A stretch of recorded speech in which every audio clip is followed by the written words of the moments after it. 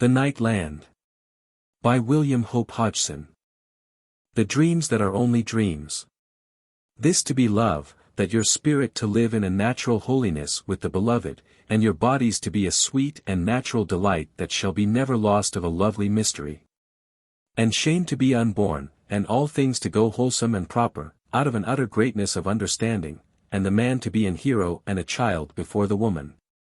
And the woman to be an holy light of the spirit and an utter companion and in the same time a glad possession unto the man. And this doth be human love. For this to be the especial glory of love, that it doth make unto all sweetness and greatness, and doth be a fire burning all littleness. So that did all in this world to have met the beloved, then did wantonness be dead, and there to grow gladness and charity, dancing in the years. How do you find this book? Any thoughts about the book or the author? Any suggestion for improvement? Please take a moment to share your thoughts in a comment. If you like it, share it with your friends who might enjoy it as well. Subscribe to keep in touch. Visit CompleteAudiobooks.com for more quality content. 1. Mirdath the Beautiful. And I cannot touch her face. And I cannot touch her hair. And I kneel to empty shadows. Just memories of her grace. And her voice sings in the winds. And in the sobs of dawn. And among the flowers at night. And from the brooks at sunrise. And from the sea at sunset. And I answer with vain callings. It was the joy of the sunset that brought us to speech. I was gone a long way from my house, walking lonely wise, and stopping often that I view the piling upward of the battlements of evening, and to feel the dear and strange gathering of the dusk come over all the world about me. The last time that I paused, I was truly lost in a solemn joy of the glory of the coming night, and maybe I laughed a little in my throat, standing there alone in the midst of the dusk upon the world. And, lo! My content was answered out of the trees that bounded the country road upon my right, and it was so as that someone had said, and thou also, in glad understanding, that I laughed again a little in my throat. As though I had only a half believing that any true human did answer my laugh, but rather some sweet delusion or spirit that was tuned to my mood. But she spoke and called me by my name. And when I had gone to the side of the road, that I should see her somewhat, and discover whether I knew her, I saw that she was surely that lady, who for her beauty was known through all of that sweet county of Kent as Lady Mirdath the Beautiful. And a near neighbour to me, for the estates of her guardian abounded upon mine. Yet, until that time, I had never met her, for I had been so oft and long abroad. And so much given to my studies and my exercises when at home, that I had no further knowledge of her than rumour gave to me odd time, and for the rest, I was well content, for as I have given hint, my books held me, and likewise my exercises. For I was always an athlete, and never met the man so quick or so strong as I did be, save in some fiction of a tale or in the mouth of a boaster. Now, I stood instantly with my hat in my hand. And answered her gentle bantering so well as I might, the while that I peered intent and wondering at her through the gloom, for truly rumour had told no tale to equal the beauty of this strange maid. Who now stood jesting with so sweet a spirit, and claiming kinship of cousinhood with me, as was truth, now that I did wake to think. And, truly, she made no ado. But named me Frank by my lad's name, and gave laughter and right to me to name her Mirdath, and nothing less or more, at that time. And she bid me then to come up through the hedge, and make use of a gap that was her own especial secret, as she confessed, when she took odd leave with her maid to some country frolic, drayest as village maids. But not to deceive many, as I dare believe. And I came up through the gap in the hedge and stood beside her, and tall she had seemed to me, when I looked up at her, and tall she was, in truth, but indeed I was a great head taller. And she invited me then to walk with her to the house, that I meet her guardian and give word to my sorrow that I had so long neglected to make call upon them. And truly her eyes to shine with mischief and delight, as she named me so for my amisness. But, indeed, she grew sober in a moment, and she set up her finger to me to hush, as that she heard somewhat in the wood that lay all the way upon our right. And, indeed, something I heard too. For there was surely a rustling of the leaves, and anon a dead twig cracked with a sound clear and sharp in the stillness. And immediately there came 3 men running out of the wood at me. And I called to them sharply to keep off or beware of harm, and I put the maid to my back with my left hand, and had my oak staff ready for my use. But the 3 men gave out no word of reply, but ran in at me. And I saw somewhat of the gleam of knives, and at that, I moved very glad and brisk to the attack, and behind me there went shrill and sweet, the call of a silver whistle, for the maid was whistling for her dogs. And maybe the call was also a signal to the men servants of her house. Yet, truly, there was no use in help that was yet to come, for the need did be then an instant, and I nowise loath to use my strength before my sweet cousin. And I stepped forward, briskly, as I have told, and the end of my staff I drove into the body of the left ward man, so that he dropped like a dead man. And I hit very sharply at the head of another, and surely cracked it for him. For he made instantly upon the earth, but the 3rd man I met with my fist, and neither had he any great need of a second blow. But went instant to join his companions, and the fight thus to have ended before it was even proper begun, and I laughing a little with a proper pride, to know the bewilderment that I perceived in the way that the Lady Mirdath, my cousin, stood and regarded me through the dusk of the hushed even. But, indeed, there was no time left to us, before there came bounding up 3 great boarhounds, that had been loosed to her whistle, and she had some ado to keep the brutes off me. And I then to beat them off the men upon the earth, lest they maul them as they lay. And directly, there was a noise of men shouting, and the light of lanterns in the night, and the footmen of the house to come running with lanterns and cudgels. And knew not whether to deal with me, or not, in the first moment, even as the dogs, but when they saw the men upon the ground, and learned my name and saw me proper, they kept well their distance and had no lack of respect. But, indeed, my sweet cousin to have the most of any, only that she showed no intent to keep distance of me, but to have a new and deeper feeling of kinship than she at first had shown. And the men servants asked what should be done with the footpads, seeing that they were now recovering. But, indeed, I left the matter, along with some silver, to the servants, and very sound justice they dealt out to the men. For I heard their cries a good while after we had gone away. Now, when we were come up to the hall, my cousin must take me into her guardian, Sir Alfred Yarles, an old man and venerable that I knew a little in passing and because our estates abounded. And she praised me to my face, yet quaintly wise. And the old man, her guardian, thanked me most honorably and with a nice courtesy, so that I was a welcome house friend from that time onward. And I stayed all that evening, and dined, and afterward went out again into the home grounds with the Lady Mirdath, and she more friendly to me than ever any woman had been, and seemed to me as that she had known me always. And, truly, I had the same feeling in my heart towards her, for it was, somehow, as though we knew each the way and turn of the other, and had a constant delight to find this thing and that thing to be in common, but no surprise. Save that so pleasant a truth had so natural a discovery. And one thing there was that I perceived held the Lady Mirdath all that dear forenight, and this was, indeed, the way that I had my pleasure so easy with the 3 footpads. And she asked me plainly whether I was not truly very strong, and when I laughed with young and natural pride, she caught my arms suddenly to discover for herself how strong I might be. And, surely, she loosed it even the more sudden, and with a little gasping of astonishment, because it was so great and hard. And afterward, she walked by me very silent, and seeming thoughtful, but she went never any great way off from me. And, truly, if the Lady Mirdath had a strange pleasure in my strength, I had likewise a constant wonder and marvel in her beauty, that had shone but the more lovely in the candlelight at dinner. But there were further delights to me in the days that came, for I had happiness in the way that she had pleasure of the mystery of the evening, and the glamour of night, and the joy of dawn, and all such like. And one evening, that I ever remember, as we wandered in the parklands, she began to say, half unthinking, that it was truly an elves' night.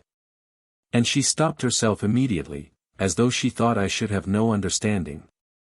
But, indeed, I was upon mine own familiar ground of inward delight.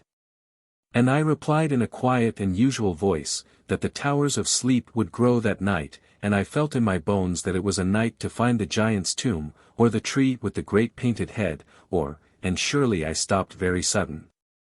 For she gripped me in that moment, and her hand shook as she held me, but when I would ask her what ailed, she bid me, very breathless, to say on, to say on. And, with a half-understanding, I told her that I had but meant to speak of the moon garden, that was an olden and happy fancy of mine. And, in verity, when I said that, the Lady Mirdath cried out something in a strange low voice, and brought me to a halt, that she might face me. And she questioned me very earnest, and I answered just so earnest as she. For I was grown suddenly to an excitement, in that I perceived she knew also. And, in verity, she told me that she had knowledge, but had thought that she was alone in the world with her knowledge of that strange land of her dreams. And now to find that I also had travelled in those dear, strange dreamlands. And truly the marvel of it, the marvel of it. As she to say time and oft. And again, as we walked, she gave out word that there was little wonder she had been urged to call to me that night, as she saw me pause upon the road. Though, indeed, she had learned of our cousinship before, having seen me go by on my horse pretty oft, and inquired concerning me, and mayhap daintily irked that I had so little heed of Lady Mirdath the Beautiful. But, indeed, I had thought of other matters, yet had been human enough, had I but met her proper before I see her. Now you must not think that I was not utter stirred by the wonder of this thing, that we had both a dreamful knowledge of the same matters, of which each had thought none other knew. Yet, when I questioned more, there was much that had been in my fancies that was foreign to her, and likewise much that had been familiar to her, that was of no meaning to me. But though there was this, that brought a little regret to us, there would be, time and again, some new thing that one told, that the other knew and could finish the telling of, to the gladness and amazement of both. And so shall you picture us wandering and having constant speech, so that, hour by hour, we grew gladly aged in dear knowledge and sweet friendship of the other. And truly, how the time passed, I know not. But there came presently a hullabaloo, and the shouts of men's voices and the baying of dogs, and the gleam of lanterns, so that I knew not what to think. Until, very sudden, and with a sweet and strange little laughter, the Lady Mirdath to perceive that we had missed the hours utter in our converse, so that her guardian, made uneasy because of the 3 footpads, had ordered a search. And we all that time wander together in happy forgetfulness. And we turned homeward, then, and came towards the lights, but indeed, the dogs found us before we were come there. And they had grown to know me now, and leaped about me, barking very friendly, and so in a minute the men had discovered us, and were gone back to tell Sir Jarls that all was well. And this was the way of our meeting and the growing of our acquaintance, and the beginning of my great love for Mirdath the Beautiful. Now, from that time onward, evening by evening would I go wander along the quiet and country road that led from my estate to the estate of Sir Jarls. And always I went inward by the hedge gap. And oft I should find the Lady Mirdath walking in that part of the woods, but always with her great boarhounds about her, for I had begged that she do this thing for her sweet safety, and she to seem wishful to pleasure me.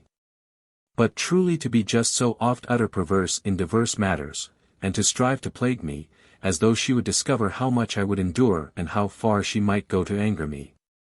And, truly, well I remember how that one night, coming to the hedge gap, I saw 2 country maids come thence out from the woods of Sir Jarls, but they were not to me, and I would have gone upward through the gap, as ever. Only that, as they passed me, they curtsied somewhat over graceful for rough wenches. And I had a sudden thought, and came up to them to see them more anigh, and truly I thought the taller was surely the Lady Mirdath.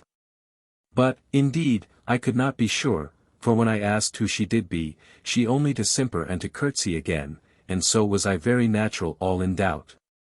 But yet sufficient in wonder, having some knowledge of the Lady Mirdath, to follow the wenches, the which I did.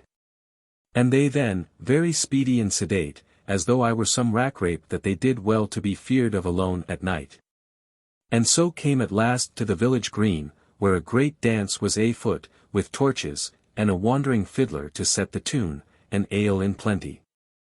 And the 2 to join the dance, and danced very hearty. But had only each the other for a partner, and had a good care to avoid the torches. And by this, I was pretty sure that they were truly the Lady Mirdath and her maid. And so I took chance when they had danced somewhat my way, to step over to them, and ask boldly for a dance. But, indeed, the tall one answered, simpering, that she was promised. And immediately gave her hand to a great hulking farmer lout, and went round the green with him, and well punished she was for her waywardness, for she had all her skill to save her pretty feet from his loutish stampings. And very glad she was to meet the end of the dance. And I knew now for certainty that it was Mirdath the Beautiful, despite her plan of disguise, and the darkness and the wench's dress and the footgear that marred her steps so great. And I walked across to her, and named her, whispering, by name, and gave her plain word to be done of this unwisdom, and I would take her home. But she turned from me, and she stamped her foot, and went again to the lout. And when she had suffered another dance with him, she bid him be her escort a part of the way, the which he was nothing loath of. And another lad, that was mate to him, went likewise. And in a moment, so soon as they were gone away from the light of the torches, the rough hind lads made to set their arms about the waists of the two wenches, not wetting who they had for companions.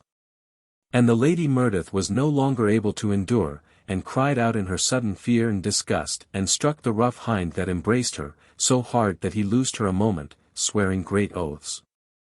And directly he came back to her again, and had her in a moment, to kiss her, and she, loathing him to the very death, beat him madly in the face with her hands, but to no end, only that I was close upon them.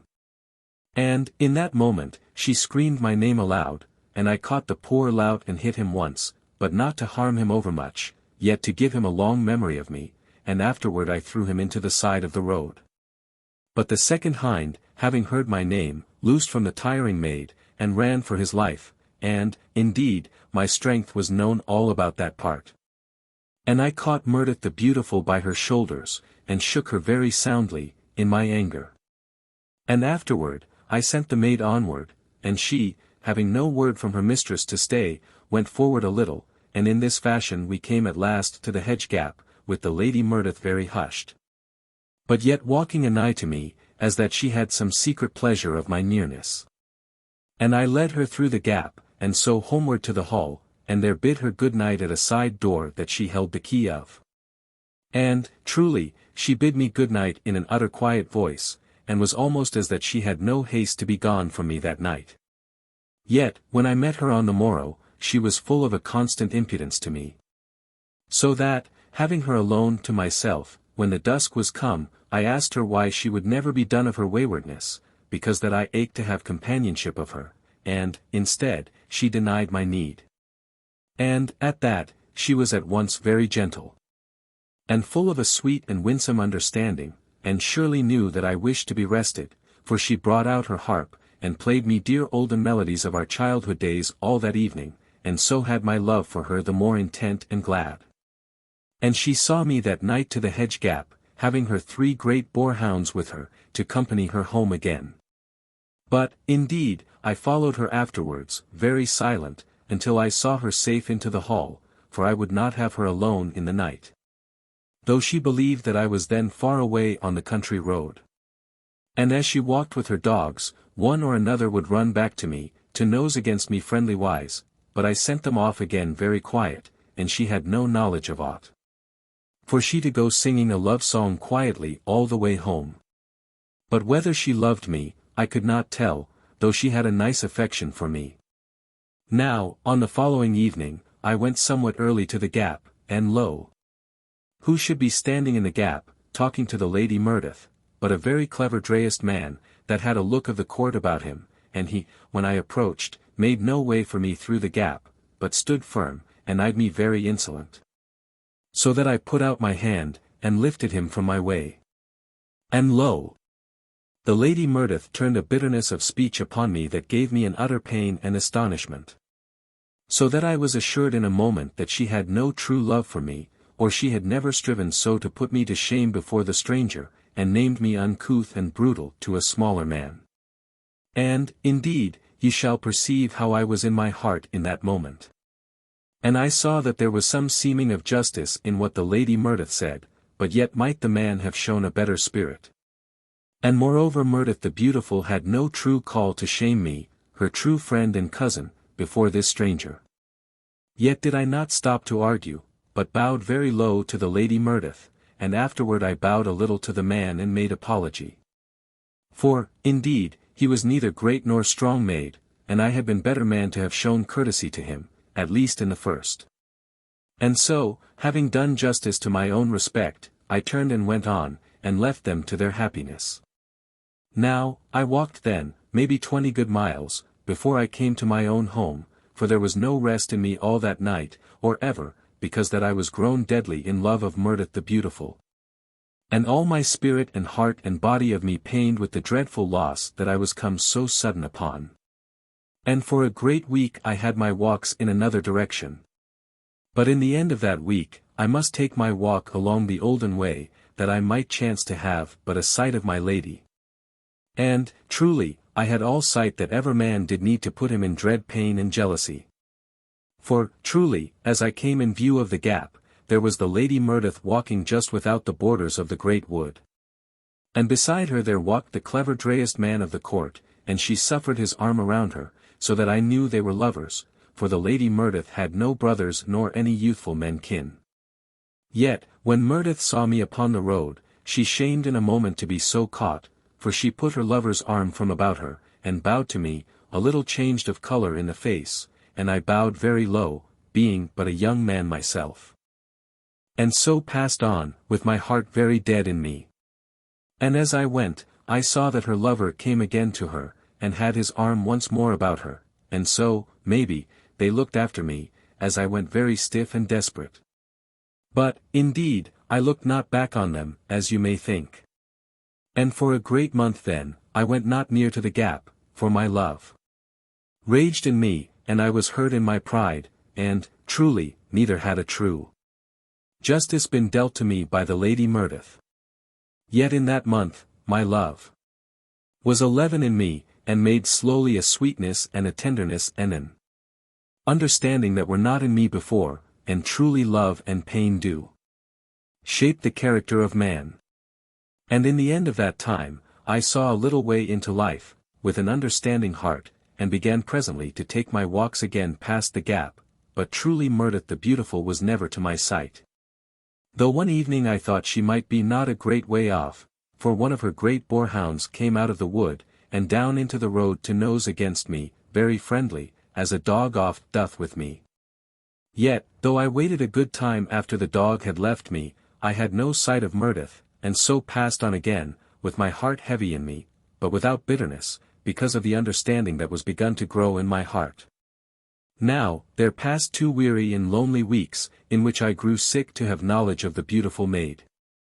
And, truly, in the end of that time, I made a sudden resolving that I would go in through the gap, and come to the home grounds about the hall, and so maybe have some sight of her. And this resolving I had one evening.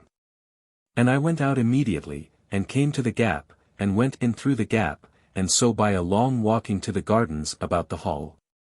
And, truly, when I was come there, I saw a good light of lanterns and torches, and a great company of people dancing, and all drayest in quaint dress, so that I knew they had a festival for some cause. And there came suddenly a horrid dread into my heart that this might be the marriage dance of the Lady Mirdath, but, indeed, this was foolishness, for I had surely heard of the marriage, if there had been any. And, truly, in a moment, I remembered that she was come 21 years of age on that day, and to the end of her wardship, and this surely to be festival in honour of the same. And a very bright and pretty matter it was to watch, save that I was so heavy in the heart with loneliness and longing, for the company was great and gay, and the lights plentiful and set all about from the trees. And in leaf-made arbours about the great lawn. And a great table spread with eating matters and silver and crystal, and great lamps of bronze and silver went all down one end of the lawn, and the dance constant upon the other part. And surely, the Lady Mirdath to step out of the dance, very lovely drayest, yet seeming, to mine eyes, a little pale in the looming of the lights. And she to wander to a seat to rest. And, indeed, in a moment, there to be a dozen youths of the great families of the countryside, in attendance about her, making talk and laughter, and each eager for her favour. And she very lovely in the midst of them, but yet, as I did think, lacking of somewhat, and a little pale seeming, as I have told, and her glance to go oddwise beyond the groped men about her. So that I understood in a moment that her lover was not there, and she to be alack in the heart for him. Yet, why he was not there, I could not suppose, save that he might have been called back to the court. And, surely, as I watched the other young men about her, I burned with a fierce and miserable jealousy of them. So that I could near have stepped forth and plucked her out from among them, and had her to walk with me in the woods, as in the olden days, when she also had seemed near to love. But, truly, what use to this?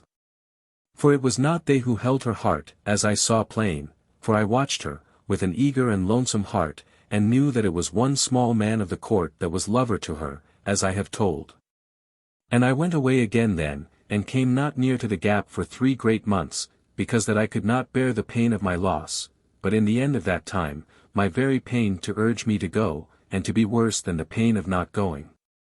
So that I found myself one evening in the gap, peering, very eager and shaken, across the sward that lay between the gap and the woods, for this same place to be as an holy ground to me. For there was it that first I saw Mirdath the Beautiful, and surely lost my heart to her in that one night. And a great time I stayed there in the gap, waiting and watching hopelessly. And lo! Sudden there came something against me, touching my thigh very soft, and when I looked down, it was one of the boarhounds, so that my heart leaped, near frightened, for truly my lady was come somewhere nigh, as I did think. And, as I waited, very hushed and watchful, yet with an utter beating heart, surely I heard a faint and low singing among the trees, so utter sad. And lo! It was Mirdath singing a broken love song, and a wander there in the dark alone, save for her great dogs. And I harked, with strange pain in me, that she did be so in pain, and I ached to bring her ease. Yet moved not, but was very still there in the gap, save that my being was all in turmoil. And presently, as I harked, there came a slim white figure out from among the trees. And the figure cried out something, and came to a quick pause, as I could see in the half-dark. And lo! In that moment, there came a sudden and unreasoned hope into me. And I came up out of the gap, and was come to Mirdath in a moment, calling very low and passionate and eager, Mirdath! Mirdath! Mirdath! And this way I came to her. And her great dog that was with me, to bound beside me, in thought, mayhap, that it was some game. And when I came to the Lady Mirdath, I held out my hands to her, not knowing what I did. But only the telling of my heart that needed her so utter, and craved to ease her of her pain. And lo!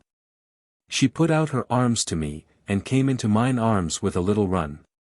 And there she bode, weeping strangely, but yet with rest upon her. Even as rest was come sudden and wondrous upon me. And sudden, she moved in mine arms, and slipped her hands to me, very dear, and held her lips up to me, like some sweet child, that I kiss her. But, indeed, she was also a true woman, and in honest and dear love of me. And this to be the way of our betrothal, and simple and wordless it was, yet sufficient, only that there is no sufficiency in love. Now, presently, she loosed herself out of mine arms, and we walked homeward through the woods, very quiet, and holding hands, as children do.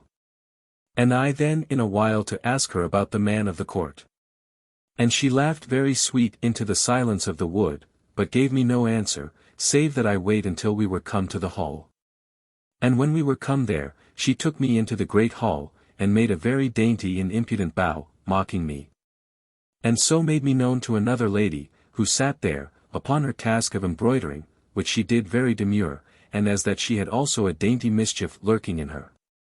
And truly, the Lady Mirdath never to be done of naughty laughter, that made her dearly breathless with delight, and to sway a little, and set the trembling of pretty sounds in her throat. And surely she must pull down 2 great pistols from an arm-rack, that I fight a duel to the death with the lady of the embroidering, who held her face down over her work. And shook likewise with the wickedness of her laughter that she could not hide. And in the end, the lady of the embroidering looked up sudden into my face, and I then to see somewhat of the mischief in a moment, for she had the face of the man of the court suit, that had been lover to Mirdath. And the Lady Mirdath then to explain to me how that Mistress Alison, which was her name, was a dear and bosom friend. And she it was that had been dressed in the court suit to play a prank for a wager with a certain young man who would be lover to her, and he might. And I then to come along, and so speedy to offence that truly I never saw her face plain, because that I was so utter jealous. And so the Lady Mirdath had been more justly in anger than I supposed, because that I had put hands upon her friend, as I have told. And this to be all of it, save that they had planned to punish me, and had met every evening at the gap, to play at lovers, perchance I should pass, so that I should have greater cause for my jealousy, and truly they to have a good revenge upon me. For I had suffered very great a long while because of it. Yet, as you do mind, when I came upon them, the Lady Mirdath had a half regret, that was very natural, because even then she was in love of me, as I of her. And because of this, she drew away, as you shall remember, being, as she confessed, suddenly and strangely troubled and to want me, but afterwards as much set again to my punishment, because that I bowed so cold and went away. And indeed well I might. Yet, truly, all was safe ended now, and I utter thankful and with a mad delight in the heart. So that I caught up Mirdath, and we danced very slow and stately around the great hall, the while that Mistress Alison whistled us a tune with her mouth, which she could very clever, as many another thing, I wot. And each day and all day after this gladness, Mirdath and I could never be apart, but must go a wander always together, here and there, in an unending joy of our togetherness. And in 1,000 things were we at one in delight. For we had both of us that nature which doth love the blue of eternity which gathers beyond the wings of the sunset, and the invisible sound of the starlight falling upon the world. And the quiet of grey evenings when the towers of sleep are builded unto the mystery of the dusk, and the solemn green of strange pastures in the moonlight, and the speech of the sycamore unto the beach. And the slow way of the sea when it doth mood, and the soft rustling of the night clouds. And likewise had we eyes to see the dancer of the sunset, casting her mighty robe so strange. And ears to know that there shakes a silent thunder over the face of dawn, and much else that we knew and saw and understood together in our utter joy. Now, there happened to us about this time a certain adventure that came near to cause the death of Mirdath the Beautiful. For one day as we wandered, as ever, like two children in our contentment, I made remark to Mirdath that there went only 2 of the great boarhounds with us, and she then told me that the third was to the kennels, being sick. Yet, scarce had she told me so much, ere she cried out something and pointed, and lo! I saw that the third hound came towards us, at a run, yet very strange seeming in his going. And in a moment, Mirdath cried out that the hound was mad. And truly, I saw then that the brute slavered as he came running. And in a moment he was upon us, and made never a sound, but leaped at me in one instant of time, all before I had any thought of such intent. But surely, my beautiful one had a dreadful love for me, for she cast herself at the dog, to save me, calling to the other hounds. And she was bitten in a moment by the brute, as she strove to hold him off from me. But I to have him instant by the neck and the body, and break him, so that he died at once, and I cast him to the earth, and gave help to Mirdath, that I draw the poison from the wounds. And this I did so well as I might, despite that she would have me stop. And afterwards, I took her into mine arms, and ran very fierce all the long and weary way to the hall, and with hot skewers I burned the wounds. So that when the doctor came, he to say I have saved her by my care, if indeed she to be saved. But, truly, she had saved me in any wise, as you shall think, so that I could never be done of honor to her. And she very pale. But yet to laugh at my fears, and to say that she soon to have her health, and the wounds healed very speedy, but, indeed, it was a long and bitter time before they were proper healed, and she so well as ever. Yet, in time, so it was. And an utter weight off my heart. And when Mirdath was grown full strong again, we set our wedding day. And well do I mind how she stood there in her bridal dress, on that day, so slender and lovely as may love have stood in the dawn of life. And the beauty of her eyes that had such sober sweetness in them, despite the dear mischief of her nature, and the way of her little feet, and the loveliness of her hair, and the dainty rogue grace of her movements. And her mouth an enticement, as that a child and a woman smiled out of the one face. And this to be no more than but an hint of the loveliness of my beautiful one. And so we were married. Mirdath, my beautiful one, lay dying, and I had no power to hold death backward from such dread intent. In another room, I heard the little wail of the child. And the wail of the child waked my wife back into this life, so that her hands fluttered white and desperately needful upon the coverlet. I kneeled beside my beautiful one, and reached out and took her hands very gentle into mine. But still they fluttered so needful, and she looked at me, dumbly, but her eyes beseeching. Then I went out of the room, and called gently to the nurse, and the nurse brought in the child, wrapped very softly in a long, white robe.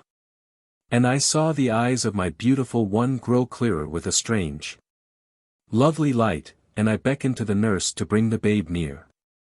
My wife moved her hands very weakly upon the coverlet, and I knew that she craved to touch her child. And I signed to the nurse, and took my child in mine arms, and the nurse went out from the room, and so we three were alone together. Then I sat very gentle upon the bed. And I held the babe near to my beautiful one, so that the wee cheek of the babe touched the white cheek of my dying wife, but the weight of the child I kept off from her. And presently, I knew that Mirdath, my wife, strove dumbly to reach for the hands of the babe, and I turned the child more towards her, and slipped the hands of the child into the weak hands of my beautiful one. And I held the babe above my wife, with an utter care, so that the eyes of my dying one looked into the young eyes of the child. And presently, in but a few moments of time, though it had been someways an eternity, my beautiful one closed her eyes and lay very quiet. And I took away the child to the nurse, who stood beyond the door. And I closed the door, and came back to mine own, that we have those last instants alone together. And the hands of my wife lay very still and white, but presently they began to move softly and weakly, searching for somewhat. And I put out my great hands to her, and took her hands with an utter care, and so a little time passed. Then her eyes opened, quiet and grey, and a little dazed seeming, and she rolled her head on the pillow and saw me. And the pain of forgetfulness went out of her eyes, and she looked at me with a look that grew in strength, unto a sweetness of tenderness and full understanding. And I bent a little to her. And her eyes told me to take her into mine arms for those last minutes. Then I went very gentle upon the bed, and lifted her with an utter and tender care, so that she lay suddenly strangely restful against my breast. For love gave me skill to hold her, and love gave my beautiful one a sweetness of ease in that little time that was left to us. And so we twain were together. And love seemed that it had made a truce with death in the air about us, that we be undisturbed, for there came a drowse of rest even upon my tense heart, that had known nothing but a dreadful pain through the weary hours. And I whispered my love silently to my beautiful one, and her eyes answered, and the strangely beautiful and terrible moments passed by into the hush of eternity. And suddenly, Mirdath my beautiful one, spoke, whispering something. And I stooped gently to hark, and mine own spoke again, and lo! It was to call me by the Olden love name that had been mine through all the utter lovely months of our togetherness. And I began again to tell her of my love, that should pass beyond death, and lo! In that one moment of time, the light went out of her eyes, and my beautiful one lay dead in mine arms. My beautiful one. 2. The Last Redoubt. Since Mirdath, my beautiful one, died and left me lonely in this world, I have suffered an anguish, and an utter and dreadful pain of longing, such as truly no words shall ever tell. For, in truth, I that had all the world through her sweet love and companionship, and knew all the joy and gladness of life, have known such lonesome misery as doth stun me to think upon. Yet am I to my pen again. For of late a wondrous hope has grown in me, in that I have, at night in my sleep, waked into the future of this world, and seen strange things and utter marvels, and known once more the gladness of life. For I have learned the promise of the future, and have visited in my dreams those places where in the womb of time, she and I shall come together, and part, and again come together, breaking asunder most drearily in pain. And again reuniting after strange ages, in a glad and mighty wonder. And this is the utter strange story of that which I have seen, and which, truly, I must set out, if the task be not too great, so that, in the setting out thereof, I may gain a little ease of the heart. And likewise, mayhap, give ease of hope to some other poor human, that doth suffer, even as I have suffered so dreadful with longing for mine own that is dead. And some shall read and say that this thing was not, and some shall dispute with them. But to them all I say naught, save, read. And having read that which I set down, then shall one and all have looked towards eternity with me, unto its very portals. And so to my telling. To me, in this last time of my visions, of which I would tell, it was not as if I dreamed, but, as it were, that I waked there into the dark, in the future of this world. And the sun had died. And for me thus newly waked into that future, to look back upon this, our present age, was to look back into dreams that my soul knew to be of reality. But which to those newly seeing eyes of mine, appeared but as a far vision, strangely hallowed with peacefulness and light. Always, it seemed to me when I awaked into the future, into the everlasting night that lapped this world, that I saw near to me, and girdling me all about, a blurred greyness. And presently this, the greyness, would clear and fade from about me, even as a dusky cloud, and I would look out upon a world of darkness, lit here and there with strange sights. And with my waking into that future, I waked not to ignorance, but to a full knowledge of those things which lit the night land, even as a man wakes from sleep each morning, and knows immediately he wakes, the names and knowledge of the time which has bred him, and in which he lives. And the same while, a knowledge I had, as it were subconscious, of this present, this early life, which now I live so utterly alone. In my earliest knowledge of that place, I was a youth, 17 years grown, and my memory tells me that when first I waked, or came, as it might be said, to myself, in that future, I stood in one of the embrasures of the Last Redoubt, that great pyramid of grey metal which held the last millions of this world from the powers of the slayers. And so full am I of the knowledge of that place, that scarce can I believe that none here know, and because I have such difficulty, it may be that I speak over familiarly of those things of which I know. And heed not to explain much that it is needful that I should explain to those who must read here, in this our present day.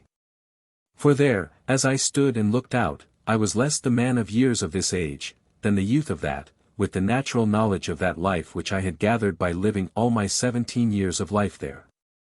Though, until that my first vision, I, of this age, knew not of that other and future existence, yet woke to it so naturally as may a man wake here in his bed to the shining of the morning sun, and know it by name, and the meaning of aught else.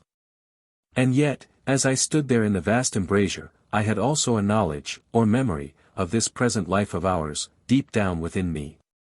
But touched with a halo of dreams, and yet with a conscious longing for one, known even there in a half-memory as Mirdath.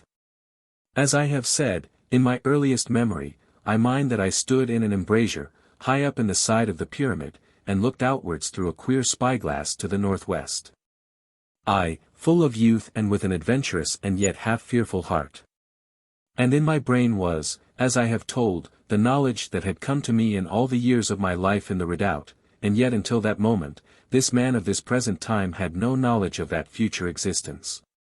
And now I stood and had suddenly the knowledge of a life already spent in that strange land, and deeper within me the misty knowings of this our present age, and, maybe, also of some others. To the northwest I looked through the queer spyglass, and saw a landscape that I had looked upon and pored upon through all the years of that life, so that I knew how to name this thing and that thing, and give the very distances of each and every one from the center point of the pyramid, which was that which had neither length nor breadth, and was made of polished metal in the room of mathematics, where I went daily to my studies. To the northwest I looked, and in the wide field of my glass, saw plain the bright glare of the fire from the red pit, shine upwards against the underside of the vast chin of the northwest watcher, the watching thing of the northwest. That which hath watched from the beginning, and until the opening of the gateway of eternity, came into my thoughts, as I looked through the glass, the words of Aesworth, the ancient poet, though incredibly future to this our time.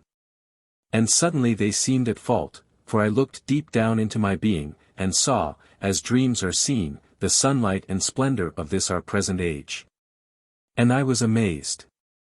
And here I must make it clear to all that, even as I waked from this age, suddenly into that life, so must I, that youth there in the embrasure, have awakened then to the knowledge of this far-back life of ours, seeming to him a vision of the very beginnings of eternity, in the dawn of the world. Oh! I do but dread I make it not sufficient clear that I and he were both I, the same soul.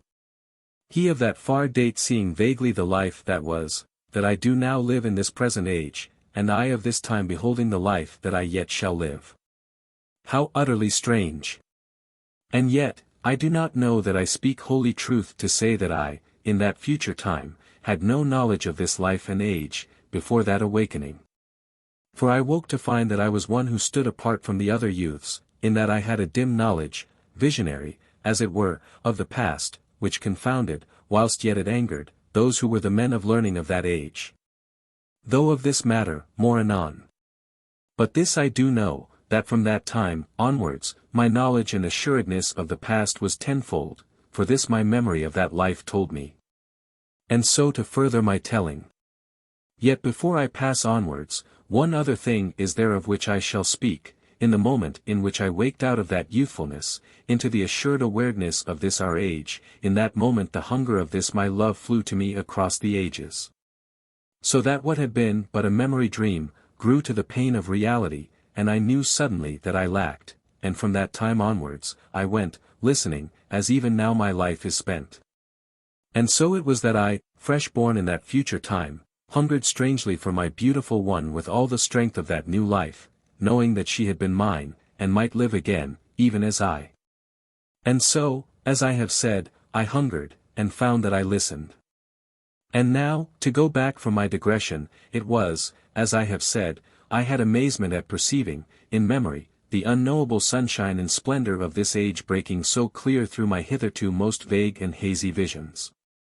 So that the ignorance of Aesworth was shouted to me by the things which now I knew.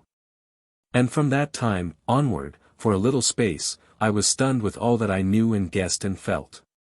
And all of a long while the hunger grew for that one I had lost in the early days, she who had sung to me in those fairy days of light, that had been in verity.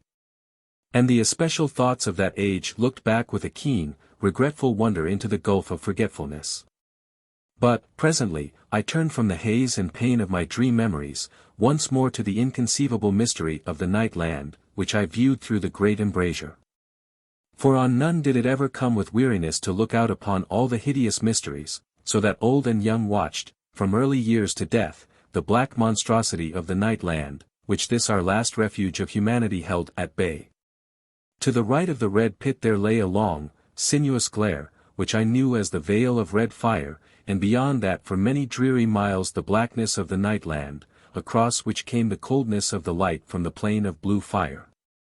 And then, on the very borders of the unknown lands, there lay a range of low volcanoes, which lit up, far away in the outer darkness, the black hills, where shone the seven lights, which neither twinkled or moved nor faltered through eternity. And of which even the great spyglass could make no understanding, nor had any adventurer from the pyramid ever come back to tell us aught of them.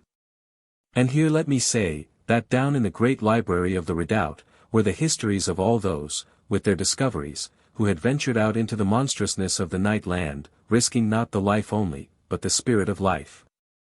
And surely it is all so strange and wonderful to set out, that I could almost despair with the contemplation of that which I must achieve.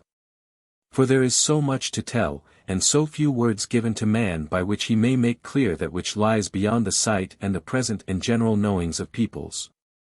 How shall you ever know, as I know in verity, of the greatness and reality and terror of the thing that I would tell plain to all? For we, with our puny span of recorded life must have great histories to tell, but the few bare details we know concerning years that are but a few thousands in all. And I must set out to you in the short pages of this my life there, a sufficiency of the life that had been, and the life that was, both within and without that mighty pyramid, to make clear to those who may read the truth of that which I would tell. And the histories of that great redoubt dealt not with odd thousands of years, but with very millions. Away back into what they of that age conceived to be the early days of the earth, when the sun, maybe, still gloomed dully in the night sky of the world.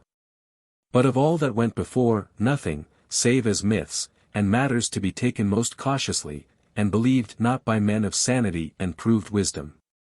And how shall I make all this clear to you who may read? The thing cannot be.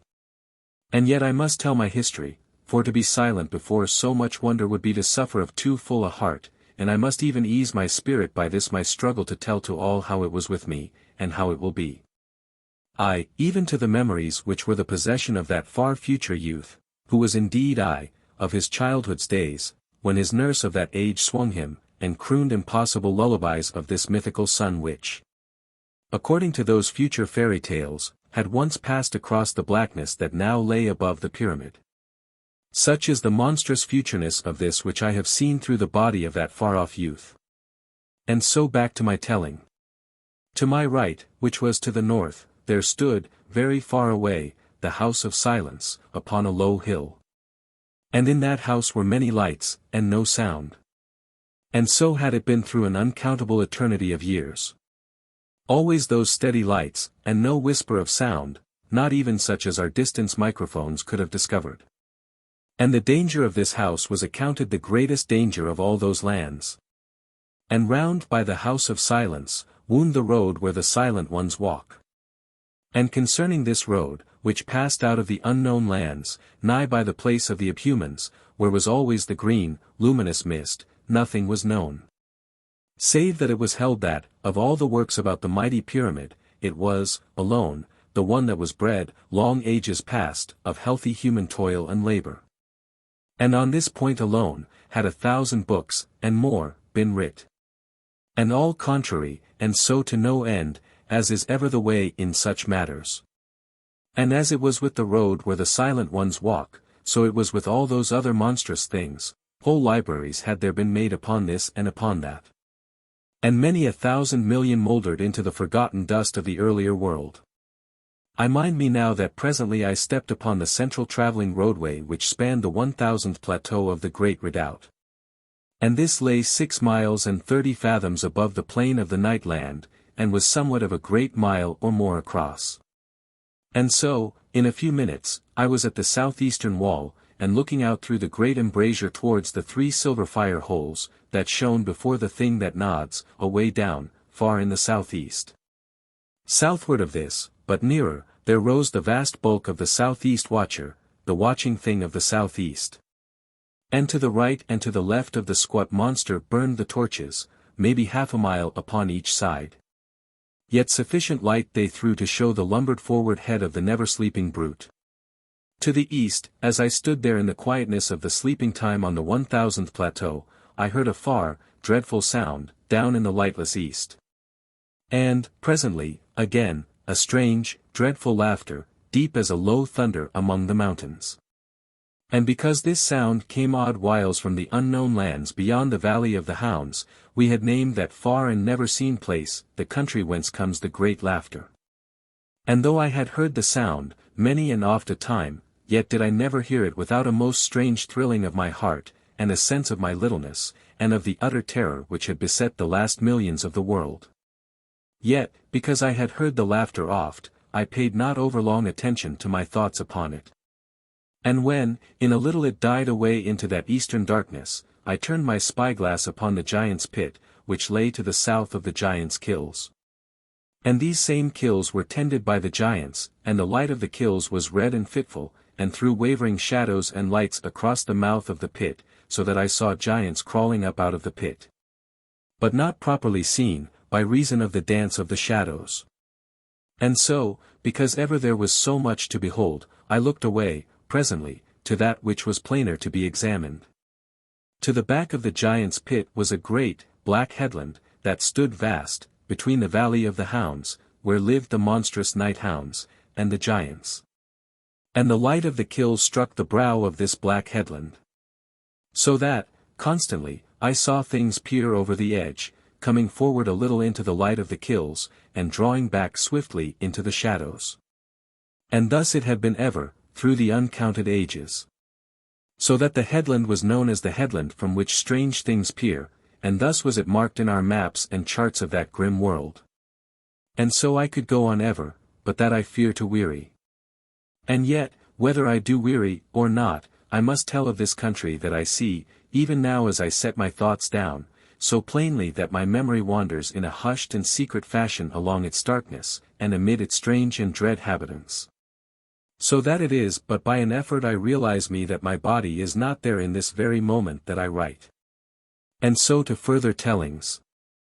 Before me ran the road where the silent ones walk, and I searched it, as many a time in my earlier youth had I, with the spyglass, for my heart was always stirred mightily by the sight of those silent ones. And, presently, alone in all the miles of that night-grey road, I saw one in the field of my glass, a quiet, cloaked figure, moving along, shrouded, and looking neither to right nor left. And thus was it with these beings ever. It was told about in the redoubt that they would harm no human, if but the human did keep a fair distance from them, but that it were wise never to come close upon one. And this I can well believe. And so, searching the road with my gaze, I passed beyond this silent one, and past the place where the road, sweeping vastly to the southeast, was lit a space, strangely, by the light from the silver fire holes. And thus at last to where it swayed to the south of the dark palace, and then southward still, until it passed round to the westward, beyond the mountain bulk of the watching thing in the south, the hugest monster in all the visible night lands. My spyglass showed it to me with clearness, a living hill of watchfulness, known to us as the Watcher of the South. It brooded there, squat and tremendous, hunched over the pale radiance of the glowing dome. Much, I know, had been writ concerning this odd, vast watcher, for it had grown out of the blackness of the south unknown lands a million years gone. And the steady growing nearness of it had been noted and set out at length by the men they called Monstroicans, so that it was possible to search in our libraries, and learn of the very coming of this beast in the olden time. And, while I mind me, there were even then, and always, men named Monstroicans, whose duty it was to take heed of the great forces, and to watch the monsters and the beasts that beset the great pyramid, and measure and record. And have so full a knowledge of these same that, did one but sway and head in the darkness, the same matter was set down with particularness in the records. And, so to tell more about the South Watcher. A million years gone, as I have told, came it out from the blackness of the south, and grew steadily nearer through 20,000 years. But so slow that in no 1 year could a man perceive that it had moved. Yet it had movement, and had come thus far upon its road to the redoubt, when the glowing dome rose out of the ground before it, growing slowly. And this had stayed the way of the monster, so that through an eternity it had looked towards the pyramid across the pale glare of the dome, and seeming to have no power to advance nearer. And because of this, much had been writ to prove that there were other forces than evil at work in the night lands, about the Last Redoubt. And this I have always thought to be wisely said. And, indeed, there to be no doubt to the matter, for there were many things in the time of which I have knowledge, which seem to make clear that, even as the forces of darkness were loose upon the end of man, so were there other forces out to do battle with the terror, though in ways most strange and unthought of by the human mind. And of this I shall have more to tell anon. And here, before I go further with my telling, let me set out some of that knowledge which yet remains so clear within my mind and heart. Of the coming of these monstrosities and evil forces, no man could say much with verity. For the evil of it began before the histories of the great redoubt were shaped, even before the sun had lost all power to light. Though, it must not be a thing of certainty, that even at this far time the invisible, black heavens held no warmth for this world, but of this I have no room to tell, and must pass on to that of which I have a more certain knowledge. The evil must surely have begun in the days of the darkening, which I might liken to a story which was believed doubtfully, much as we of this day believe the story of the creation. A dim record there was of olden sciences, that are yet far off in our future, which, disturbing the unmeasurable outward powers, had allowed to pass the barrier of life some of those monsters and abhuman creatures, which are so wondrously cushioned from us at this normal present. And thus there had materialized, and in other cases developed, grotesque and horrible creatures, which now beset the humans of this world. And where there was no power to take on material form, there had been allowed to certain dreadful forces to have power to affect the life of the human spirit. And this growing very dreadful, and the world full of lawlessness and degeneracy, there had banded together the sound millions, and built the Last Redoubt. There in the twilight of the world, so it seems to us, and yet to them, bred at last to the peace of usage, as it were the beginning, and this I can make no clearer, and none hath right to expect it. For my task is very great, and beyond the power of human skill. And when the humans had built the great pyramid, it had 1,320 floors, and the thickness of each floor was according to the strength of its need. And the whole height of this pyramid exceeded 7 miles, by near a mile, and above it was a tower from which the watchmen looked, these being called the Monstruicans. But where the redoubt was built, I know not. Save that I believe in a mighty valley, of which I may tell more in due time. And when the pyramid was built, the last millions, who were the builders thereof, went within, and made themselves a great house and city of this Last Redoubt. And thus began the second history of this world. And how shall I set it all down in these little pages? For my task, even as I see it, is too great for the power of a single life and a single pen. Yet, to it. And, later, through hundreds and thousands of years, there grew up in the outer lands, beyond those which lay under the guard of the redoubt, mighty and lost races of terrible creatures, half men and half beast, and evil and dreadful. And these made war upon the redoubt, but were beaten off from that grim, metal mountain, with a vast slaughter. Yet, must there have been many such attacks, until the electric circle was put about the pyramid, and lit from the earth current. And the lowest half-mile of the pyramid was sealed, and so at last there was a peace, and the beginnings of that eternity of quiet watching for the day when the earth current shall become exhausted. And, at whiles, through the forgotten centuries, had the creatures been glutted time and again upon such odd bands of daring ones as had adventured forth to explore through the mystery of the night lands. For of those who went, scarce any did ever return, for there were eyes in all that dark, and powers and forces abroad which had all knowledge, or so we must fain believe. And then, so it would seem, as that eternal night lengthened itself upon the world, the power of terror grew and strengthened. And fresh and greater monsters developed and bred out of all space and outward dimensions, attracted, even as it might be infernal sharks, by that lonely and mighty hill of humanity, facing its end, so near to the eternal. And yet so far deferred in the minds and to the senses of those humans. And thus hath it been ever. And all this but by the way, and vague and ill-told, and set out in despair to make a little clear the beginnings of that state which is so strange to our conceptions. And yet which had become a condition of naturalness to humanity in that stupendous future. Thus had the giants come, fathered of bestial humans and mothered of monsters. And many and diverse were the creatures which had some human semblance, and intelligence, mechanical and cunning. So that certain of these lesser brutes had machinery and underground ways, having need to secure to themselves warmth and air, even as healthy humans. Only that they were incredibly inured to hardship, as they might be wolves set in comparison with tender children. And surely, do I make this thing clear? And now to continue my telling concerning the night land. The Watcher of the South was, as I have set to make known, a monster differing from those other watching things, of which I have spoken, and of which there were in all 4. One to the northwest, and one to the southeast, and of these I have told. And the other twain lay brooding, one to the southwest, and the other to the northeast, and thus the 4 watchers kept ward through the darkness, upon the pyramid, and moved not, neither gave they out any sound. Yet did we know them to be mountains of living watchfulness and hideous and steadfast intelligence. And so, in a while, having listened to the sorrowful sound which came ever to us over the grey dunes, from the country of Wailing, which lay to the south, midway between the redoubt and the Watcher of the South, I passed upon one of the moving roadways over to the southwestern side of the pyramid, and looked from a narrow embrasure thence far down into the deep valley, which was 4 miles deep, and in which was the pit of the red smoke. And the mouth of this pit was 1 full mile across, and the smoke of the pit filled the valley at times, so that it seemed but as a glowing red circle amid dull thunderous clouds of redness. Yet the red smoke rose never much above the valley, so that there was clear sight across to the country beyond. And there, along the further edge of that great depth, were the towers, each, maybe, a mile high, grey and quiet, but with a shimmer upon them.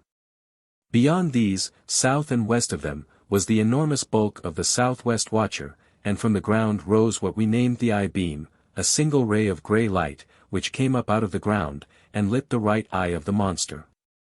And because of this light, that I had been mightily examined through unknown thousands of years, and some held that the eye looked through the light steadfastly at the pyramid. But others set out that the light blinded it, and was the work of those other powers which were abroad to do combat with the evil forces. But however this may be, as I stood there in the embrasure, and looked at the thing through the spyglass, it seemed to my soul that the brute looked straightly at me, unwinking and steadfast, and fully of a knowledge that I spied upon it. And this is how I felt.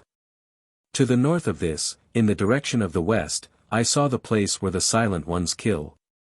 And this was so named, because there, maybe 10,000 years gone, certain humans adventuring from the pyramid, came off the road where the Silent Ones walk, and into that place, and were immediately destroyed. And this was told by one who escaped, though he died also very quickly, for his heart was frozen. And this I cannot explain, but so it was set out in the records. Far away beyond the place where the Silent Ones kill, in the very mouth of the western night was the place of the Abhumans, where was lost the road where the Silent Ones walk, in a dull green, luminous mist. And of this place nothing was known. Though much it held the thoughts and attentions of our thinkers and imaginers, for some said that there was a place of safety, differing from the redoubt, as we of this day suppose heaven to differ from the earth, and that the road led thence, but was barred by the Abhumans. And this I can only set down here, but with no thought to justify or uphold it. Later, I travelled over to the northeastern wall of the redoubt, and looked thence with my spyglass at the Watcher of the Northeast, the Crowned Watcher it was called, in that within the air above its vast head there hung always a blue, luminous ring, which shed a strange light downwards over the monster, showing a vast, wrinkled brow, upon which an whole library had been writ. But putting to the shadow all the lower face, all save the ear, which came out from the back of the head, and belled towards the redoubt, and had been said by some observers in the past to have been seen to quiver, but how that might be, I knew not. For no man of our days had seen such a thing. And beyond the watching thing was the place where the Silent Ones are never, close by the great road, which was bounded upon the far side by the giant sea. And upon the far side of that, was a road which was always named the road by the quiet city, for it passed along that place where burned forever the constant and never-moving lights of a strange city, but no glass had ever shown life there. Neither had any light ever ceased to burn. And beyond that again was the black mist. And here, let me say, that the Valley of the Hounds ended towards the lights of the quiet city. And so have I set out something of that land, and of those creatures and circumstances which beset us about, waiting until the day of doom, when our earth current should cease, and leave us helpless to the watchers and the abundant terror. And there I stood, and looked forth composedly, as may one who has been born to know of such matters, and reared in the knowledge of them. And, anon, I would look upward, and see the grey, metalled mountain going up measureless into the gloom of the everlasting night, and from my feet the sheer downward sweep of the grim, metal walls, 6 full miles, and more, to the plain below. And one thing, and I fear me, many, have I missed to set out with particularness. There was, as you do know, all around the base of the pyramid, which was 5 1/4 miles every way, a great circle of light, which was set up by the earth current, and burned within a transparent tube, or had that appearance. And it bounded the pyramid for a clear mile upon every side, and burned forever. And none of the monsters had power ever to pass across, because of what we did call the air clog that it did make, as an invisible wall of safety. And it did give out also a more subtle vibration, that did affect the weak brain elements of the monsters and the lower men brutes. And some did hold that there went from it a further vibration of a greater subtleness that gave a protecting against the evil forces. And some quality it had truly this wise, for the evil powers had no ability to cause harm to any within. Yet were there some dangers against which it might not avail, but these had no cunning to bring harm to any within the great redoubt who had wisdom to meddle with no dreadfulness. And so were those last millions guarded until the earth current should be used to its end. And this circle is that which I have called the electric circle, though with failure to explain. But there it was called only, the circle. And thus have I, with great effort, made a little clear that grim land of night, where, presently, my listening heard one calling across the dark. And how that this grew upon me, I will set out forthwith. 3. The quiet calling. Now, oft had I heard tell, not only in that great city which occupied the 1,000th floor, but in others of the 1,320 cities of the pyramid, that there was somewhere out in the desolation of the night lands a second place of refuge, where had gathered, in another part of this dead world, some last millions of the human race, to fight unto the end. And this story I heard everywhere in my travels through the cities of the great redoubt, which travels began when I came upon my 17th year, and continued for 3 years and 225 days. Being even then but 1 day in each city, as was the custom in the training of every child. And truly it was a great journey, and in it I met with many, whom to know was to love, but whom never could I see again, for life has not space enough, and each must do his duty to the security and well-being of the redoubt. Yet, for all that I have set down, we travelled much, always, but there were so many millions, and so few years. And, as I have said, everywhere I went there was the same story of this other place of refuge. And in such of the libraries of those cities as I had time to search, there were great numbers of works upon the existence of this other refuge, and some, far back in the years, made assertion with confidence that such a place was in verity. And, indeed, no doubt did there seem in those bygone ages, but now these very records were read only by scholars, who doubted, even whilst they read. And so is it ever. But of the reality of this refuge, I had never a sound doubt, from the day of my hearing concerning it from our master Monstruocan, who with all his assistants occupied the tower of observation in the apex of the pyramid. And here let me tell that he and I had always an affinity and close friendship one for the other, though he was full grown, and I but a youth, yet so it was. And thus, when I had come to an age of 21 years of life, he opened to me a post within the tower of observation, and this was a most wondrous good fortune to me. For in all the vast redoubt, to be appointed to the tower of observation was the most desired, for thereby, even as in these days doth astronomy, was the natural curiosity of man eased somewhat, even while thwarted. Now, let me tell here also, lest it be thought that I was unduly favoured because of my friendship with the master Monstruocan, that there was a sound justification for his choice, in that to me had been given that strange gift of hearing, which we called night hearing. Though this was but a fanciful name, and meant little. Yet the peculiar gift was rare, and in all the millions of the pyramid, there was none with the gift to a great degree, saving only myself. And I, because of this gift, could hear the invisible vibrations of the ether, so that, without harking to the calling of our recording instruments, I could take the messages which came continually through the eternal darkness. I, even better than they. And now, it may be the better understood, how much was to be counted that I had grown to listen for a voice that had not rung in mine ears for an eternity, and yet which sang sweet and clear in my memory dreams. So that it seemed to me that Mirdath the Beautiful slept within my soul, and whispered to me out of all the ages.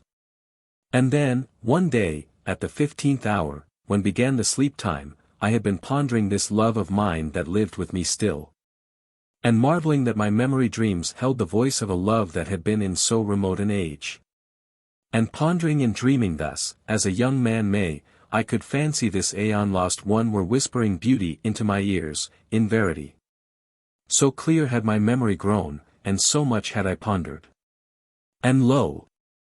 As I stood there, harking and communing with my thoughts, I thrilled suddenly, as if I had been smitten. For out of all the everlasting night a whisper was thrilling and thrilling upon my more subtle hearing.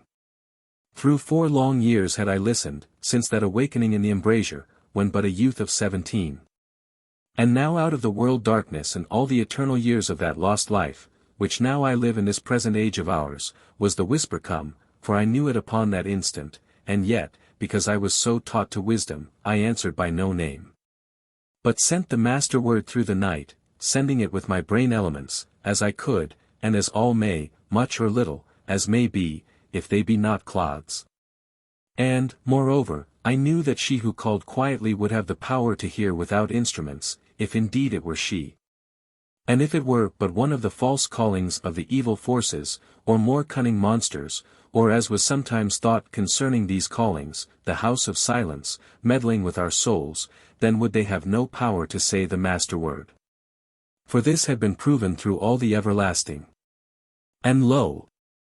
As I stood, trembling and striving not to be tense, which destroys the receptivity, there came thrilling round and round my spiritual essence the throb of the master word, beating steadily in the night, as doth that marvelous sound. And then, with all that was sweet in my spirit, I called with my brain elements, Mirdath! Mirdath! Mirdath! And at that instant the master Monstruocan entered that part of the tower of observation, where I stood. And, seeing my face, stood very quiet, for though he had not the power of night hearing, he was wise and thoughtful, and took much account of my gift. Moreover, he had but come from the receiving instrument, and thought vaguely to have caught the throb of the master word, though too faint to come proper through the instrument, so that he searched for me, in that I, who had the hearing, might listen for it, I being, as I have said, gifted in that wise. And to him I told something of my story and my thoughts and my memories, and of that awakening, and thus up to this present happening, and he hearkened with sympathy and a troubled and wondering heart. For in that age a man might talk sanely upon that which, in this age of ours would be accounted foolishness and maybe the breathings of insanity. For there, by the refinement of arts of mentality and the results of strange experiments and the accomplishment of learning, men were able to conceive of matters now closed to our conceptions. Even as we of this day may haply give a calm ear to talk, that in the days of our fathers would have been surely set to the count of lunacy. And this is very clear. And all the while that I told my story, I listened with my spirit, but save for a sense of faint, happy laughter that wrapped about me, I heard naught. And nothing more all that day. Here let me put down that, because of my memories and half-memories, I would time and again dispute with our learned men, they being in doubt as to the verity of that olden story of the days of light, and the existence of the sun. Though something of all this was set out, as of truth, in our oldest records. But I, remembering, told them many tales that seemed fairy-like to them, and entranced their hearts, even whilst I angered their brains, which refused to take seriously and as verity that which their hearts accepted gladly. Even as we receive the wonder of poetry into our souls. But the master Monstruocan would listen to aught I had to tell, though I spoke through hours. And so it would be, odd times, that having talked long, drawing my stories from my memory dreams, I would come back again into the present of that future, and lo! All the Monstruocans would have left their instruments and observations and recording, and be gathered about me, and the master so sunken in interest that he not to have discovered them. Neither had I noticed, being so full of the things which had been. But when the master came back to knowledge of that present, he would rouse and chide, and they, all those lesser ones, would fly swiftly and guiltily to their various works. And yet, so I have thought since, each with a muddled and bewildered and thoughtful air upon him, and hungry they were for more, and ever wondering and setting questions about.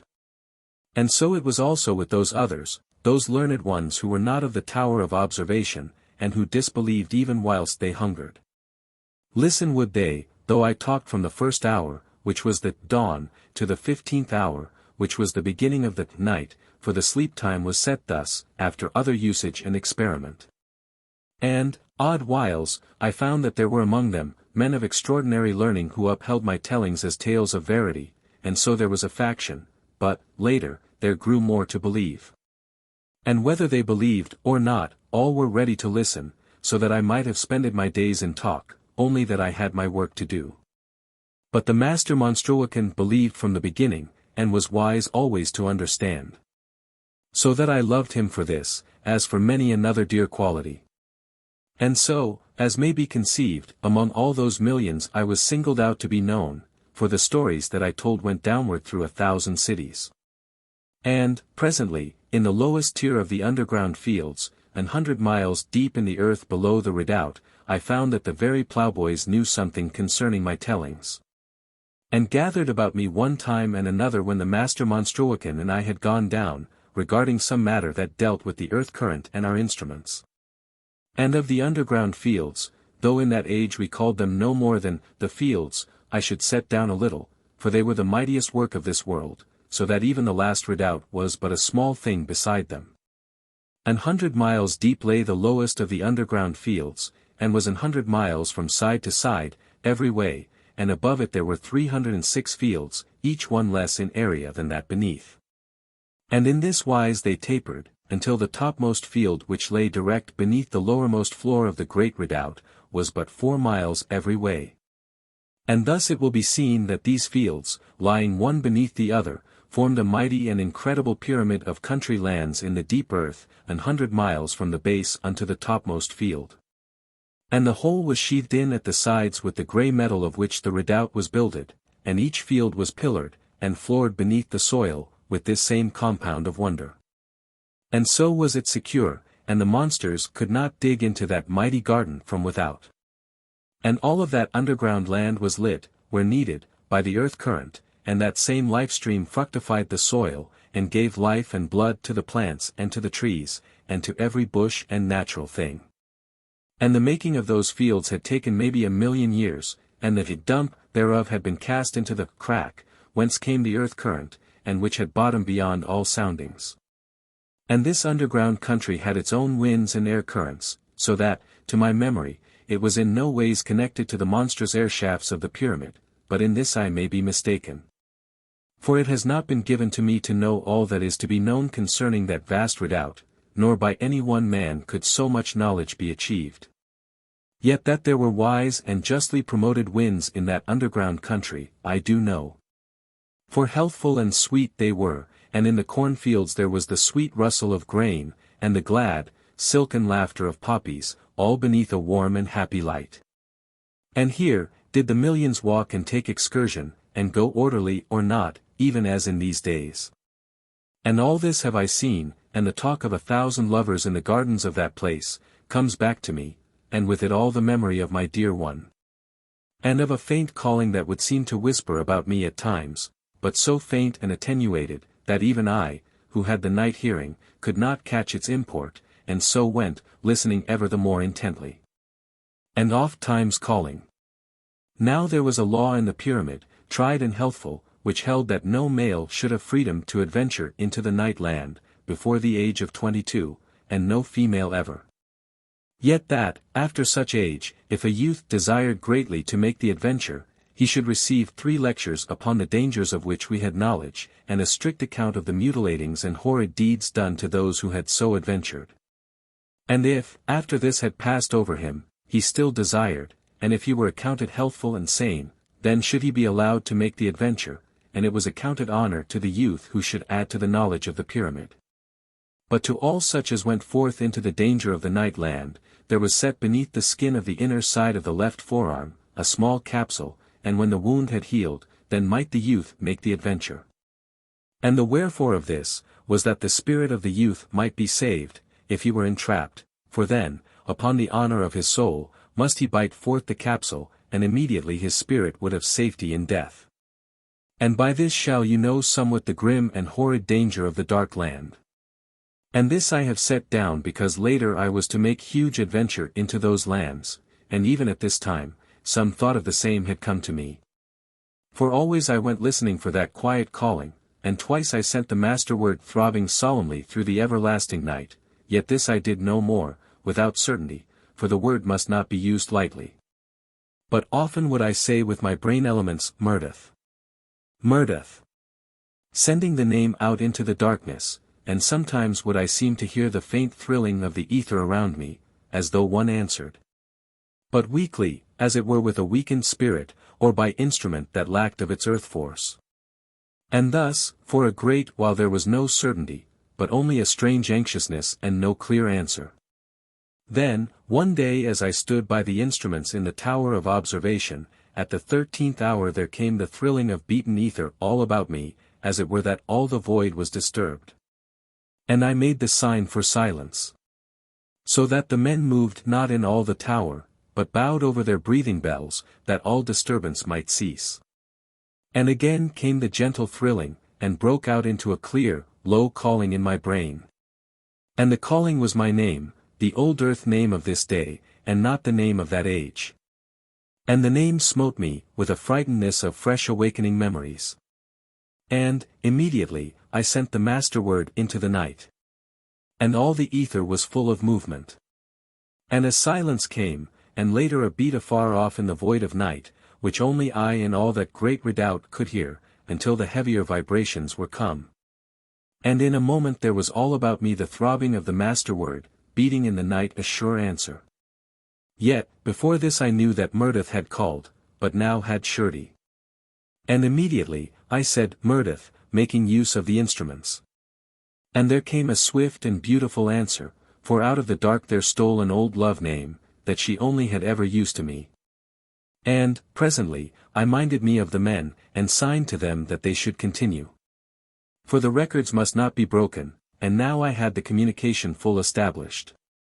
And by me stood the master Monstroican, quietly as any young Monstroican, waiting with slips to make any notes that were needful. And keeping a strict eye upon those others, but not unkindly. And so, for a space of wonder, I had speech with that girl out in the darkness of the world, who had knowledge of my name, and of the old earth love name, and named herself Mirdath. And much I questioned her, and presently to my sorrow, for it seemed that her name was not truly Mirdath, but Nani, neither had she known my name. But that in the library of that place where she abode, there had been a story of one named by my name, and called by that sweet love name which she had sent out somewhat ruthless into the night, and the girl's name had been Mirdath. And when first she, Nani, had called, there had come back to her a cry of Mirdath, Mirdath, and this had minded her so strangely of that olden story which had stayed in her memory, that she had answered as the maid in that book might have answered. And thus did it seem that the utter romance of my memory love had vanished, and I stood strangely troubled for sorrow of a love of olden times. Yet, even then I marveled that any book should have story so much like to mine. Not heeding that the history of all love is writ with one pen. Yet, even then in that hour of my strange, and quaintly foolish pain, there came a thing that set me thrilling, though more afterwards, when I came to think afresh upon it. For the girl who spoke to me through the night made some wonder that my voice were not deeper, yet in quiet fashion, and as one who says a thing, scarce wotting what they say. But even to me then, there came a sudden hope. For in the olden days of this present age my voice had been very deep. And I said to her that maybe the man in the book was said to have had a deep tone of speech, but she, seeming puzzled, said nay, and at that I questioned her the more. But only to the trouble of her memory and understanding.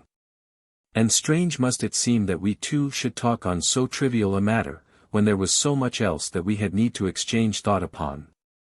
For were a man in this present day to have speech with those who may live within that red planet of Mars within the sky, scarce could the wonder of it exceed the wonder of a human voice coming through that night unto the great redoubt. Out of all that lost darkness. For, indeed, this must have been the breaking of, maybe, 1,000,000 years of silence. And already, as I came to know later, was the news passing downward from city to city through all the vast pyramid, so that the hour slips were full of the news. And every city eager and excited, and waiting. And I better known in that one moment, than in all my life before. For that previous calling, had been but vaguely put about. And then set to the count of a nature, blown upon over easily by spirit winds of the half-memory of dreams. Though it is indeed true, as I have set down before this, that my tales concerning the early days of the world, when the sun was visible, and full of light, had gone down through all the cities. And had much comment and setting forth in the hour slips, and were a cause for speech and argument. Now concerning the voice of this girl coming to us through the darkness of the world, I will set out that which she had to tell. And this, indeed, but verified the tellings of our most ancient records, which had so long been treated over lightly. There was, it would seem, somewhere out in the lonesome dark of the outer lands, but at what distance none could ever discover, a second redoubt.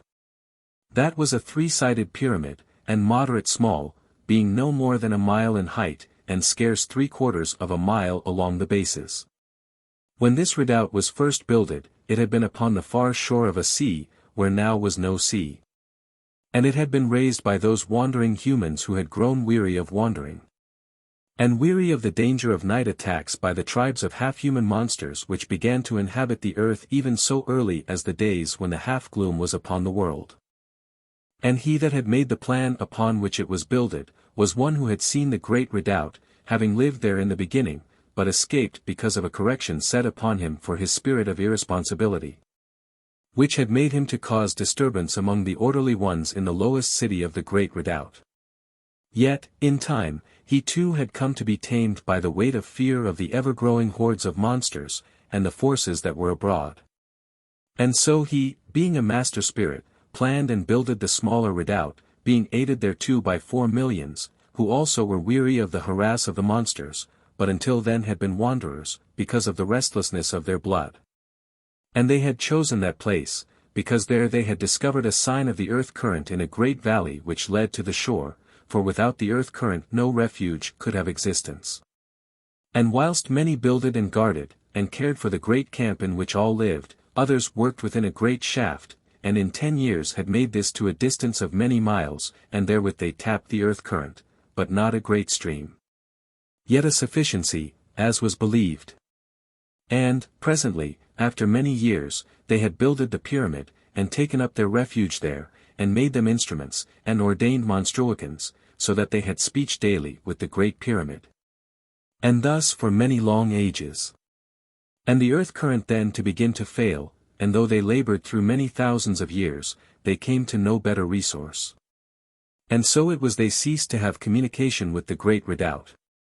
For the current had a lack of power to work the instruments, and the recording instruments ceased to be sensible of our messages. And thereafter came 1,000,000 years, maybe, of silence, with ever the birthing and marrying and dying of those lonesome humans. And they grew less, and some put this to the lack of the earth current, which dwindled slowly through the centuries of that eternity. And once in 1,000 years, maybe, one among them would be sensitive, and able to hear beyond ordinary, and to these, at times, there would seem to come the thrilling of the ether, so that such an one would go listening, and sometimes seem to catch half messages, and so awaken a great interest in all the pyramid, and there would be turning up of old records, and many words and writings, and attempts to send the master word through the night, in which, doubtless sometimes they succeeded. For there was set down in the records of the great redoubt certain occasions on which there had come the call of the master word, which had been arranged and made holy between the 2 redoubts in the early days of that second life of this world.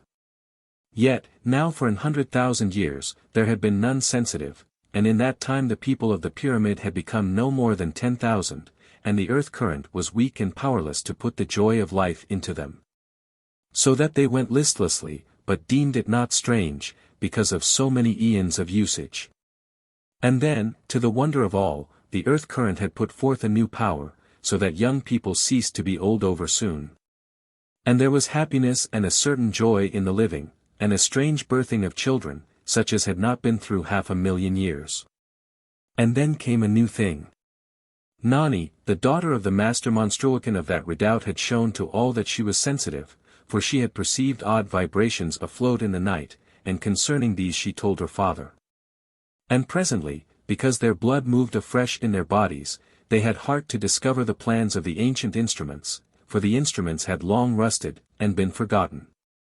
And so they builded them a new instrument to send forth a message, for they had no memory at that time that the brain elements had power to do thus. Though, mayhap, their brain elements were weakened, through so many ages of starvation of the earth current, and could not have obeyed, even had their masters known all that we of the Great Redoubt knew. And when the instrument was finished, to Nani was given the right to call first across the dark to discover whether indeed, after that million years of silence, they were yet companied upon this earth. Or whether they were in truth lonely, the last poor thousands of the humans. And a great and painful excitement came upon the people of the Lesser Pyramid, for the loneliness of the world pressed upon them, and it was to them as though we in this age called to a star across the abyss of space. And because of the excitement and pain of the moment, Nani called only vaguely with the instrument into the dark, and lo! In a moment, as it seemed, there came all about her in the night the solemn throb of the Master Word, beating in the night. And Nani cried out that she was answered, and, as may be thought, many of the people wept, and some prayed, and some were silent, but others beseeched her that she call again and quickly to have further speech with those of their kind. And Nani spoke the Master Word into the night, and directly there came a calling all about her, Mirdath. Mirdath, and the strange wonder of it made her silent a moment. But when she would have made reply, the instrument had ceased to work, and she could have no further speech at that time. This, as may be thought, occasioned much distress. And constant work they had between the instrument and the earth current, to discover the reason for this failing, but could not for a great while. And in that time, oft did Nani hear the call of Mirdath thrilling about her. And twice there came the solemn beat of the Master Word in the night. Yet never had she the power to answer. And all that while, as I learned in time, was she stirred with a quaint ache at heart by the voice that called Mirdath. As it might be the spirit of love, searching for its mate, for this is how she put it. And thus it chanced, that the constant thrilling of this name about her, woke her to memory of a book she had read in early years, and but half understood. For it was ancient, and writ in an olden fashion, and it set out the love of a man and a maid, and the maid's name was Mirdath. And so, because she was full of this great awakening of those ages of silence, and the calling of that name, she found the book again, and read it many times, and grew to a sound love of the beauty of that tale. And, presently, when the instrument was made right, she called into the night the name of that man within the book, and so it came about that I had hoped too much, yet even now was I strangely unsure whether to cease from hoping. And one other thing there is which I would make clear. Many and oft a time had I heard a thrilling of sweet, faint laughter about me, and the stirring of the ether by words too gentle to come clearly. And these I make no doubt came from Nani, using her brain elements unwittingly and in ignorance, but very eager to answer my callings, and having no knowledge that, far off across the blackness of the world, they thrilled about me, constantly. And after Nani had made clear all that I have set out concerning the lesser refuge, she told further how that food was not plentiful with them. Though, until the reawakening of the earth current, they had gone unknowing of this, being of small appetite, and caring little for aught, but now wakened, and newly hungry, they savoured a lack of taste in all that they ate. And this we could well conceive, from our reasonings and theory, but happily not from our knowledge. And we said unto them, that the soil had lost its life, and the crops therefrom were not vital. And a great while it would take for the earth within their pyramid to receive back the life elements. And we told them certain ways by which they might bring a more speedy life to the soil. And this they were eager to do, being freshly alive after so long a time of half-life. And now, you must know that in all the Great Redoubt the story went downward swiftly, and was published in all the hour sheets, with many comments. And the libraries were full of those who would look up the olden records, which for so long had been forgotten, or taken, as we of this day would say, with a pinch of salt. And all the time I was pestered with questions. So that, had I not been determined, I should scarce have been allowed to sleep. Moreover, so much was writ about me, and my power to hear, and divers stories concerning tales of love, that I had been like to have grown mazed to take note of it all. Yet some note I did take, and much I found pleasant, but some displeasing. And, for the rest, I was not spoiled, as the saying goes, for I had my work to do. Moreover, I was always busied listening, and having speech through the darkness. Though if any saw me so, they would question, and because of this, I kept much to the tower of observation, where was the master Monstruocan, and a greater discipline. And then began a fresh matter, though but an old enough trick. For I speak now of the days that followed that reopening of the talk between the pyramids. Oft would speech come to us out of the night, and there would be tales of the sore need of the lesser redoubt, and callings for help. Yet, when I sent the master word abroad, there would be no answering. And so I feared that the monsters and forces of evil knew. Yet, at times, the master word would answer to us, beating steadily in the night. And when we questioned afresh, we knew that they in the lesser redoubt had caught the beat of the master word, and so made reply, though it had not been they who had made the previous talk, which we had sought to test by the word. And then they would make contradiction of all that had been spoken so cunningly, so that we knew the monsters and forces had sought to tempt some from the safety of the redoubt. Yet, was this no new thing, as I have made to hint? Saving that it grew now to a greater persistence, and there was a loathsome cunning in the using of this new knowledge to the making of wicked and false messages by those evil things of the night land. And it told to us, as I have made remark, how that those monsters and forces had a full awareness of the speech between the pyramids, yet could they have no power to say the master word. So had we some test left, and a way to sure knowledge of what made talk in the night. And all that I have told should bring to those of this age something of the yet unbegotten terror of that. And a quiet and sound thankfulness to God, that we suffer not as humanity shall yet suffer. But, for all this, let it not be thought that they of that age accounted it as suffering, but as no more than the usual of human existence. And by this may we know that we can meet all circumstances, and use ourselves to them and live through them wisely, if we be but prudent and consider means of invention. And through all the night land there was an extraordinary awakening among the monsters and forces, so that the instruments made constant note of greater powers at work out there in the darkness. And the Monstruocans were busied recording, and keeping a very strict watch. And so was there at all that time a sense of difference and awakening, and of wonders about, and to come. And from the country whence comes the great laughter, the laughter sounded constant, as it were an uncomfortable and heart-shaking voice thunder rolling thence over the lands, out from the unknown east. And the pit of the red smoke filled all the deep valley with redness, so that the smoke rose above the edge, and hid the bases of the towers upon the far side. And the giants could be seen plentiful around the kills to the east. And from the kills great belches of fire, though the meaning of it, as of all else, we could not say, but only the cause.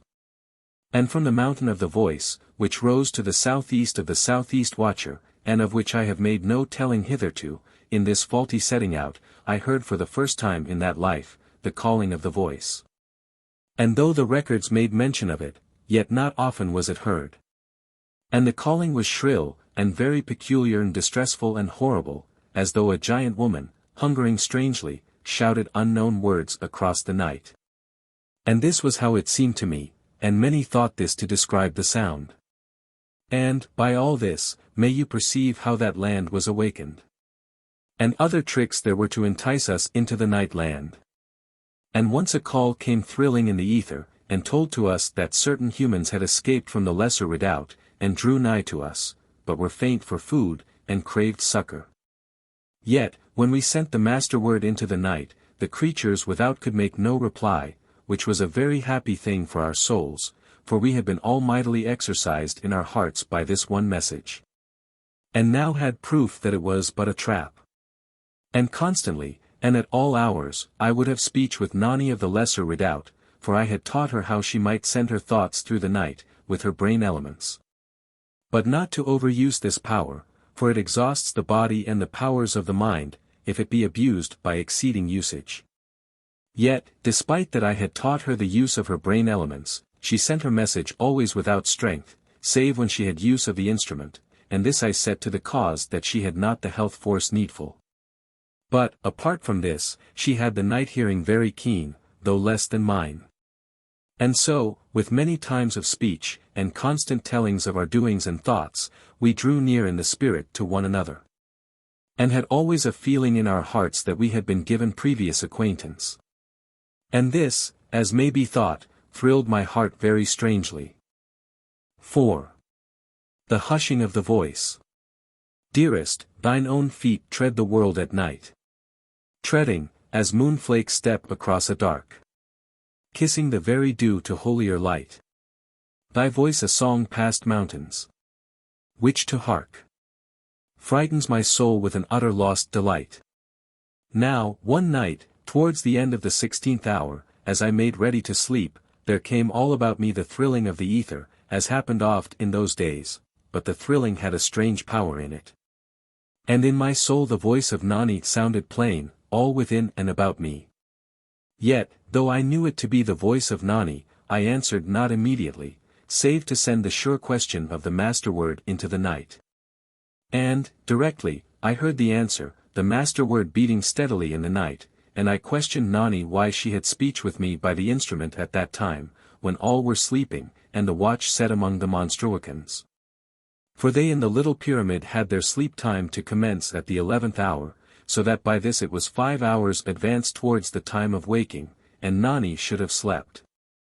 Nor have been abroad to the tower of observation, apart from her father. For I suppose that she spoke by the instrument, her voice sounding very clear in my brain. Yet, to this question, she made no answer in kind. But gave a certain thing into my spirit, which set me trembling, for she said certain words, that began. Dearest, thine own feet tread the world at night. And it well may be that she set me to tremble. For as the words grew about me, there wakened a memory dream how that I had made these same words to Mirdath the Beautiful in the long-gone eternity of this our age, when she had died and left me alone in all the world. And I was weak a little with the tumult and force of my emotion, but in a moment I called eagerly with my brain elements to Nani to give some explaining of this thing that she had spoken to the utter troubling of my heart. Yet, once more she made no direct answer, but spoke the words again to me across all the dark of the world. And it came to me suddenly, that it was not Nani that spoke, but Mirdath the Beautiful, from out of all the everlasting night. And I called, Mirdath. Mirdath, with my brain elements, into the night, and lo! The far, faint voice spoke again to my spirit through all the darkness of eternity, saying again those words. Yet, though the voice was the voice of Mirdath the Beautiful, it was also the voice of Nani, and I knew in all my heart that this thing was in verity. And that it had been given to me to be birthed once more into this world in the living time of that only one, with whom my spirit and essence hath mated in all ages through the everlasting. And I called with my brain elements and all my strength to Nani, but there came no answer, neither sign of hearing, though through hours I called. And thus at last I came to an utter exhaustion, but neither could be quiet, nor sleep. Yet, presently, I slept. And when I waked, my first memory was of the wondrous thing which had befallen in the sleep time, for none in all this world could have known those words. Save it had been the spirit of Mirdath, my beautiful one, looking from above my shoulder in that utter lost time, as I made those words to her, out of an aching and a broken heart. And the voice had been the voice of Mirdath. And the voice of Mirdath had been the voice of Nani. And what shall any say to this, save that which I had in my heart? And immediately I called to Nani, once, and again twice. And in a little moment there came all about me the throbbing of the master word, beating solemnly in the night. And I sent the master word to give assurance, and immediately the voice of Nani, a little weak as was it always when she had not the instrument, but sent the message with her brain elements. And I answered her, and questioned her eagerly concerning her sayings of the pastime of sleep, but she disclaimed, and made clear to me that she had no knowledge of having spoken, but had slept through all that time of which I made to tell. And, indeed, had dreamed a very strange dream. And for a little while I was confused, and meditated, not knowing what to think, but came suddenly again to a knowledge that Nani's far voice was thrilling the ether all about. And that she would tell to me her dream, which had set strong upon her mind. And she told the dream to me, and in the dream she had seen a tall, dark man, built very big, and dressed in unfamiliar clothing. And the man had been in a little room, and very sorrowful, and lonesome, and in her dream she had gone nigh to him. And presently the man made to write, that he might ease him by giving expression to his sorrow. And Nani had been able to read the words that he wrote, though to her waking spirit the language in which they were writ was strange and unknown. Yet she could not remember what he had writ, save but one short line, and this she had mind of in that he had writ the word Mirdath above. And she spoke of the strangeness of this thing, that she should dream of this name. But suppose that I had fixed it upon her, by my first callings. And then did I, with something of a tremble in my spirit, ask Nani to tell me what she remembered of the writing of that big, sorrowful stranger. And, in a little moment, her far voice said these words all about me. Dearest, thine own feet tread the world at night. But no more had she memory of. Yet it was a sufficiency, and I, maybe with a mad, strange triumph in my soul, said unto her with my brain elements that which remained of those words.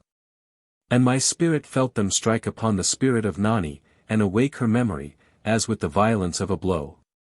And for a little while she stumbled, dumb before so much newness and certainty.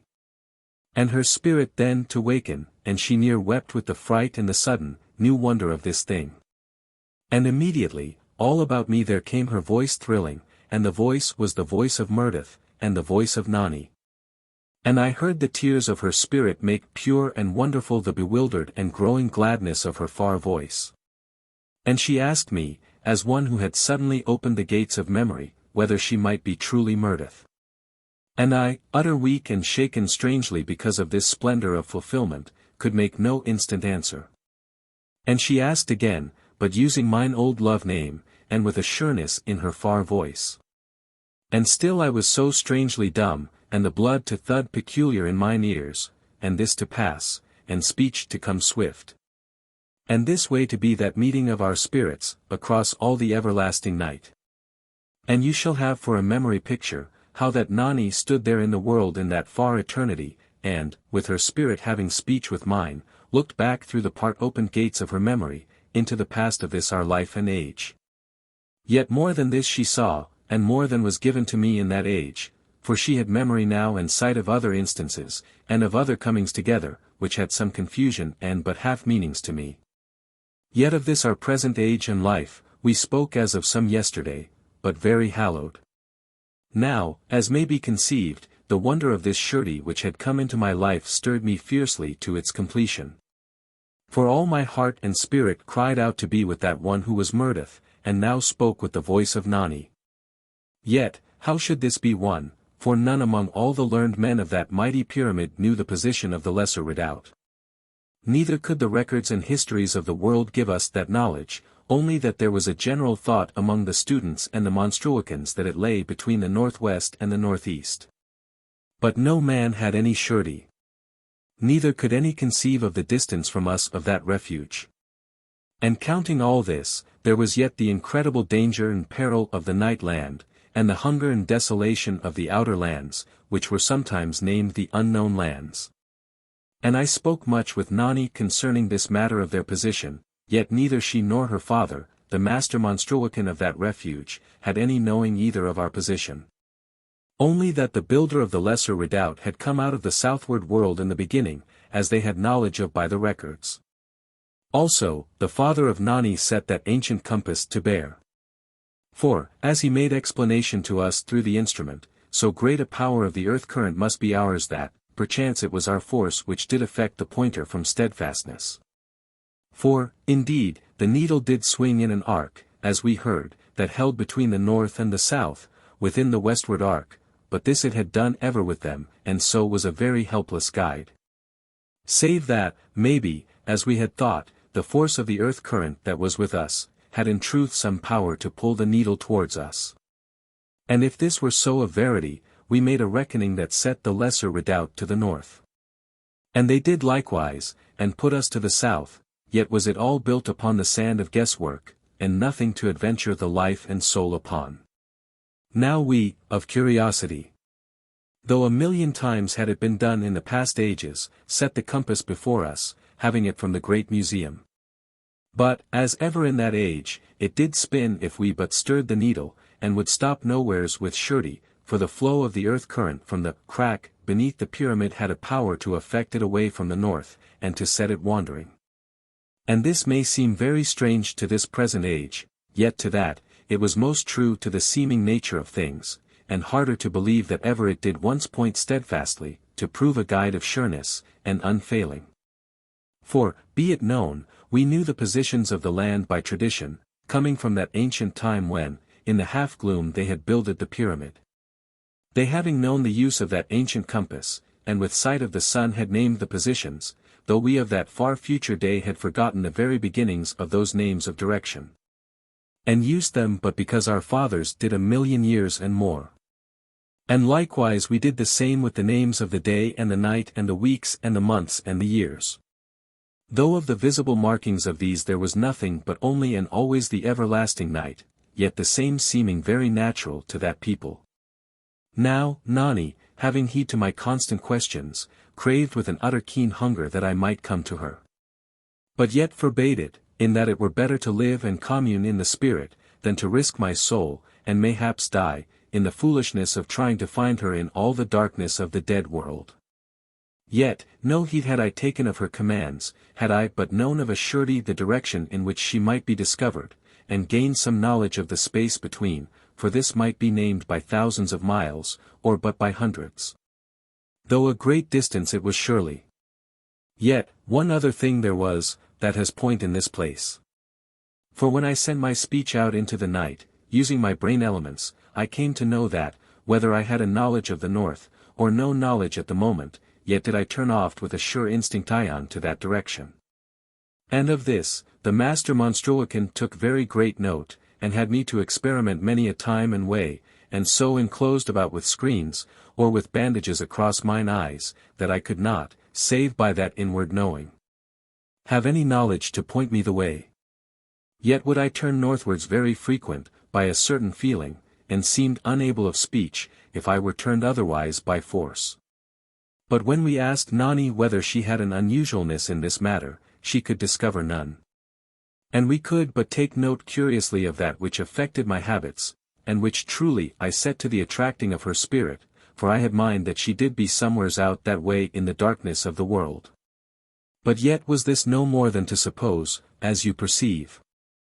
And the master Monstruocan wrote a study of this matter of the northwardness of my turning, and it was set out in the hour slips of the Tower of Observation. And so it came to be copied by the hour slips of the great cities, and made much comment, and much calling up to me through the home instruments. So that with this, and the speech that went about concerning my powers to hear, I was much in talk, and diversely pleased and oft angered by overmuch attention and importunity. And now, whilst I pondered this matter in all my spirit and being, how that I should some way come to Nani, there befell a very terrible thing. And in this wise must I tell it. It was at the 17th hour, when all the millions of the mighty pyramid slept, that I was with the master Monstruocan in the Tower of Observation taking my due turn. And sudden, I heard the thrilling of the ether all about me, and the voice of Nani in my soul, speaking. And I sent the master word into the darkness of the world, and presently, I heard the solemn answer beating steadfastly in the night. And immediately I called to Nani with my brain elements, to know what thing troubled her in her sleep. And her voice came into my spirit, weak and far and faint, and so that scarce I could make to hear the words. Yet, in a while I gathered that all the peoples of the Lesser Redoubt were in very deadly trouble, for that the earth current had failed suddenly and mightily. And they had called her from her sleep, that she might listen whether we answered their callings by the instrument, but, indeed, no calling had come to us. And they who had been of late so joyful, were now grown old with sorrow in but an hour or two, for they feared that the fresh coming of the earth current had been but the final flicker and outburst before the end. And, even in this short while of our speech, did it seem to me that the voice of Nani grew further off from me, and I felt like to have broken my heart with the trouble of this thing. And through all that remained of that sleep time, did I converse with Nani, as might two lovers who shall presently part forever. And when the cities awoke, the news went throughout them, and all our millions were in sorrow and trouble. And thus was it for, maybe, a little month, and in that time had the voice of Nani grown so weak and far off that even I that had the night hearing, could scarce make real its meaning. And every word was to me a treasure and a touch upon my soul. And my grief and trouble before this certain parting drove me that I could not eat, neither have rest, and this did the master Monstruocan take upon him to chide and correct.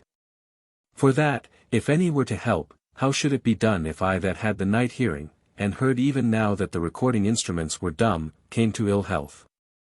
And because of this, and such wisdom as was mine, I made to eat and order my life that I might have my full powers. Yet was this beyond all my strength. For, presently, I knew that the people of the Lesser Pyramid were threatened by the monsters that beset them. And later I had knowledge from faint, far words whispered in my brain, that there had been a fight with an outside force that had harmed many in their minds. So that in madness they had opened the gate and had run from the Lesser Pyramid, out into the darkness of the lands about them, and there had their physical bodies fallen to the monsters of those lands, but of their souls who may know. And this, we said assuredly to the failure of the earth current, which had robbed them of all force and power, so that, in those few weeks all life and joy of living had left them. And neither hunger nor thirst had they, much, nor any great desire to live, but yet a new and mighty fear of death. And this doth seem very strange. And, as may be thought, all this made the peoples of the great redoubt think newly of the earth current that issued from the crack beneath the pyramid, and of their latter end, so that much was writ in the hour slips concerning this matter. Yet in the main to assure us that we ourselves might each be free from a disturbed heart, though some went foolishly to the other event, and spoke of a speedy danger to us, likewise, as is ever the way. But the truth of our own case lay, maybe, somewhere between. And all the hour slips were full also of imaginings of the terror of those poor humans out in the darkness of the world, facing that end which must come upon all, even upon our mighty pyramid. Though, as most would believe, so far away in some future eternity, that we have no cause to trouble. And there were sad poems writ to the peoples of that lesser redoubt, and foolish plans set about to rescue them, but none to put them to effect. And no way by which so great a thing might be done, and doth but show how loosely people will speak out of an oversecurity. Yet to me there had come a certain knowledge that I must make the adventure, though I achieved naught save mine own end. Yet, it were better to cease quickly, than that I should feel, as now I did feel.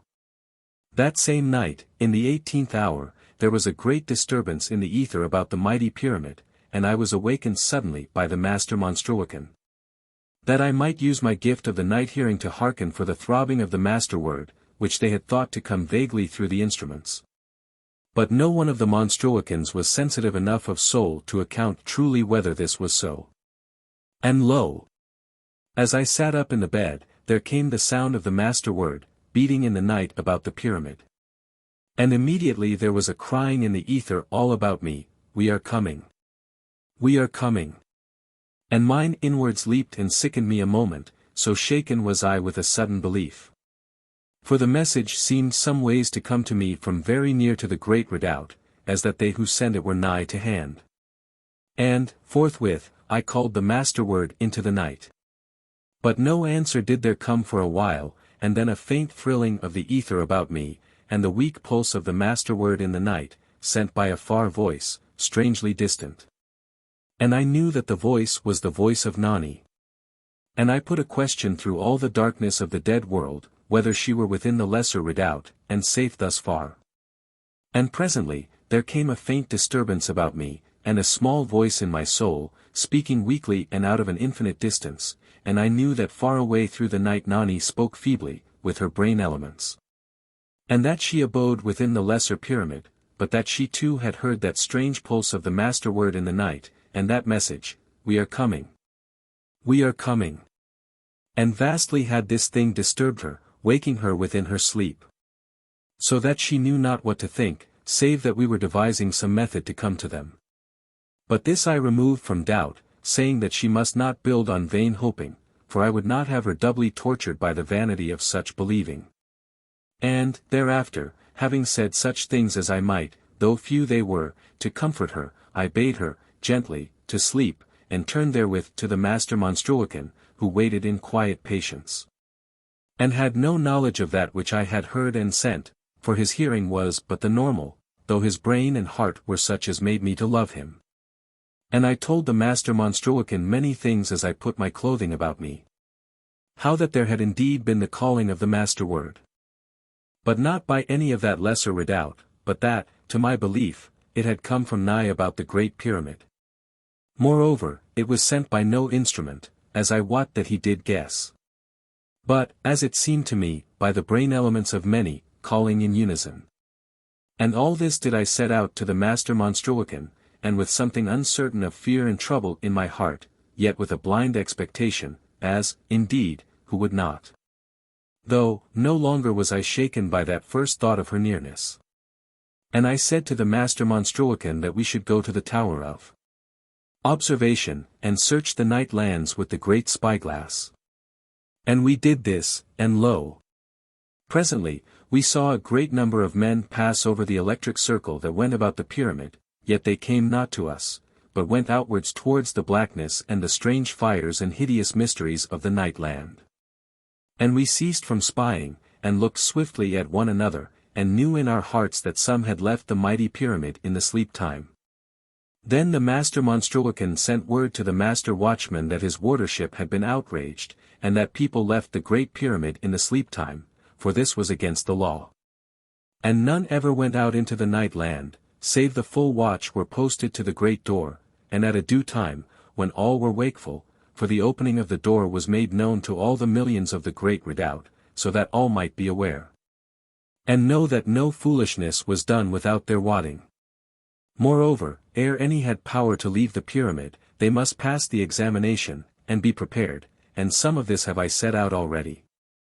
And so stern was the framing of the law, that there were yet the metal pegs upon the inner side of the great gate, where had been stretched the skin of one who disobeyed, and was flayed and his hide set there to be a warning in the early days.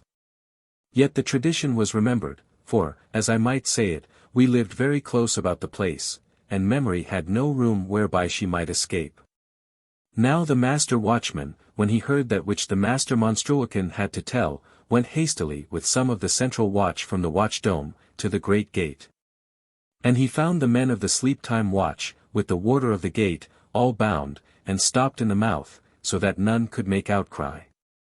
And he freed them, and learned that nigh 500 young men, from the upper cities, by the bigness of their chests, had come upon them suddenly, and bound them, and escaped into the night through the eye gate in the top of the great gate.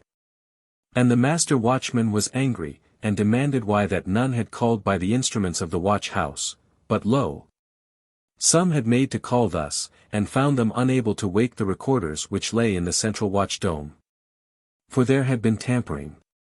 Now, after this, they made certain new rules and laws concerning the order of watching, and made tests of the lesser instruments of the inward pyramid, nightly, upon the coming of the sleep time, which was, even in that strange age, by tradition called the night, as I have given hint.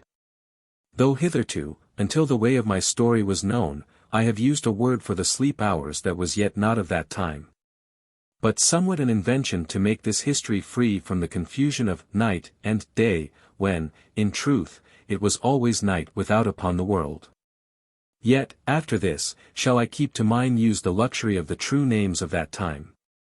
And yet, how strange is it that the truth should be of so little to our thinking. And so to go forward with my telling, for, though all this care were now taken, it had no force until afterward.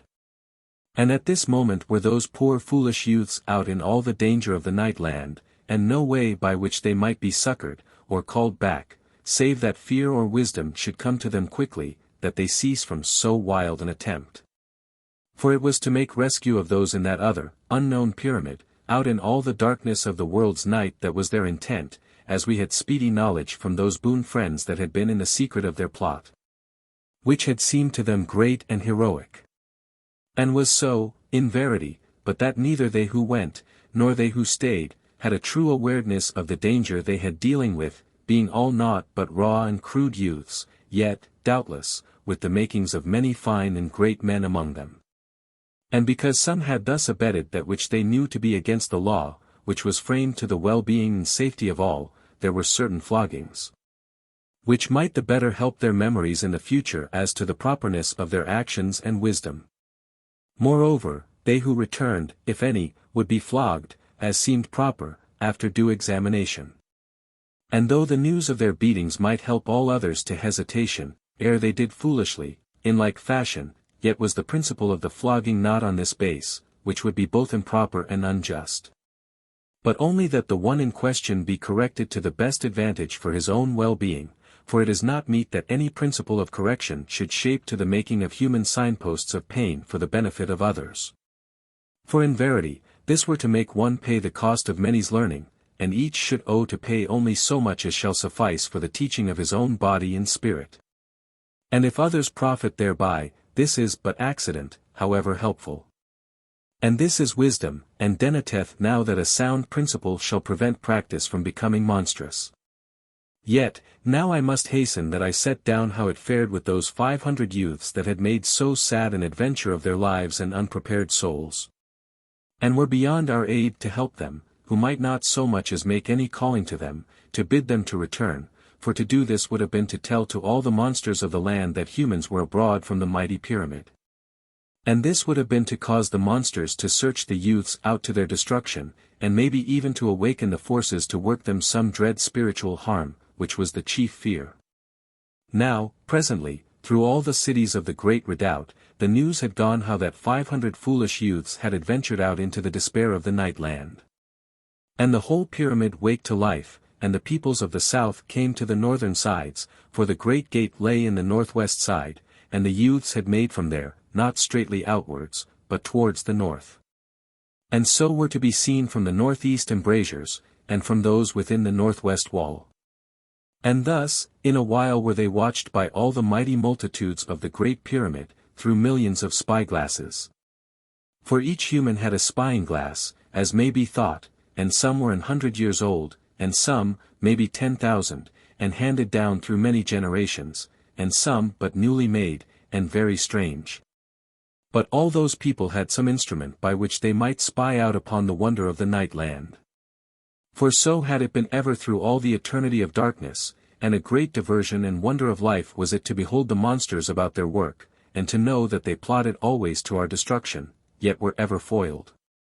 And never did all that great and terrible land grow stale upon the soul of any, from birth until death. And by this you shall know the constant wonder of it, and that sense of enemies in the night about us, which ever filled the heart and spirit of all beholders, so that never were the embrasures utterly empty. Yet, many beheld not the land from the embrasures, but sat about the view tables, which were set properly in certain places throughout the cities, and so beheld the night land, without undue cranings, or poising of spyglasses, though less plain seen. And these same tables were some form of that which we of this age name camera obscura, but made very great, and with inventions, and low to the floor, so that 10,000 people might sit about them in the raised galleries, and have comfortable sight. Yet this attracted not the young people, save they were lovers. And then, in truth, were they comfortable seats for quietness and gentle whisperings. Yet now, as may be supposed, with all the peoples of the mighty pyramid grown eager to look towards one part of the night land, the embrasures were hid in the crowds, and such as could gain no view therethrough, throned about the view tables. And so was it in all the hours of leisure, so that women had scarce patience to attend their children, but must hasten to watch again, that lonesome band of foolish youths making so blind and unshaped a trial to come upon that unknown lesser redoubt, somewhere out in all the night of the world. And in this wise passed 3 days and nights. Yet both in the sleep time and the time of waking did great multitudes cease not to watch, so that many went hungry for sleep, as in truth did I. And sometimes we saw those youths with plainness. But other times they were lost to our sight in the utter shadows of the night land. Yet, by the telling of our instruments, and the sense of my hearing, there was no awareness among the monsters, and the forces of evil, that any were abroad from the pyramid. So that a little hope came into our hearts that yet there might be no tragedy. And times, would they cease from their way, and sit about in circles among the shadows and the grey moss bushes, which grew hardly here or there about. And we knew that they had food with them to eat, for this could we see with plainness, as some odd, grim flare of light from the infernal fires struck upon one or another strangely, and passed, and left them in the darkness. And who of you shall conceive what was in the hearts of the fathers, and the mothers that bore the youths, and who never ceased away from the northward embrasures. But spied out in terror and in tears, and maybe oft with so good glasses as did show them the very features and look upon the face of sun and sun. And the kin of the watchers brought to them food, and tended them, so that they had no need to cease from their watching, and beds were made in the embrasures, rough and resourceful, that they might sleep quickly a little. Yet be ever ready, if those cruel monsters without made discovery of those their children. Thrice in those 3 days of journeying to the northward, did the youths sleep, and we perceived that some kept a watch, and so knew that there was a kind of order and leadership among them. Also, they had each his weapon upon his hip, and this gave to us a further plea to hope. And concerning this same carrying of weapons, I can but set out here that no healthful male or female in all the mighty pyramid but possessed such a weapon, and was trained to it from childhood. So that a ripe and extraordinary skill in the use thereof was common to most. Yet some breaking of rule had there been, that the youths had each achieved to be armed. For the weapons were stored in every 10th house of the cities, in the care of the charging masters. And here I must make known that these weapons did not shoot, but had a disc of grey metal, sharp and wonderful, that spun in the end of a rod of grey metal, and were someways charged by the earth current, so that were any but stricken thereby, they were cut in twain so easy as aught. And the weapons were contrived to the repelling of any army of monsters that might make to win entrance to the redoubt. And to the eye they had somewhat the look of strange battle-axes, and might be lengthened by the pulling out of the handles. Now, the youths made, as I have told, to the northward, but had first to keep a long way to the northeast, that they might come clear of the veil of red fire. And this wise they journeyed, and kept the veil about 7 miles to the northwest of them, and so were presently beyond the watcher of the northeast, and going with a greater freedom, and having less care to hide. And this way, it may be, certain of the giants, wandering, perceived them, and went swiftly to make attack and destroy them. But some order went about among the youths, and they made a long line, with a certain space between each, because of the terror of their weapon, and immediately, it seemed, the giants were upon them, 67 they were. And seeming to be haired like to mighty crabs, as I saw with the great spyglass, when the great flares of far and mighty fires threw their fierce light across the dark lands.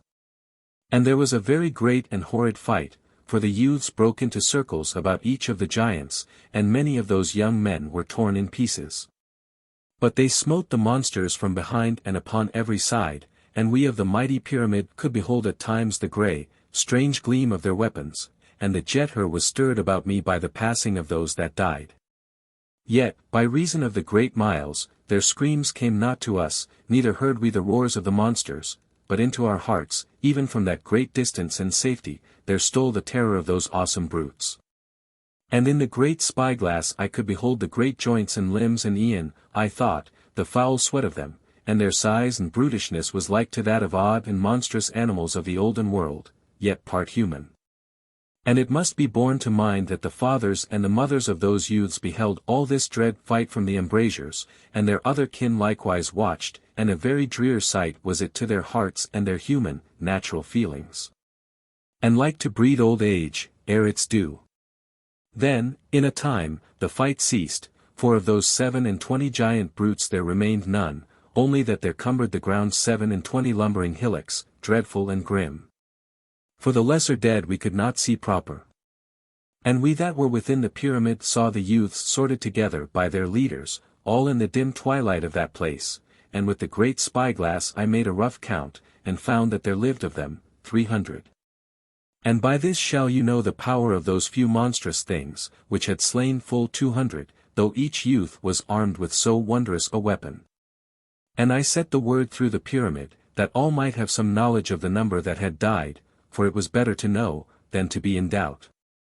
And no spyglass had the power of the great spyglass. After this fight, the youths spent a time having a care to their bodies and wounds, and some were made separate from the others, and of these I counted upon 50. And whilst the others made to continue their march towards the road where the silent ones walk, these were constrained by one who was the leader, to return to the pyramid. And in a little, I saw that they came towards us, wearily and with many a halt, as that they suffered great wounds and harm of the fight. But those others, maybe 250 youths, went onwards into the night land. And though we sorrowed at this thing, yet was there come a huge pride into our hearts that those raw ones, who yesterday were but children, had so held themselves in the battle, and done a great deed that day. And I wot that whilst their mothers wept, easeless, their fathers' hearts swelled within them, and held somewhat of their pain away from them for a time. And all this while, those wounded youths came slowly, and rested, and came on again, the better helping the worse. And a great excitement and trouble there was in all the mighty pyramid, to learn which were they that came, and they that went, and who lay out there quietly among the slain. But none might say anything with surety. For, even with that great spyglass in the tower of observation, they were not overplain, save when some light from the fires of the land flared high, and lit them. For they stood not up into the glare of the fires, as had the giants. And though I saw them with clearness, yet I knew them not, for there was so mighty a multitude in that vast redoubt, that none might ever know the half even of their rulers. And about this time, there came a fresh matter of trouble to our minds. For one of the Monstroicans made report that the instruments were recording an influence abroad in the night, so that we had knowledge that one of the evil forces was out. And to me there came an awareness that a strange unquiet stole over the land, yet I knew it not with mine ears, but my spirit heard, and it was as though trouble and an expectation of horror did swarm about me. And once, listening, I heard the master word beating strangely low, and I knew the ether to thrill about me, and a faint stirring was there in my soul, as of a faint voice, speaking. And I knew that Nani called to me some message across the night of the world, yet weak and coming without clear meaning, so that I was tormented and could but send comfort to her, with my brain elements. And presently I knew that she ceased to speak. And, later, I heard that there was a new matter forward in the redoubt, for 10,000 men had assembled to attend the room of preparation for the short preparation. And by this we knew that those poor youths who stumbled towards us through the dark, were presently to have help. And through all that sleep time, there went forward the spiritual and the physical preparation of the 10,000. And upon the morrow they slept, whilst 100,000 made ready their arms. And in this space of time the 250 youths that went towards the road where the silent ones walk, had come very nigh thereto. Having gone very warily and with some slowness, because, as may be, of the lesson of the giants. And to us in the pyramid, the instruments made known constantly that influence which was abroad, and which all those of the tower of observation thought to proceed from the house of silence. Yet, nothing could we see with the great spyglass, and so could come to no sure knowing, but only to fear and wonder. And, presently, the youths were upon the great road, and turned to the northward. And beyond them, a great way, stood the house of silence, upon a low hill at a certain distance to the right of the road. By now, they that were wounded had come to within, maybe, 15 miles of the great redoubt. And the news went through all the cities, that the 10,000 men that were prepared, made to arm themselves. And I went down by the tower lift, and saw them come down by thousands from the room of preparation. And none might go nigh to them, or cause them to speak, for they were made ready, and were, as it might be, holy. And all the millions of the mighty pyramid stood in their cities about certain of the main lifts, and watched those thousands go downwards, all in their armor of grey metal, and each one armed with the discos. Which was that same very terrible weapon, which all had training to. And I doubt not but that the young men of the pyramid looked, with longing in their hearts, that they might have been among those that went forth to succor. Yet, the older men had graver thoughts in their hearts. For the blood ran more soberly in them, and they had knowledge and memory of the peril. And by this, I would make clear that I speak less of the peril of the body, which is common to every state of life, but of the peril of the spirit. And it may be thought by those of this age, that it was most strange that they of that, having all the knowledge of eternity to aid them, had no weapon by which to shoot, and kill at a distance. But, indeed, this had not been so in the past. As our histories did show, for some wondrous weapons there had been, that might slay without sound or flash at a full score miles and more, and some we had whole within the great museum, and of others but the parts in decay. For they had been foolish things, and reckless to use, for we of that great pyramid, wanted not to kill a few of the monsters that lay at a great distance, but only those which came nigh, to harm us. And concerning those same weapons that killed silently at a great distance, we had now little knowledge, save that they did waste the earth current, and no practice had we concerning their workings. For it was, maybe, 100,000 years gone that they had been used, and found to be of no great worth in a close attack, and harmful otherwise to the peace, in that they angered, unneedful, the forces of that land. Slaying wantonly those monsters which did no more than beset the mighty redoubt at a great distance.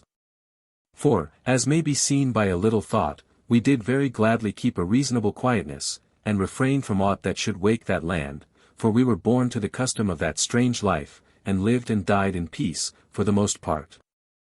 And were very content to have security, and to be neutral in all things that did not overbear us, but, as it were, always armed, and ready. But concerning the great and evil forces that were abroad in the night land, these we had no power to harm. Nor could we hope for more than that we had security from them, which indeed we had, but the hugeness of their power was about us, and we dared not to wake it, save through such extremity as had come to pass by this folly of the youths. Though, even now, we had no thought to attack aught, but only to succor those wounded ones. And concerning this simplicity of weapons, which excites somewhat even my wonder in this our present age, it may be that the powers of chemistry were someways quaintly limited by conditions in that age. And there to be always a need to spare the earth current, and hence, by this cause and by that, we were brought, by the extreme, nigh to the simplicity of the early world, yet with a strange and mighty difference, as all may know who have read. Now, presently, the word was sent to every city throughout the great redoubt, as was the law, that the great gate should be opened, and each city sent its master, to form the full watch, as was the law. And each went clad in grey armor, and carrying the discos. And the full watch numbered 2,000, for there were also the watchmen. Then the lights in the great causeway were made dim, so that the opening of the gate should cast no great glare from within into the night land, to tell the watcher of the northwest, and all the monsters, that certain humans went out from the mighty pyramid. But whether the vast and hidden forces of evil had knowledge, we knew not, and they who went must but chance it, remembering that they were prepared, and had the capsule. And the 10,000 that were prepared, went out through the great gateway, into the night, and the full watch stood back from them, and spoke no word, but saluted silently with the discos. And they that went, raised each the discos a little, and passed out into the dark. Then the great gate was shut, and we made to wait and to watch, with trouble and expectation within our hearts. And at the embrasures many did comfort the women of those men. And I went back, upwards by miles, until I came to the tower of observation. And I looked out from there into the night land, and saw that the 10,000 halted at the circle, and made arrangement of themselves, and sent some before and upon either hand, and so went forward into the night land. And after that, I went to the great spyglass, and turned it towards the 250 youths that were far off, upon the road where the silent ones walk, yet for a while I could not perceive them, for all the road seemed empty. But afterward I saw them, and they were clambering back into the road, having gone aside, as I thought, because of the passing of one of those silent ones, that I saw now at a distance to the southward of them. There passed then, some 3 hours. And in that time I varied my watching between those far-off youths, and the 10,000 that went forward to succor the wounded, that were now, maybe, scarce 9 miles distant from the mighty pyramid, and the 10,000 came very close to them. And, in truth, in a little while, they spied one the other, and I gathered, in spirit, something of the rejoicing of those youths. Yet weak and troubled were they, because of their wounds, and their knowledge of failure, and their disobedience of the law. And, presently, they were surrounded by the 10,000, and carried upon slings. And all that body swung round towards the pyramid, and came back at a great pace. And, in the same time, I heard the sound that made them so swift to hasten, for there smote up through the night the baying of the hounds. And we knew that they were discovered. And I swept the great spyglass over the land, towards the valley of the hounds, that I might discover them quickly. And I saw them come lumbering, at a strange gallop, and great as horses, and it might be only 10 miles to the east. And I looked once upon the watcher of the northeast, and I saw and marveled that the great bellier quivered constantly. And I knew that it had knowledge, and gave signal to all the land. Then did one of the Monstroicans report that a new and terrible influence was abroad in the land, and by the instrument, we had knowledge that it approached. And some of the Monstroicans called foolishly with weak voices to the 10,000 to haste, forgetting, and desiring only their safety from that which came near. Then, looking with the great spyglass, I saw that there moved across the land, from the direction of the plain of blue fire, a mighty hump, seeming of black mist, and came with prodigious swiftness.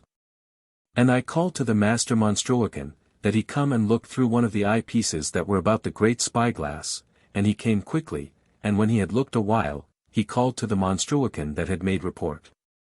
And the Monstroican answered, and replied that the influence drew nearer, by the reading of the instrument, yet of the thing itself the man had no sight. And I ceased not to look, and in a little while, the hump thing passed downwards into the veil of red fire, which lay across the land that way. But I watched steadfastly, and presently I saw the black hump climb up from the veil of red fire upon this side, and come through the night, so that in scarce a minute it had come halfway across that part of the night land. And my heart stood quiet with fear, and the utter terror of this monster, which I knew to be surely one of the great forces of evil of that land, and had power, without doubt, to destroy the spirit. And the master Monstroican leapt towards the home call, and sent the great sound down to the 10,000, that they might attend, and immediately, he signalled to them to beware. Yet, already I perceived that they knew of this utter danger that was upon them, for I saw them slay the youths quickly, that their spirits might not be lost, for they were unprepared. But the men, being prepared, had the capsule, and would die swiftly in the last moment. I looked again towards the hump, and saw that it came like a hill of blackness in the land, and was almost anigh. Then there happened a wonder. For in that moment when all had else gone quickly, that they might save their souls, out of the earth there rose a little light, like to the crescent of the young moon of this early day. And the crescent rose up into an arch of bright and cold fire, glowing but little, and it spanned above the 10,000 and the dead, and the hump stood still, and went backwards and was presently lost. And the men came swiftly towards the mighty pyramid. Yet, ere they were come to safety, the baying of the hound sounded close upon them, and they faced to the danger. Yet, as I could know, without despair, because that they yet lived after so enormous a peril. And the hounds were very nigh, as now I beheld with the great spyglass, and I counted 50, running with mighty heads low, and in a pack. And lo! As the hounds came at them, the 10,000 drew apart, and had a space between the men, that they might have full use of that terrible discos, and they fought with the handles at length, and I saw the disc spin and glisten and send out fire. Then was there a very great battle, for the light that arched above them, and held away the power from their souls, made not to protect them from this danger of the lesser monsters. And that in 100,000 embrasures within the mighty pyramid, the women cried and sobbed, and looked again.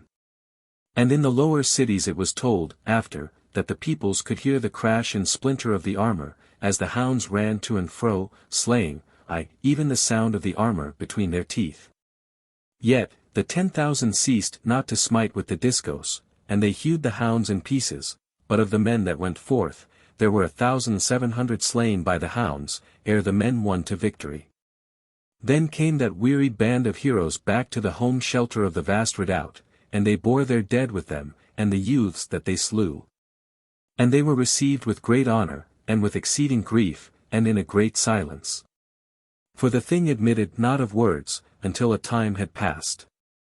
And in the cities of the pyramid there was mourning, for there had been no sorrow like unto this through, mayhap, 100,000 years. And they bore the youths to their mothers and to their fathers, and the father of each made thanks to the men that they had saved the soul of his son, but the women were silent. Yet, neither to the father nor to the mother, was ever made known the name of the slayers, for this might not be, as all shall see with a little thought. And some did remember that, in verity, all was due to the unwisdom of those youths, who had heeded not the law and their life teachings. Yet had they paid to the uttermost, and passed outwards, and the account of their deeds was closed. And all this while did great numbers spy toward the road where the silent ones walk, that they might watch that band of youths afar in the night land, who went forward amid those horrid dangers. Yet, when the dead youths had been brought in, many had ceased to look out for a time and had turned to questioning, and some had made inspection that they might know which had come back, and which lay out there where the giants had slain them, or went forward to more dreadful matters. But who of those that were abroad, were slain, or still went onward, we had but indifferent knowledge, though the men of the 10,000 knew somewhat, having had speech with the wounded youths, ere they slew them. And, as may be thought, these men were sorely questioned by the mothers and the fathers of those youths that were not accounted of, yet I doubt that few had much knowledge wherewith to console them.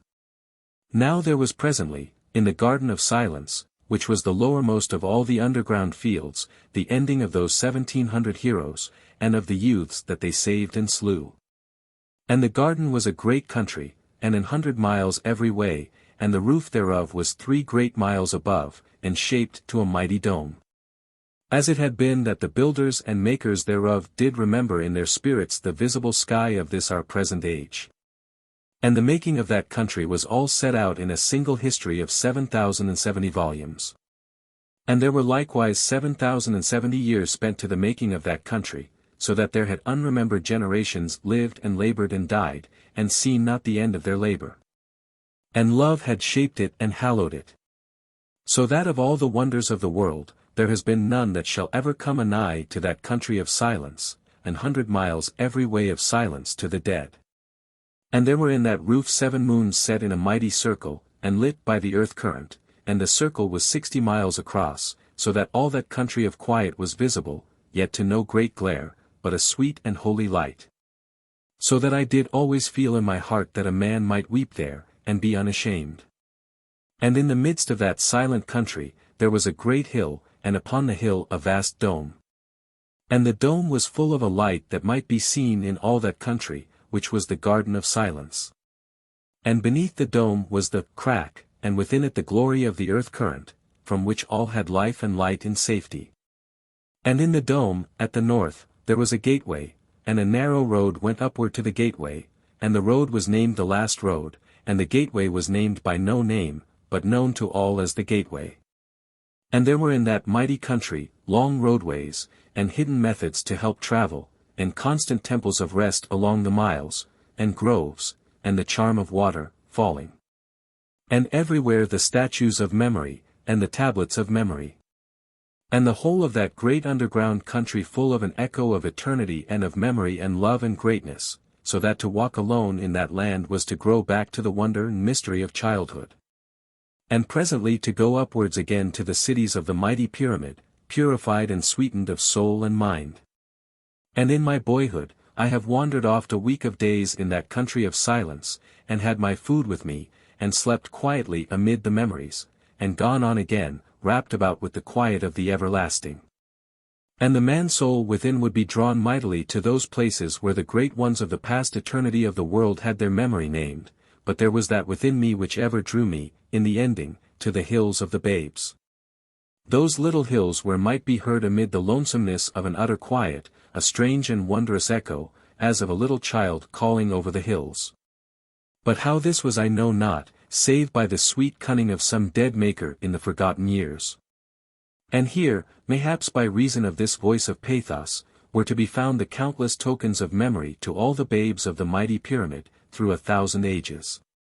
And, odd whiles, would I come upon some mother, sitting there lonely, or mayhaps companied by others. And by this little telling shall you know somewhat of the quietness and the wonder and the holiness of that great country hallowed to all memory and to eternity and to our dead. And it was here, into the country of silence, that they brought down the dead to their burial. And there came down into the country of silence, maybe 100 million, out of the cities of the pyramid, to be present, and to do honor. Now they that had charge of the dead, did lay them upon the road which ran up unto the gateway, even that same road which was named the Last Road. And the road moved upward slowly with the dead, and the dead went inward through the gateway. First the poor youths, and afterward they that had given up life that they might save them. And as the dead went upwards, there was a very great silence over all the miles of the country of silence. But in a little while there came from afar off, a sound as of a wind wailing, and it came onwards out of the distance, and passed over the hills of the babes, which were a great way off. And so came anigh to the place where I stood. Even as the blowing of a sorrowful wind did it come, and I knew that all the great multitudes did sing quietly, and the singing passed onwards, and left behind it an utter silence. Even as the wind doth rustle the corn, and pass onwards, and all fall to a greater seeming quietness than before.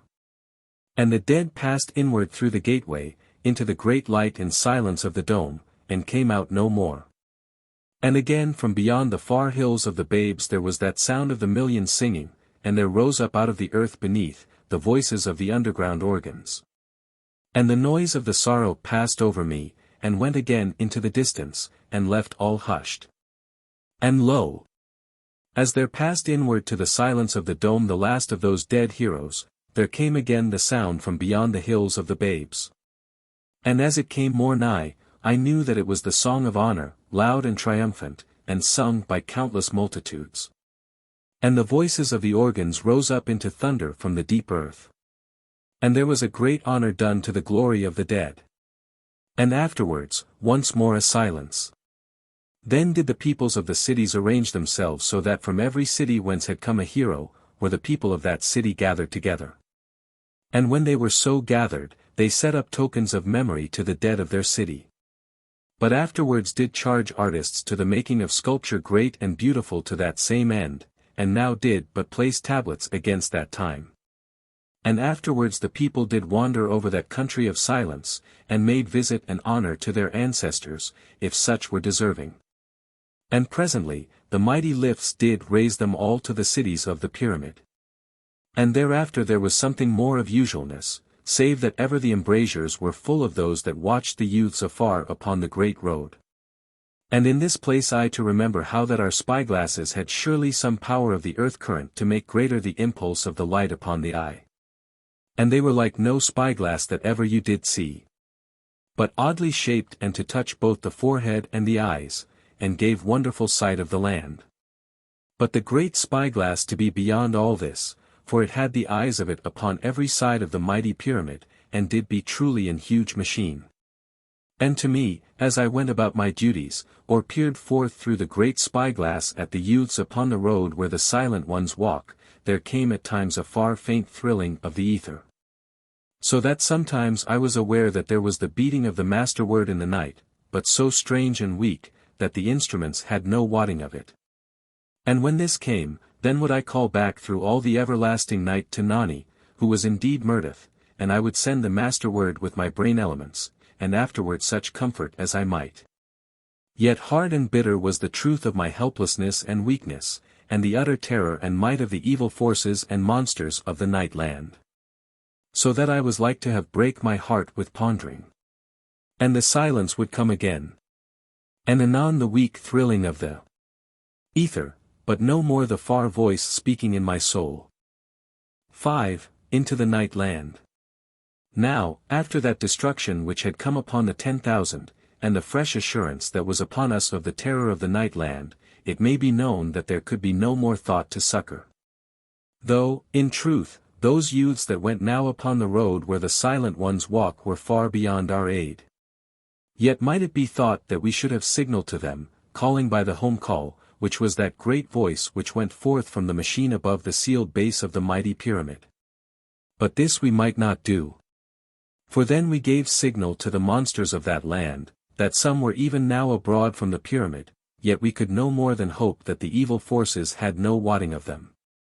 For, in verity, none might ever know the knowledge or the ignorance which those powers did possess. Yet, it must be kept to the mind that we knew even then there was an influence abroad in the land, strange and quiet. So that the instruments did not more than make record of it. And as I have surely set down ere now, we had belief that it did come from that house of silence, afar in the night land, upon that low hill to the north of the great road. And many among the Monstruicans feared that it was directed upon the youths, but of this there could be no surety, and we could but wait and watch.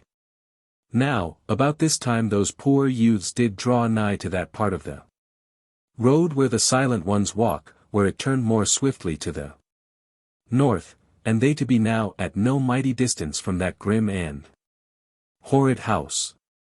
And presently we knew that the influence had a greater power in the land, and I had an assuredness that it came from the house, yet no certain proof was this. But I set out my feelings to the master Monstruican. And he had trust in them and in my power. Moreover, he also had belief within himself that some secret power came out from the house of silence. And some talk there was at times that we send the home call into the night, to give warning to the youths of our knowledge and our fear, and to entreat them to make a safe endeavor to return swiftly. Yet was this an error, and refused by the master Monstruican, for it was not meet that we put the souls of those youths in peril, until such time as we had certainty that they should be lost if we did not bestir ourselves. For, indeed, this home call was as a mighty voice, calling over the world, and did have so exceeding a noise, that it had immediately told all that land how that some were yet abroad from the great redoubt. And here will I set down how that the home call had no use in those ages, but had been a call in the olden time when yet the great flying ships went abroad over the world. And there passed now a day and a night. And in all that time there ceased not great multitudes to peer forth into the night land at the youths. For it was known concerning the influence, and all felt that the youths did draw nigh very speedy to their fate, and much talk there was. And many things said, and much foolish speech, and kind intent, but no courage to go forth to make further attempt to rescue, which, in truth, calls not for great astonishment, as I have surely writ or oft thought. And in this place let me set down that the land was, as it might be said, waked, and unquiet, and a sense of things passing in the night, and of horrid watchfulness, and there were, at this time and at that, low roars that went across the land. And if I have not told the same before this time, it must be set to count against me and my telling, for, indeed, I should have writ it down before this place. Yet is the difficulty of my task great. And all must bear with me, and entreat for me that I have courage, so that I may come at last to strength and wisdom to tell all that I did see. Now, in the space of this day and night, it was known that the youths had not slept, neither had they eaten, save once, as they who had the watch through the great spyglass did affirm. But they to hasten alway at a woeful speed towards the north, along that great dismal road, so that presently they must cease, or slay themselves with their endeavor. And all this did give surety to our fears that they were under a spell from that horrid house afar in the land, and we had an assurance that this thing was. For, presently, there came a Monstruican to the master Monstruican to report that there had come sudden a mighty influence into the land.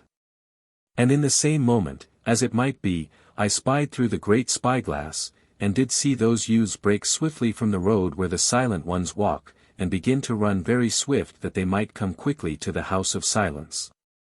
Then did the master Monstruican hesitate not, but did send the home call across the world, aye, even to those poor doomed ones that hastened, unknowing, to the terror which did compel them.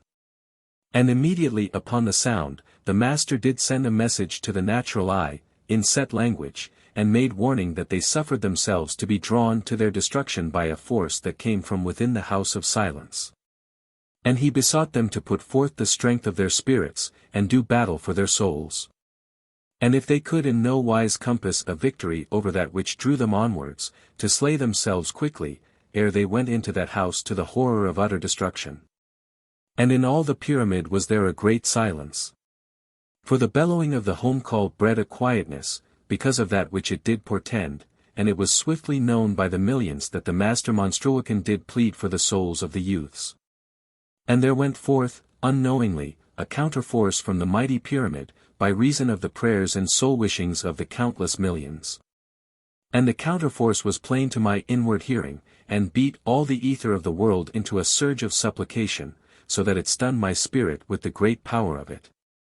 And it seemed to me, as it were, that there was a vast spiritual noise in all the night, and I spied tremblingly through the great spyglass, and lo! The youths did cease from their swift running, and were come together in a crowd, and had a seeming to be confused, as might some who have waked suddenly from sleep, to find that they walked in their sleep, and had come to a strange place. Then came there a great roar from all the millions that spied from the embrasures, from nigh 500,000 embrasures they did look, and I count not the great view tables. And the shouting rose up like to the roaring of a mighty wind of triumph, yet was it over early to sound for victory. For the counterforce which came from the intensity of so many wills blent to one intent, was break, and the evil force which came forth out of the house did draw the youths again, so that they heeded not their salvation, but turned once again to their running. And the mighty pyramid was full of a shaken silence, and immediately of lamentation and sorrow and horror at this thing. But in that moment there did happen a fresh wonder. For there grew suddenly before those poor youths, billows of mist, as it had been of pure white fire, shining very chill, yet giving no light upon them. And the mist of cold fire stayed their way, so that we had knowledge that there fought for the souls of them, one of those sweet powers of goodness, which we had belief did strive to ward our spirits at all times from those forces of evil and destruction. And all the millions saw the thing, but some with a great clearness, and many doubtful, yet were all advanced more in spiritual sight and hearing than the normal peoples of this age. But of them all, none had the night hearing, to know a soul having speech in the ether half across the world. Yet, as I have said, some there had been aforetime who were thus given the hearing, even as was I. And there came a monstruocan to the master monstruocan to make report that the influence had ceased to work upon the instruments. And by this thing we knew that in verity the force which proceeded out from the house of silence was cut off from us, and from those youths, and we had assurance that there fought a very mighty power for the salvation of the souls of the youths.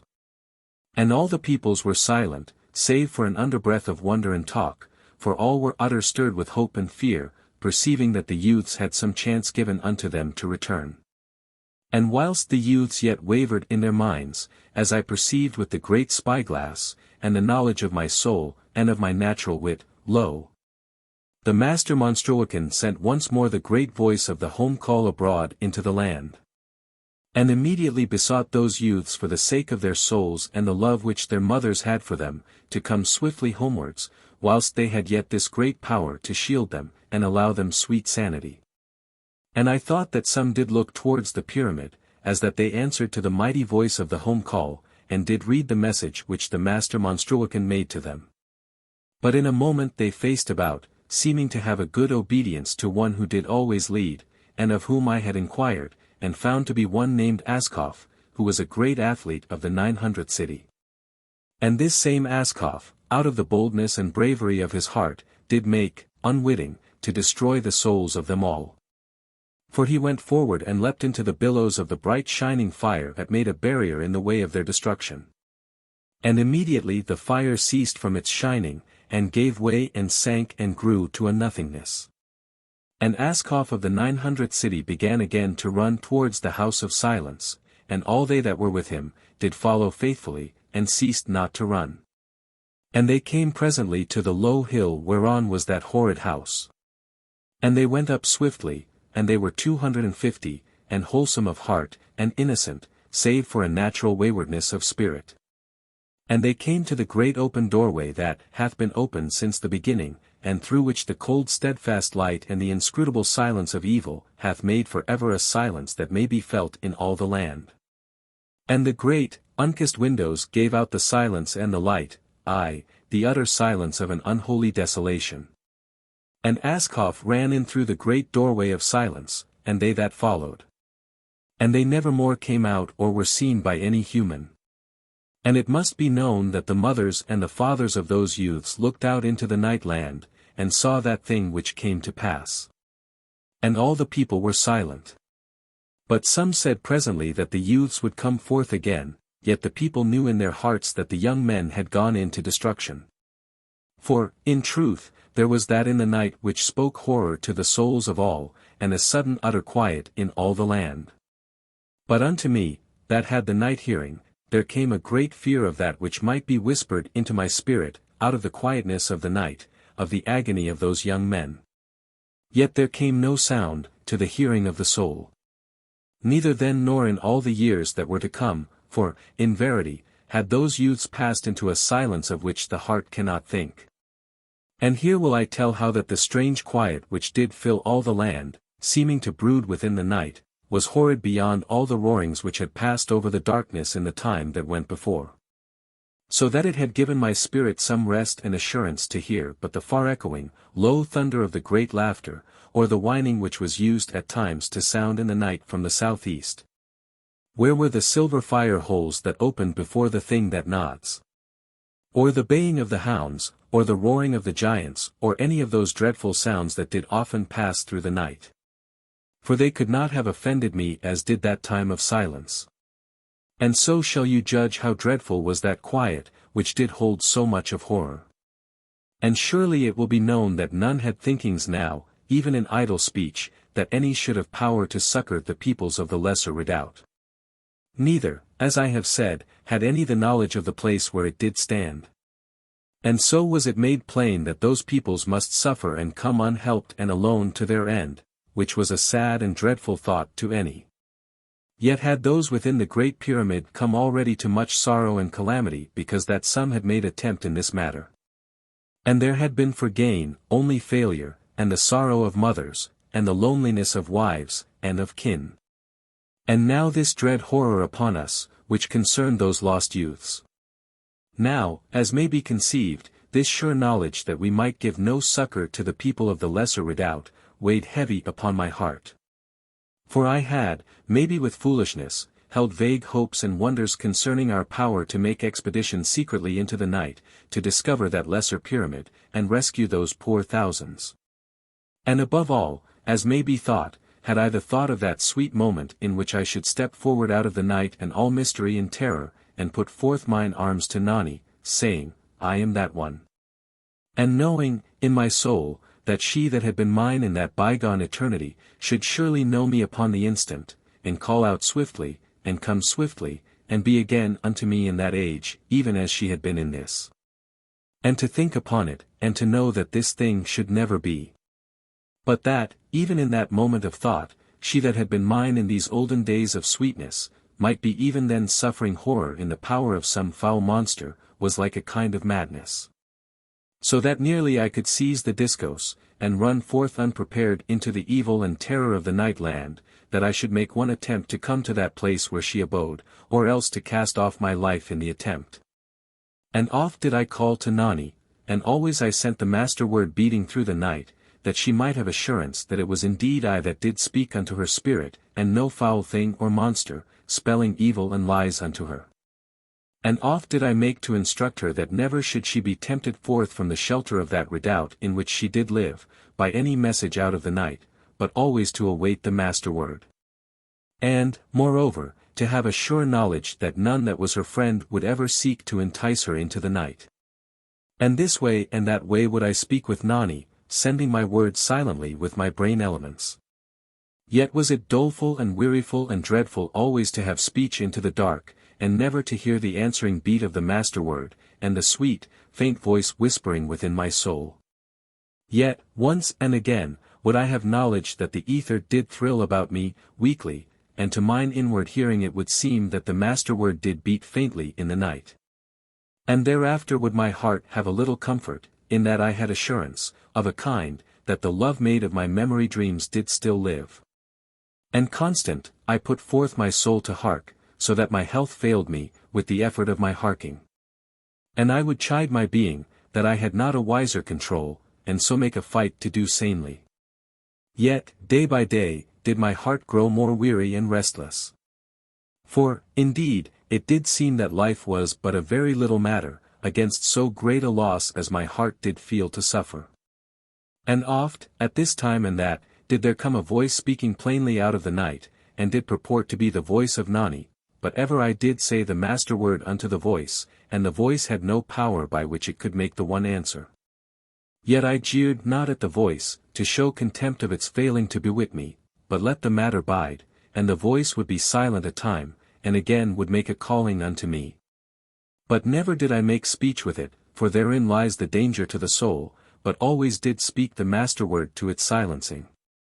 And thereafter would shut the thing from my memory, and think only upon sweet and holy matters, as it might be truth and courage, but more often of Nani, which was both sweet and holy to my spirit and heart and being.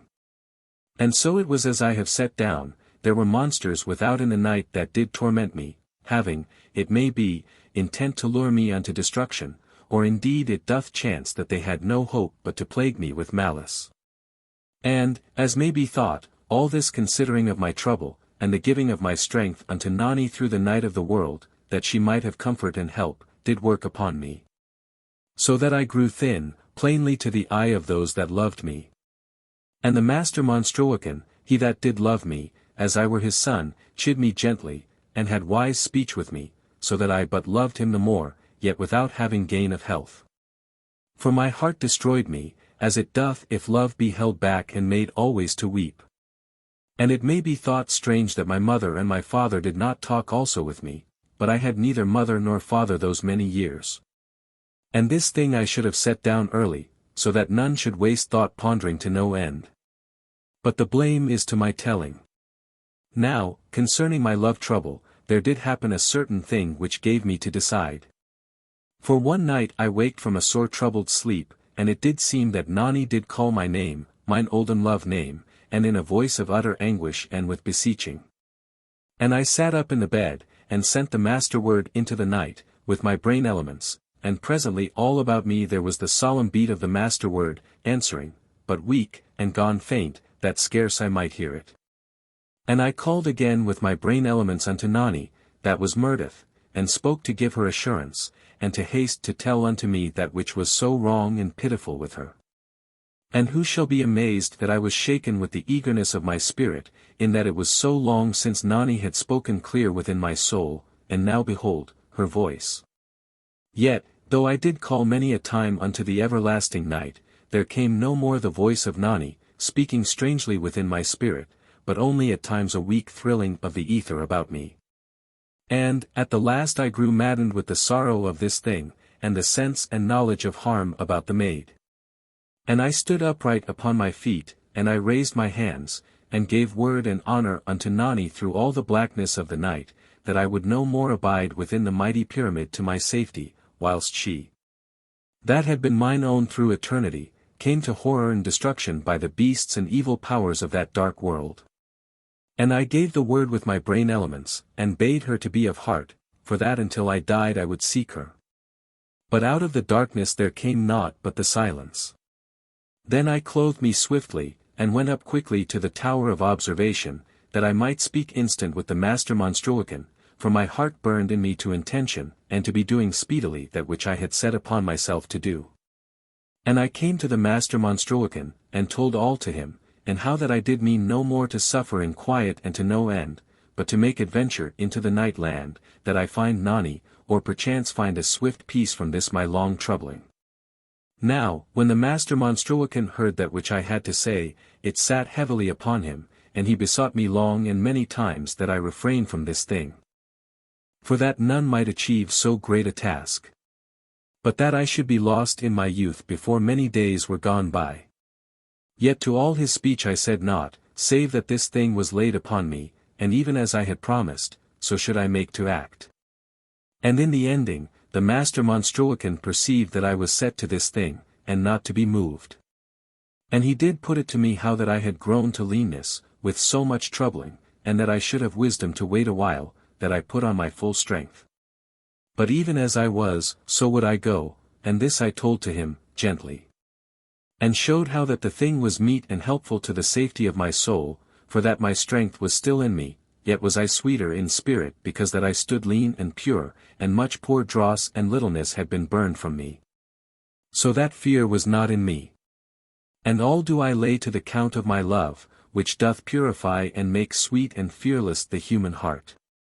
And because I was even as I have said, so was I the less in trouble of the forces of evil. For long and sore had been my preparation of spirit, and I would that none had ever gone forth into the darkness, so long withholden from that which doth weaken and taint the spirit. And here let me set down how that the 3 days of preparation, which were proper to those that willed to go forth into the night land, had for their chief aim the cleansing of the spirit. So that the powers of evil did have a less ableness to harm. But also it was, as I have said, that none should go forth in ignorance of the full dreadfulness of all that held the night. For it was at the preparation that there was made known certain horrors that were not told unto the young, and of horrid mutilations, and of abasements of the soul, that did shake the heart with fear, if but they were whispered into the hearing. And these things were not set down in any book that might be lightly come by, but were warded and safe locked by the master of the preparation, in the room of preparation. And, indeed, when I did hear that which presently I was to hear, I had wonder in my heart that ever any went out into the night land. Or that ever the room of preparation should have other than students that meant not to go forth, but only to achieve some knowledge of that which hath been done, and mayhaps shall be once again. Yet, in verity, is this but the way of the human heart, and hath always been, and will be so in all the years, for ever. For to adventure is the lust of youth, and to leave safety is the natural waywardness of the spirit. And who shall reprove or regret, for it were sorrowful that this spirit of man should cease. Yet must it not be thought that I do uphold fightings to the death or to mutilation, between man and man, but rather do sorrow upon this thought.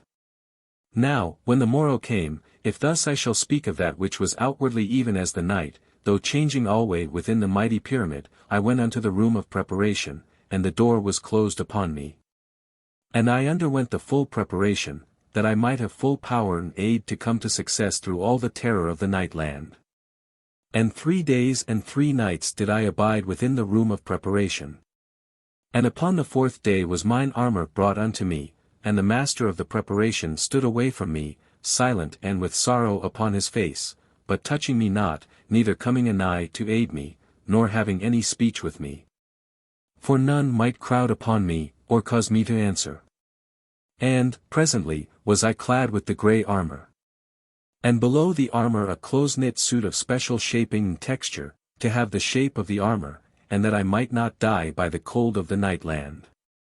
And I placed upon me a scrip of food and drink, that might keep the life within me for a great time, by reason of its preparation, and this lay ready to me, with the armor, and was stitched about with the mark of honor. So that I knew loving women thus to speed me.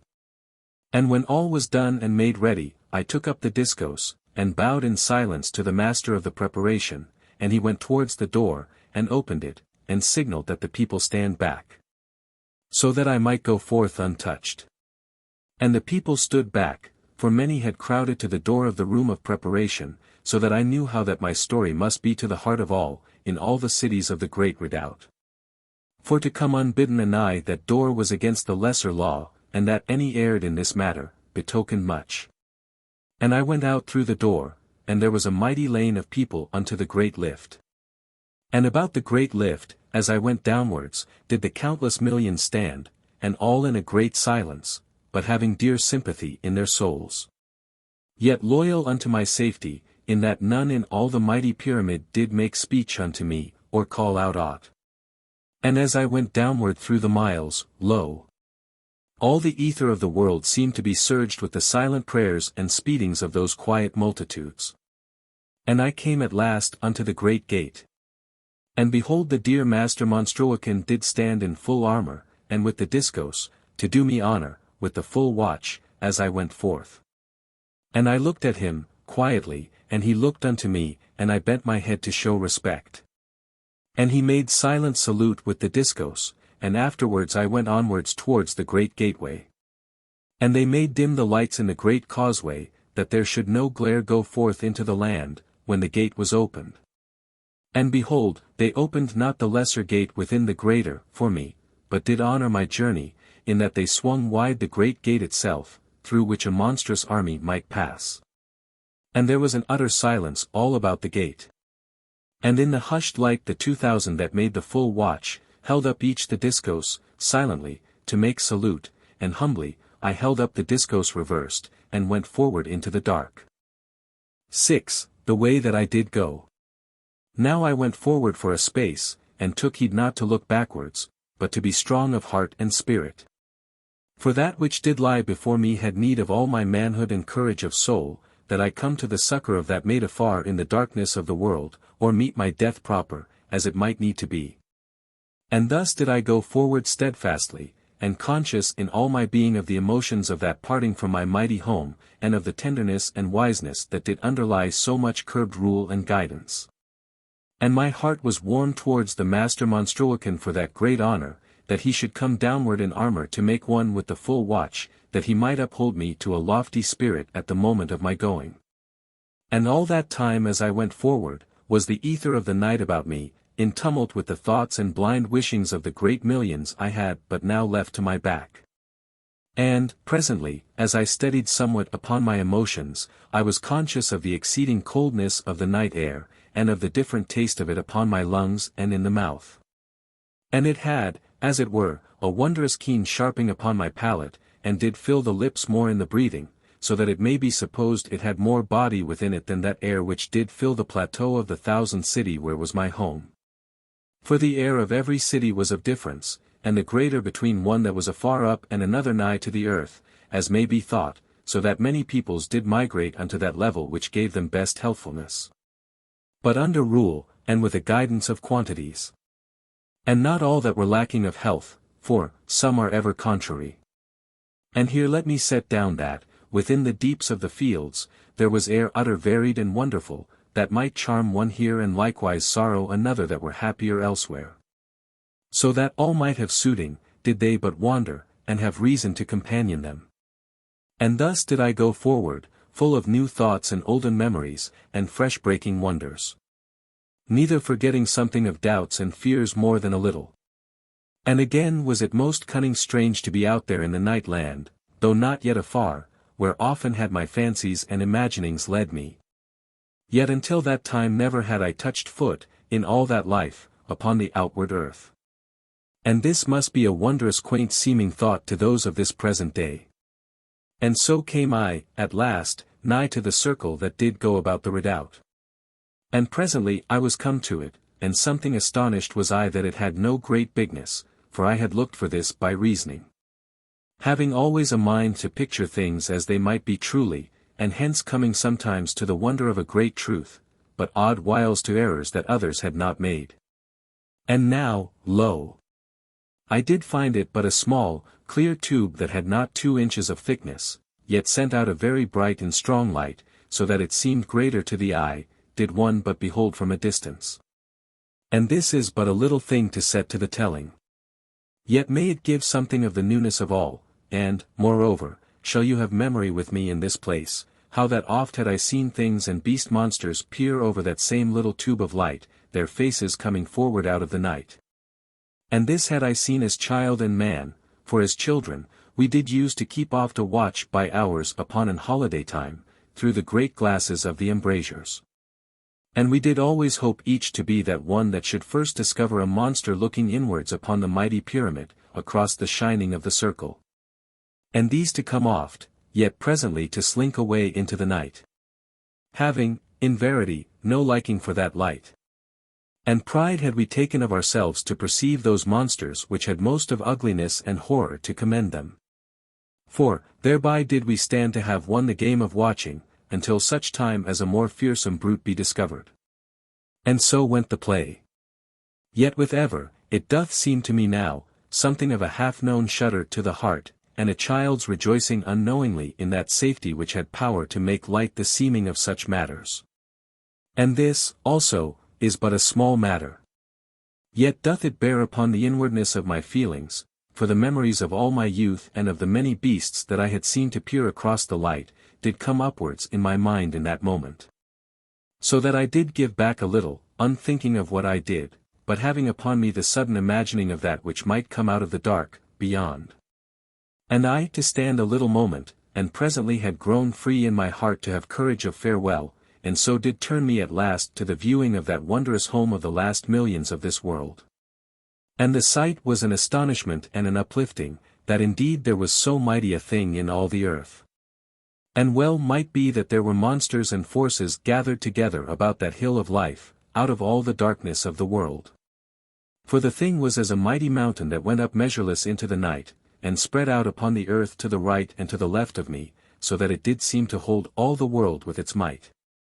And in the nearer slope were there 300,000 great embrasures, as well I did know. There being in all the 4 sides of the redoubt, 1,200,000 embrasures, as was set out in the books of the schools, and upon the cover of Atlas books as they still quaintly to be called, and many another place, as might be supposed. And 1/2 mile upward was the lowest tier of those great window places, and above that, countless other tiers. And a great light came out from them into the darkness. So that I looked up into the night many miles, and yet did see them in shining rows, and did make separate each embrasure from its fellow for a great way. But there grew yet more, above in the mighty distance, so that they were lost in the upward space of the night, and did seem to me presently but as a constant, glimmering fire, that did shape a shining peak into the blackness of the heavens, dwindling into the utmost height. And thus was that everlasting monument. Then did it come to me that those little things, which I did see to cluster against the embrasures, were in truth the countless millions of the mighty redoubt. And this I could make out with some plainness in those lower embrasures, which were the more near to me than they above. For the peoples were set against the light within, yet were as small things like unto insects, in that distance, and within so huge a bulk. And I knew that they looked out upon me, and did watch through their spyglasses. And I sent my gaze upwards again along that great slope of grey metal, aye, upward again to where it strode glimmering into the blackness, and so at last to the little star that did crown that wonder of the world in the eternal night. And, for a little, I did stare towards that far light, for it came from within that tower of observation, where so lately I had spended my life. And I had knowledge within my heart that the dear Master Monstruocan did bend the great spyglass upon me, through which so oft had I spied. And I raised the discos unto him, in salutation and farewell, though I saw him not at all through that vast space. And my heart was very full, yet my soul but the stronger for it. And then, behold, I was aware of a murmur in the night, coming to me, dim and from afar off, and I saw the little shapes of the peoples in the lower embrasures, in constant movement. And I knew upon the instant that the multitudes did take that salute unto themselves, and cried out and waved to me their farewells, or to come back, as may be. And, indeed, I was but a lonesome person looking up at that great mountain of metal and life. And I knew that I had danger to realize my plight, and I stayed no more, but did raise the discos, reversed, as was but meet from one young man unto all the millions. And I looked swiftly upward through those 8 great miles of night, unto that final light which did shine in the black heavens. So that my friend should know that I thought of him that was beyond my sight, in that last moment. And it may be that the invisible millions that were far up in the night, in the upper cities, did take that also to be a meaning of farewell to themselves. For there came down out of the monstrous height, a far, faint murmur of sound, as of a vague wind-up in the night. Then did I lower the discos, and turn me about. And I breasted strangely against the air clog, and stepped forward across the circle, into the lonesomeness of the night land. And I looked no more behind, for that which was my home did weaken my heart somewhat, to behold. So that I made determination that I look not again to my back, for a great while. Yet, about me as I went, there was constant surging in the ether of the world. And it did tell unto me how that those, my people and kin, had continual mind of me, both in prayer and wishings, and in a perpetual watching. And the same gave to me a feeling as of being something companied. Yet, in a time, it came to me that this disturbance of the ether should tell to some evil force how that I was there abroad in the land. But how to stop this thing, who should have power? For, of truth, had I been among them to make a full explaining of the danger, they had been yet powerless to cease, for but to have such great multitudes think upon one matter, was to set a disturbance about, as should be most clear to all. Now, at the beginning, I did walk outwards into the night land, somewhat blindly, and without sure direction, being intent only to put a good space to my back, that I might cure somewhat the ache which did weaken my heart at the first. But, in a while, I ceased somewhat from my over-swiftness, and did put thought to my going. And I came quickly to reason that I should try a new way through the land. For it might be that there was an over-watchfulness in that part which had been trod by the youths.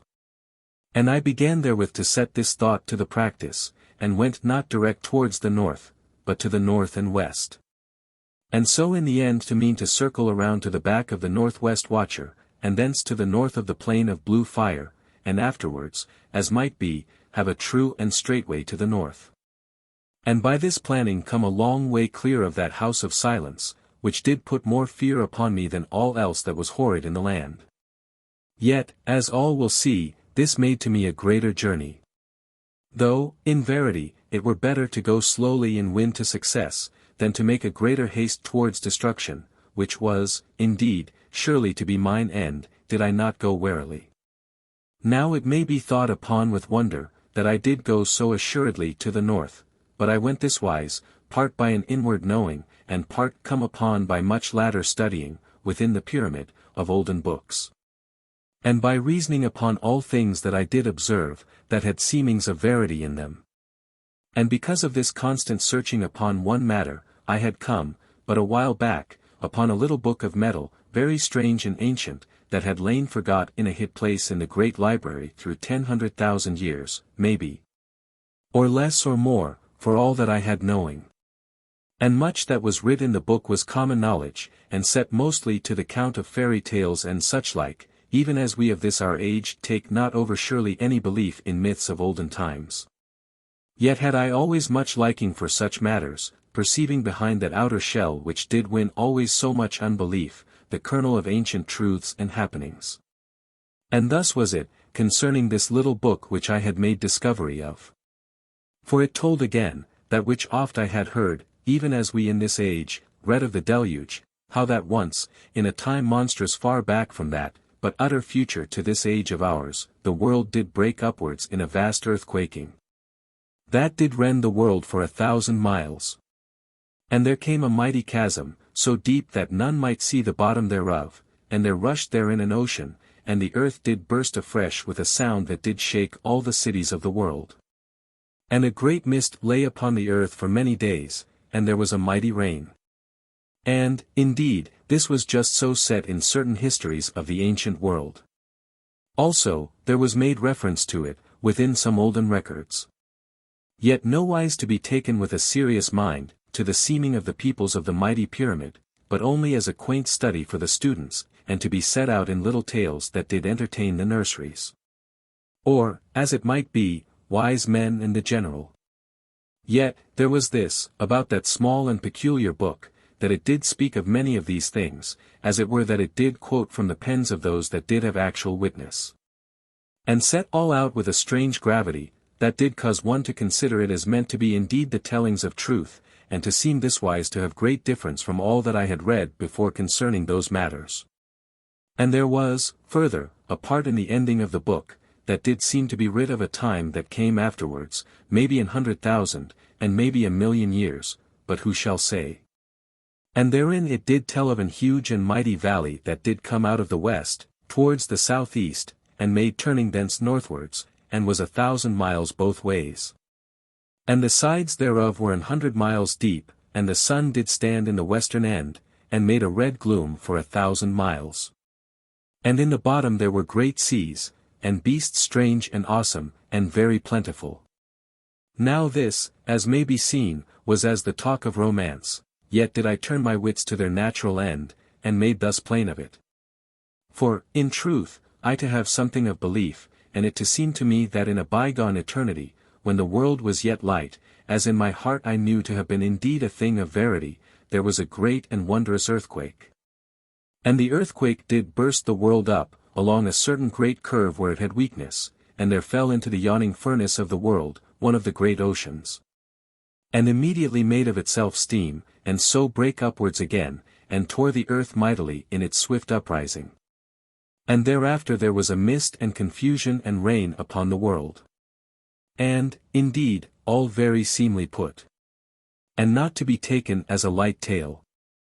Then, in that ending of the book, there was one that did write, having lived in a vast later age, when the sun had come anigh to his dying, and the upward earth was grown quiet and cold and not good to live upon. And in that time the mighty chasm had been calmed by the weight of an eternity, so that it was now a most deep and wondrous valley, that did hold seas and great hills and mountains. And in it were great forests of kinds, and lands that were good and healthful, and places given over to fire, and to steamings, and sulphur clouds, so that they held poisons that had ill for man.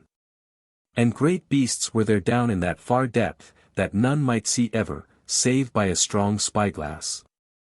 And such there were in the early world, and had now been bred in the ending by those inward forces of nature which did make the valley a place of good warmth. So that there was, as it were, once more the primal world born to give new birth unto such olden monsters, and to others, new and peculiar to that age and circumstance. And all this, indeed, did the book give also. But constrained and difficult to take clearly to the heart, and not like to the wise plain speech of the early tellings, so that I must even set it out here in mine own speech. And it did seem to me, by my reading, that man had come at one time to a great softness of heart and spirit through many ages of over-ease. But that the world did come to coldness and unfriendliness, by reason of the sun's slow ceasing. And there was presently, in naturalness, a race upon the earth that were hardy, and made to fight for their lives, and did perceive that the mighty valley that cut the world in twain, was a place of warmth and life. And so did make to adventure their bodies down that wondrous height, and were many ages coming safe to the bottom, but did find safe places in the downward way where they built them houses, and made to live, and begot them children. And these grew up to that life of constant and great climbings, and of hard workings upon the road, which was the one intent of that people, so that the book did speak of them always as the road makers. And thus did they make downwards through the long years and the ages, and many generations did live and die, and saw not the reaching of the road down into that great vale that lay so monstrous deep in the world. But in the end they did come there with the road, and they were very hardy, and they did fight with the monsters and slay many.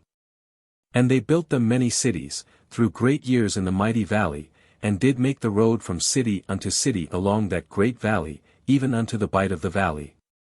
And they found here a constant darkness and shadow. For that the sun could not make a shining around that great corner.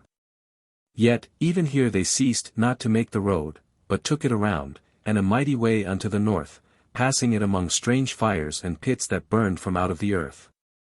But there was presently, such a power and horror of monsters and evil things in that valley of shadow, that the road makers were made to go backwards into the red light which did fill the westward valley, and came from that low sun. And they went back unto their cities, and lived there mayhaps 100,000 years, and grew wise and cunning in all matters. And their wise people did make dealings and had experiment with those forces which are distasteful and harmful unto life, but they did this in ignorance, for all that they had much wisdom. Thinking only to experiment, that they come to greater knowings. But they did open a way for those forces, and much harm and pity did come thereby. And then had all people to have regret, yet too late. Now, presently, when 100,000 years had gone, or it may be a greater space, there came slowly the utter twilight of the world, as the sun to die the more, so that presently it gave but an utter gloomy light. And there grew upon many of the peoples of the cities of the valley, a strangeness and a wildness, so that strange things were done, that had been shameful to all in the light. And there were wanderings, and consortings with strange outward beings, and presently, many cities were attacked by monsters that did come from the west, and there was a pandemonium. Then was an age of sorrows and fightings, and hardenings of the spirit and of the heart, for all that were of good fibre, and this did breed a determined generation, and there grew up into the world a leader, and he took all the sound millions. And did make a mighty battle upon all foulness and upon all that did harm and trouble them, and they drove their enemies down the valley, and up the valley, and did utterly scatter and put them to flight. Then did that man call all his peoples together, and did make it plain how that the darkness grew upon the world, and that the foul and dreadful powers abroad, were like to be more horrid when a greater gloom came. And he put to them that they build a mighty refuge, and the peoples did acclaim, and lo! There was built, presently, a great house. But the great house was not proper, and that man did take all the peoples to wander, and they came to the bight. And there was built at last that Great and mighty pyramid. Now this is the sense and telling of that book, and but late had I read it, and talked somewhat of it with my dear friend, the Master Monstruocan, but not overmuch. For I had taken so sudden a mind to go, that all else had dropped from about me. Yet, to us it did seem clear that there was no life in all the invisible upper world. And that, surely, that great road whereon the silent ones did walk, must be that same road which the hardy peoples of that age did make. And it did seem wise to the Master Monstruocan, and unto me, that if any should find the lesser redoubt, they must surely do so somewhere within the mighty valley. But whether the road that led into the west, where was the place of the abhumans, should bring me to it, I had no knowing, nor whether it might lie on the northward way. And I, maybe, to wander 1,000 miles wrong. If, in truth, I were not into some dreadful trouble before. And, indeed, no reason of value was there to give me hope that the lesser pyramid lay either to the west, or where the road went northward, beyond the House of Silence. Yet I did so feel it to be somewhere to the north, that I had made a determination to search that way for a great distance, the first, and if I could not come upon aught, then I should have sober thought that it did lie westward. But in the valley someways, I had feeling of assurance that it must be, for it was plain that the telling of the book was sound in its bottom sense, as might be seen. For how should any live in the utter bleak and deadly chill of the silent upper world that lay 100 miles up in the night, hid and lost forever? And strange is it to think of those wondrous and mighty cliffs that girt us about, and yet were fast held from us in the dark, so that I had not known of them, save for the telling of that book. Though, in truth, it had been always supposed that we lived in a great deep of the world.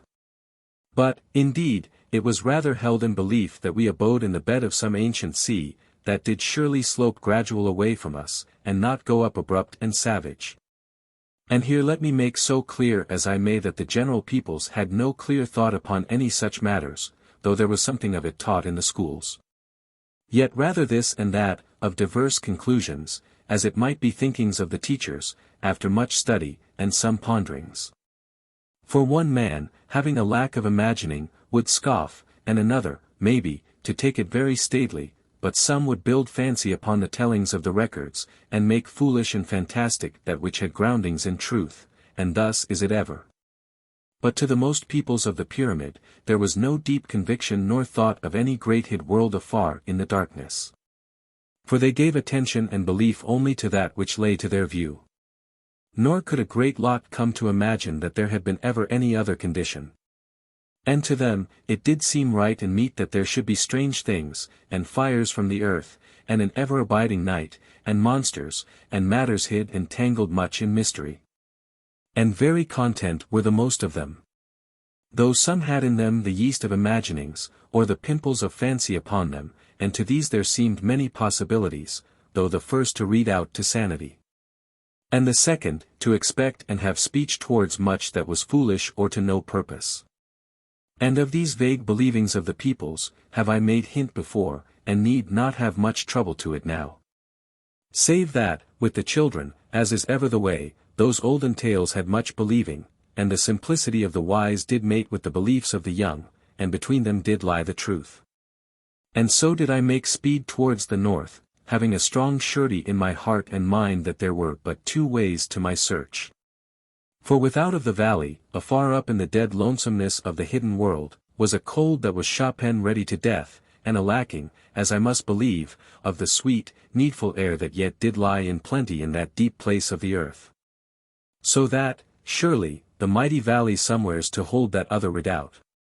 Yet, as I have said, I went not direct to my journey, but otherwise, for those sound reasons which I did set down a time back. 7. The Night Land. Now, as I went towards the north and west, I steered me warily for a great while, that I come safe of that great watcher of the northwest. And as I made forward, I put thought to all matters which must concern me. So far as I had imagining to see. And first I did consider the speed that I should keep, and found presently that I did well to be moderate, for that I had before me a great and mighty journey. And indeed, who might speak knowingly of the end thereof? And another matter, I did arrange, for I would make the times of my goings forward, and the times of mine eatings and sleepings all to a wise and regular fashion. That, thereby, I might go a great way, with the less harm to my body, so that I should be strong when the need did come for my strength. And I made in the end that I should eat and drink, at every 6th hour, and at the 18th hour sleep me until the 24th. And by this means did I eat thrice in that time, and have 6 hours of sleep. And this seemed very good to me, and I did strive always to manage thus in all my great journeying in the night land. Yet, as may be supposed, there were times oft and many when I must watch without ceasing, and leave my slumber unto the future. For the land was full of grim and dreadful perils. And, as doth be human, I brake my rule straightway in the beginning. For I ceased not to walk for 21 hours, hiding and creeping, as the need did be in those places that were like to show me unto the watcher, and when I did think upon food, it did sicken me. So that I would eat by and by, as I made it within my thoughts. But when 21 hours had gone, I grew very weary and something faint, and was forced that I look about for some place where I might have rest. And, in a little while, I did see, away off, a small fire hole, the like of which I had passed odd times even so early. And I made to come nigh to that part. For there would be warmth from the chill of the night land, and mayhaps a place dry and convenient to my slumber. And when I came anigh, I saw that it was a cheerful place, as it might be said, amid so much gloom. For the hole was but a few paces wide, and full of a dull, glowing fire, that did bubble somewhat, and throw off a small sulphur smoke. And I sat me down, at no great way, and did place the discos on the rock to my hand. And I moved not, a while. But was aweary, so that I had not the courage to eat, neither to drink, but must turn me and look back to the mighty pyramid, and, in truth, though I had come a very good space, yet was I so anigh to it, that I was both cheered and put out of heart. For it did seem close upon me, by reason of its greatness, so that I, who had journeyed a hard and weariful way, was shaken with the greatness of the task that was upon me. Yet was this but one side of my heart. For it was good to feel the nearness of my mighty home, and I knew that there did countless millions make watch upon me, as I sat, yet did I make no sign, for it is not meet to make a constant farewell, but to go. Yet was it very strange to be thus near, and to show such behavior as were proper to one afar from all humanity. But so it was that I ordered my ways, for it did seem proper to me. Yet was I happy to know that the dear Master Monstruocan must, time and oft, have spied upon me through the great spyglass, and mayhaps did watch me in that moment.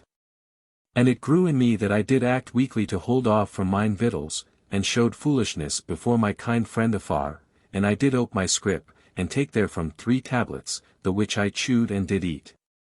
For this was a strong food, treated that it had but small bulk.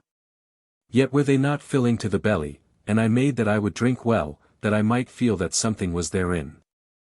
And to this end, I shook from a strong and especial tube, a dust, and I caught the dust within a little cup, and the air did make an action upon that dust, as it were of chemistry.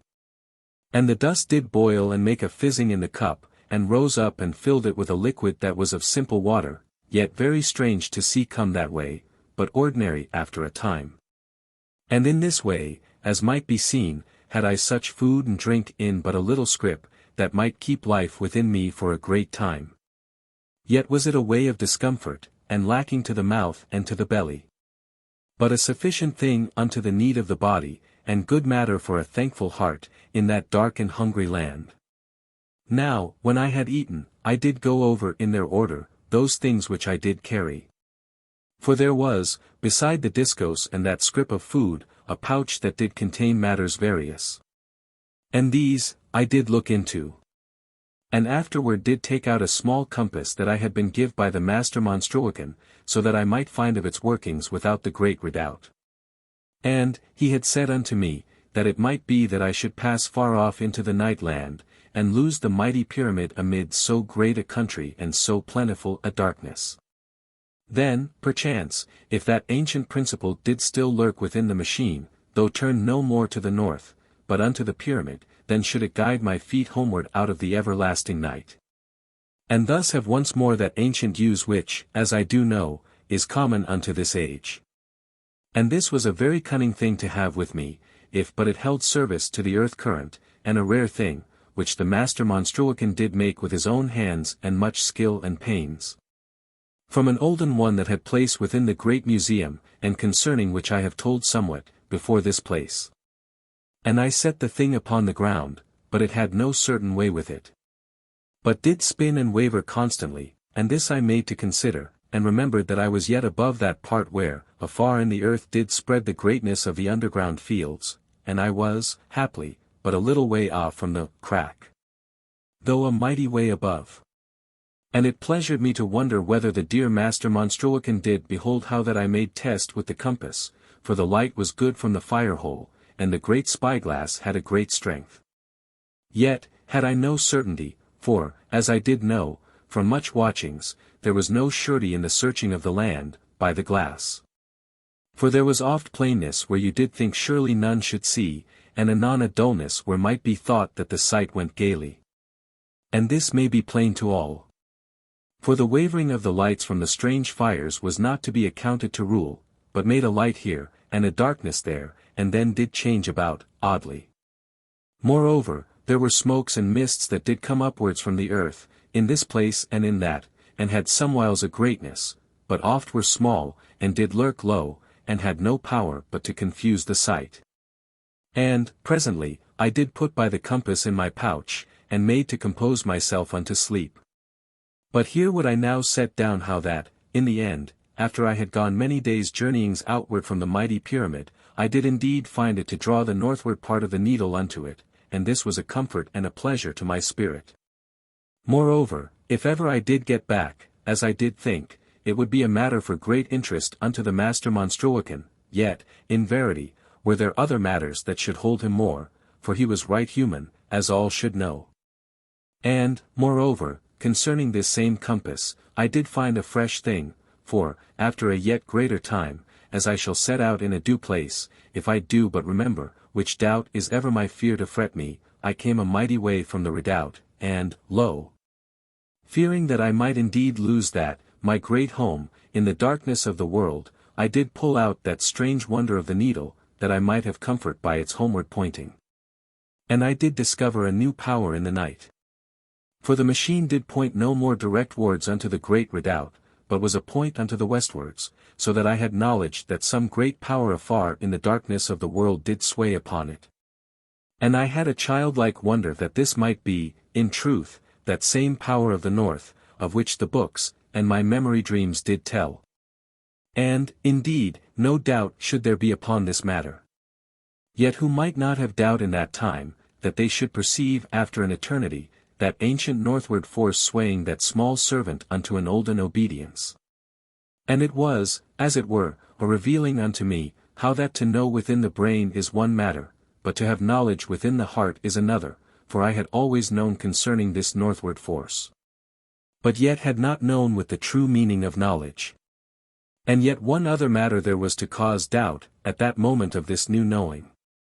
For it came to me that maybe the power of that lesser redoubt did begin to act upon the machine, even as the earth current of the great pyramid did hold yet a strong drawing upon the needle.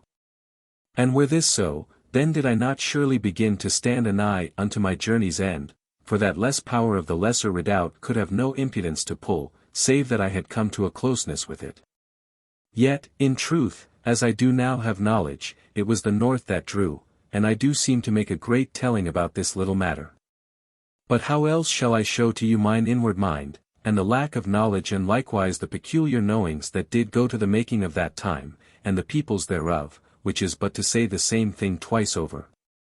And now, as I did say, I made to compose myself for sleep, and to this end, I took a cloak matter which did cross my shoulder and hip, and wrapped it about me, and lay down there in the darkness of the night, by that strange fire-hole. And I lay the discos beside me, within the cloak, for it was, indeed, my companion and friend in bitter need, so that I had pleasure to feel the strange thing anigh to me. And as I did lie there, in those moments that do drowse the soul, as it were that they do proceed as breath out of the mouth of sleep, I had a half knowing that the ether did surge about me. And I doubt not but that there had watched my every doing, many of the millions, and had been humanly stirred, at my commending of my spirit unto sleep, and thus did shake the ether of the world about me, with their unity of sympathy. And, mayhaps, I had some little knowing of this thing, as I did pass, drowsy, into slumber, and it is surely like that I slept the better for it. Moreover, I was wondrous tired and worn, and thus did sleep very strong and heavy. Yet I mind me that my last dim thinkings were upon that sweet maid I did go to find. And in slumber did I have speech with her in dreams, and a strange happiness about me, and all seeming to be touched by fairy light, and freed from the sorrow of life. And it was from a sweet and lovely sleeping, such as this, that I was waked suddenly by a great and mighty sound, and I came instant to a possessing of my senses, and I knew that the mighty voice of the home call did go howling across the night. And, swift and silent, I slid the cloak from about me, and took the haft of that wondrous discourse into mine hand. And I did look towards the pyramid, quickly, for a message.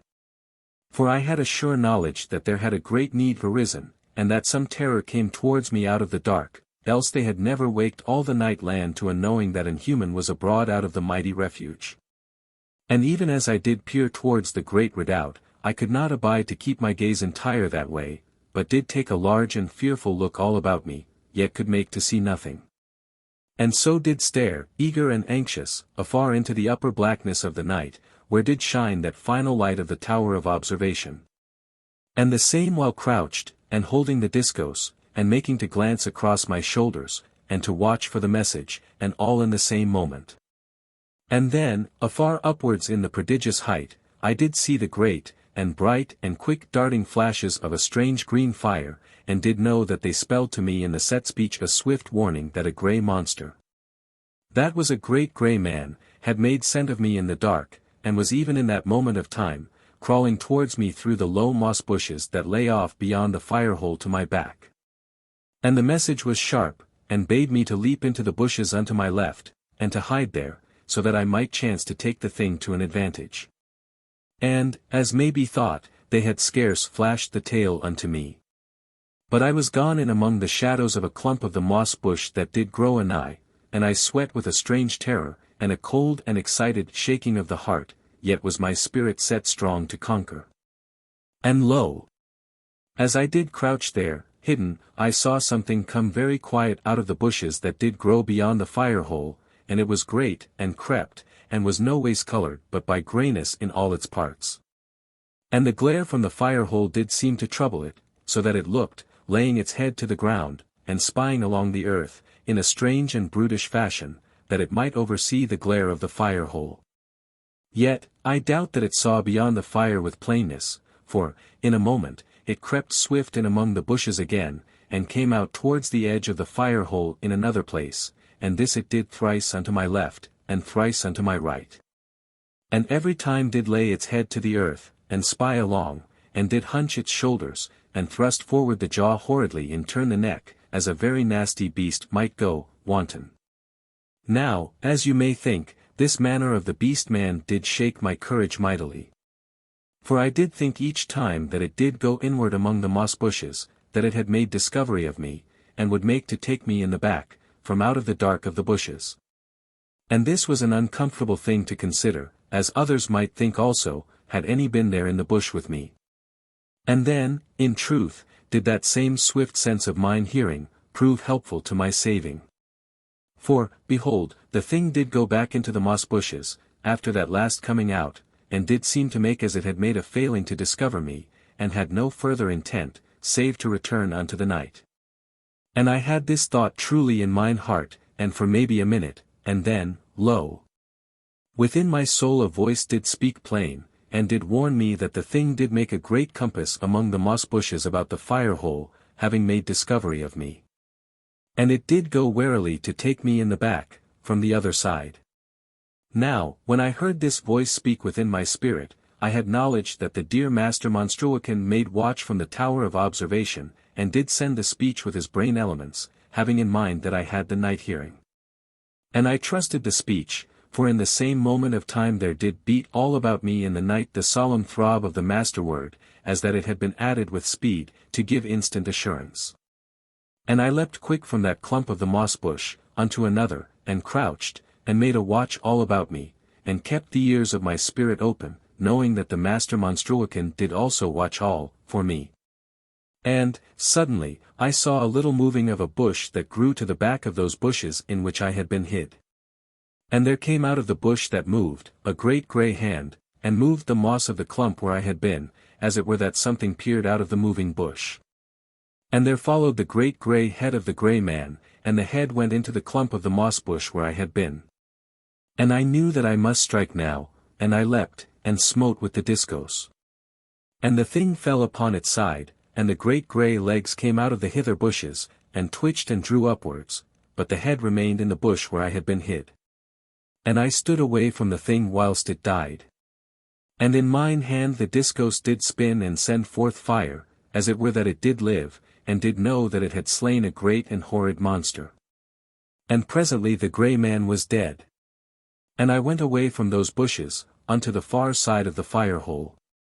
And I stood with the discos held high and spinning and sending out fire, that they within the mighty pyramid might know that I had slain the beast-man. For it might be that it lay too much in the shadow for them to look upon. But the master Monstruocan spoke not again to me, for, indeed, it was not meet to do so, except it might save me from a sure danger. For, as you may know from my past tellings, there were powers of the night land that did hearken unto such matters, and it was like enough that there had been overmuch done, even thus, for my further safety. Yet the thing could not be helped. And now that I was a little calmed, and eased from my fear, I could know that all that the ether of the night was disturbed by the gladness of the millions within the great redoubt. So that it was plain how great a multitude had given note unto the fight, and their hearts to beat in sweet sympathy and natural fear, so that I did feel companied and befriended, though, as it may be thought, something shaken yet about the heart. Now, in a little time, I did gather unto me my wits and had myself to order, and I looked to see how the hours did go, and I found that I had surely slumbered through 10 hours. And I reproached myself. For, indeed, I had slept oversound by reason of my having lacked a regular way in time, as I had with a proper wisdom made to be my rule. And I resolved that I would obey the wit of my reason in all the future time, and make to eat and rest in due season, as you will what that I did before intend. Then, with a self-reproachful heart, I went around the small fire-hole, and caught up my cloak and other matters. And I turned me towards the mighty pyramid, and did look once upwards along all the great slope, where it did go measureless into the far blackness of the everlasting night, and I made no salutation, for I had so resolved, as you will know. Moreover, I desired not to call forth any unneedful disturbance of the ether of the world, which indeed must be, did I make to stir the emotions of the millions. And I turned me then away, and went off into the night, going swift and cautious, and bearing the discos cunningly and almost, as it were, with a love for that strange and wondrous weapon that had so befriended me. And slain the foul grey man with one stroke. And I had feeling that it did know me, and had a comradeship for me, and I doubt none will understand this, save, it might be, they of the olden days that did carry one strong sword always. Yet was the discos more than the sword. For it did in truth seem to live with the fire and the flame of the earth current that did beat within it. And it was well acknowledged within the great redoubt, that none might touch the discos of another. For that the thing went crustily, as it might be said, in the hands of a stranger. And if any made foolishness of this knowledge, and did persist much to such in handling, or making to use, the same would presently act clumsy with the weapon, and come to an hurt. And this was a sure thing, and had been known maybe 100,000 years, or perchance a greater time. And by this it doth seem wise to believe that there did grow always an affinity between the nature of the man, which doth, as ever, include the woman, and the discos that he did use in his practice. And because of this known thing, and that the place would elsewise be lumbered with olden weapons of those that did die, it was a law and usage that there was placed with the dead, the discos of the dead. There upon the last road in the country of silence, and was thus made to give back unto the earth current, the power that did lie in it. And this doth seem to a careless thinker, as it were that I told once again those olden customs of the ancient folk, but this is otherwise, and had a sound reason to it. Yet, if you do so believe, I doubt not but that a right human sentiment was something at the bottom, which is proper, for it is meet that love should mate with wisdom to mother comfort in our sorrows, and it is a warm thing to do aught for our dead. And none may say nay to this.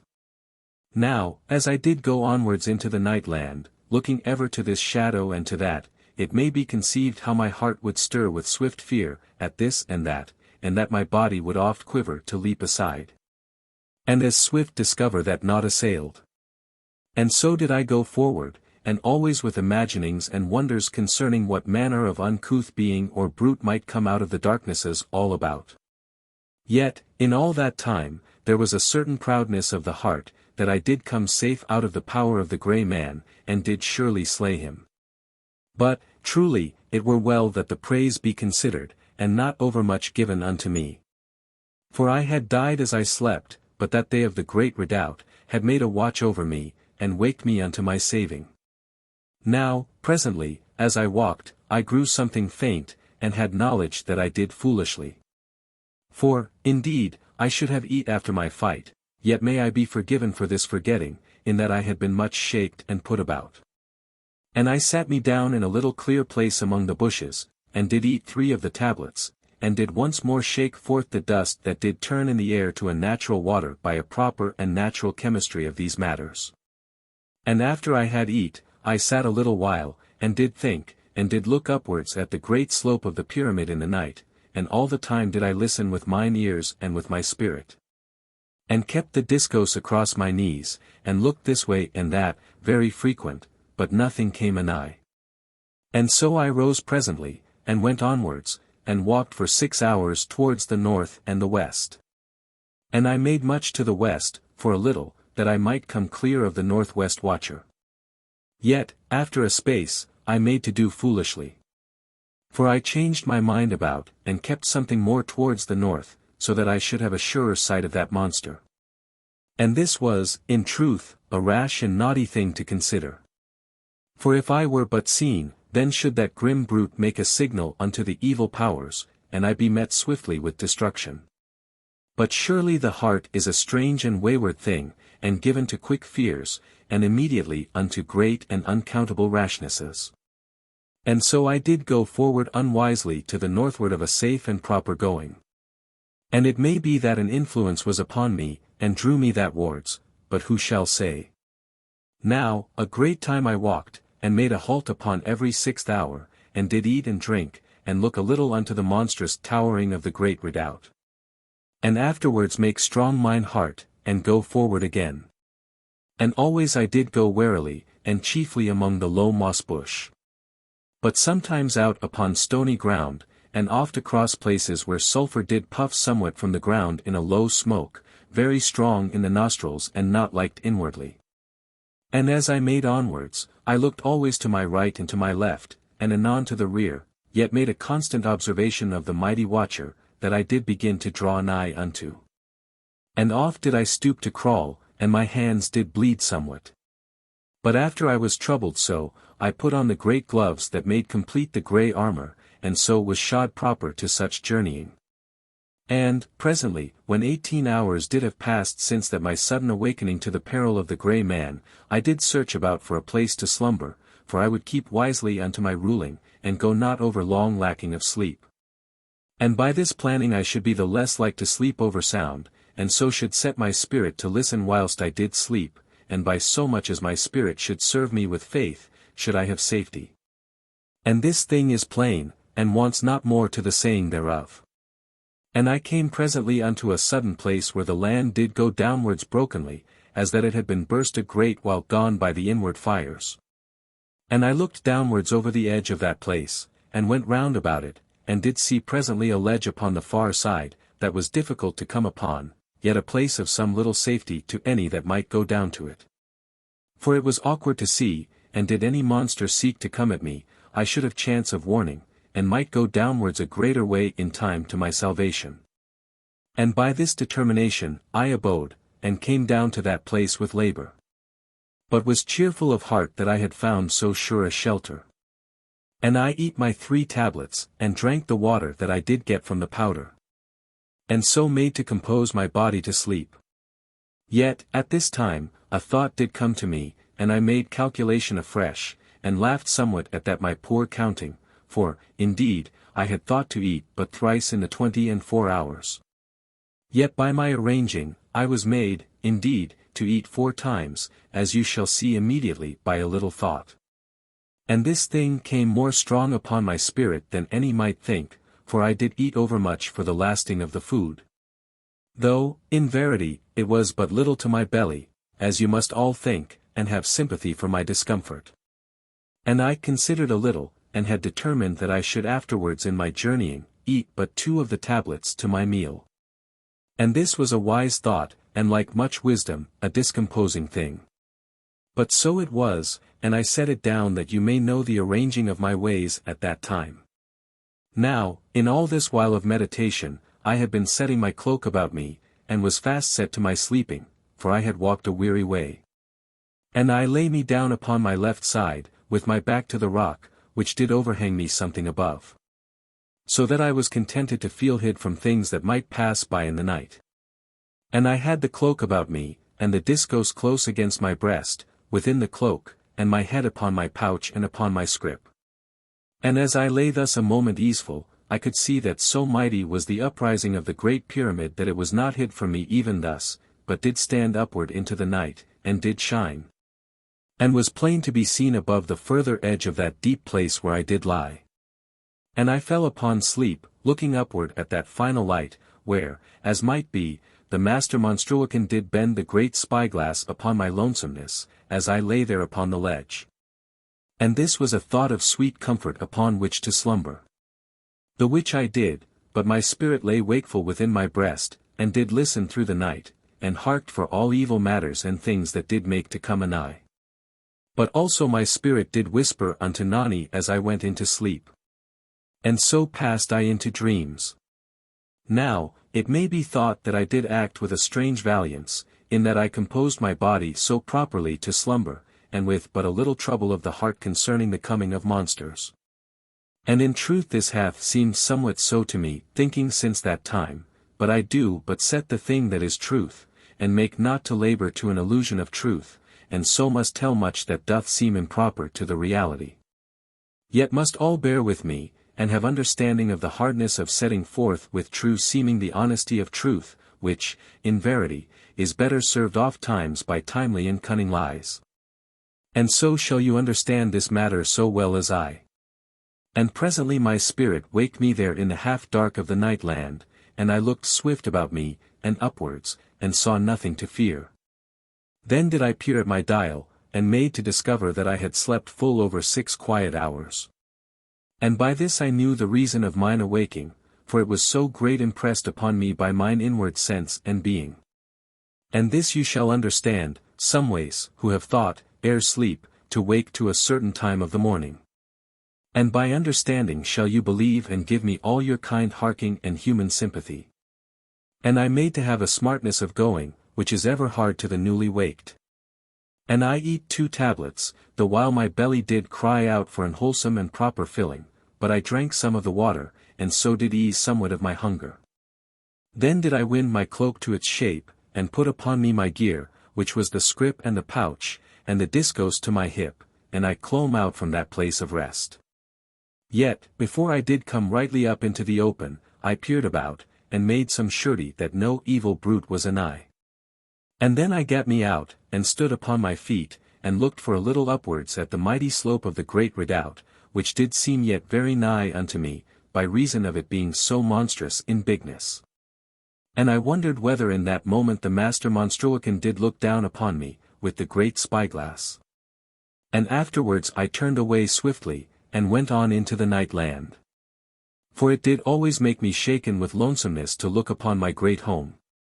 And so I did go forward with a strong and uncaring stride, but grew presently to quietness, and to have back the proper caution of my going.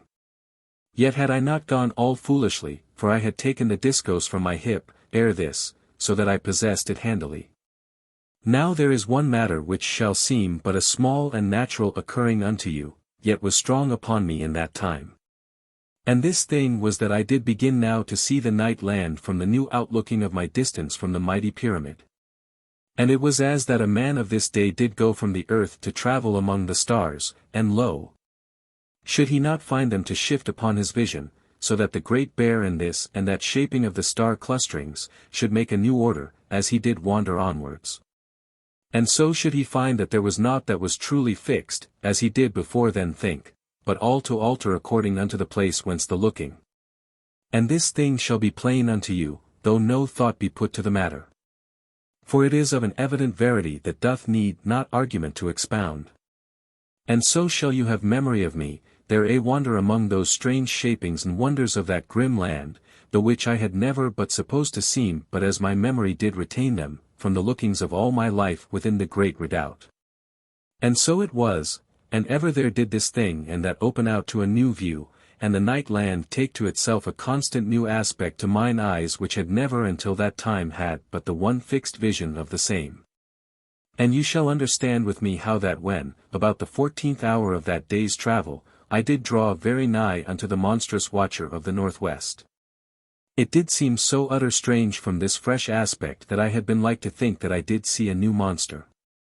For, in truth, when I did come at last to creep to within a mile of it, among the low moss bushes, I was confounded that the mighty chin did come forward towards the great redoubt, even as the upward part of a vast cliff, which the sea doth make hollow about the bottom. For it did hang out into the air above the glare of the fire from the red pit, as it had been a thing of rock, all scored and beweathered, and dull red and seeming burned and blasted by reason of the bloody shine that beat upward from the deep of the red pit.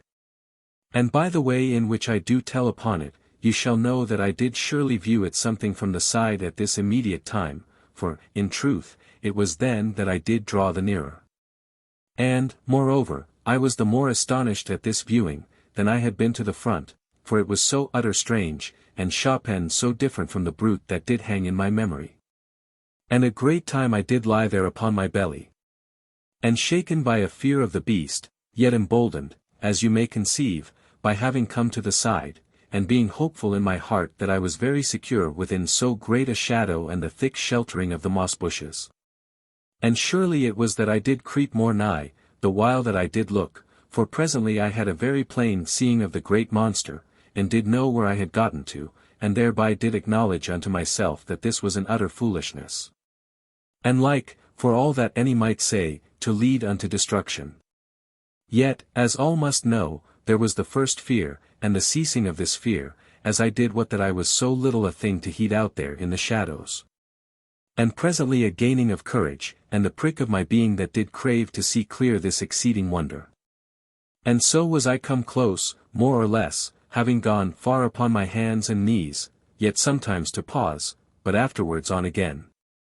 Now by this nearness, I was the more truly able to perceive how that the bulk of the watcher did rise up into the night, like a hill, and the color was mostly black, save and indeed where it did face to the red shine of the pit. And concerning this I have done telling.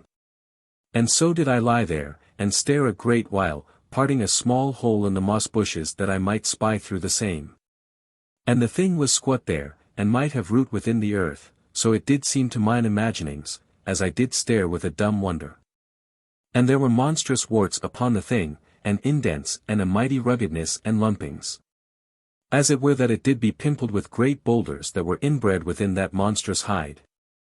And where the shine from the pit of red fire did strike upon these, they did stand out into the darkness away from the skin, as you of this age shall see mountains of the moon catch a bright fire from the sun, and show plain upon the night of the moon. Now, as I have set down, I did lie there and look a great while, and it came presently to me that there was unease within the mighty pyramid, among the millions, for I did feel the ether of the world to be disturbed by their distress. And so had a knowing that they had a cunning wareness concerning the place where I did hide among the moss bushes. And the thrilling in the night did bring a wisdom into my head. For, in verity, as I have said, this was a foolish matter that I was upon. And I gat a thought that the watcher might have an awareness of the trouble of the multitudes. And, indeed, for all that I did know, it had a full knowledge of all my wandering, though concerning this, I did think otherwise truly in my heart. as is a most human and proper way to make comfortable the spirit, where doubt can have no ease from reason. And I made that I would go backwards to a good distance from the watcher, and go forward again upon my journeying, if but that I come safe from so unwise an adventuring. And as I did begin to return, it was to me as that all my senses were newly awake, for I had a sudden knowing that I was within the atmosphere, should I not call it, of the monster. And I gat an abrupt and horrid shaking of the spirit. For I did feel in verity that my soul had come too anigh, and that the beast had a sure knowledge concerning me, yet did make to my destruction with no haste, but after that way and fashion that did seem proper unto it. And this feeling you shall understand the better, maybe, when I do tell that it was to me as that the air all about me was full of a quiet and steadfast life and keen intelligence that I did believe to come forth from the watcher on every side. So that I did feel as one already within the gaze of some great and evil power.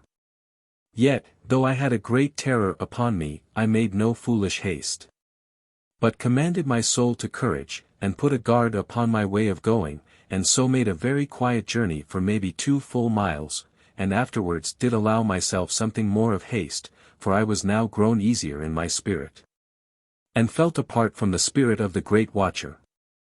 And after a longer while, I did leave that hill of watchfulness to my rear, and was gone onward into the night. Yet, as may be known, with a vague unease and trouble to my heart, and a swift and frequent turning to learn surely that no evil thing came after me. For, as you may know, I could nowise have forgetting, concerning that great quiet life which did seem to be living in all the air around that mighty bulk. For it had been all about me in the night, as I have told, and I to feel that I had been surely discovered.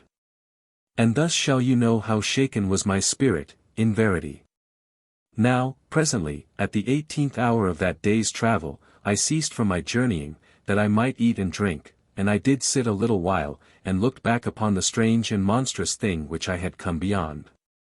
And the great humped back and vast shoulders of the watching thing rose up into the night, black and cumbrous against the red shine of the pit. And thus, as you shall think, had that brute looked always unto the mighty pyramid, through eternity, and did cease not from watching, and was steadfast and silent and alone, and none did understand. And after I had eat and drunk some of the water, I went onward for a full matter of 6 hours more, being minded to have no sleep until I had put a great way between me and the watcher. And in this part of my journey did I come to the place where the Silent Ones kill, as it was named in the maps. And I observed a very wondrous caution, and went away from it a little, unto the north, where I did see at a distance the shinings of fire holes, the which did promise me warmth through my slumber. And here you must know that the place where the Silent Ones kill was an utter bare place, where all did seem of rock, and no bush did seem to grow thereon, so that a man might not come to any hiding. Though, in truth, there might be some hole here or there, yet was none shown in any map within the pyramid. Neither did there seem to be any such to me, as I did creep there among the moss bushes to the northward of the place, and look constant and fearful towards it.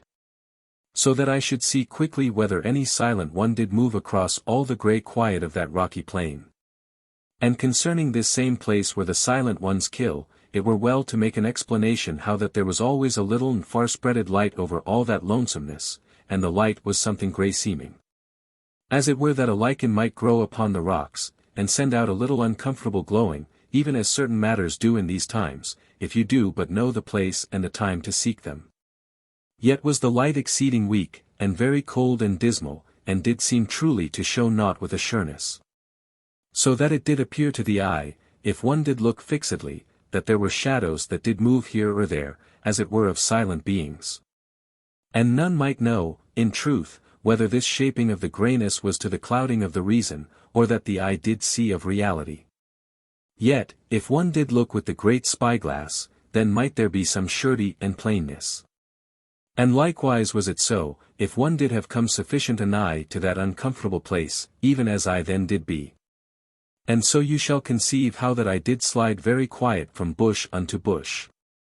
For I had alway in all my life had a very dread fear of this place, and oft did I peer out into the dim grey light of the lonesome plain unto my left, and would think sometimes to perceive the shapes of the Silent Ones stood vague and watchful. Yet, on the instant, to see nothing. And thus I did go onward, and came presently to a part where the grey plain did stretch out of bareness into the night land to my front, so that my way ended, unless I did make a long passing roundabout. And I sat there among the moss bushes, and did consider, and looked out cunningly through a spy-hole of the bush in which I did sit.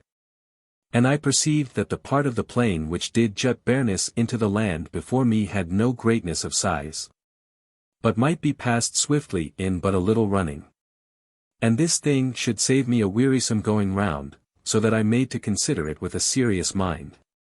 And all the time did I search the bare greyness before me, and saw presently that it was surely empty.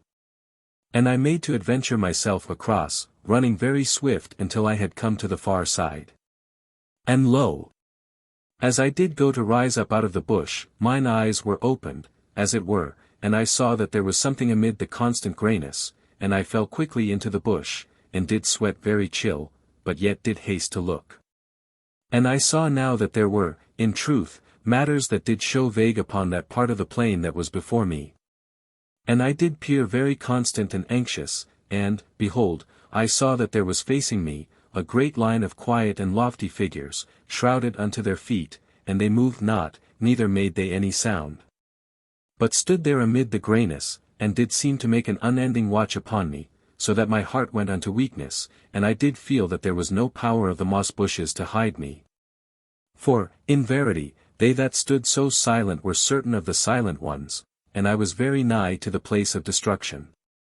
Now, I moved not for a time, but was made stiff by the greatness of my fear. Yet I was presently aware that the silent ones came not towards me, but stood quiet, as that they did mind not to slay me, if but I did keep from that place. And there grew therefrom a little courage into mine heart, and I obeyed my spirit, and took an hold of my strength and went slowly backward in the bushes. And presently I was come a long way off, yet troubled and disturbed, and very strict to my going. And I made a great circling about that place where the plain of the silent ones did come outward, and so did gain to the northwest, and was then something the happier in my heart. And went easily, and oft upon my feet, yet making a strong watching to every side. And so I came at the last to a time when I had walked through 24 weariful hours, and was eager that I should come to a safe place for my sleep. Yet did lack a happy belief of safety, in that I had come twice anigh to so grim trouble, and unsure I was that I did not be secretly pursued in the night. And this you shall believe to be a very desperate feeling, and a plight to make the heart sick, and to long with a great longing for the safety of that mine home. Yet had I put myself to the task. And truly I did never cease to the sorrowful remembering of that utter despair that had sounded to me plain in the last calling of mine own love, out of all the mystery of the night. And but to think upon this was to grow strong in the spirit. Yet to have a fresh anxiousness that I did the more surely keep my life within me, and so come to that Maid salvation. Now, as you shall mind, I had spied the shine of certain fire holes somewhat to the northward, and had thought to make thereabouts a place for my sleep, for, in truth, there was a bitterness of cold in all the air of night that did surround me. And I was warmed nigh to a slow happiness, by thinking upon a fire to lie beside, and small wonder, as you shall say. And I made presently a strong walking unto that place where did glow in the night the shine of the fire holes, as I did well judge them to be, and so was like to have come over swiftly upon my death, as you shall presently see. For, as I came anigh to the first, I perceived that the light came upward out of a great hollow among the moss bushes, and that the fire hole burned somewhere in the deep of the hollow, so that I did but look upon the shine thereof. Yet very eager was I to come to that warmth, and I made more of haste than care, as I did hint, and so came very swift to the top of the hollow, yet was still hidden by the kindness of the moss bushes. And as I made to thrust forward out of the bushes, that I might look and go downward into the hollow, there rose up to me the sound of a very large voice, and deep and husky. And the voice was a dreadful voice that did speak as that it said ordinary things, and in a fashion so monstrous as that it were that a house did speak, and, in verity, this is a strange thing to say. Yet shall it have the truth of my feelings and terror in that moment. And I drew back swiftly from discovering myself, and was then all feared to move, or to make to go more backward, lest that I should give knowledge that I was come anigh. And likewise did I shiver lest that I was even then perceived. And so shall you have something of the utter fear that did shake me. And I abode there, very quiet, and moved not for a very great space, but did sweat and shake. For there was a monstrous horridness in the voice that did speak. And as I crouched there within the moss bushes, there came again the large voice, and it was answered by a second voice. And thereupon there arose, as it did seem, the speech of men that must have the bigness of elephants, and that did have no kindness in all their thoughts, but were utter monstrous. And the speech was slow, and it rose up out of the hollow, brutish and hoarse and mighty. And I would that I could make you to hear it, and that you could but borrow mine ears for a little moment, and forthwith be shaken with that utter horror and an afraidness, even as was I. Now, presently, there was a very long quiet, and I ceased at last a little from mine over fear, and later I did calm somewhat, so that I made to shift my position, which was grown very uneasy. And there was still no sound from the hollow. Wherefore, having a little boldness and much curiousness, and these despite my great fearfulness, I put forth mine hand, very cautious, and did move the moss bush a little from my face. And I went forward upon the earth, and did lie upon my belly. And was by this so close upon the edge of that place, that I was able to look downwards. And you shall know that I peered down into that great hollow, and did see a very strange and horrid sight. For, in truth, there was a large fire hole in the center of that place, and all about the sides there were great holes into the slopes of the hollow, and there were great men laid in the holes. So that I might see a great head that did show out to my sight here, from one of those holes, and would seem to be that of a monstrous man heavy with sleep. And there I would see but the buttocks of another, as that he did curl himself inward to his brutish slumbering. And so was it all about, and to my memory there were maybe a score of these holes, yet had I not time to the counting, as you shall see. For, after that I had made but a glance, as it were, at these sleeping and utter monstrous men, I perceived that there sat beyond the fire hole, 3 great men, and they were each greater than elephants. And covered a large part with a stiff and horrid hair, that did be of a reddish seeming. And there were upon them great segs and warts, as that their skin had been hides that had never known covering. And there was between them the body of a mighty hound, so big as an horse, that they did skin. And I judged that this beast was one of those fearsome brutes which we did call the night hounds. Yet, as I should set down, they did nothing in that time in which I looked at them. But did sit each with a sharp and monstrous bloody stone in his fist, and did look to the ground, as that they heeded not the earth or the food that they did prepare, but did listen to some outward sound. And you shall know that this brought to me a very swift and sudden terror, for I perceived now the why of their long silence. For, in verity, they had an unease upon them, being subtly aware that one was anigh, even as are the brute beasts in this manner and kind, as all do know. And I made to draw back, and win unto safety, if indeed this thing were to be done. And as I moved me, it may be that I shook a little earth into the hollow, for there was, indeed, a little sifting of dry dust below me, as I did what, being very keen to hear, by reason of my fright. And immediately did those 3 monstrous men look upward, and did seem to me to stare into mine eyes, as I did lie there hid amid the moss bushes. And I was so put in fear that I did clumsily, and sent another sifting of dust downward, as I did strive to go backward swift and quiet from the edge. And all the time I did look through the bushes very fixedly into the eyes of the giants.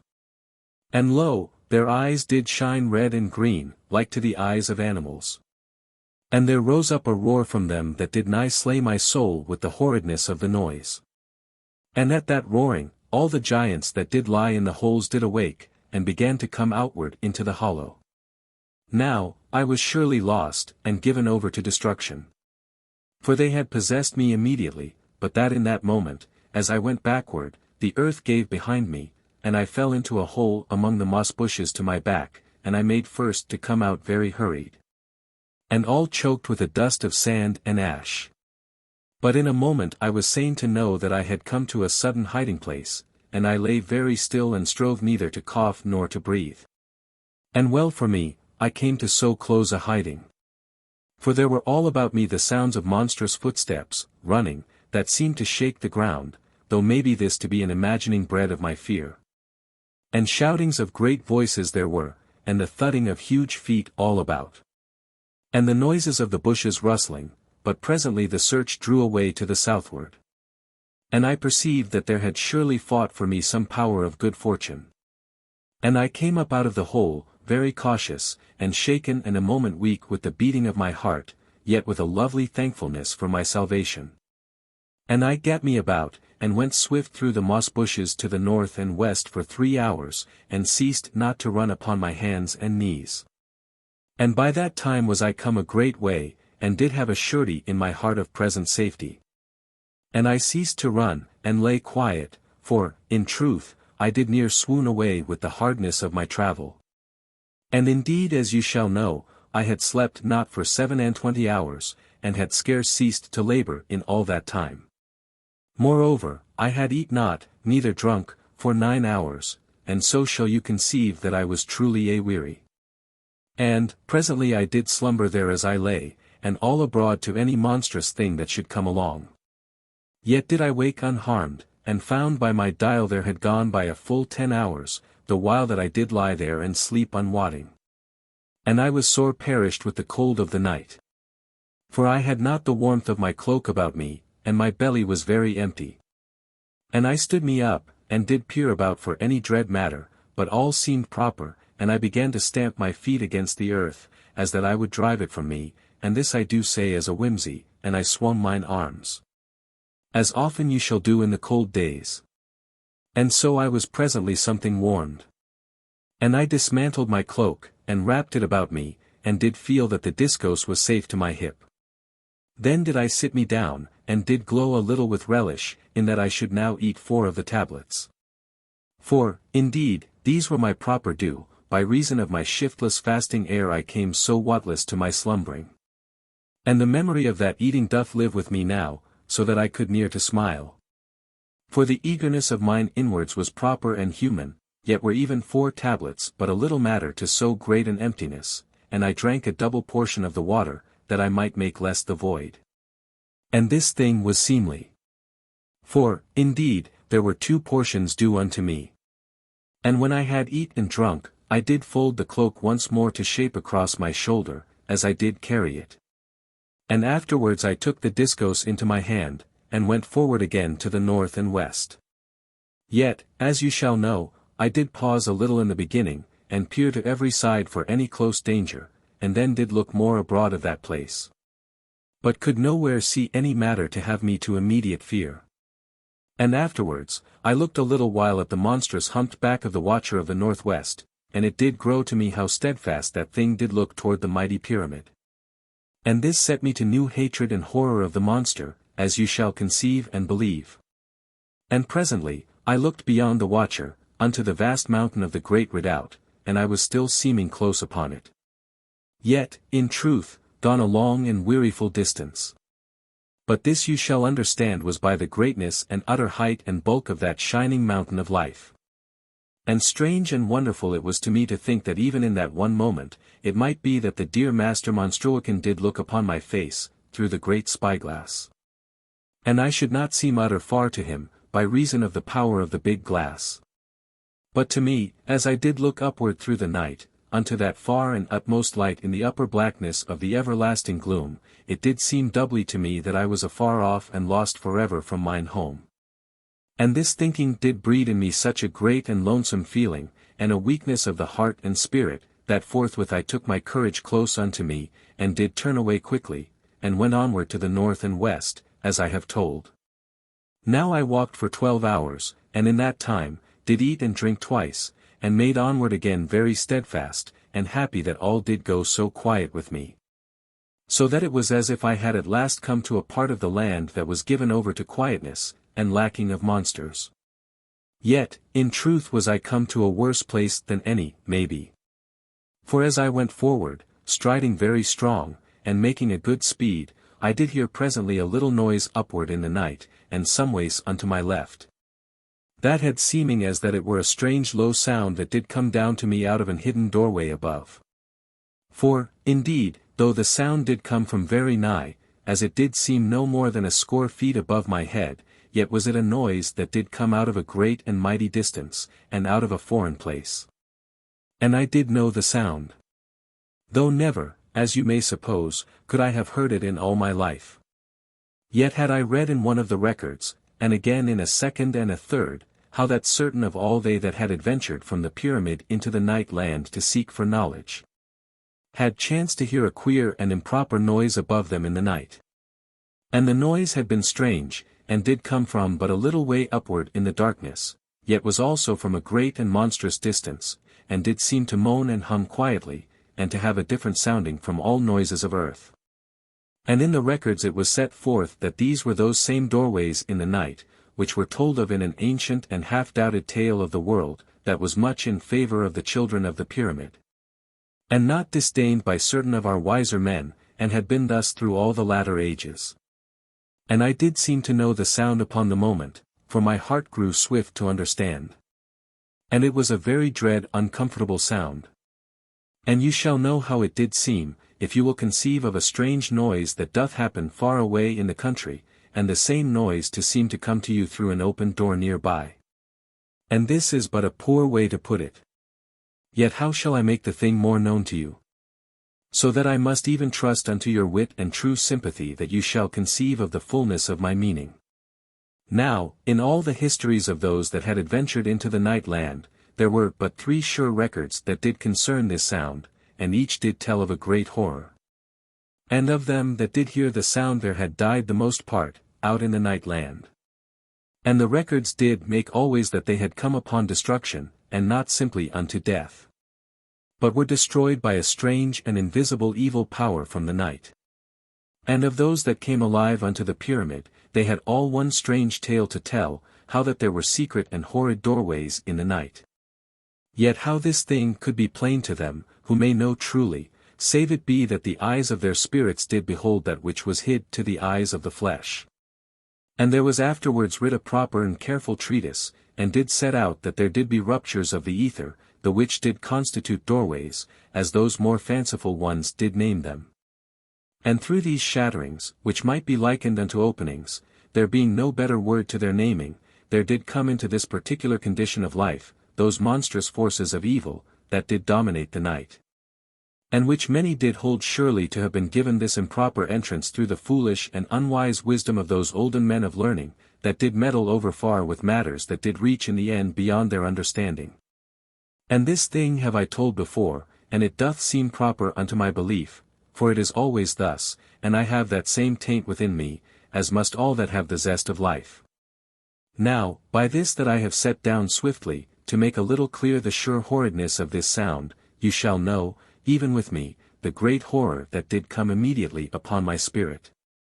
And I did know that my search was surely like to have an end in that moment, and I bared mine arm, for my teeth, where the capsule did lie below the skin, and so was ready to an instant death, if that destruction did come upon me. And in the same moment, I did fall silent, inward among the moss bushes, and did begin to creep very quiet toward the right, for, as you will mind, I had heard the sound over beyond my left. And all that time, as I did creep, there was a great sickness upon me, and it did seem that my mouth had weakened unto water, so that I could scarce hold my teeth tightly from unseemly clitterings. And I crept always very silent, and did often stare quick and painful over my shoulder, upwards, and this way and that, but did never see anything, neither could I hear now the sound. And I went this wise for a great hour, and was like to faint through the effort of my care and the soreness of my going. But upon the end of that long while, I grew something easier in the spirit, and did perceive that I was saved from the destruction that I had come so dreadful anigh. And this thing, it may be, was because that I did chance to hear it, whilst yet it was beyond, and before I did come right unto it, to pass below. Yet may I be wrong in this thought, and do but make a guessing. But, as I shall here explain. After that time, I kept mine ears newly keen unto hearing, and did chide my spirit, for that it had not taken account of that sound a great while earlier. Yet, as I did presently conceive, the spirit had no power to hear that thing. Which was very strange, but truly so. Now, because that I went with a very wary hearing, I heard the sound once a far way off before me, and I hit upon the moment, and went backward, and after a while, did judge myself to have come unto safety. And so it was, in verity, for I heard no more that time. And so did I come presently unto the 18th hour, and did eat and drink, and made me a place of slumber in a little hollow of a rock that stood upward out of the moss bushes. And I slept for 6 hours, and afterwards waked, and was come to no harm. And after I had eat and drunk again, I did look outward over the night land, and with particularness to that part that I did travel in, as it might be called, the yesterday. And I did observe it to be a very bleak and desolate country, and not given over to fire, or other warmth, nor to sulphur vapors, but to be very quiet, and with but a little light in all its breadth. And I could conceive that it was no place for anything of life to desire, but rather to avoid, and that country did seem to be yet all about me, for I was by no means come clear from it at that time. Though, northward, there was a glimmer, as of fire holes, and beyond those, the strange shining of the plain of blue fire. And, after that I had thought a while, I did believe that I should meet no monster of natural life in all that country of desolation, until I did draw nigh, once more unto fire. And I conceived that this sound from out of the invisible doorways might yet trouble me. But whether the quietness of that part was because all of natural life did fear the sound, or because that there was neither fire nor warmth, I do not say, having no knowing in this matter, but may yet believe that it was to be laid to both causes. And this doth seem of common reason, as you shall agree. And when I had looked a while unto the mighty pyramid, which was now truly a great way off, for I had walked so many weary hours, I turned me once more to my journeying. And here let me observe that I had gone very far, yet not so distant, as might be thought. For, oft, I did go less than 1 mile in an hour or maybe 2 hours, having to be of great caution, and oft to hide, and to go upon my belly, or to crawl, all as might be. And, further, as you may have perceived, I made not a straightforwardness, but did strike this way and that way, being very intent to escape the monsters and evil forces that were all about. Now, because that I believed that I travelled in a place where was surely to be discovered those strange doorways within the night, I made an especial care of my going. And did stop oft that I might listen, and watch, and keep a very strict ward in all the night about me. Yet, as you shall see, this served not to prevent me from going forward into the fearfulness of that which did haunt all the void. For, sudden, as I went carefully, I heard a faint humming noise come downward from the night a little unto my rear, and the humming noise did grow more plain, as that a door were opened slowly above, and did let out that sound ever more loud. And surely, after I did hear that, I could not doubt that a door were opened upward there, for the noise did grow in such wise as you shall hear a distant sound come through, when a door truly is oped.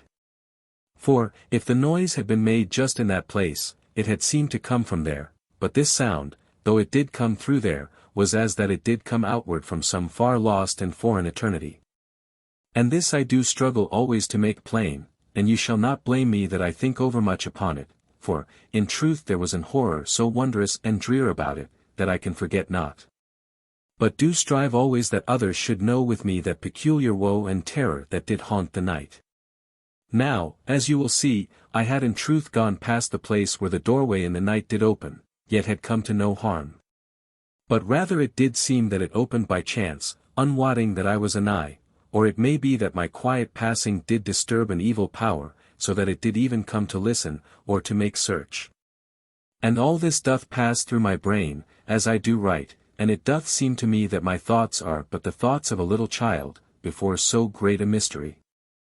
And that I touch not even the edge and fringe of the truth with my thinkings, and so do cease upon them, and will but go forward so plain as I may with my telling. Now, as you may truly believe, when I heard that sound, and did understand that I had, in verity, come past beneath that place, I did surely sicken to an utter weakness of body and heart, though it was but for a moment. And then was I swift hid within the close shelter of the low and thick moss bushes. And I shook in all my being, and crept, shaking, upon my hands and knees, and did near totter to my face thrice, so weak gone was I in that moment of terror. And I did have a wickedness of forgetting in that time, for I bared not mine arm, to have the capsule to a readiness for my death, if that did need to be, and this was an abominable foolishness, and I do shake now when I think upon it. For death is but a little matter by the side of destruction, though, in truth, dreadful enough for all. Yet, as it did chance, no harm came to me, and I gat away, as that some wondrous power did cast a viewless cloak about me, that I might be utter hid, and oft have I wondered whether this was truly so, but have no knowing. And, presently, I ceased from fleeing, and had some calmness, and did eat and drink, and so came to the comfort of a firm spirit, the which had been sore troubled, above all understanded causes, by that horrid sounding upward in the night. And after that I had eat and drunk, I did rest a little, but afterward, went onward to the northward, going towards that place where the fire holes did glimmer, the same being by this time no great way off. Then, as I did come anigh, I thought to hear once again the sound in the night, and I stopped very swift, and hid into the moss bushes, and did listen, but did hear naught, and so was hopeful that fancy did play upon me. Yet, because of this matter, I went upon my hands and knees for a good way, and so came at last nigh unto the shine of one of those fire holes, the which I did see for so long. Now, as you shall suppose, I went very cautious through the bushes, unto that red shining fire. Being careful, both that I did attract not any evil force that might listen in the night, and because that there might be some monster nigh to the fire hole. But, presently, when I was come so that I could peer through the bushes, I did see a little fire hole set in a small hollow, and there did no thing seem to lurk anigh, and the sight of that warmth did cheer me. For it was long since I did have the comfort of such a matter. And when I had lain hid a while, that I might watch all about, I saw the place to be safe and quiet. And I went out from the moss bushes, and sat down a space from the fire, which did fill the pit in which it did lift and bubble. And the noise that it sent out was strange and slow, and it did seem to gruntle gently unto itself in that lonesome hollow, as that it had made a long and quiet grumbling there, through eternity. And oft was it still, and made no sound.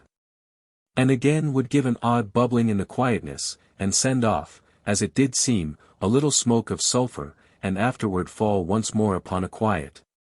And so I did sit there very hushed and restful, and the loneliness did lie all about me, and the red shine of the fire hole did glow soft in the hollow, and I was glad to be quiet, for my heart was weary. And there was to my back a little rock that did jut upward so high as a man, and the rock was warm and pleasant to lean upon, and moreover did seem to guard me from behind. And there I ate and drunk, and kept very still. And so was presently rested. And this I did need, as you have perceived, for I was gone sudden weary of the heart, as I did say. And this might be because that I did never cease to have destruction over me to companion my way, though as you will mind, I had been no more than 12 hours afoot, since my last sleeping. Yet I doubt not you do understand. And presently my heart grew strong again within me, and I had a warmth in my spirit, and I got up from the earth, and stretched out mine arms, and I saw that my gear was safe upon me, and afterward did grip the discos, as it were newly. Then I went away from the fire hole, and climbed the far slope of the hollow, and went northward. And there were before me many of the fire holes, for I did perceive them to shine in the night for a great way. As it did seem that they were a path of red shinings that led me onward to the northwest of the light of the plain of blue fire. Now, I had a believing that I had come out of the country where did lurk those horrid doorways in the night. And I went not with so utter a weight upon my heart, and did feel that naught should come now upon the back of my neck, which had been an odd and troublesome fancy whilst that I did creep through that country of gloom. Yet, as you shall know, I went with no foolish confidence, but with a great caution, and mine hearing keen to hark, and a care to my steps, and did ever watch around me as I journeyed. And because that I went forward in this proper and sedate manner, I had great cause for a thankful heart, as you may perceive, for I had come after a long way to another of those hollows where did burn one of the fire holes. And I made a pause upon the edge of the hollow in which it did lie, and looked downward, keeping guarded within the moss bushes, where they grew anigh to the top thereof. But there was no living thing there to be seen, and I went downward, so that I should warm my body at the fire. And lo! As I stood upon this side of the fire-hole, and turned myself about, I looked presently more keenly to the other side. For the yellowness of the earth did seem a little strange in one place. But I could see with no plainness, because that there arose a glare from the fire against mine eyes, and I went round, that I should look the better. Yet with no fear or thought of evil in my heart. And, truly, when I was come upon that far side of the fire-hole, lo! There was spread out in the yellow sand of that place, a curious thing, and I went more nigh, and stooped to look upon it.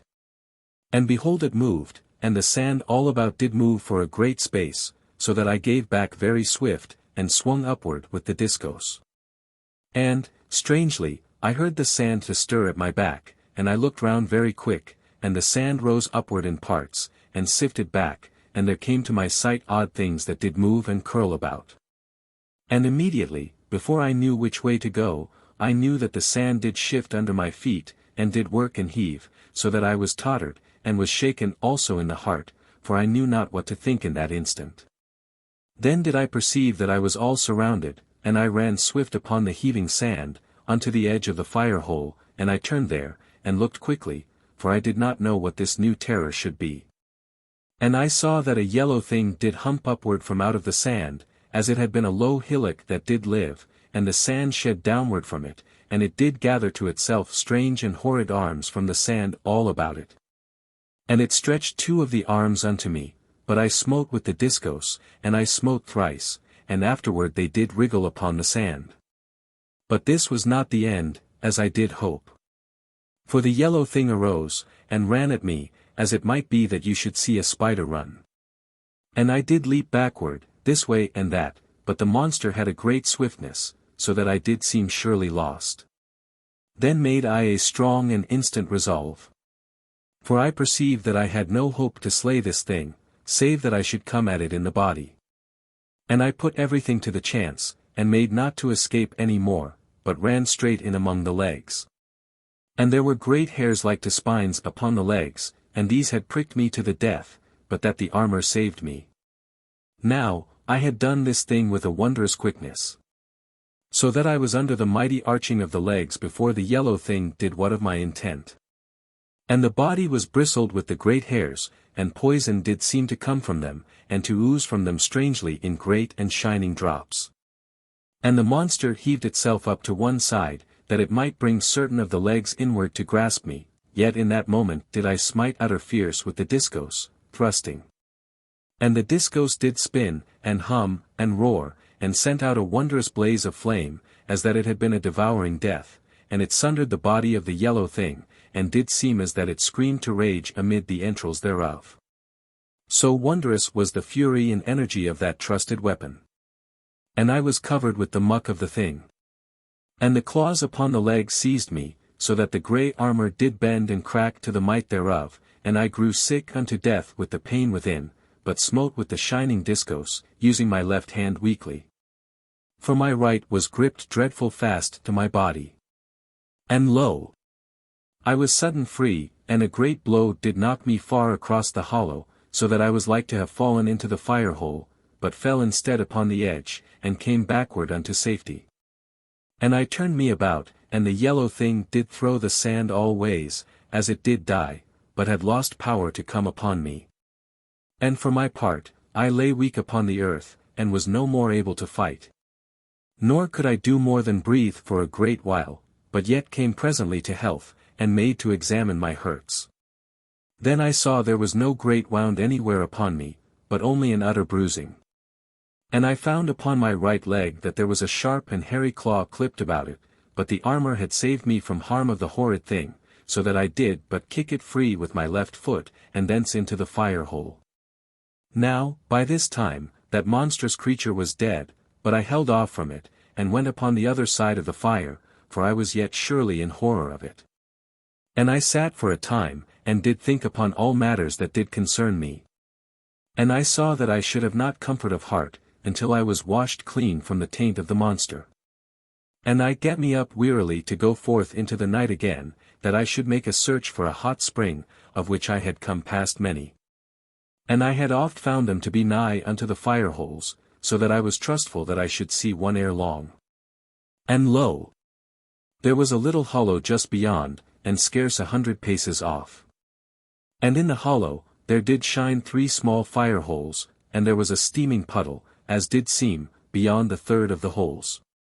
Now, before I adventured downward into this place, I went all about the topmost edge, and made a search of the moss bushes about, but found naught that should scare me. And afterward, I went all across the hollow, but did find no monstrous thing hid anywheres. Yet, there was that in the place that discouraged me, and did keep me from stripping mine armor, so that I should bathe in the hot puddle. For I stepped upon a small serpent, and the same did lap about my leg, but could do me no hurt, for the armor, which was a very blessed protection. And I freed myself from it with the handle of the discos. And because that I could not go naked to my cleansing, I tried first the hotness of the water, which was not over great, and afterward did take off the scrip and the pouch, and the cloak, and laid them with the discos upon the edge of the warm puddle. Then I stepped into the water, and was immediately gone downward a great way, for, truly it was no puddle as I had supposed, but a deep well, as you might call it, of hot and sulphury water. And this doth show how a man may act foolishly, even when he doth believe that he hath a great caution, and surely it is borne in upon me afresh that none should trust over freely unto unproven matters, the which shall you heartily agree with. But yet do as foolishly, according to your lights and characters. And so shall you laugh not over hardly upon me. Now I had gone over the head, and, surely I do not know what deepness was there. Yet, as you shall think, I stayed not to consider upon this matter, but made to climb out, and much shaken with my splutterings and the smartings of mine eyes, for, truly, the water was strong with sulphur matters. Yet, very cleansing was it, as I did presently see, for there was no more any taint or horridness upon mine armor, or the flesh of my face or hands. And I took the discos, and washed it clean, also. And then the cloak, and afterward the scrip and the pouch, and the bands of the same. And after I had done this, I was minded to dry myself by the little fire holes, but when I was come there, lo! Maybe a score small serpents were about those places, and I was strongly pleased that I should keep away. Yet that I must warm and dry me in that desolate and bitter night land, you shall agree. And to this end, I put the scrip and the pouch upon me, and afterwards took the discos readily into my hand, and ran quietly unto the hollow where I did fight with the yellow thing. And the cloak I bore in my left hand. Now, when I was gat there, I was truly glad to think that there were no serpents in that place, and because that I had slain the monster of the place, how should it be that any harm might come unto me? For truly, was it not like that a creature of such might should keep all that hollow unto itself, and slay any that did come therein, and thereby preserve that place from all other horror? Though, surely, until it did die and cease to be, there had been no call for any greater abomination. Now, all this did go through my brain, as I did sit to dry mine armor and my body and my gear, upon that side of the fire hole which was away from the slain monster. And I made presently to think that this would be a sure and proper refuge wherein to sleep, for, truly, it must have gotten a place where none other creature should be like to come to work me harm. And it must be that you do all see with me in this matter, and commend me that I thought with properness. And so did I resolve that I put my disgust within my pocket, as we do say, and stay safe and quiet within that hollow. And this thing I did surely, and did eat and drink, and presently I went over to the dead monster, and made very sure that it was truly slain, which indeed it was. And after that I had seen to this matter, I returned unto the fire hole, and made a comfortable place in the sand, for my rest, for I was well dry by this. And I wrapped the cloak about me, and took the discos to my breast, for a sure companion, as it had truly proved in my need. And I could think almost that it did nestle unto me, as that it knew and loved me. But this thing can be no more than a fancy, and I do but set it down as such, and that it doth show my feeling and mind at that time. Then, ere I did compose myself to slumber, I looked about me, upward to the edges of the hollow, and I perceived that I was lost to the sight of the mighty pyramid. For I was come so far off that it looked not down from so wondrous a height, as you shall perceive, and moreover, the hollow was something deep. And afterward, as I lay my head back upon the scrip and the pouch, which were to me my pillow, I went to think a little upon Nani, as alway I did in my constant journeying. Yet, presently, I strove sometimes that I put her from my mind, that I should sleep, for a bitter sorrow and anxiousness was oft upon me when that I did think upon her, and this you may know. For truly I knew not what terror was come to her, afar in the silence of the night. And did I think over much, I should feel that I could have no calmness needful to sleep, but to need to walk for ever until I died, which could not be long. And so should I make a foolishness of mine anxious journeying to do her true service and to save her from destruction, if such did truly threaten.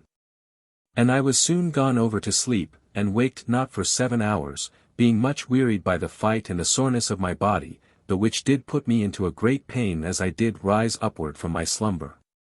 But this was presently something less, and I eat 2 of the tablets and drank some of the water, and afterward did put my gear upon me, and went forward into the night, having the discos in my hand. And my heart was glad that I had come safe through the time of my sleep. Now I walked 6 hours, and did stop a little to eat and drink, and went on again. And it was in this second third of the day that I saw afar to my right 2 strange and wondrous men, and they did shine, as they had been made of a pale mist. And they came anigh, going very swift, and did seem as that they were maybe 40 feet high, yet having no thickness, and I hid downward into the moss bushes. And they passed me, so quiet as a cloud of this day might go, and did appear to be, if I did guess, but 100 fathoms off, yet was this no sure thing, for their position had no more surety than shall a rainbow have in this age. And so they were gone onward into the night, and did seem to come out of the north. And they did appear not to what of me, and whether they were harmful, I know not, for they harmed not me. And I lay there in the moss bushes, until they were well gone away, and I had belief that they must be those same mist men that were told of in certain of the Olden records, but were never seen anigh to the pyramid. Though I had thought, odd times, to see men, as of mist, through the great spyglass, when I was within the tower of observation. But they were always a mighty way off, and some would say it was but a bright vapor that did move. Yet would others be in doubt, and so is it ever in such matters. And here let me take chance to say how that it is a hard thing to speak of such happenings to men of this age, and to make the truth proper unto them. And because of this, oft am I tempted to say no word upon many things that I did see, yet must I tell my tale, or suffer from the weight of it within me. And so shall you hark to me and give me your sympathy and human understanding. And concerning these mist men, I have wondered oft whether they were the visible shape of some of those many forces that were abroad in the night land, for they did truly seem to me as that a thing of strange life were half shown to my human eyes. Yet I do not know, and am but telling of my natural thoughts and ponderings. Now, as I did say, those mist men were never seen nigh unto the pyramid, and were, as I did hint, always so far off that they were half given over to the fables of the olden days, in the beliefs of the peoples of the mighty redoubt. And set about with an halo of unrealness, for none within the great pyramid had ever beheld them with surety. And because that now I saw them anigh to me, it was borne in afresh upon my spirit how greatly I had wandered away, and how that I stood afar in the lonesomeness of that land of night. As it had been that a man of this age did wander amid the stars, and perceive a great comet to go by him very close, for then he should know in his heart how that he was far off in the void. And this I do say to you, that you may know somewhat of the emotions of my heart in that moment. Yet, presently I shook free of my melancholy and lonesomeness and rose up out of the moss bushes, and went onward. And, as ever, I thought much upon the maid that I did search for, yet strove to think quietly concerning her state, else should I have turned to running, and wrecked my body before that I had gone any great way. And that day, I passed 7 large fire holes, and 2 that were small, and always I came softly unto them, for there were oft living things about the warmth. And at the 6th fire hole, I did see that which I did think to be a great man, that did sit to the fire, with monstrous knees drawn upward unto his chin. And the nose was great and bent downward. And the eyes very large, and did shine with the light from the fire hole, and moved, watching, always this way and that, so that the white parts did show, now this side and now that. But it was not properly a man. And I went away very quiet from that place, and looked oft backward, until that I was sure of safety, for it was a very horrid monster, and had that place to be for a lair, as I did judge from the smell thereof. And when the 18th hour was come, I looked about for a safe place to my sleep, and I kept away now from the fire holes, for I did always find the more life there. Yet, when I came to my rest, I was lacking of warmth, by reason of this care. And could scarce sleep at all, because that I was so cold. Yet managed something of slumber after a while, but woke very stiff, and was glad to beat my hands and bestir myself that I should come to some warmth of life. And after that I had eat and drunk, I put my gear upon me, and took the discos in my hand, and went forward again upon my journey. And here I should tell that I was come soon unto the northwest border of the plain of blue fire. And presently, I was but a little way off from it, and did go direct to the north, so that the plain was always upon my right. Now this plain was a strange and fearsome place, as you shall see. For it was as that a blue void did rise upward from the earth in all the country of that plain. For, surely, the plain did not lumber with flame, but was hid with a strange and inburning light, as of a shining atmosphere of a cold blue color. And it did throw no sure light upon the night land, as had seemed proper, but was a very dreadful, cold shining, as of a luminous and blue void. And the moss bushes grew nigh to the edge of the plain, and did show to me black and strange against that horrid gloom of light. And you shall know that I could not see into the plain. For it was as that the cold blue light was a void that swallowed all within it, and gave no power to the eye that aught should be perceived. And it stood between me and the mighty pyramid, and I could nowise see across. And I know not whether I do make all this matter clear unto you, for surely it is no easy task. And presently I had gone very quiet upon my hands and knees through the moss bushes. And I came near upon the edge of the plain, and hid there in a clump of the moss bush, and peered forth and harked. And I heard constant voices that did call to one another across the plain. As it were that strange peoples of spirits did wander within that blue shining, and did make a calling one to the other, and were all hid and held apart. And surely I could see naught, and did judge, as I have writ, that they likewise went blindly. And truly is this a strange matter to set out, and easy to think on with doubt. Yet as I did see, so have I told, for, in verity, there were surely hidden peoples of spirit scattered and lost afar upon that improper plain. And you shall judge that I kept safe hid, for whether this might have any natural explaining, or whether it was a matter that did go utter beyond knowledge of man, I did not know. For surely in that strange land, it did like to be in horrid danger in any case, and whether of some monstrous creatures, or of the evil forces of the land, I did wisely to be away. And for 2 days I did make a safe coasting of the plain of blue fire, and did keep well off, maybe 2 great miles, among the moss bushes. And I made a very good speed through the darkness. And at the 18th hour of each journey, I made a place for my slumber, and the first I did manage under a thick bush, but the second was high upon the ledge of a rock that grew upward in the night amid the bushes. And, save that I was bitter cold, there did no harm come to me. And in all that time of journeying, I had no sight of the mighty pyramid, for the blind shining of the plain of blue fire was ever between. Now there had been certain little matters in my journey beside the plain of blue fire, which I have not set down, for they were of no account, and do but repeat much that I have told before. And, indeed, there was not in that part of my journey, save that I did pass 19 great fire holes, and 4 small. And did observe no life beside any, save about one of the great holes that there was no hollow around, and here I did happen to see some strange and ugly creatures so big as my head, that did have a look of the scorpion of this age.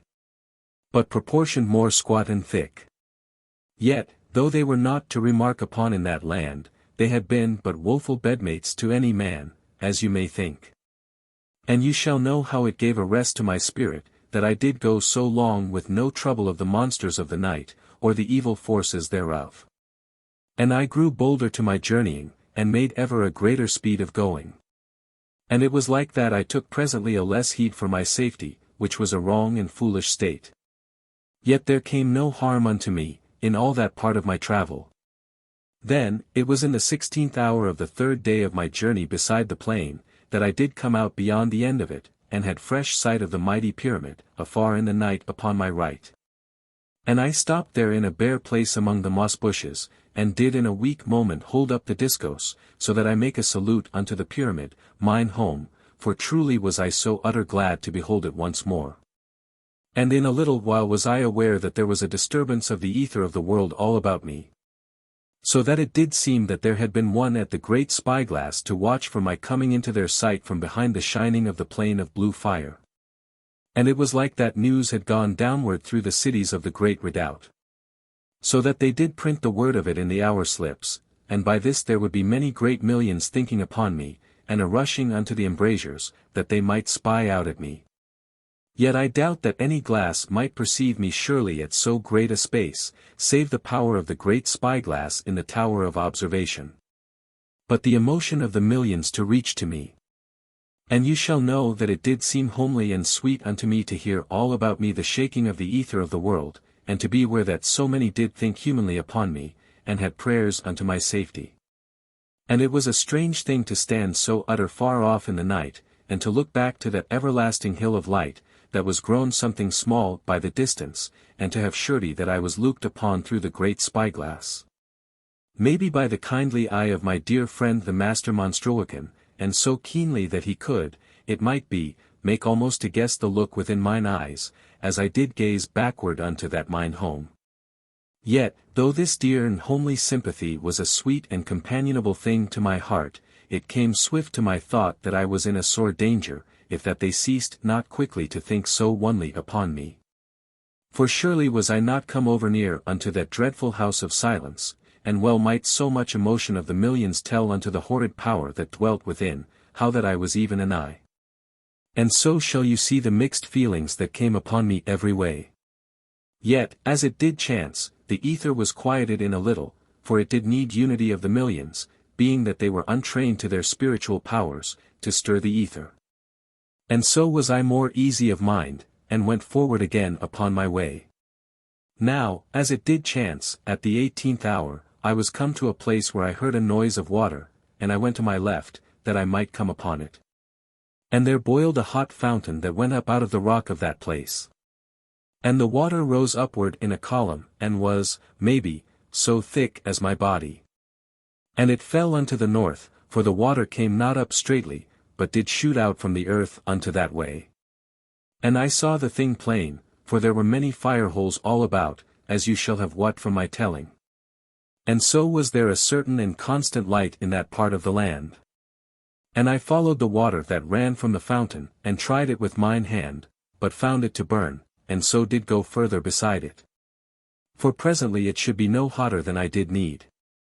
And it went onward, winding among the moss bushes, and sent up a constant steam, that hung about it, and the steam made a red cloud about the way that it did go.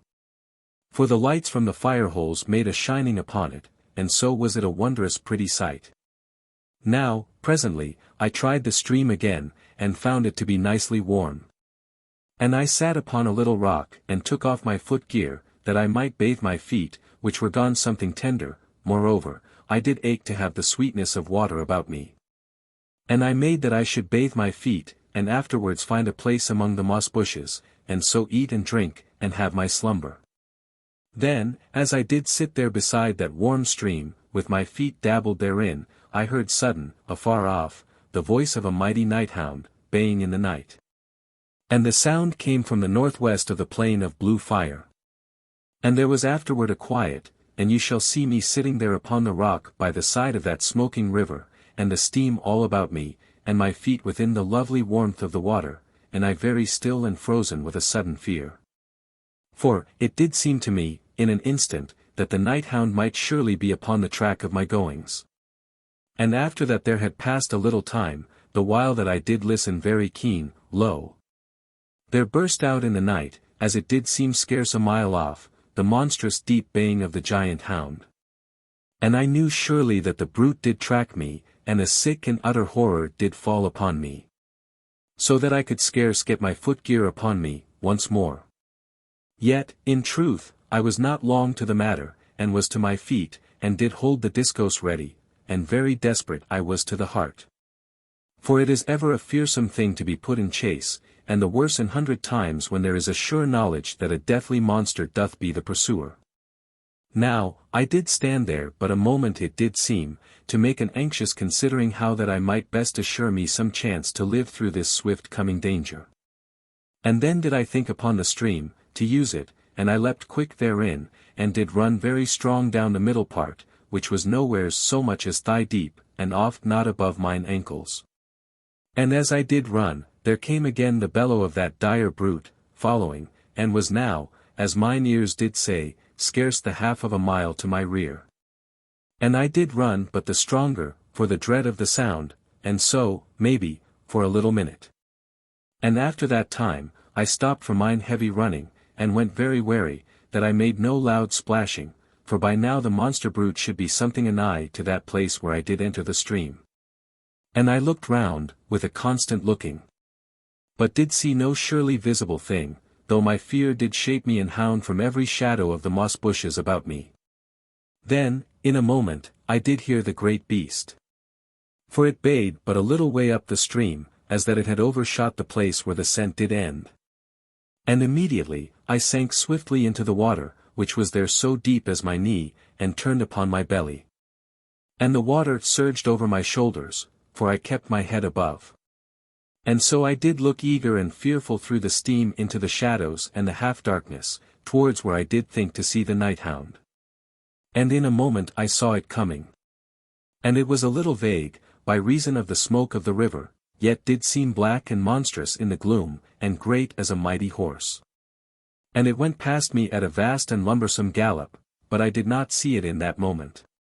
For I dived my head down unto the rock of the river bottom, and held downward, until that I was like to burst for sore longing of breath. Then I put upward my head, and took swift and deep breathings, and looked about me, very cautious and fearful, as you can know. And I heard the night-hound casting round among the moss bushes, and it did send up a wild and awesome baying. And I heard the bushes break and smash beneath it, as it did run to and hither. And afterward there was a quiet, yet I moved not, but stayed there, very low in the water, and did have a thankful heart that it was warm and easy to persist in. For I had surely died of a frozen heart, if that it had been cold, for, by this time, you do know even with me, how bitter was the chill of the land. Now, I had been a while lain thus upon my belly, and heard no sound from the monstrous hound.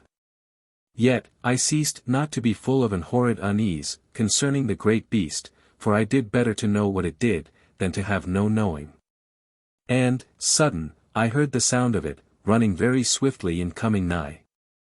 And it passed me, and did go up the stream, and there was surely a quick stupor upon me, for I ducked not my head under the water, but stayed very still, which as it did chance, was maybe not such an utter foolishness. For my head did seem in that half-gloom to be, mayhap, no more than a little rock in the water, and I made no move to tell of life, yet should the hound have smelled me, and that it failed in this matter, doth be a puzzle to me. And as the great night-hound passed me, it tore the earth and the bushes, with the exceeding strength that it put forth to run, and clods of the earth and stones of bigness were cast this way and that by the feet of the hound, running. And so shall you have a little knowledge of the strength of that beast.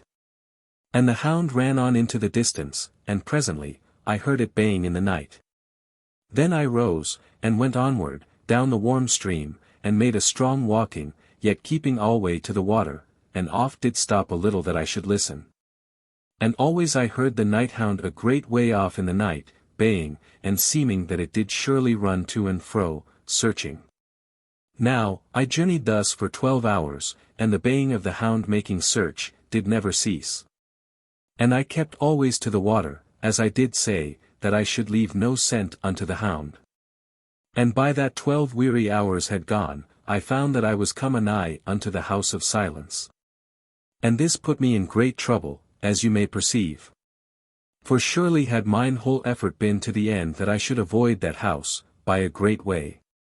Yet had the hound driven me thus anear. Now I saw that the small river did go onward, and did make a breach across the road where the silent ones walk. And I determined in my heart that I should leave the water, which was now grown nigh to a bitter cold, in that it was so long upon the face of the land. Yet chiefly did I mind to leave the water, that I should come no more anigh unto that house of silence, for the water did go that way. And I stood a while, and did listen for the baying of the hound, but could hear it no more. And did have a surety within me that it was indeed gone from searching for me. Then I came out of the water, and went forward, stooping and creeping, among the moss bushes, going outward to the westward of north, so that I should go away so quickly as I might from the nearness of the house. Yet, lo! I was gone upon my hands and knees no more than 100 fathoms, when I did find the moss bushes to cease to the westward, for a great way, and there to be a great bareness of rock, which, in truth, was much shown thereabout. And I dared not to go outward upon that naked land, for then I had not been hid by the moss bushes, but had stood plain there for all things of the night to behold.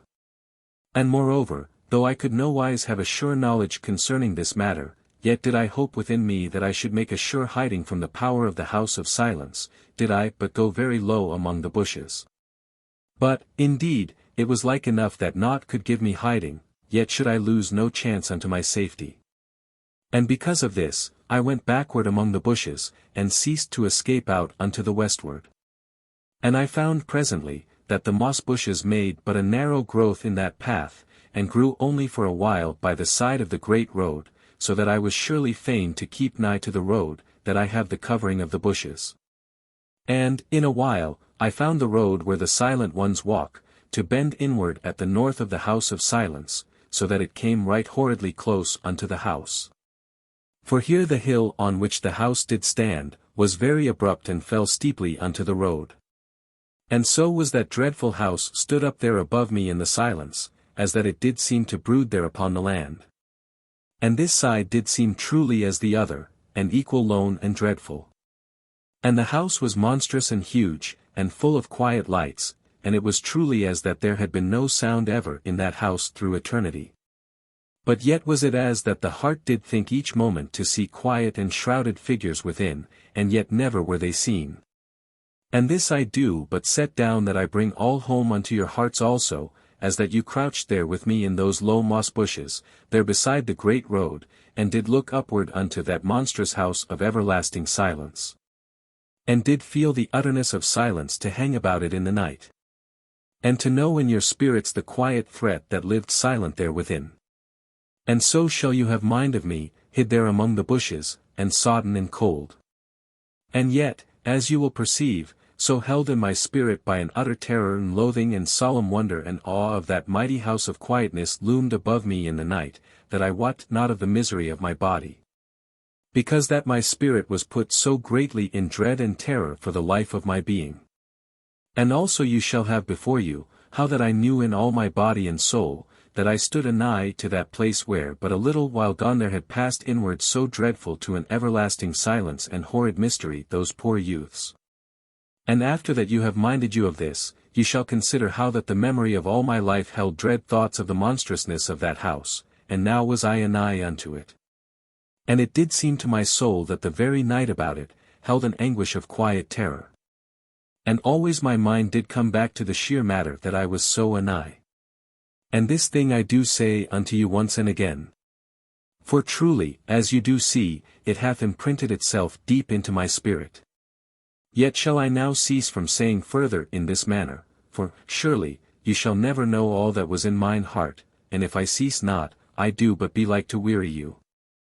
And so did I hide and creep, and oft paused to a time of shaking quiet, and afterward gather something of new courage, and go onward, and peer upward at that monstrous house, stood above me in the night.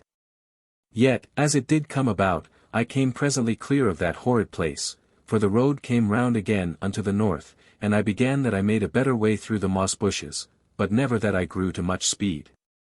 For I had oft to go about, that I should miss a naked part here, and another there, for truly there was an abundance and bareness of rock, so that the bushes grew not so thick as I could wish. And in the space of 5 hours was I clear of that house, and did have a greater ease about my heart, but yet was not free to come to food nor to slumber, the both of which I did sorely need. For I had slept neither eat for a weariful time, as you do know.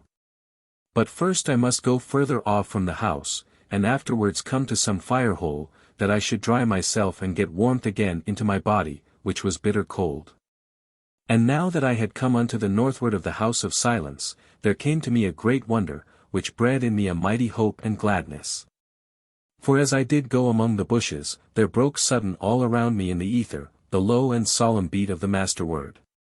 And the throb of the word was utter weak. So that one moment I did say unto myself that I heard, and in a moment that I did not, yet had I no proper doubt in my heart. And I reasoned with myself, and with a great shaking of excitement and expectation upon me, that the master word came not from the great pyramid, which should have power to send it as a great force across the everlasting night. Whilst that this that throbbed about me was faint and scarce to be known even unto the keenness of the night hearing, which was mine. And, immediately, as I crouched low there, and thrilled with the hope that was bred in me, lo! There seemed to come the far faint voice of Nani, calling with a little voice within my spirit. And I thought the cry to have an utterness of supplication within it, so that I grew desperate to up and go to running. Yet did curb such foolishness, and stayed very hushed, to listen. But I heard no more. Yet was shaken continually with the joy and hope which this calling did breed in me, for truly did it seem now that I was right that I did determine to go unto the north, for sure was I now that the lesser redoubt lay that way in the night.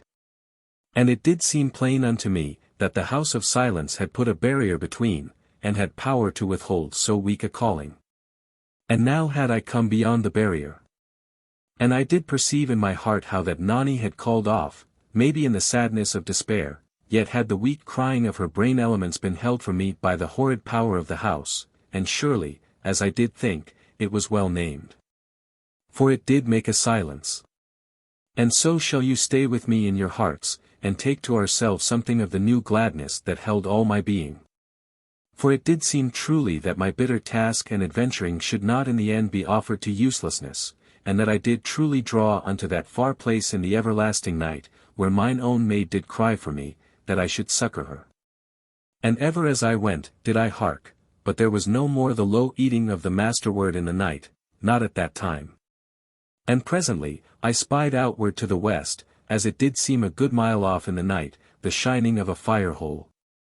And I began to plan that I should come unto that place, and have warmth and dryness, and food and slumber. And, in verity, so set was I to the need of these matters that if there did be a monstrous thing nigh to the fire, as was so oft the case, then would I give battle unto it, for neither my joy nor my labors did serve to put warmth into my body. And I must surely come anigh to fire, or die. Then, as I kneeled upward among the moss bushes, and made to lay a true course unto the fire hole, I perceived that there came a being along the road unto my right. And I went low into the bushes, and moved not, for truly I had seen that there drew nigh one of the silent ones. And I made a little place that should let me to see, and I spied out, with an utter caution, and lo! The being came on very quiet, and with no hurry. And in a time, it went by me on the road, and did take no heed to me, yet did I feel that it had knowledge that I stood there among the moss bushes. And it made no sound as it went. And was a dreadful thing, yet, it did seem unto my heart, as that it had no trouble of wanton malice to work needless destruction to any. And this, I crave strangely that you to understand. For it was so to me that I had a quiet and great respect for that thing, and did feel no hatred, yet was very dreadly in fear of it. And it was huge in size, and was shrouded unto its feet, and seemed, maybe 10 feet high. Yet, presently, it was gone onward down the road, and I was no more troubled by it. Then did I make no waste of time, but set off unto the fire hole, and kept so much to shelter as I might. But was oft made to run over baked places, ere that I should come to more of the bushes. And I came presently nigh unto the fire hole, and made a pause, and crept unto it, with a great care. And I found it to be in the bottom of a deep hollow of the rock of that part. And the rock was clear looking of all living matters, the which did make me to be glad. And I went round about the top of the hollow, carrying the discos very handily. But there was nowhere any living thing, and I feared not to go downward into the deep hollow, and so unto the fire hole, which lay in the bottom, as you have perceived. And when I was come there, I made a close search of the rock, and found it was very sweet and warm, and there were no serpents, neither any stinging creatures, so that a certain comfort came upon my spirit. Then stripped I off mine armor and gear, and afterward all my garments, so that I stood naked there in the hollow. Yet was that place almost so warm as some mild oven, and I had no fear to suffer from the cold of the night land. But was uneasy lest that any monstrous thing should be anigh to come to take me so unawares. Now I wrung the garments, and spread them upon the rock near unto the fire hole, where it was hot. And I did rub my body very brisk with my hands, so that I glowed into health and had no fear of a stiffness. And afterward, I did look to my food and drink, and to the matters in the pouch. But there had no harm come to any, by reason of the tightness of the scrip and the pouch, that had kept off the water. And I eat and drank, there as I stood waiting for the garments to come to dryness, and I walked about a little, as I eat.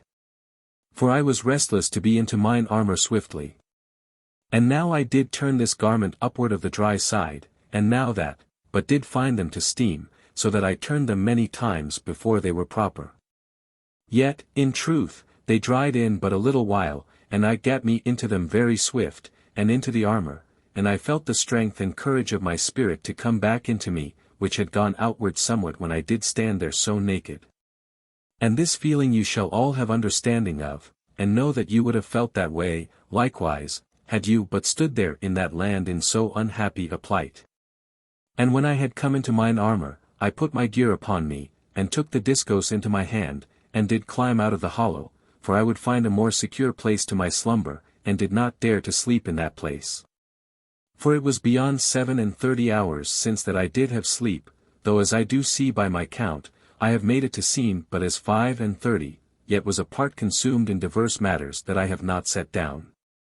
And you shall mind how bitter had been my labor and weariness in all that time, and I did know of a surety that sleep must come heavily upon me, so that I was sorely in need that I should search out a safe place. For I should not be lightly waked, until that I had slept away the tiredness of my heart, and the weariful achings from my body. And, indeed, I should mind you how that I was not yet come perfect from the bruising which I had gotten from the fight with the yellow thing. And presently, when I had searched but a little while, I did find that a rock stood upward from a great clumping of the moss bushes unto my left, and I went over to the rock, and made a search about it. And I found that there was a hole into the bottom part of the rock, and I thrust the discos into the hole, and made the blade to spin a little, so that it sent out a light. But there was no thing in the hole, and it did seem a dry and safe place for my sleep. Then I turned me about, and went into the hole with my feet that way. And I found that it was so deep into the rock as the length of 2 men, and just so wide as I could lie in it without having it to pinch me. And there I made my bed in the hole, and went swift unto my sleep, and scarce had but a moment even to think upon Nani, and by this thing shall you know how utter was my weariness. Now I waked of a sudden, and was very clear and refreshed.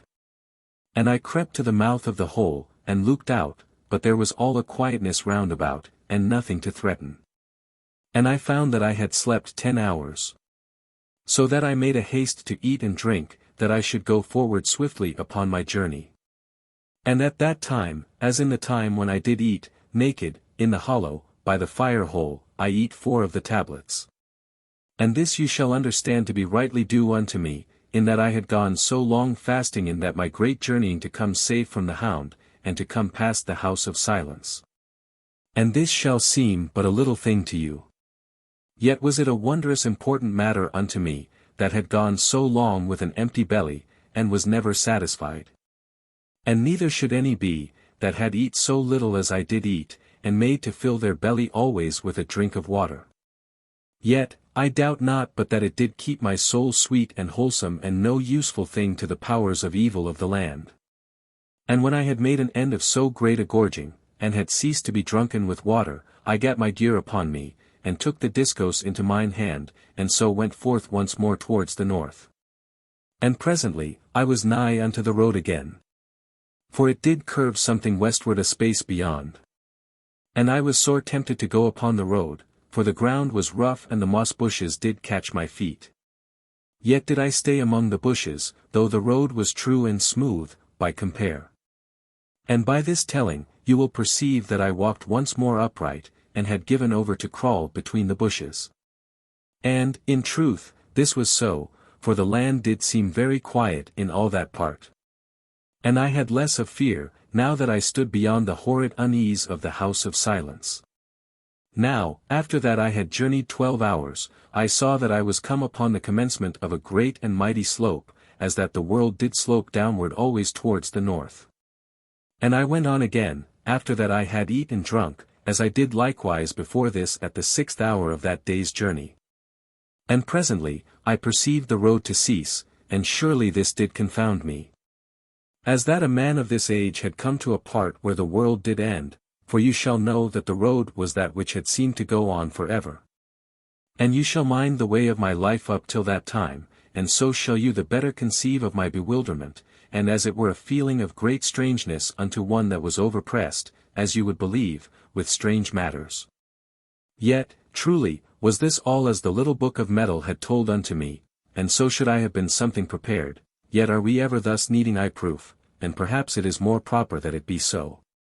Yet, ye shall perceive me adrift somewhat as to direction, for I had steered before this time so that I should come to the north of the house of silence, and afterward had shaped my way by the road. But now was I adrift, as it might be set down, in the wilderness. And so did I stand and consider, and presently did look unto the far pyramid, which was now a great way off in the night, and had seemed but small by that which I knew it to be. And lo! As I did look, I perceived that I could but see the high upper point of the light of the great pyramid, where did shine the last light, and I was confounded afresh, yet in a moment I saw that the greatness of the slope did account for this.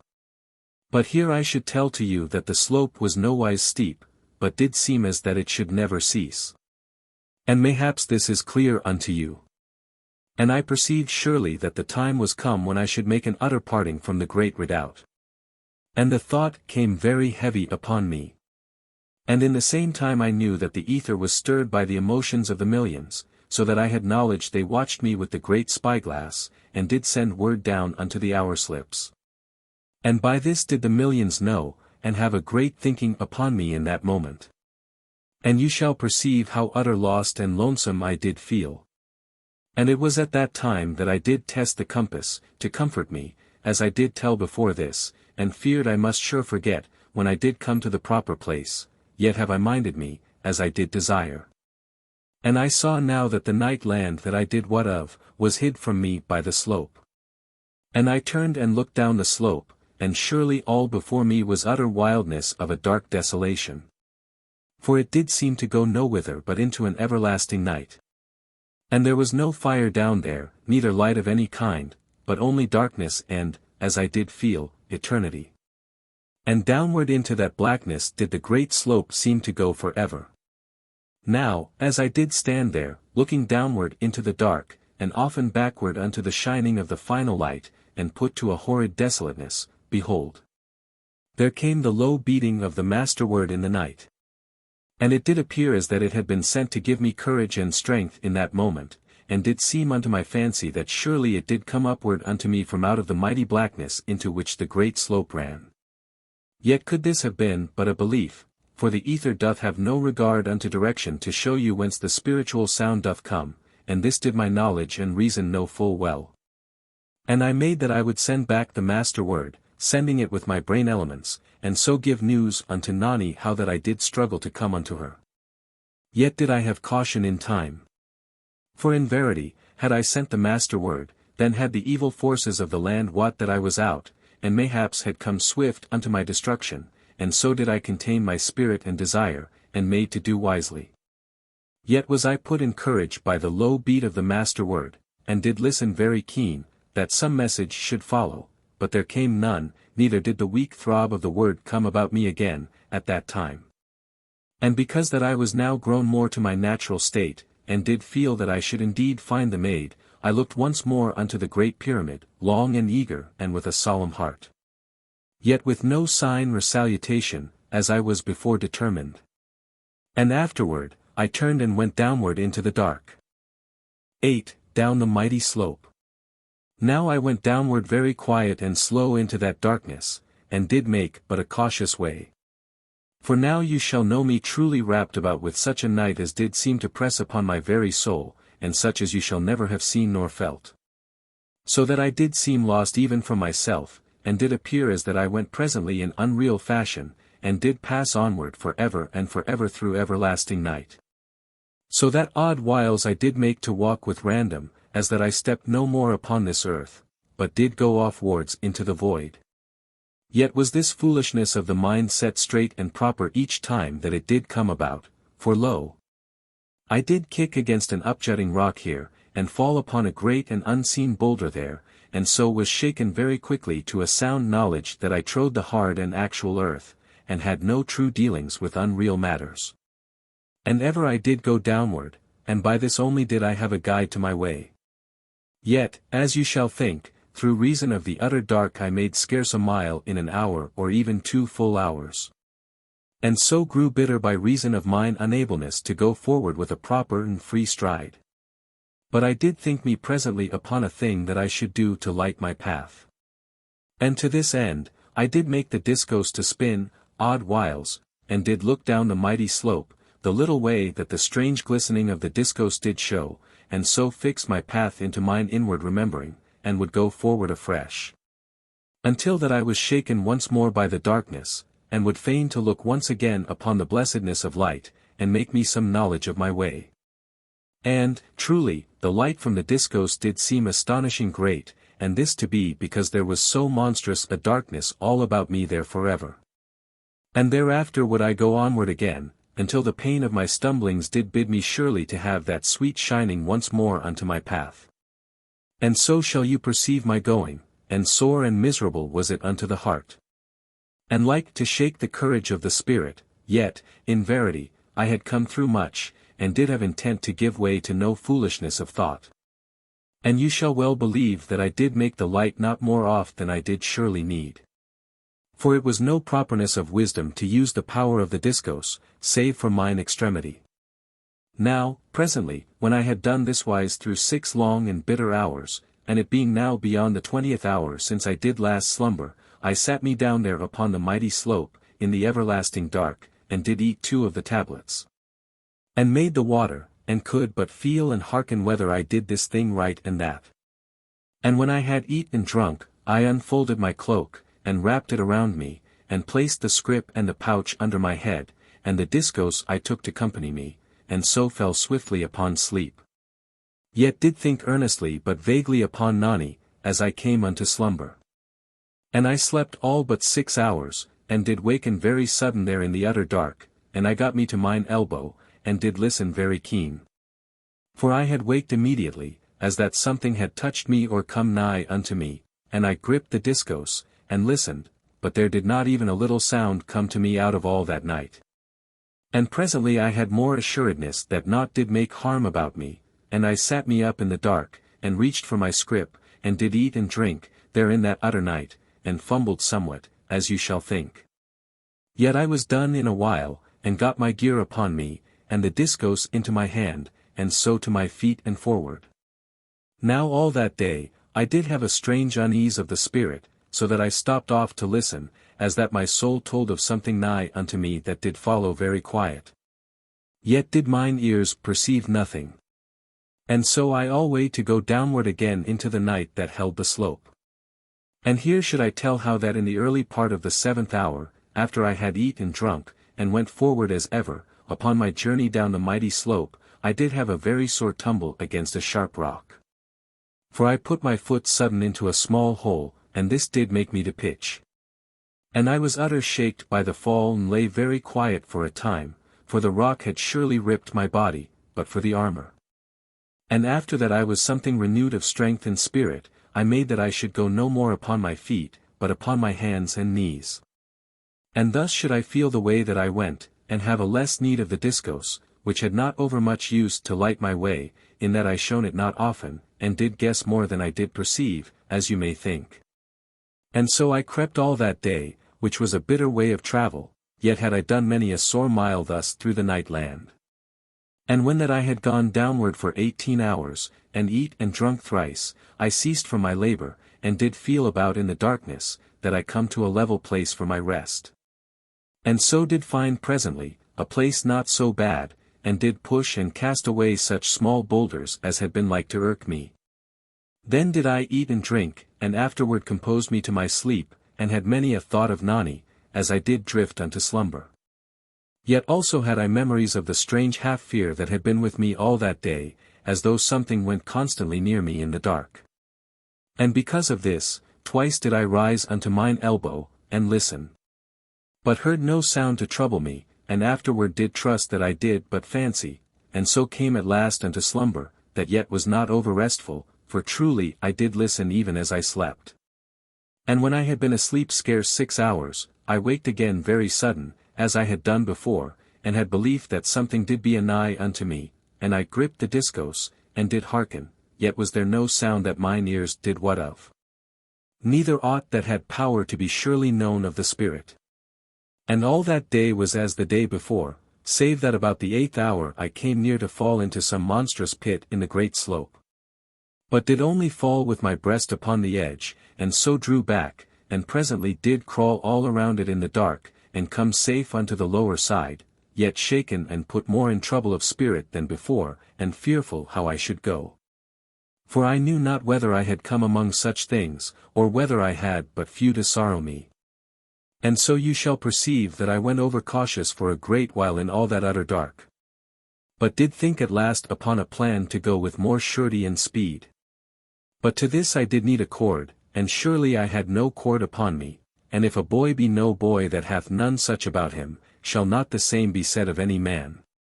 And this I did think, as I searched me, for the sayings of that day had many that were like to this.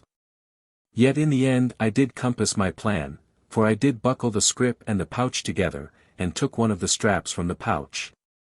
And this strap was long and thin, and well suited unto my purpose. Then I fixed a stone into the end of the strap, and buckled it there, and after that, I cast the stone before me, as I went upon my hands and knees.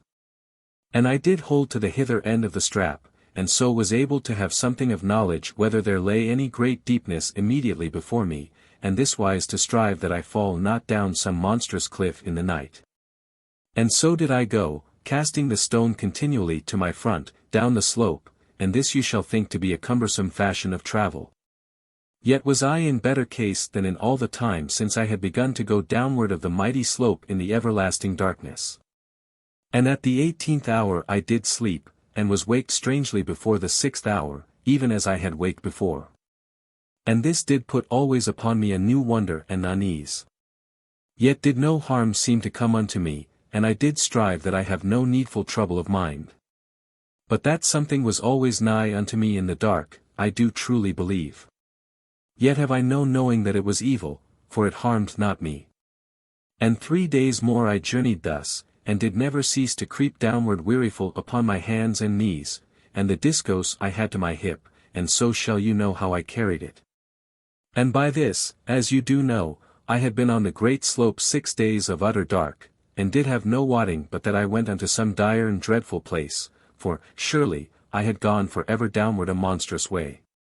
And here, before I tell further, I must set down how that the cold was much gone from out of the air upon the slope, and the air was grown, as it did seem, very heavy unto my chest. And concerning this matter I should say something. For, if I do mind me, I have said not overmuch concerning the air of the night land and the mighty pyramid, for truly I have been so set to tell my story of all that I did truly see and adventure upon. Yet, though I have said but little, you will surely have perceived that the air of that far and chill time was not as the air of this, but was thin and keen within the night land, and lay not, as I do think, to a great height above the land, but only nigh to the earth. And as you do know through my tellings, there was a wondrous difference between the air within the mighty pyramid, and that which lay without around the base.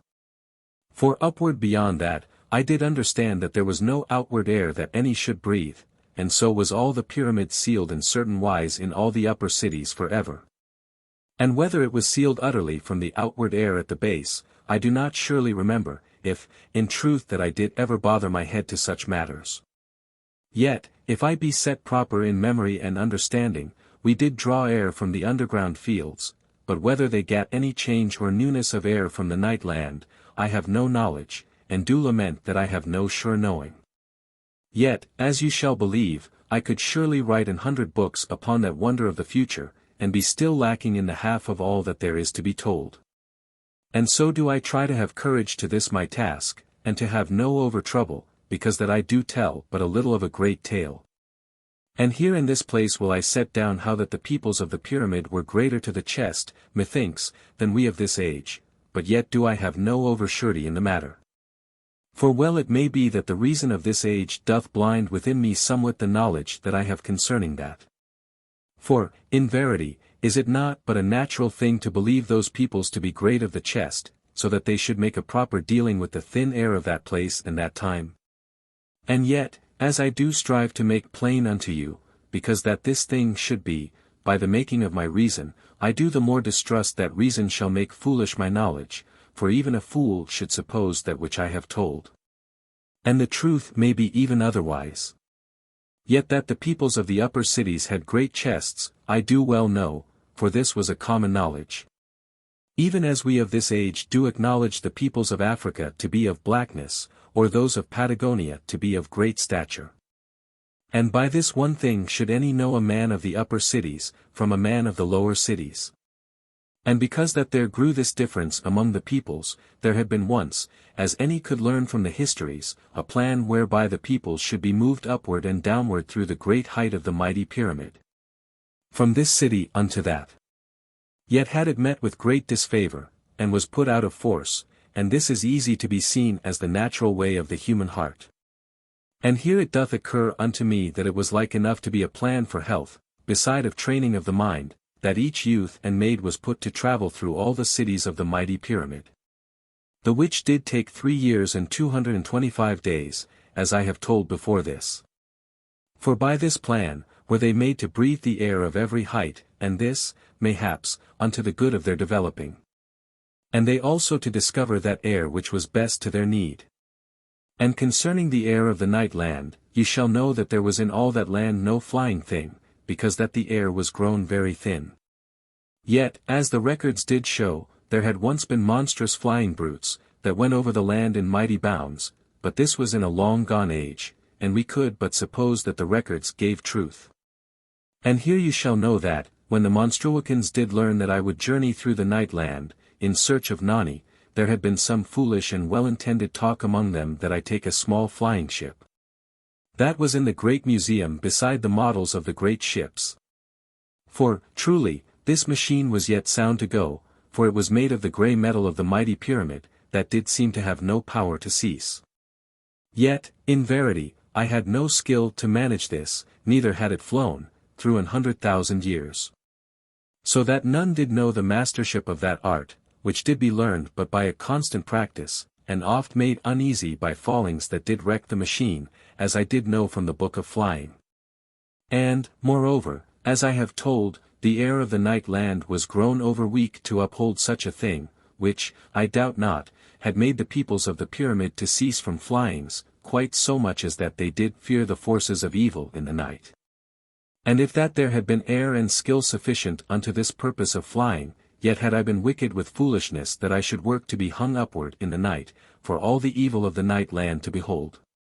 And though I had gone up some great way, yet the machine had surely made a great noise in the quietness of the eternal night, as you shall suppose.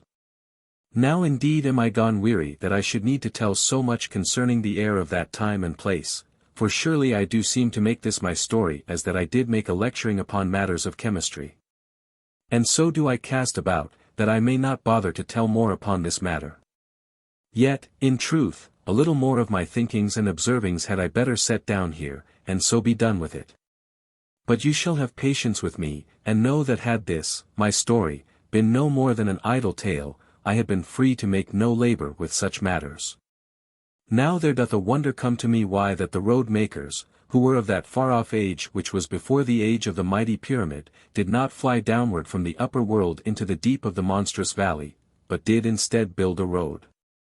Yet it may be that the air of the upper world had grown thin a great age, so that they had truly forgot that once man did have power to fly.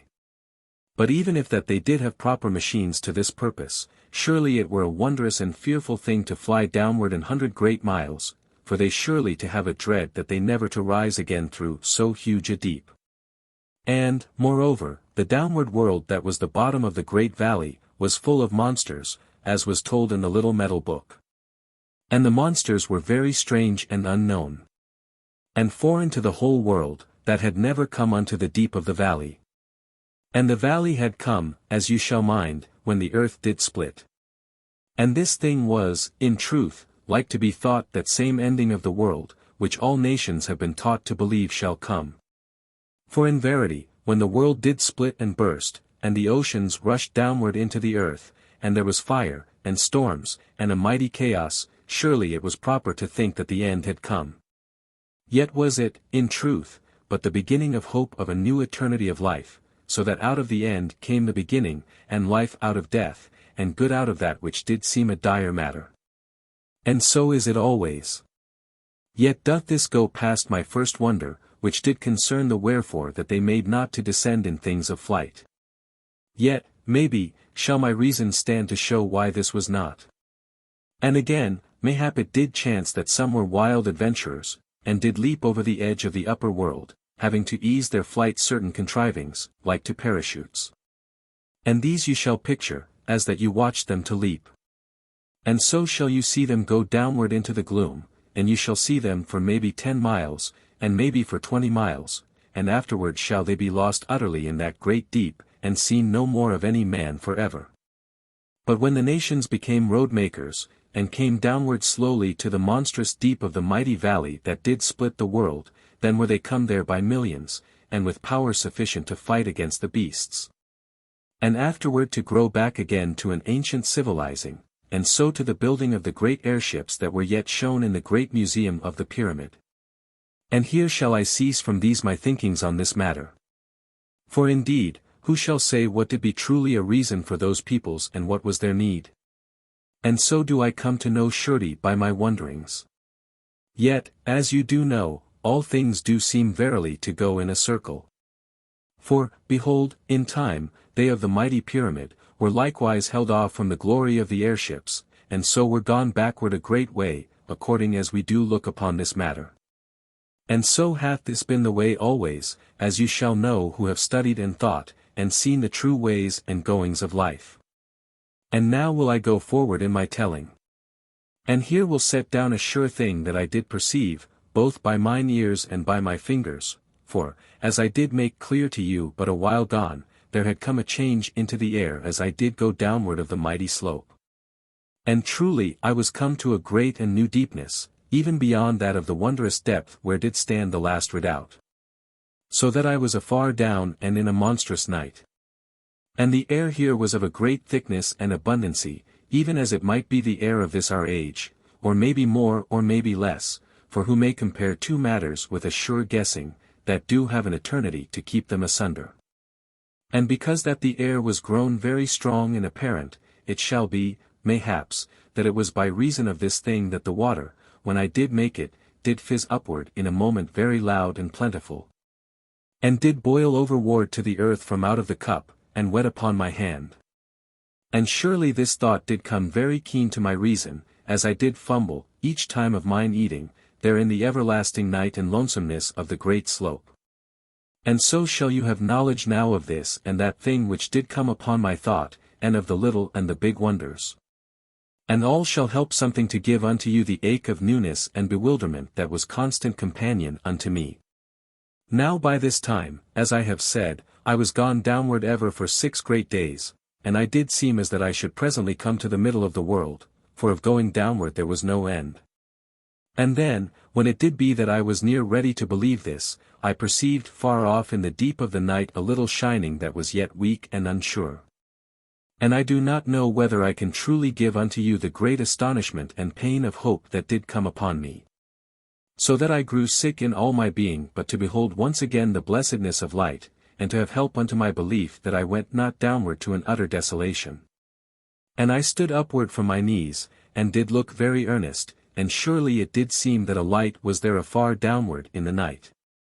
And again it did seem that I must be plagued by my hopes and by my fancy, and that there was nowhere any light.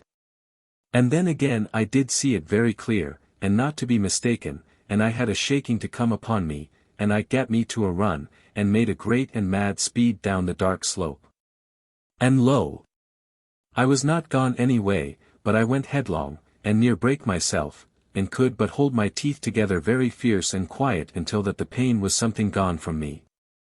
And afterward, I gat me again to mine hands and knees, and went slowly, as before, and so for a great hour or more, and did look oft, and alway the light became more plain to my sight, but ever to come and go, oddly wise.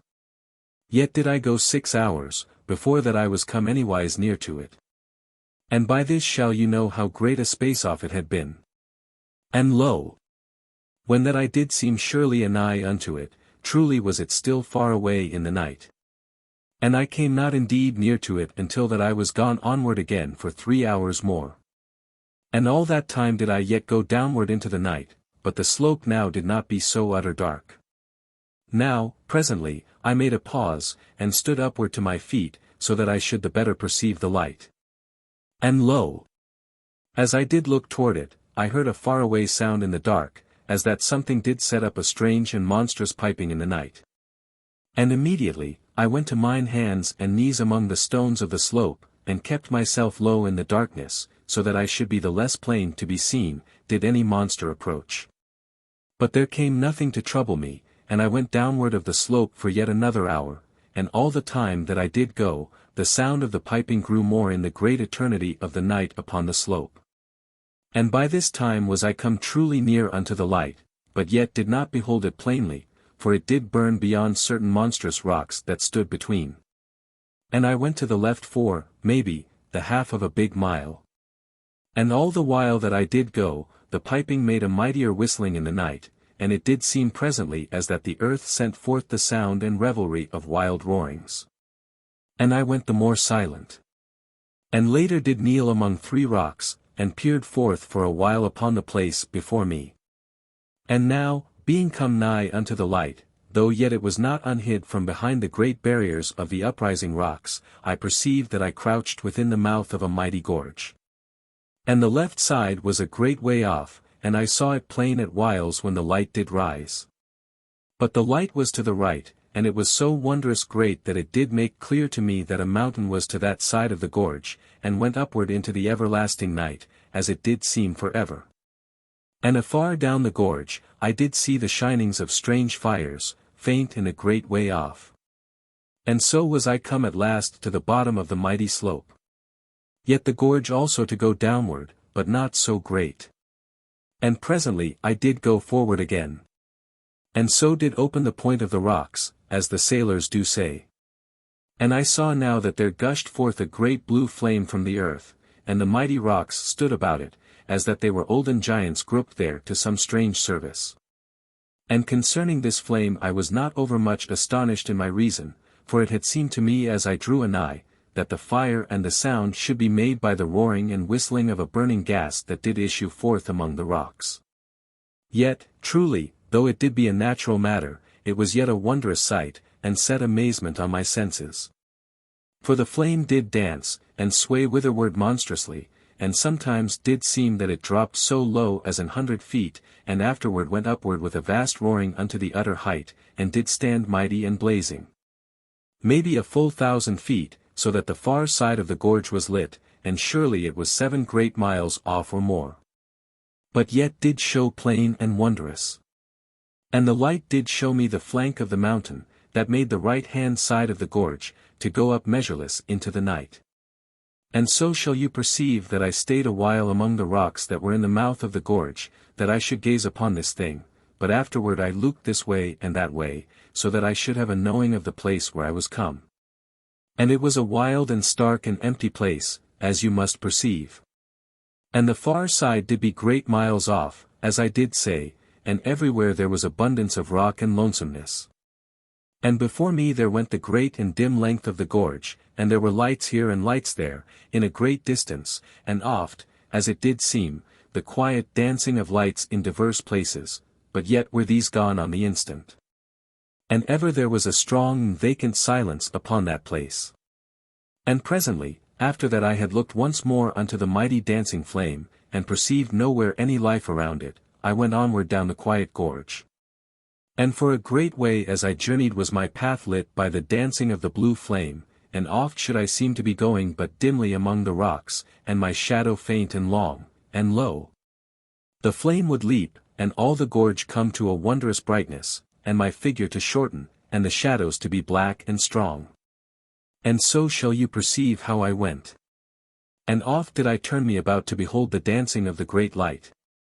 For it was solemn to my spirit, even amid so much of greatness and eternity, to think upon that flame, and to conceive that it had an utter age danced there at the foot of the mighty slope, unseen, through lonesome eternities. And this I do tell unto you, that thereby may you have some knowledge of the strangeness and the bitter loneliness of that place, which, in verity, did seem the expressing of all the lonesomeness of my wanderings. And all the time as I did go downward of the great gorge, there sounded the blast of the roaring, that was presently afar to my back. And the mountain sides did catch it here and in that place, and sent it offwards with strange and improper echoings, as of a chill piping, or oddwise as hushed whisperings of monstrous creatures. So that I did oft stoop to hide a little among the boulders, for truly I knew not but that some unnatural thing called from the darkness of the mountain side. And for 6 hours I walked onward thus, and sometimes did hide, having a sudden fear, as I have told. And presently, in a great while, the roaring was sunk to a far and monstrous piping. But in the end to no more than a far and uncertain whistling, that yet did catch strange echoes in the night.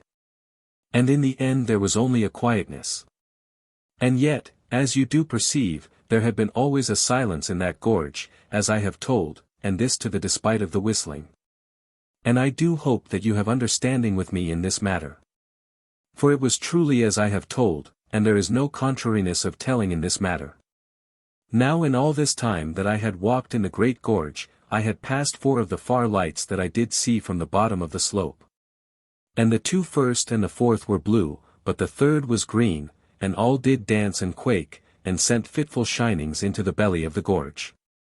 And there came also from them whistlings, and from the 2nd one a low and strange moaning noise, and I doubted not the gas did come oddly and with trouble. And I passed these things with no great thought. For truly they were no matters for notice, after that which I had beheld. Now, as you shall mind, it was surely in the early 3rd of the 7th day of my journey down the mighty slope that I saw the first shining of the monstrous gas fountain. And from that time until now had there passed maybe 16 hours. And, as you do wot, I had eat not in all my travels since that I had seen the light, so that I was gone to a proper lack inward. And moreover, it was full 19 hours or more since that I had slept, and all that while had I labored. And I ceased me from wandering, and looked about that I should come to a safe and proper place for my slumber, and this I saw very quick. For there was dry stone and rock everywhere, and no failing of holes and divers places to my purpose, so that I was soon in a little cave between 2 mighty boulders. And here I eat 4 of the tablets. For truly so many were my due, and I had not been violent had I eat more. And afterward, I made some of the water, and it did fizz up in a moment, so that I perceived that but a good pinch made a great cup full. And this I set to the count of the strong and heavy air, as I have told, which I did think to have a greater power of chemistry. And presently I slept, having my gear about me as ever, and the discos to my breast. And as I went into slumber, I thought sweetly upon Nani, as I had done, indeed, 100 times since I was come to the hopefulness of the lights of the gorge. Now, whilst I slept, I dreamed that the master word did presently beat all about me in the night. Yet, as I do mind, I waked not, and because that I continued to sleep, I have no sure knowing whether this was truly a dream, or an happening. And I minded me upon it, when I waked, but this was after that I had slept 7 hours, and I could have no sureness anywise of the matter, but only that I was come safe through my sleep. Though heavy within my head and limbs, as that the air did call me unto a further slumbering, as is like enough. And after that I had eat and drunk, I put my gear about me, and the discos to my hip, for I needed both my hands to the task of journeying amid the great boulders. And I set forth again down the half-light of the mighty gorge, and through 18 hours I made a strong going, save when I did pause at the 6th and the 12th hours to mine eating. And by the 18th hour was come, I was very ready to my food and slumber, and presently I was asleep in a place of the rocks. And that day had I passed 23 of the dancing gas fires, and 5 been like a white fire. But the others blue and green. And all did dance and made a strange and uncertain light within the great gorge, yet was it a peaceful thing unto my spirit that there was truly light, as you shall understand. And I slept 6 hours, and waked, and did want more sleep, as you shall think. But I eat and drunk and put my gear upon me, and went on downward of the gorge. And at the 6th hour, after that I had eaten and drunk, I came to a part where the big gas fires did cease to dance, and there was a certain darkness upon that place. Yet was it not a proper dark. For there came the glimmer of a flame here and the glimmer of a flame there, as that little flames came upward between the stones, and did vanish, and come upward in another part. And so did light and die out constant and forever amid the stones and the boulders of that lonesome gorge, and made a low spread light, so that it did seem unto me that strange shutters of light beat upward through the dark of that place. And I went onward, and a heavy fume did seem to hang in the air, and horrid gases to come upward from the earth in odd puffings. And anon a light would leap upward beyond the next stone, and afterward vanish, and there would be 100,000 such upon every hand, running to and fro, and afterward for a moment an utter dark, and again the little flames everywhere. So that it did seem I went one moment amid the heart of a strange country of fire, and immediately through a country of utter night. And this was to me strange and a peculiar matter. Yet, as I do think, the gases did bother me the more. For they did seem as that they were like to hurt mine health utterly, for, in verity, oft did I seem as that I should choke and breathe no more, by reason of the poison that came upward from among the stones and the boulders. And all that time, as they came or went, did the little flames make small flocks of sound in the gorge as they did flash or die, and the sounds did seem, to my likening, as stones cast into an utter silent pool. For they but made apparent the everlasting quiet of the gorge. And afterward, I came beyond this place, and you shall see me going very lonesome among the rocks of the gorge, beyond. And by this, it was come nigh unto the 18th hour. And I did find a place proper to my slumber, and did eat and drink, and was quickly gone over unto sleep. And here, I should tell how that I had not an over fear of evil powers whilst I was in the great gorge. For truly it did seem as that nothing that ever did live came anigh to that wild and silent place of stone and rock, but that I journeyed through it alone, and was surely the first that did go that way for maybe 1,000,000 years. And this feeling that was upon me, I do hope you to perceive and take unto yourselves, and thus have an understanding of my heart at that time. And as you shall know, I went always unto slumber with sweet and with troubled thoughts of the Maid. Yet, for a great while, I had been put so mightily to the labor of my way that my heart did suffer less at this time than should be thought. And truly it doth show me how I was drawn unto that one with all my being, that I did surely think so oft and sweetly upon her amid so many perils and matters of horror.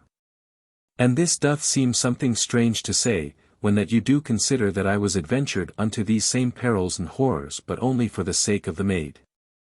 And in 6 hours did I wake, as I did strive alway to set myself to do. Yet was I very heavy and slow for a little, until that I was more properly come to wakefulness. And surely, as I did think before, this was like to be put upon me by the weighty air of the place. But yet it might be that the gas which did float in the gorge was upon my lungs. And also, as you have perceived, if but you have attended my way, the air was grown warm, and oft were the rocks pleasant to the seat, and all of these matters did contrive to make me slumbrous. Now, presently, the gas fires did cease utterly in the gorge, and I looked downward, along that great place, and saw only a greyness, but above the greyness there was, as it did seem, something of a vague and ruddy shining in the night. And this did wake me to wonder what new thing lay before, so that I grew more eager among the boulders. And, later, when I had eat at the 6th and the 12th hours, and gone on a while, I came to a place where the gorge made a quick turning unto my left, and at the end of the turning was a red and glowing light that was very great and wonderful. So that I was utter keen to come to that place, that I should discover what made the shining. And the place where I was come then, was very dark, because that I was nigh under the mighty wall of the mountain of the right side of the gorge. Yet above, as it did seem to me, there was a far red upward glowing in the night. Then did I go forward very fast, and presently, in a good while, I discovered that I drew near to a second great turning, that went to the right. And about the 17th hour, I came nigh unto the second great turning. And here did I put caution upon me, and crept for a while among the dark rocks of that place, that I should come to a sight of that which made the monstrous red shining. And presently, I was beyond the corner of the mountain, and did look downward into a mighty country of seas, and the burning of great volcanoes. And the volcanoes did seem as that they burned in the seas. And the country was full of a great ruddy light from the volcanoes. And so shall you perceive me there among the rocks that did all stand upward strange and bold and silent in the red and monstrous glare of the light. And I, as it did seem, the one thing of life in all that desolation and eternity of rock and stone, there in the end part of the great gorge. And I peered forth into the wonder of the light, and was full of thrillings and fancies that I was surely come to the place where the lesser redoubt had been builded. And immediately I knew that this was not so, for sure had not Nani told how that they were in a land of darkness. And if this did be so, truly, how wondrous and dread a way had I yet to go, if that this country of seas and mighty volcanoes stood between. Surely, it did seem to me then as that I must wander searching unto the world's end. And so shall you be company unto me there with my trouble and my thoughts, and the immediate wonder and strange glory of that mighty country. 9. The Dark Pyramid. Now in 2 hours more I was come clear down out of the gorge, and stood in that country. And for all that I did feel fresh troubled and bewildered, yet was I rejoiceful, as you may believe, in the surprising light and splendor of that sudden land. And before that I had come down out of the great gorge, I had stood high within the mouth thereof, and looked well out over the mighty country. And I had counted 27 great volcanoes, and this doth not take heed of 2 monstrous ranges of fire hills that burned afar off, something unto my right. Neither doth it take account of 100,000 lesser places of fire. And truly it did seem a very land of fire and water. For there was a small fire hill stood within a sea, as it did seem no more than a little mile from that place where I did stand. And maybe a score to the back of it, spread all about. And here shall I do proper to tell concerning the seas. For there were of these, that I did count at that time, 3 that were small, and a mighty sea that went onward for ever into the red light of the fire hills, so that it was gone utterly out of my sight, and did show no ending. And there rose up out of the seas, islands, and on the islands, volcanoes. But in other parts the fire hills did come upward straightly from the sea. And over the near sea, as it did seem, there lay a plenitude of steam, as that the sea did boil at whiles and in divers places. And there did seem to me, as it were within the red atmosphere of that place, as that there were a muttering thunder, low and constant, shaking the air, now from that distance and now from this. And this did I judge to be the voices of the fire hills, speaking with the fire that lived in them. And you shall conceive how utter new was all this unto me, for there was in that country a constant voice of the energy of life, so that the world noise of this our age was even there again, and with a keen and undoubted apparentness. And the more so some ways, than now. And here shall I set down more closely the things that were ready to my gaze. And first, that it did much attract me, there was a huge and blackened mountain unto the left of the mouth of the gorge, and the mountain did go upward into the night, maybe 15 and maybe 20 miles. And there was a mighty peaked volcano that grew out from the side of the mountain so high up as 5 miles, as I did guess that height, and this was upon the far side. And above this there was a second, maybe 9 or 10 great miles up in the blackness of the night that hung afar upward. And, as that this were not great wonder enough, there did burn and glow 2 other mighty fire hills, at an utter height, upon the left crest of that black mountain. And these were upward so monstrous a way, as that they did seem to make strange and smouldering suns within the night. And truly, as you shall perceive, this was a wondrous thing. And below these upward fire hills there rose up from the earth vast mountains of ash and burned stuff, that had been cast forth by these perched volcanoes, and had poured downward unto the earth throughout eternity. And so to build grey and sombre monuments unto the dreadful glory of time. And to my right there was always sea and the red blazing of the fire hills, but unto my left, there were mighty forests, and there rose upward here and in that place, as that they were beyond the great woods, monstrous fire hills. And so do you take from me something of that first impressing upon my brain and sense. And after that I had come down out of the mouth of the great gorge, as I did tell a little while gone, I came upon a pause. For, surely, which way was the way proper unto my search? And I looked about for a great while, and afterward did climb back into the gorge, and called myself foolish, that I had not thought to map my way ere I came down. And when I was come up into the gorge again, lo!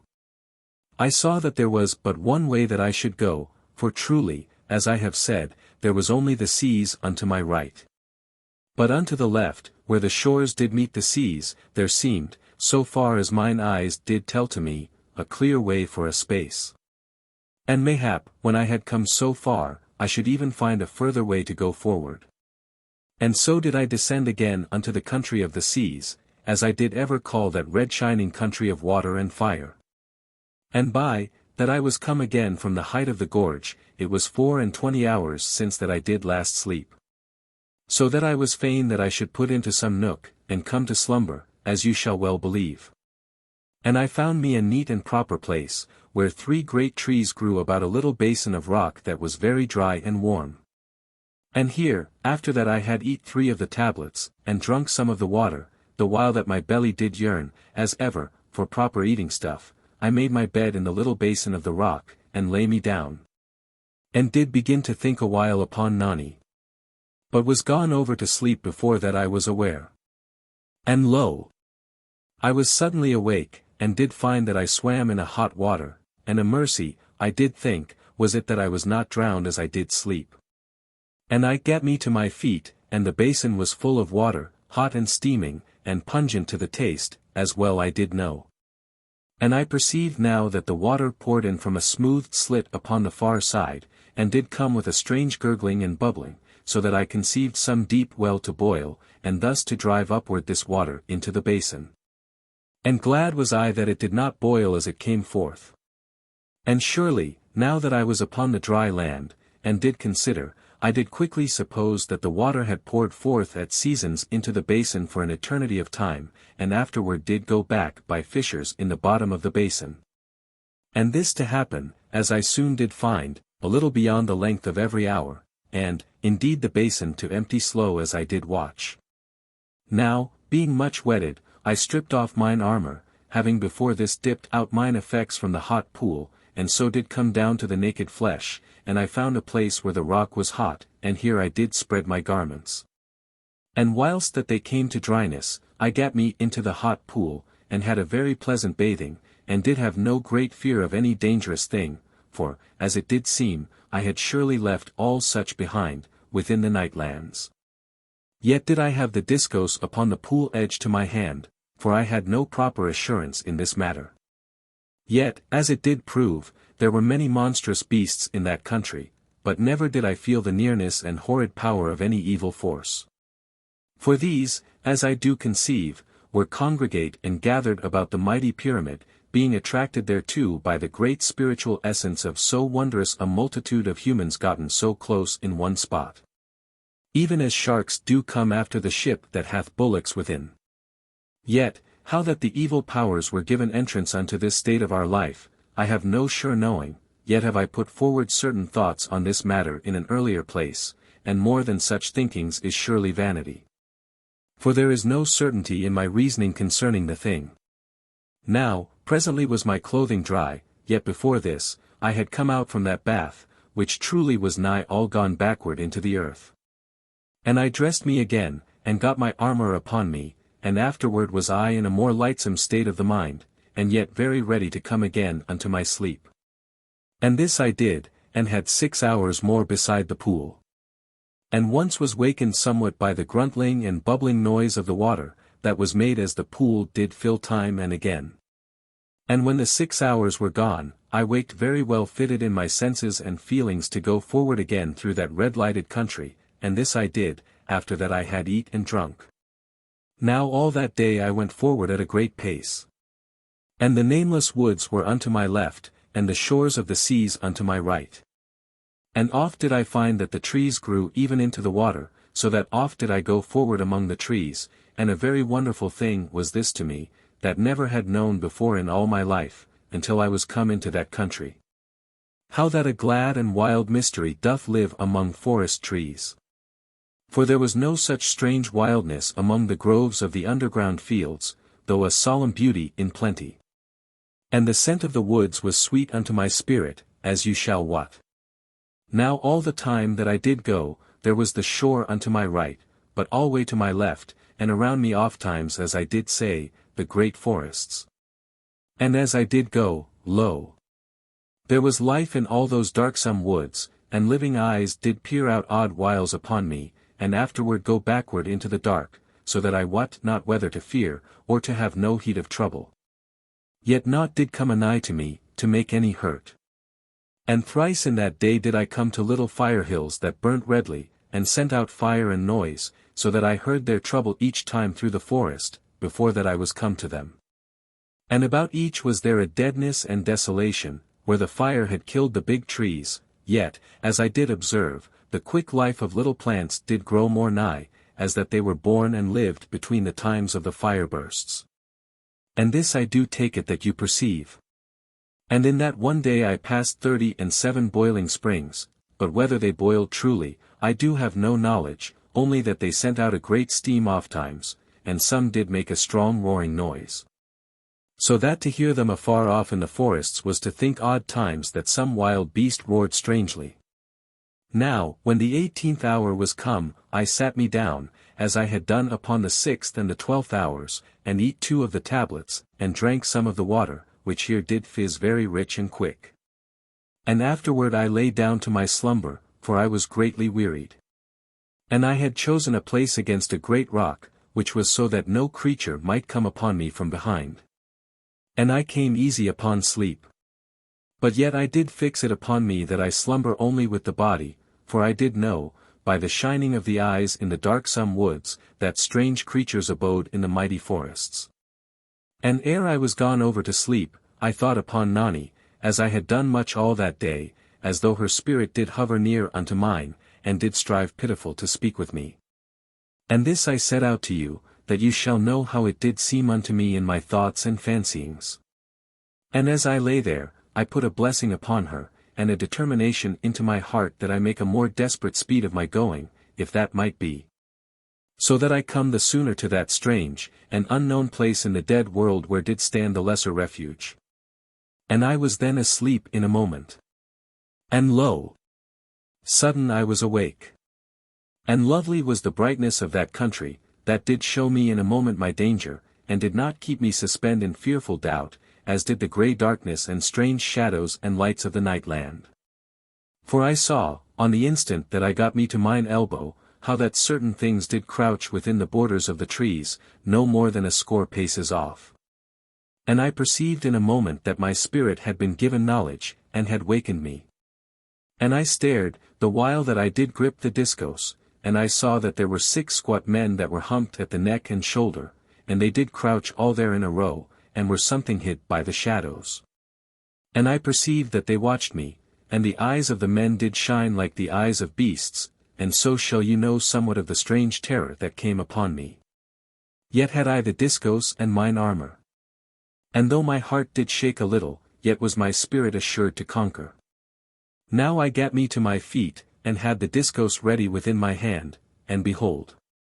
I could not see the humped men, for they were gone from that place. Yet never did I see them go, though I had kept my gaze very steadfast upon that part where they did hide. And, as you shall understand, I was near ready to believe that there had been nothing there within the border of the wood. Yet truly I knew that the men with the humps had been there, as I had seen. Now, I looked presently, and found that I had slept 5 hours, and I eat 2 of the tablets, as I did stand there, watchful, and afterward drank some of the water. And so was ready to go forward again, for I was grown very anxious to be gone from that place, and did have no knowledge but that those strangely humped men were but a little way off, among the trees, and might come upon me in a moment. Or, further, that they did go to call an army of other humped men to my destruction. And after that I was ready, and had my gear secure upon me, I set off at a great stride, and did hold the discos very handy, and looked this way and looked that way, and all the while made onward with speed. For, truly, I was grown so lean and hard that it did seem to me that I had power to outpace those men or aught else of their kind. And all that day, through 30 great hours did I go forward, at that stride, and did always watch. And at every 6th hour, I eat 2 of the tablets and drank a little of the water, and went onward again. And so did I hope that I was lost from those humped men. Yet, though I did hope, my faith was not this wise. For twice and thrice did it come to me that there went things through the woods to my left all that day, and did keep always to a level with my speed, yet were always hid. And, as you shall believe, this did be a very shaking thing to my heart, and did make my hope of but little account.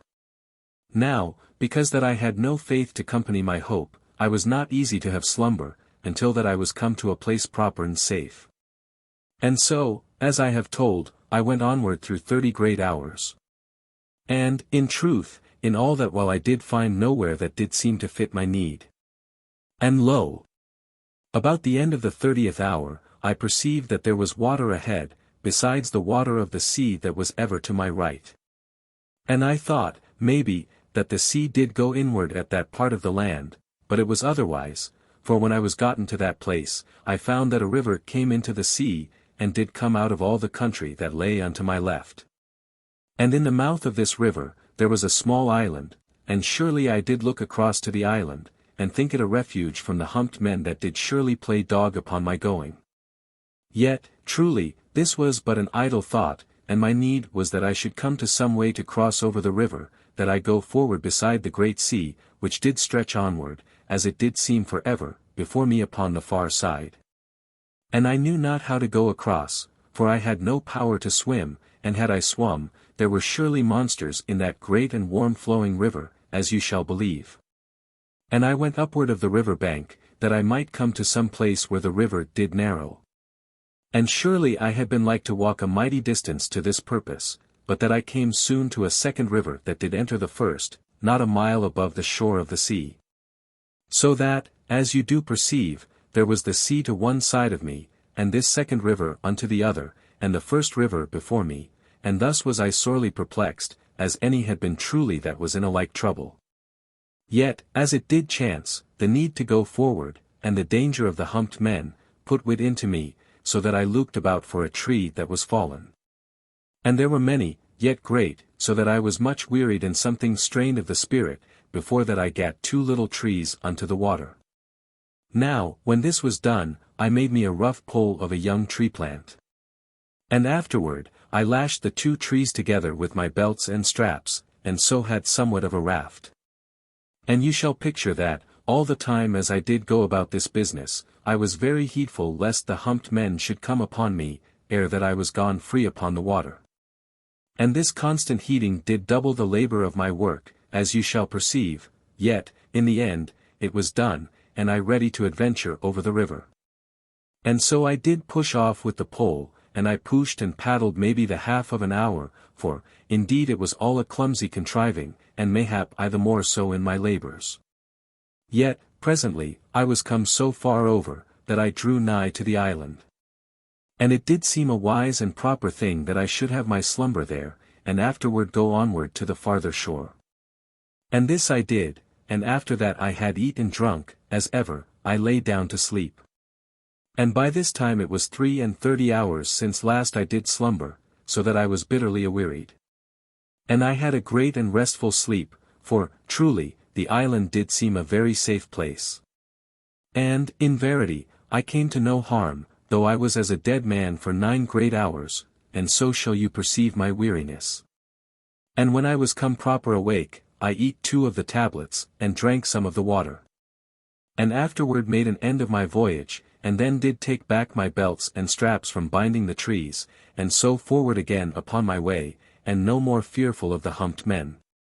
For, surely, I did think I had left them all upon the far shore of the river, though afterward I minded me that they might grow likewise upon the 2 sides, but yet was I only discovered by those upon the one, as you do know.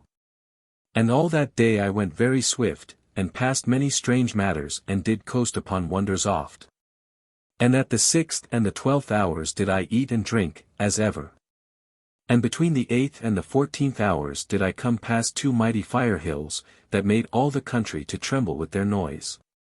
And 4 times did monstrous creatures pass by me, but I was swift hid, and came to no harm. And oft as I did go, were my thoughts upon the dear maid that I journeyed to save from destruction. Yet, as you must see, always were my thinkings brought sharply unto my going.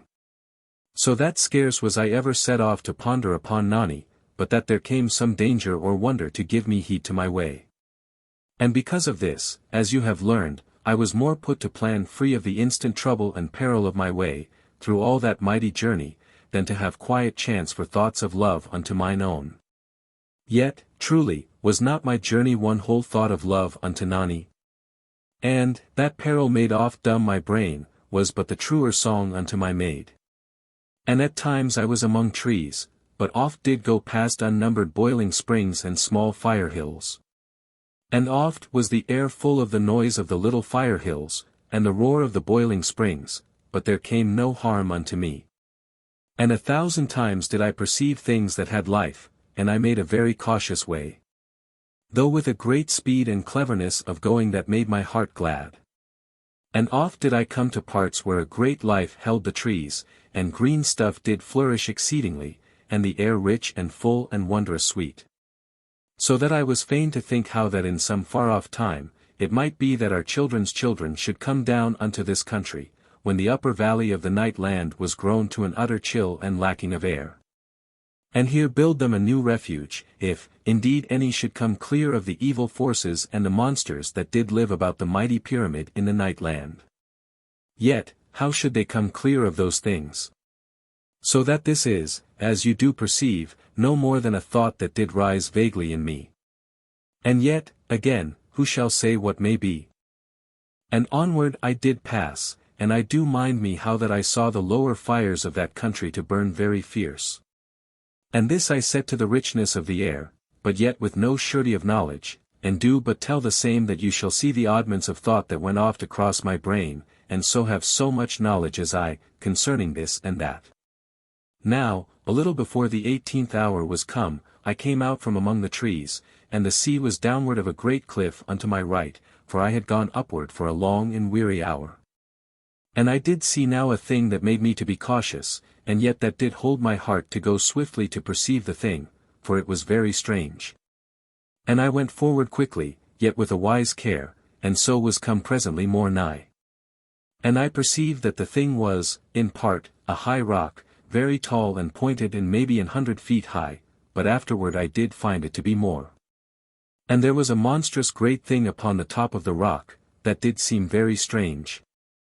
And I stopped and looked, and afterward went forward again, and so for a time, until that I was but a little way off.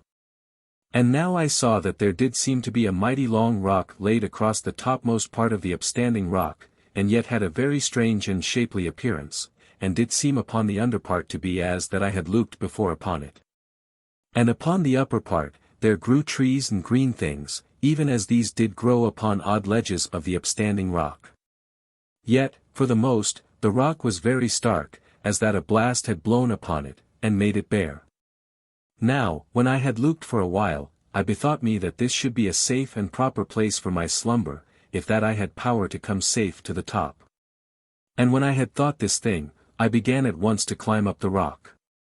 And I found that the rock was very high, so that in a while I was come a great way off the earth, and yet was not come to the top of the rock. And because that I was awearied, I looked about for a safe place to mine hand, and lo! There was a shelf of the rock very nigh, that went inward a little to the side. And I gat me to this ledge, and did eat and drink, and presently I slept, and scarce had thought of Nani in the moment of my slumbering. For a great weariness was upon me, the which I do think to have come by reason that I was not yet proper rested from the task of the day that was gone before that one. Now I waked very sudden, maybe 7 hours after. And I had knowledge within me that my spirit did what of some nigh danger. And I gat upward from the rock, very quiet, and had the discos ready in my hand. And I looked swift about me in the moment that I did wake, yet did see nothing. For there was naught on the ledge with me. And I crept to the edge, and looked downward, and lo! I did see that there came up the rock 2 humped men, and they did climb very swift and silent. And I perceived that they smelled me, and came to destroy me. And I made ready the discos to do battle, and ceased not to look downward. And I saw how that the humped men did seem to be humped by reason of their being so monstrous thick and mighty of the neck and the shoulder, as that they had been human bulls. And I saw that they were very strong, and by the speed of their climbing, I knew they were swift, and so did I make steady my attention and my heart to the saving of my life, for truly I did know that I should be dead in a little, or they. Now I stepped back a space from the edge of the rock, and had the discos very ready, for it was needful that I should kill one of those brute men speedy, that I have no danger that one take me in the back, whilst that I fight with the other. Then, in a moment it did seem, there came upward of the rock edge, the great and brutish face of the man. And in that moment that I slew him, I did note curiously how that he had large teeth upon each side of the mouth. And was aware that he had come so quiet as a great cat. And in the backward parts of my brain, I bethought that even thus, maybe, was primal man, so that a strange and secondary questioning and wondering did live in that part of me. And I did learn from these scarce conscious reasonings that I was of belief the thing was truly a man, but very crude and dangerous. And surely it is strange that I had all this thought in that little moment, but in verity so it was. Though I doubt not but I bettered it with afterthoughts, when a while had gone. Now the first man died ere his great-haired breast was come upward over the rock. And he sank back, and sagged and fell dully, and I heard him bodge downward from rock to rock, very lumbersome, and so in a moment was silence. Then did I look this way and that way of the ledge, for the second humped man was not yet upon me. And I feared that the pause did mean a cunning mischief and strategy. And when a little time had passed, and all the while I was ready with the discos, and naught did come upward to harm me, I stepped very soft to the edge of the rock ledge, and looked downward, but there was nowhere anything to see. Now, for a little moment, I did think that the brutish man had run off, being feared by the death that I did deal unto the first, yet I put this from me at once, for I did what that such a creature did not be like to fear in such wise. But was rather set to some horrid cunning of attack, as I did fear, and was somewhere below me among the holes of the great rock. Then I did think sudden that he might be gone upward, so that he should come down upon my back, and I looked upward of the mighty rock, but did see naught. And afterward I stooped forward a great way beyond the edge, so that I should perceive whether the man did hide beneath. And, behold! He was there below me, and crouched under the rock shelf, ready to his spring. And in that moment, he made unto me with so mighty a leap as any tiger should give. And he came half over the edge, and gripped the discos by the handle, in an instant. And surely I had lost that trusted weapon, or been pulled over and cast into the depth, but that the discos did spin, and the earth current did make live the handle, as was intended, save where the grip was set. And lo! The man gave loose the handle very swift, for it had burned and shaken the creature sore. And I staggered back, with the effort I had made to withhold the discos, and the brutish man came upward again over the rock edge, and leapt at me.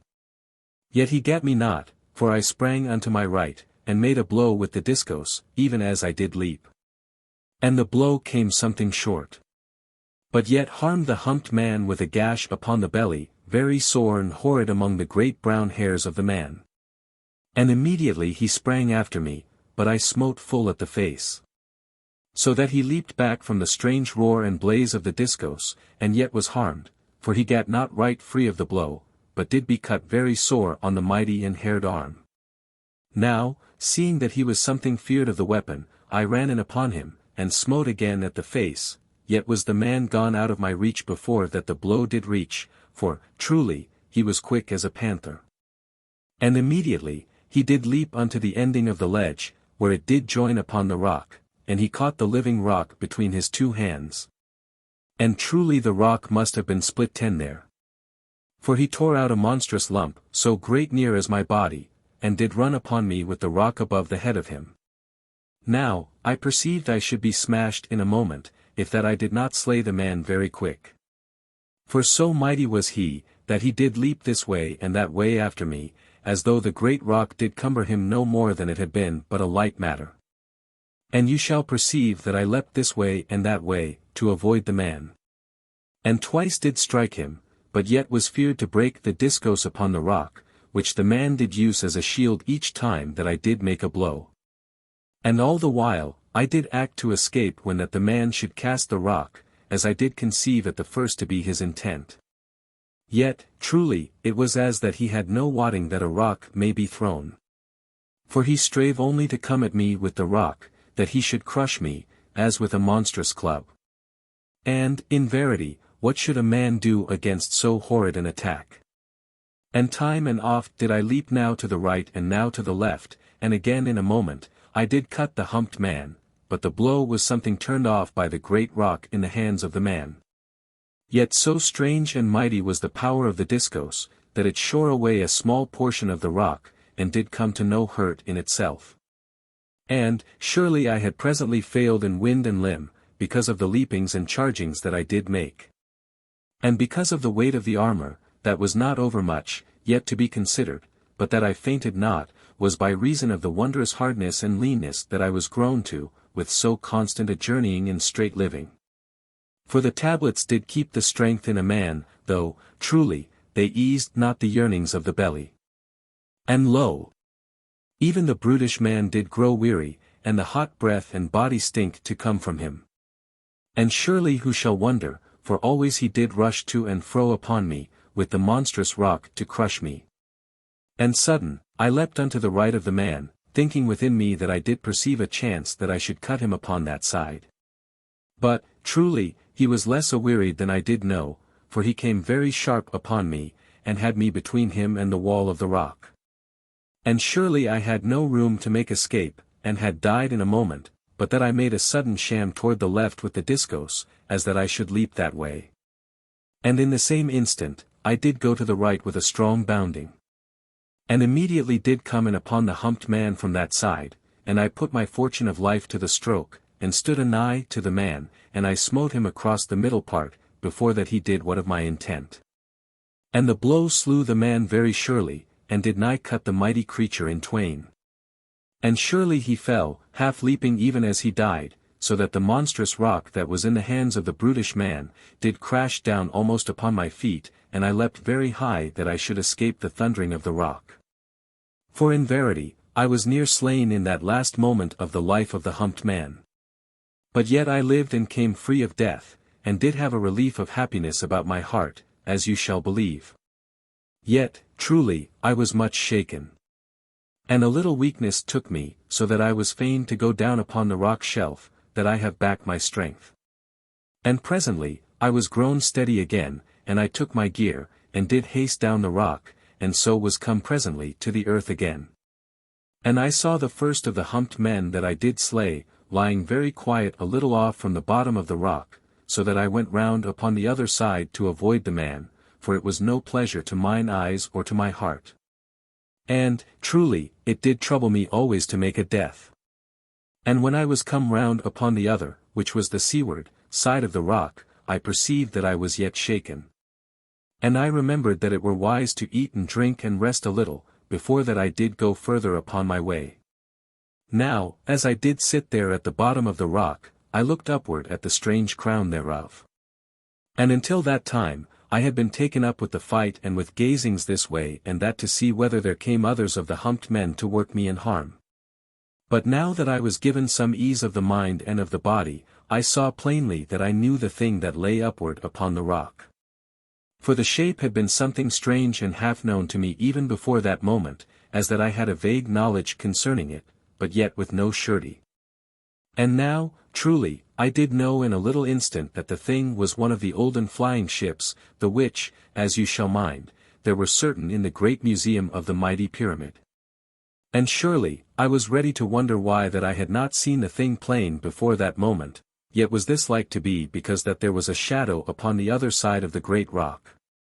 But upon this side there was a little fire hill away off to the cliff edge, and this did throw a warm light that made a glimmer upon the dull metal of the ship's bottom, which was uncovered to my sight. And was surely of that same deathless grey metal that made the great redoubt. And yet, as you shall believe, even as I said this thing to my mind, that the strange matter upon the top of the rock was truly one of the olden airships, I did feel that I should be proper to doubt. For it was a very wondrous thing to perceive a thing common to man, in that utter strange country, and after that I was gone so far off from the mighty pyramid. Yet, in verity, I did know in my heart that it was indeed that which I did perceive it to be, and I did stand and walk to and fro and look upward constant, for I was very keen that I look well upon it. And truly, as I did look from this place and from that place, it was scarce a thing for wonder that I had not wot it to be an air vessel, for there were great trees and abundance of earth and living matters upon the topmost side of the ship. So that none could easy perceive it to be aught save a great and desolate rock that did lie upon the other rock. Yet, truly, it was as I have told. And presently I did make to climb upward of the great rock, that I should come to the air vessel to enter it. But yet was this not proper, for I had surely no duty save to go forward forever, until that I found the Maid. But yet did I spend a little while to this searching of the ship, and I do but set down that which I did, and with a serious spirit. And truly, as it doth here occur to me, I do be ever seeming a serious young man, as you maybe shall have grown to think. But yet was I to a dread and serious business, and the strain did be too great upon me and the trouble too much pressed upon my heart to give me much of laughter, as you do surely perceive, and so you to give me your ear and your understanding. For, indeed, before that I did lose Mirdath my beautiful one, I was not over grave, but so young and joyous as any. Now it took me a great time to go upward of the rock, for it was so monstrous steep and high. Yet, presently was I come nigh under the bottom of the ship, and here I did perceive that she had been sore battered in that far-off age when she did come upon the rock. For, surely, as I did perceive, the peak of the rock was through the bottom of the ship, so that the metal was burst this way and that, and very plain to be seen in some parts, but in other places the earth and growing matters did make a hiding. And after that I had climbed this way and that way, I perceived that I must come to the topmost part by the plants that did hang over, and grow downward. And after that I had pulled upon them, to know that they were strong to hold me, I went upon them, and was soon to the top of the ship. Yet, truly, I might so well have been upon the earth. For the ship was covered above by the earth and dust of a monstrous age of years, so that I was like to need much time to dig downward unto the ship, and because of this, I considered a little while, and afterward made no more to search her. But did go downward again, that I should come once more to my journey. Yet, as you shall think, it was with a queer thrilling of the heart, and with strange thoughts upon the end of those that did come, maybe, to a bitter and lonesome dying in that ship of the air, in that far-off time when she did fly. And surely, it did seem to me as I went downward of the great rock, how that the flying ship had been there for 100,000 years, and that mayhaps the sea did live all about the rock in that age. And truly this was no improper thing to think, for it was like that the sea had been monstrous high and great in those days, so that the rock was but a little island in the midst of the sea. And now was the sea gone small from a great sea to lesser seas, and this through an eternity of years. And always, as it doth seem to me, had the ship lain upon the rock, and looked quiet and silent over the change and wonder and the lonesomeness of all that country of fire and water, forever. But how the airship did come upon the rock, how shall I know? Save, maybe, it doth seem as that she might have flown low over the sea in that olden age, and come hard upon the rock, because, maybe, there was one to the helm that did steer unwittingly. And again, it shall well be otherwise, and I do but set down mine odd thoughts, and such as they be, they have no especial use, save that they do show to you the different workings of my mind at that time, as I did go downward. And so to set you the more in possession of all that I did have knowledge of. And presently, I was come again to the earth, and did go forward with a great speed, so that I should waste no more of that day. Yet, oft did I think upon that ship hid there upon the mighty rock, under the wondrous quiet ashes of eternity. And I went 18 hours walking, and in all that time I did see no more of the humped men. Yet 3 times was I put in a sudden danger, for there went past me thrice, between the 14th and the 17th hours, great flying monsters, that were winged very ugly, and did go, as I thought, in a great bounding. Rather than that they did fly proper as doth a bird. Yet I suffered no hurt from these, for I was swift to hide between the great boulders that were very plenty in that part, but no trees. For I was gone now past the forests of trees. There being none since that I had gone through a very shallow river, that I came to about the 13th hour. And this had I waded, and sounded my path with the staff of the discos. But I had kept mine armor upon me, lest there be things, even in water so shallow, that might bite and work harm upon me. But I gat through pretty quick, and had no hurt done me. Now I had eat, as ever, at the 6th and the 12th hours.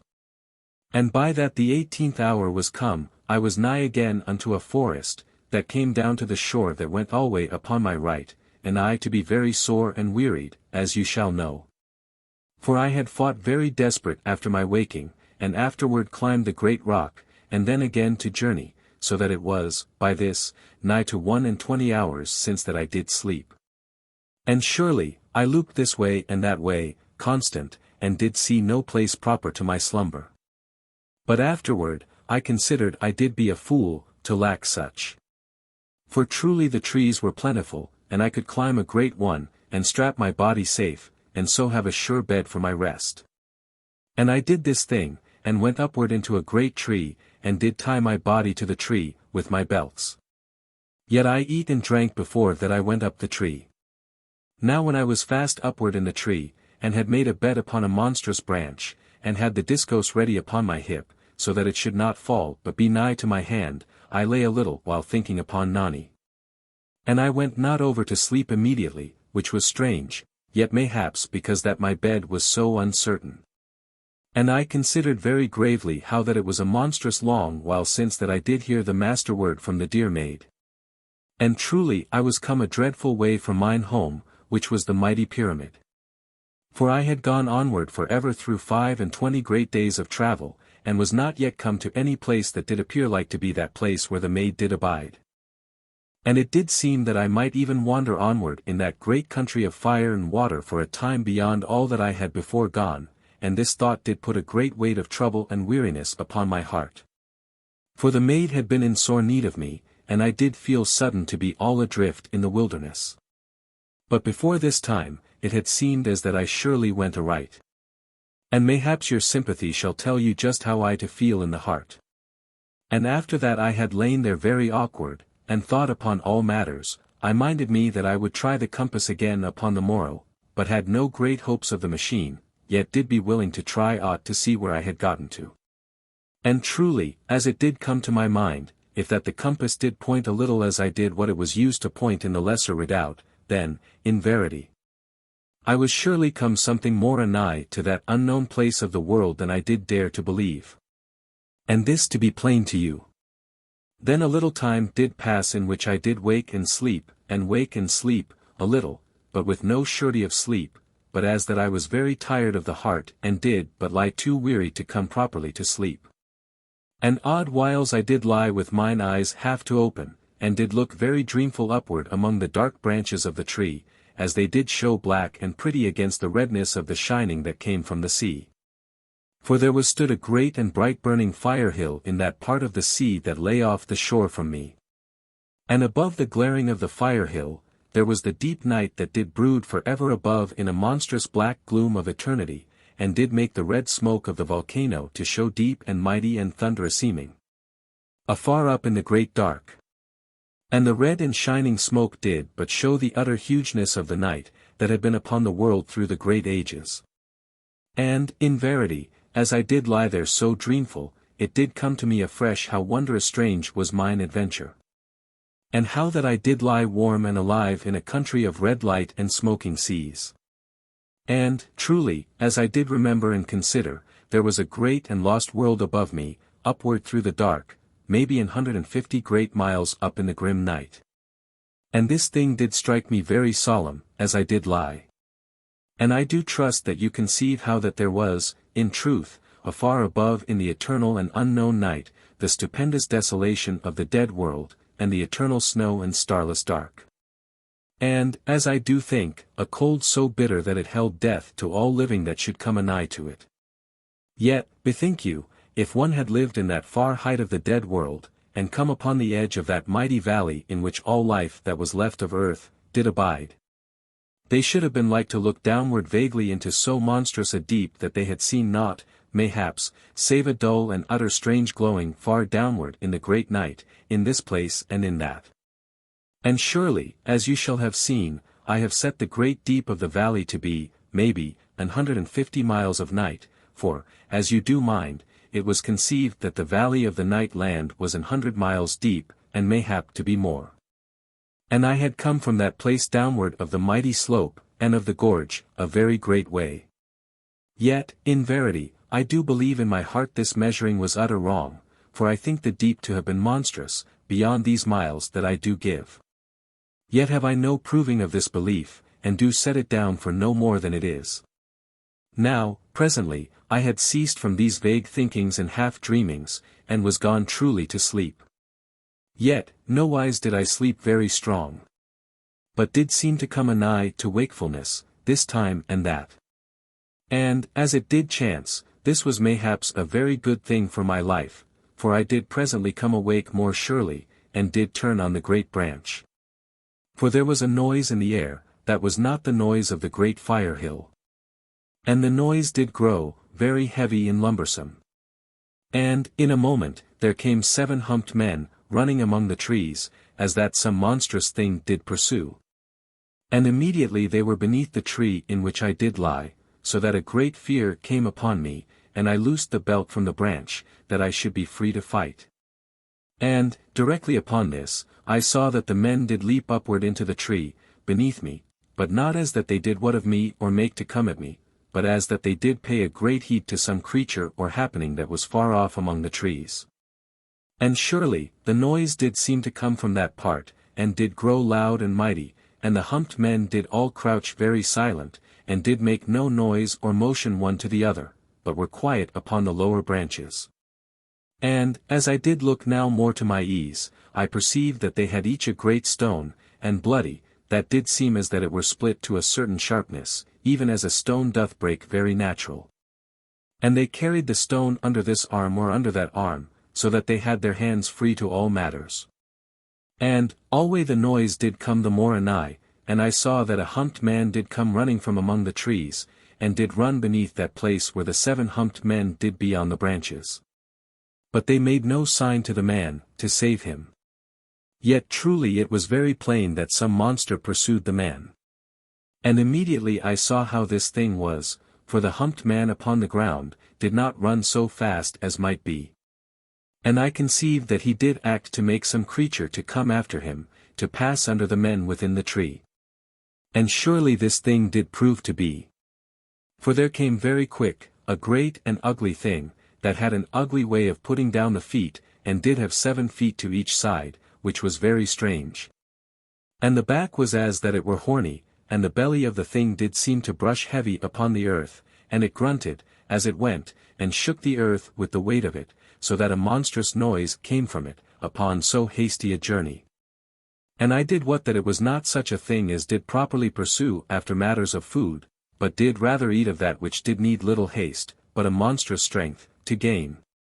And that it did so make after the man, was in truth because that it had been wounded and made fierce, for, indeed, there came blood from the creature from great wounds upon the back, but how these were made, I could not know in that instant. And it did go under the tree in which I was hid, and in that moment when it passed under the tree, the 7 humped men did leap out of the branches, and did catch to the brute by the great horns of the spine. And I saw that the wounds were in the joints of the spine, as was plain when the back did work, with the going of the creature. And the 7 humped men took the sharp stones from under their arms, and did strike very brutal in the wounds that were in the joints of the spine, and the creature roared and cried, and went onward into the trees at a great speed. And in all the time that it ran, the humped men ceased not to strike with the stones. And sudden, when it was gone a distance off, it did roll very swift over upon the back, first to the right, as that it would go that way. So that the humped men did leap off upon the other side. And immediately the creature rolled to that side, and there ran clear of the brute only 4 of the humped men, so that I knew that 3 were slain. And afterwards, they that lived, ran beyond the beast, and gat up into a second tree, and the one that was chased, did entice the creature to follow, and so did tease it once more to pass beneath the other men. And they very swiftly again to the back of the creature, and so from my sight, striking with the great stones, and the beast bellowing very loud and piteous. And how many of the humped men there were to the beginning of that strange hunting, I know not, but surely there were few that lived to the end. And surely there were such things as this thing in the beginning of the world, and again was it thus in the end. And I did ponder this a little while, as I did sit upon the great branch, and hearken unto the sound of the hunting, that was now gone a great way off, and was presently beyond my hearing. And afterward, I gat me to the earth, and did look this way and that way, to see that no beast was anigh, neither any of the humped men, and afterward, I eat 2 of the tablets and drank some of the water. And when I had gat this far to a readiness for my going, I minded me that I should try the compass again, as I did intend. And surely the machine did point between the north and the south, upon the westward arc, even as Nani had told unto me. Yet, as it did seem, with somewhat more of a southward pointing than she had made me to think. And because of this telling of the compass, a great ease came upon my spirit. For, surely, was not this but a sure sign that I did go direct unto that hidden place of the world where the lesser refuge did abide? But yet was not come over close, so that the pull of the mighty earth current of the great redoubt was something stronger than in the place where was the little pyramid. And all this did I think very swift to myself, and had a glad uplifting of the heart, as you do perceive. So that I went forward upon my journey, with a great stride, and did scarce fear any strange thing that all the country did hold, in that moment. And I went all that day at a strong pace, and did be oft tempted to send the master word unto Nani. Yet did keep from so foolish an acting, the which, mayhaps, had brought straightway upon me an evil power, and had given me to destruction when that I was near come to the succor of the Maid. And it was this quick and constant fear of the evil forces of the night land, that did keep me ever from calling unto Nani, lest that they should discover me, and follow after, and this, I doubt not, you to know by now so well as I. Now, by the 6th hour, I was come into a part of the country where there were an exceeding abundance of steam fountains and sprayings and great upboilings of water in basins of rock. And the air did be full of the sounds and the roarings of the boilings and the spoutings, and of a hot mist and spray, so that, truly, I had scarce the power to see to my front, nor to any side. And here, presently, I made a pause, and did eat and drink, and afterward went forward again, and I did keep the shore of the sea always to my right, and so did go proper to my way, yet with no great ease. For the sea also did steam very strong in that part, and because of this great fog of steam, I was surely much laboured to make a great speed, lest unseeing I go headlong into an hole of the boiling water. And in the 9th hour, I did go clear of the hot boilings, and was come again free of the mist and the steam, and might look with mine eyes to my going. And, surely, as I did perceive, I was come to the end of the great sea that had been ever to my right. For it did go against the feet of great and monstrous mountains, that went upward for ever into the night, and did seem as that they were the hither wall of that strange country of fire and water. And so was I stood there very much taken upon doubt. For how should I go farther? And after that I had been there a while, in a bewilderment of doubt and of wit, I went to the left, along the feet of the mountains, and truly this but of common sense. For how might I go any other way, save I go back again? And at the 12th hour I eat 2 of the tablets, and drank some of the water, and went forward once more. And lo! At the 15th hour, I was come to a place between the mountains, even an upward gorge, very dark and gloomy, and without light for a great way. And, in verity, I did not want to go up the gorge, in that it was so dreary a place and narrow and horrid and drear seeming, after the light and wideness of the country in which I did yet stand. And presently, I did go past the mouth of the gorge, that I should learn whether there went another way out of that country. And this wise, for a great hour more, along the feet of the mountains, and did presently come to a monstrous black river, that was, maybe, a mile wide. And it to be very shallow, and seeming as that the water scarce to cover the mud of the bottom. And here and there a great steam did come from it, and spurtings and moundings up of the mud in many places, and monstrous babblings and puffings up of strange smoke, as that a great heat went beneath it in this place and in that. And surely it went backward into the country for a mighty way, so far as my sight did go, and I did think it to be no river, but truly a further sea. And there was no way across. For there were no trees anigh, to make me a raft, neither might I wade across, for it might be shallow here and deep there, and the mud be in all places. And, moreover, I had been like to be caught in one of those upburstings of mud, even did I have a raft to go upon. And because of all these things, I gat me back again to the gorge, and presently I did go upward into the darkness. Now, I went upward very steady, save that I did stumble oft, and did go through 6 great hours. And truly it did seem that I went in an utter dark, because that I had been a while in so constant a light. And, by that I had been 6 hours in the gorge, I was gone right away from the country of the seas, and did be as that I was back into some place that was like to the dreadness of the night land. For there were in this place and in that place of the gorge, red fire holes, even as in the night land. Yet not many until that I was come a great way up of the gorge. And there did be life of horrid things about the fires, as soon I did wot. So that I made to keep off from them. Yet, as you shall perceive, I must come oft pretty near, because that the gorge was nowhere scarce 100 good paces across, and did oft come very narrow, so that I did come oft anigh to the fire holes, whether that I did heed to or not. And all that time, and ever, did the gorge go very sharp upward, so that it was a very weary thing to make great trial of speed, as you shall know. But yet I went so fast as I could do. For I was grown sudden very excited about the heart, and to feel as that I did surely draw anigh to that strange and hid place of the world, where was the lesser refuge. And when I had gone upward through 6 great hours, as I did say, I took caution for a place proper to slumber, for I was surely very wearied. And I saw a place presently, afar upward of the dark side of the gorge, upon the right, where a ledge of the rock did show in the glaring from one of the fire holes that made a gloomy light in that place. And I climbed unto this ledge, and did find it to be secure, and awkward to come upon. And presently, after that I had eat and drunk, I did compose myself unto sleep, the which came very speedy upon me, whilst yet I did believe I thought only upon the sweetness of the maid. And truly it had been something over 23 hours, since last I did sleep, so that I was greatly awearied. And in 6 hours I waked and did eat, and did climb downward again to the gorge, and so unto mine upward journey.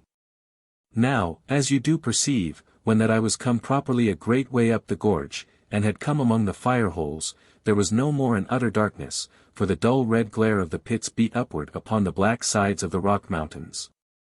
That did make the sides of the gorge. So that oft I did see both sides very plain in the lower parts, yet of the height of the gorge, who might know aught, for the black sides did go upward for ever into the everlasting night. And because of the light from the fire pits, I did see, time and oft about the fires, horrid monsters, both that were snakes, and others like to scorpions so great as my head, but no more than these for a long while. And afterward I perceived that surely other matters did move among the rocks of the gorge, so that I did keep the discos very ready in mine hand, yet had truly no use for it all that day. Now I eat and drank at the 6th and the 12th hours, and went onward at a very strong speed. And at the 16th hour, I did seem as that I knew the ether to be stirred about me, and the beat of the master word very faint upon mine inward ear.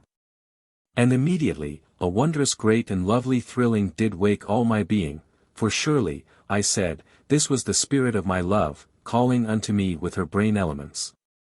And, indeed, this was a very proper and sensible thinking. For had the master word been sent from the mighty pyramid, I had been like to hear it very plain, by reason of the force of the earth current which was with them and to their command. But, as you do know, the earth current was nigh gone from the peoples of the lesser refuge, so that they were over weak to make any proper calling.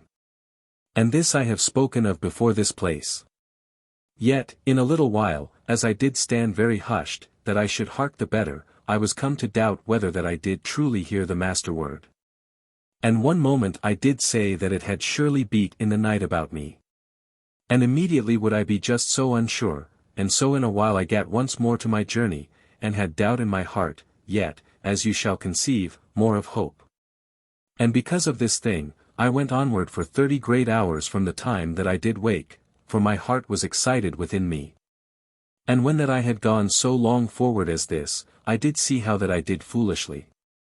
And I looked about for a place for my slumber, and I found a small cave that was clean and empty, as I did discover by the shining of the discos which I made to spin a little time.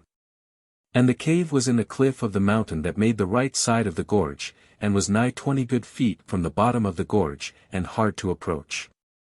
And when I was come secure into the cave, and sure that it was proper to my purpose, I eat 4 of the tablets, as was just and nice to my belly, and did afterward drink some of the water, and so to my slumber. And all the while, very sweet and strong in my thoughts upon Nani, so that surely I was a little time before that I had myself rightly unto sleep. And I slept 6 hours, and did wake, for I had set my spirit hard unto such wakening. Yet was I still greatly yearning for sleep. But this did go somewhat, when that I had fought a little with my need. And afterward, I eat 2 of the tablets, and drank some of the water, and did get my gear upon me, and was presently down unto the gorge, and so again to my journey. Now in all that day I did go with a very stern speed. For it did seem as that my soul did know for surety that I was truly come something nigh unto that hid place in the night where I should find mine Olden love again.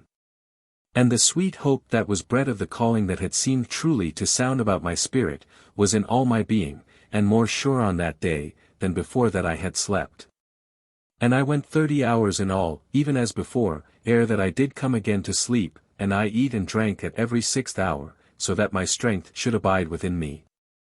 And by that I was come to the ending of the 30 hours, I was sorely awearied, and gat me upward of the monstrous cliff that did make the left side of the gorge, having perceived in a place a great ledge of the rock. That did seem very proper for my purpose of slumber. And when I was come upward upon the ledge of the rock, I saw that there did seem something, like to a mighty spider, that did stay half without of a hole in the back part of the ledge. And I smote the thing gently with the discos, so that it was very quickly dead, and afterward I searched well about, but did gladly perceive that there abode there no other horrid creature. And I eat 2 of the tablets, and drank some of the water. And did afterward make me ready for slumber, as ever. But now I did put the cloak well about me, for truly there was grown a chill into the air of the gorge. And here also will I tell how that it did seem unto me that the air was gone something from that great thickness and strength which had been with me in the past days of my journeying. Now I was gone so tired, that I fell upon sleep in a moment, yet with a dear thought and anxious, concerning Nani, but was so starved of the body for slumber, that even mine anxiousness kept me not awake. And I was then so fast with sleep that I knew not for 8 hours of very sound slumber. And then did I awake, and very thankful of the heart that no evil beast or creeping thing had come upon me whilst that I was so utter lost in sleep. And now, truly, was I something fresh and ready, and I ate and drank, and had my gear once more upon me, and so down into the gorge. And afterward, I went upon my journey for 18 hours, and did pause but a little while at the 6th and the 12th hours that I should eat and drink. And when the 18th hour was nigh come, I perceived that the nature of the gorge was grown very horrid and dank. And in verity, I did feel as that afar upward in the night the black mountains that did make the sides of the gorge had come together, and did make a monstrous roof unseen in the utter height. And this thing I do tell, only as of my belief. For I have no very sure proof. Yet, truly, my reason doth say likewise, for there did oft drip water upon me out of the darkness, even though I walked in the middle way of the gorge. And how should this thing be, save that there went an overreaching of the sides, that should let the mildew down upon me? And in this place, and for more than 11 great hours, there were fire holes and fire pits only in this part and in that, and each a great way off from another. And they burned very dull, and did seem to throw a fume of sulphur into all the air, as that there was no freedom above for the stink to pass away. And in every place were the rocks of the gorge very thick and slippery with strange growths, so that it was a sorrow to walk upon them. And all that time was there an heavy wetness and slowness in the air, and a smell, beside the stink of the fire pits, as that I did go forward through a place where dead things did be. And for a great time there was a horrid darkness, as it had been that the air was grown thick with the fumings of the fire pits, as I do believe, and beside this thing there was, as I have said, but a dull fire here and another there. So that it was like that there should be a heavy dark.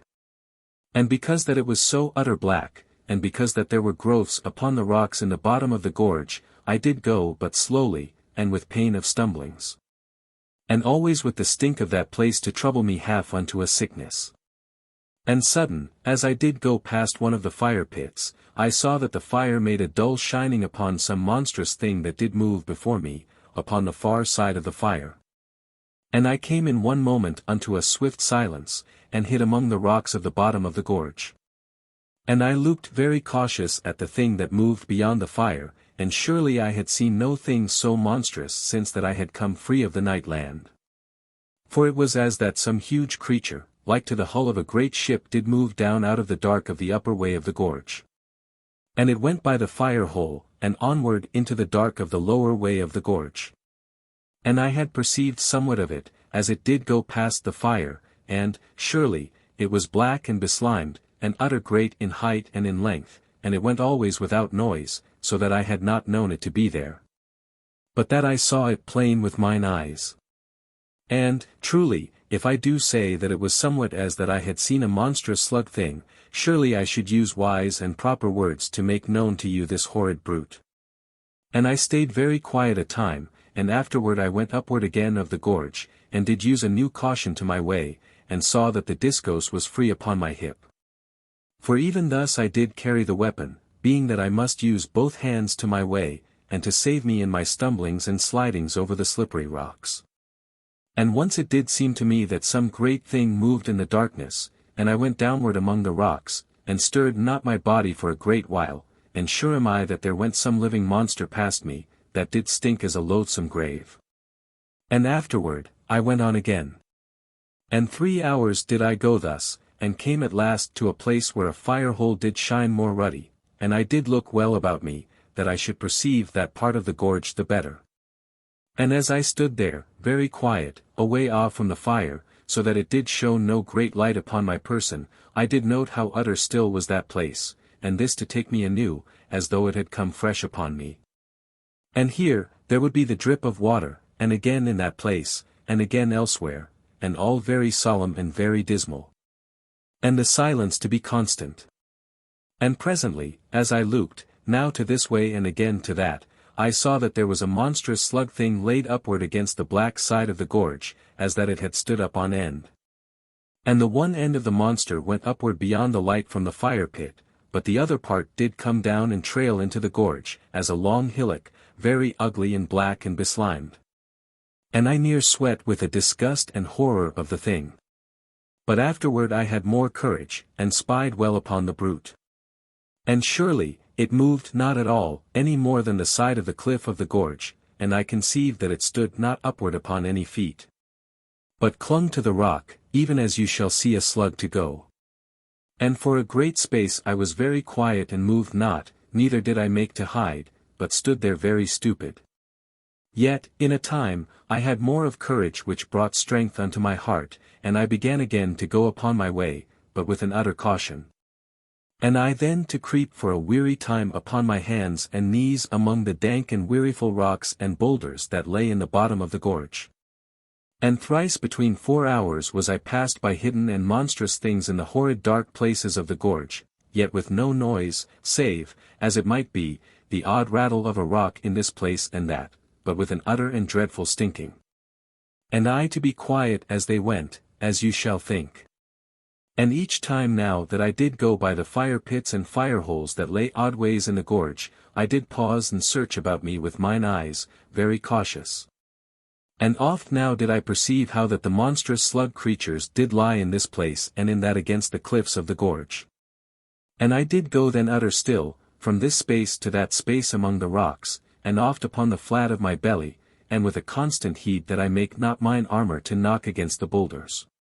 And always as I did go, there was a monstrous stench, and the choking of sulphureous smoke very oft. And here and there, as mine heart doth believe, there were utter great caverns within the mountains to the right and to the left. And of this thing I have some small proof, for once I did go by a place where a fire did burn, as it should be a fire hole, afar inward of the mountain side upon my right. So that I saw in a moment that I looked in the darkness through the mouth of a mighty cave place, and I went past very quick and silent, for I knew not whether any horrid thing should come forth out of that place to slay me. And, truly, as I did think, if there did be one such place, there were like to be many. And mayhaps the slugs came forth from those caverns, where, as I did conceive there was naught save an eternal dripping of waters and the foul growth of things in all parts. Yet is this last but a thought, as I do say, and you shall wisely take it for no more than that. Now, I came clear of the darkness and the slime and the stinking in about 12 hours after the time that I did think the mountains to be a roof unto the gorge, and the air was now free and did seem as that some life and health did abound in it. And the fires did be more plentiful, and burned very bright and clean, and threw all their fumings upward, so that there was no more any bitter pain of sulphur within my throat. And surely, it was with a thankful heart that I went onward, and with a good speed, for there was much of light all about me, in that there burned 100 fire pits here and in that place. So that I saw clear before me and behind, and conceived that the slugs did abide only in the closed part of the gorge. And oft I did take the air very full into my lungs, for the sweetness of it, after the horrid stenchings that I had abode all those hours. And presently, when I was come free of the roofed part of the gorge, maybe some 3 good hours, I looked for a place proper to slumber, for it was surely something over 33 hours since that I did last come upon sleep. And I was utter worn and lost of strength with so much of creeping and harking for monsters, as you shall believe. Moreover, about that time I had gone bitter long whiles between slumberings through more than 100 hours, as you shall have perceived from my tellings. Now, presently, I saw a small cave that went inward of the side of the gorge. And I looked into the cave, and found it to be sweet and clean, and very dry. And there was a small fire pit off from the mouth of the cave that did throw a good light for my purpose, so that I saw there was no creeping thing or horror in the place. And I went in, and made to prepare for my slumber. But truly, when I was come to look upon myself, I was utter soiled and did seem as that I stank with the slime and disgust of the dark part of the gorge, where I had gone upon my hands, and upon my belly. And because of this, I was set that I should not eat or come to sleep, without I washed me. And I went out from the cave, and there was a spring near to the fire pit, as was oft in that part of the gorge. And the spring was hot and did fill a hollow of the rock, very quiet and with a fuming of sulphur, as I did bend above it. And I washed mine hands and face and mine armor and gear, in the hot spring, and did dry me with my pocket cloth. And so was sweetened and put to happiness of mind. And I went back into the cave, and did sit in the mouth of the cave, with the discos to mine hand. And I eat 4 of the tablets, for I was gone a mortal long while without, and afterward I drank some of the water. And as I did eat and drink, I looked out upon the lightness of the gorge before me, and with a cheerful and composed heart. And I saw presently that there came certain creatures out from their holes, even as it might be that they were part rats, but very strange looking, and not properly such. And some did lie about the fire hole, and some did hunt about in the rocks. And one came presently, and had a snake by the neck. And it stood upon the snake, and did eat it, even while that the snake did lash about upon the rock. And the snake did lash until that it was nigh all eat. And a very strange thing this was to see, and something troublesome to the pity. Yet was I glad to perceive that there were enemies to the serpents of that place. And when the rat creature did make an end of the snake, it made across to the spring, and did drink the hot water a while. And afterward back unto the fire, and there laid down anigh to the edge, and seeming very sweetly comforted of the belly, which, in truth, was much otherwise with me. And, after that, I saw many creatures that went about the fire, and did have warmth from the fire and drink from the spring. And surely I did ponder that the peoples of this our age should say, if they had stood with me, that Providence had made nigh together the warmth and the drink that were needful unto life, for it was grown to a bitter chill now in the gorge. But rather did this thing seem to me otherwise, that these creatures did be but of their circumstance, and if that it had been another way, then had they grown of their wits to meet it to their means of life. Yet, as some would say, the arguments do but meet and be the same thing.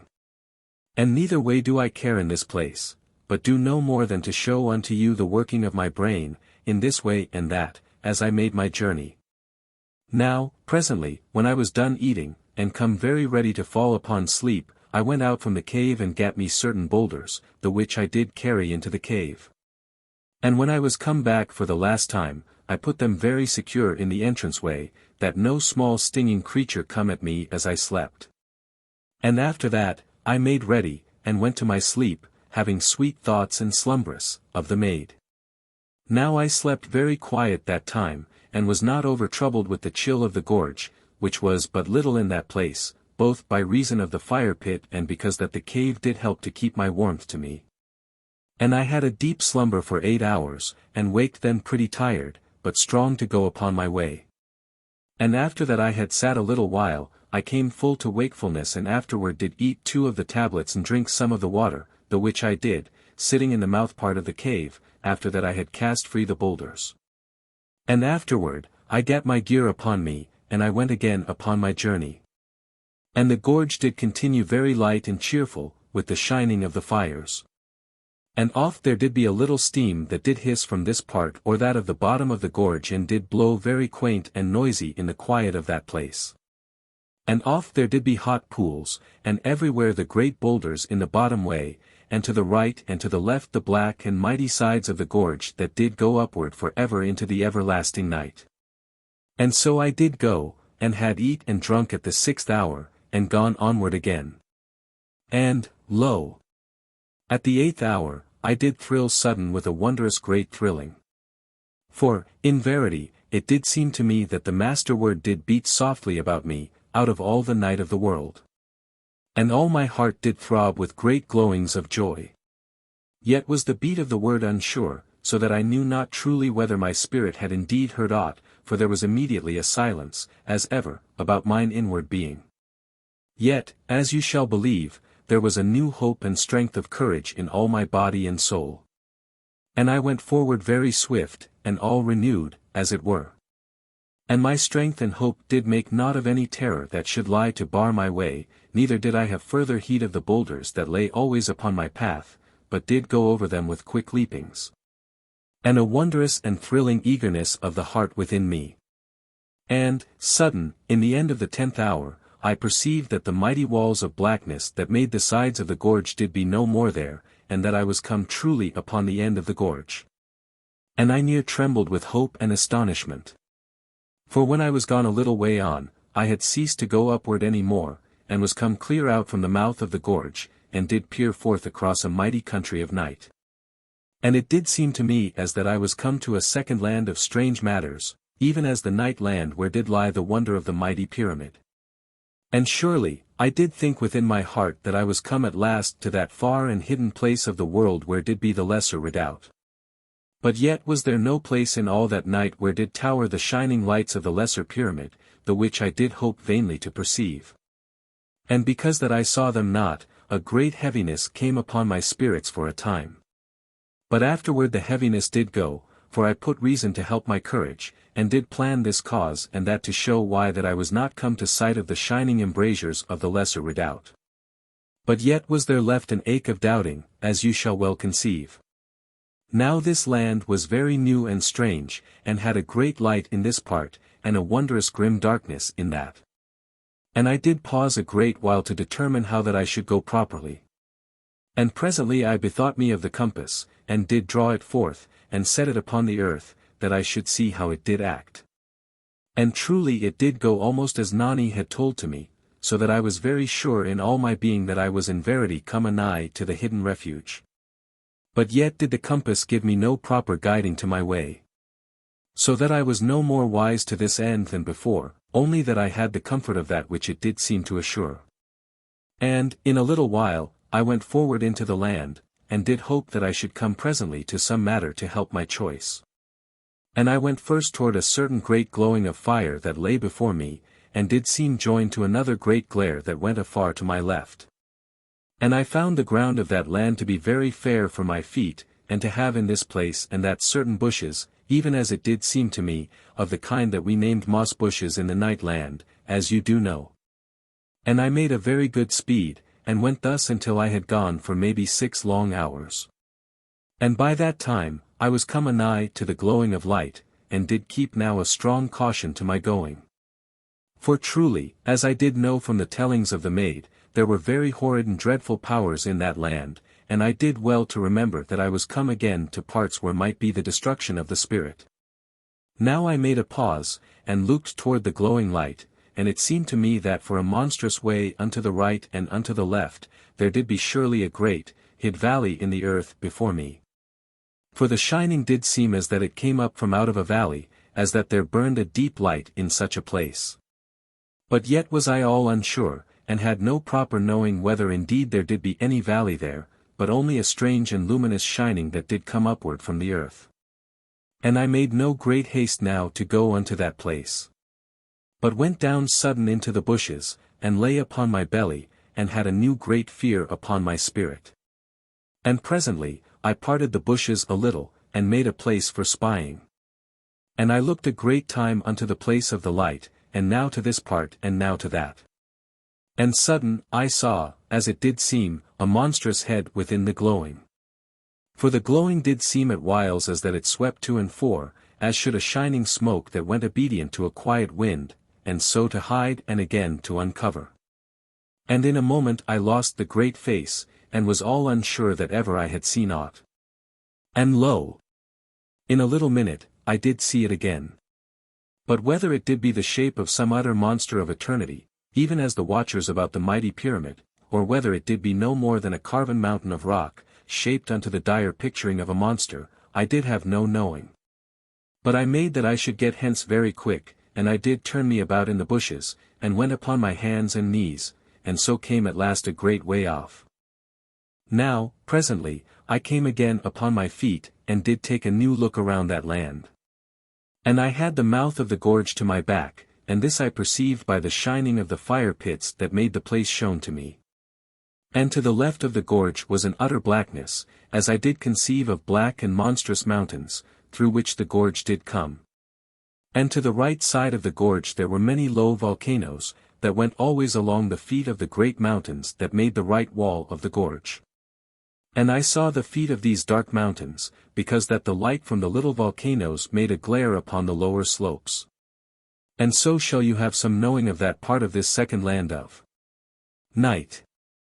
And a good way off, was the shining that I had journeyed unto, and the shining went into a distant light through a part of the land that lay afar to my left, for it stretched a great and strange way toward me, out of the leftward gloom.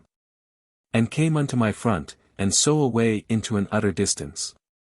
Yet, though it was so great, you shall not think that it made any huge light in the land, but was rather as that it had a shining made unto other ends, for it made not a great lightness in the land.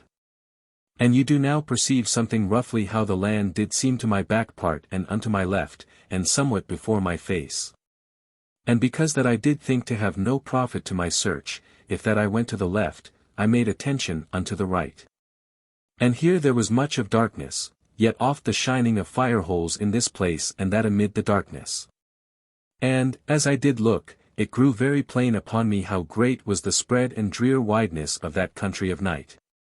And how that I did be an utter lonesome person in all that dark. And so shall you be with me in sympathy of the utter greatness of my task, and know of the fear that did breed, odd whiles, that I should search until I die, and never find. And you to give me good human understanding. Now I made no more to delay, but went unto the right, and did keep the chain of the little volcanoes something level to my course, though a great way off. And I went thus with a strange growing of hope, and an excitement, for 10 hours, and had eat not then for more than 20 hours, and surely not since the 6th hour of that day, and this because that I was so utter shaken from my calmness of going. And at the 10th hour, I went utter weak, and did seem surely as that I must swoon.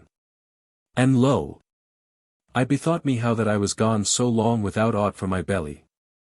And surely, when I was quiet a time, I eat 4 of the tablets, and in a good while did feel all renewed, and would rest no more, after that I had drunk some of the water, but went onward. For, in verity, my spirit did be as that it had slain me, if that I had lain down at that time. And this because hope was so fierce in me, for I to feel indeed that I was come near to the Maid. And I went 10 hours more, until that I did truly totter upon my feet, with utter and dreadful weariness, for I had gone now through some ways of 40 great hours, and had been foolish in mine eating and drinking, as you have perceived. But yet was this to be forgiven, for I was as that I should come any little minute upon the wonder of the lesser pyramid, shining afar in the night. Yet, truly, there was nowhere anything that might be likened unto it. And I lay down there, just as I did be, and with no proper heed to my safety. And I was gone asleep in one moment, as it did seem, and waked not for 12 hours, and then did come suddenly unto knowledge. And thankful was I in the heart that no monster had come upon me in that dead time of slumbering. And I eat 4 of the tablets, as was surely due unto me, and drank some of the water, and so gat forward again into the night. And truly I was mortal stiff and did ache for a great while, and this did be in part because that I had wrapped not the cloak about me, ere I slept, for the land was bitter cold and did make the blood very chill. Now when I had gone onward through 6 hours, I ate and drank, for I did mind now to be wise and keep my strength good within me. And I went onward again at a very great speed, and full of an excitement. And surely, I did be glad at last that the tablets were so easy gone in the mouth, and unfilling to the belly, for I had been without power and patience to eat proper victual. And at the 10th hour, I saw that there rose a red shining out of the land before me, as that it came upward from a mighty pit. And I made slow my way, and so, when I was gone on for 2 great hours more, I saw that monstrous figures went about, against the red glare of the shining. And I gat me down into the bushes which were very plentiful in that part. And I stayed there for a certain while, and made a watch upon the red shining and the figures, and, truly, it did seem to me that there were horrid giants in that land, even as in the night land. And afterward, I crept away, and went outward from the little volcanoes, into that part of the land that was dark, save, as you do mind, for the glare of fire holes in this part and that. And I went now with an utter care. For the giants had put a new caution into my heart, and I did surely mean that I should live to rescue mine own Maid, and have joy through all my life. And thereafter, I went with the discos in my hand, and at each hour that was the 6th, I eat 2 of the tablets, and drank some of the water, and so did keep my strength very good within me. Now, presently, I was come to a place where the land did go downward a great slope, and there was a difference in the earth that went beneath my feet, and no great plenty of the bushes. But only one in this place and one in that, and nowhere any fire hole. And I gat me down and did feel the earth with my hands, and lo! I did find presently smooth stones, and afterward Olden shells. And immediately, a great delight took me. For Nani had told how that the lesser pyramid stood something nigh to the shore of an ancient sea, that was long dried up in the years of eternity. And surely it might be that I was come down into the dry bottom of that same Olden sea, and should presently have sight of the little pyramid.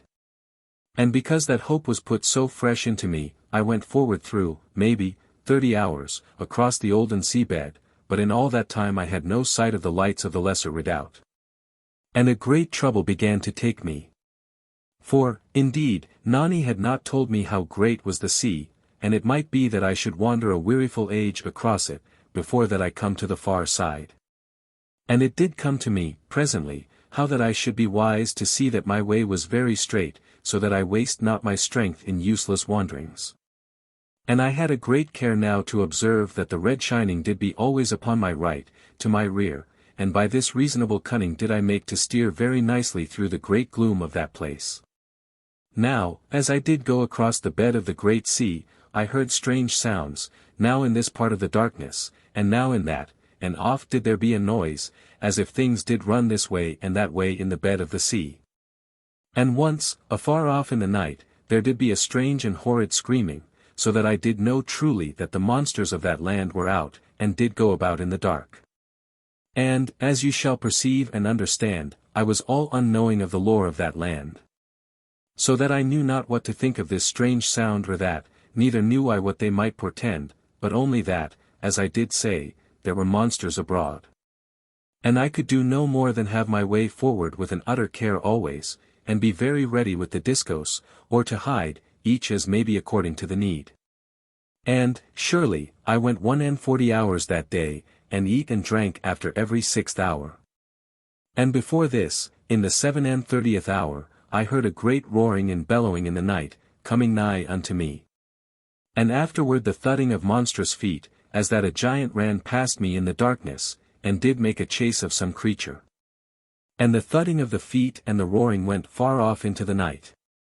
And there did seem presently to come back to me from a great way, a little screaming, but of this thing I had no surety, and I abode very hushed in a clump of bush, until quietness was come again all about. For there had been an utter frightening sound in the horrid voice and in the thudding of the great feet. Now, in the 1 and 40th hour of that day, I came upon the farther shore of the Olden sea. But lo! There was nowhere any light to tell me aught of the lesser refuge. And truly, a great doubt and bewilderment took me, for, indeed, I could not perceive how it might be that I saw not the lights of the embrasures of the lesser pyramid. And a great despair took me, so that I sat down there upon the shore of the Olden sea, and had no heed of anything for a while.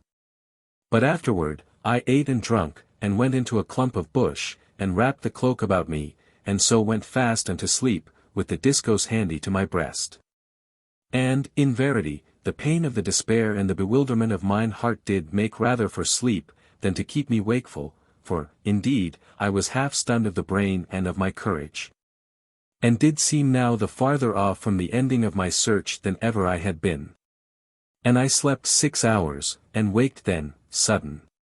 And I leaned up upon mine elbow in the bush, and harked very quiet, perchance some noise had shaken my sleep from me. But, indeed, there was nothing, only that I was wakeful, and did mind me of my trouble of failure.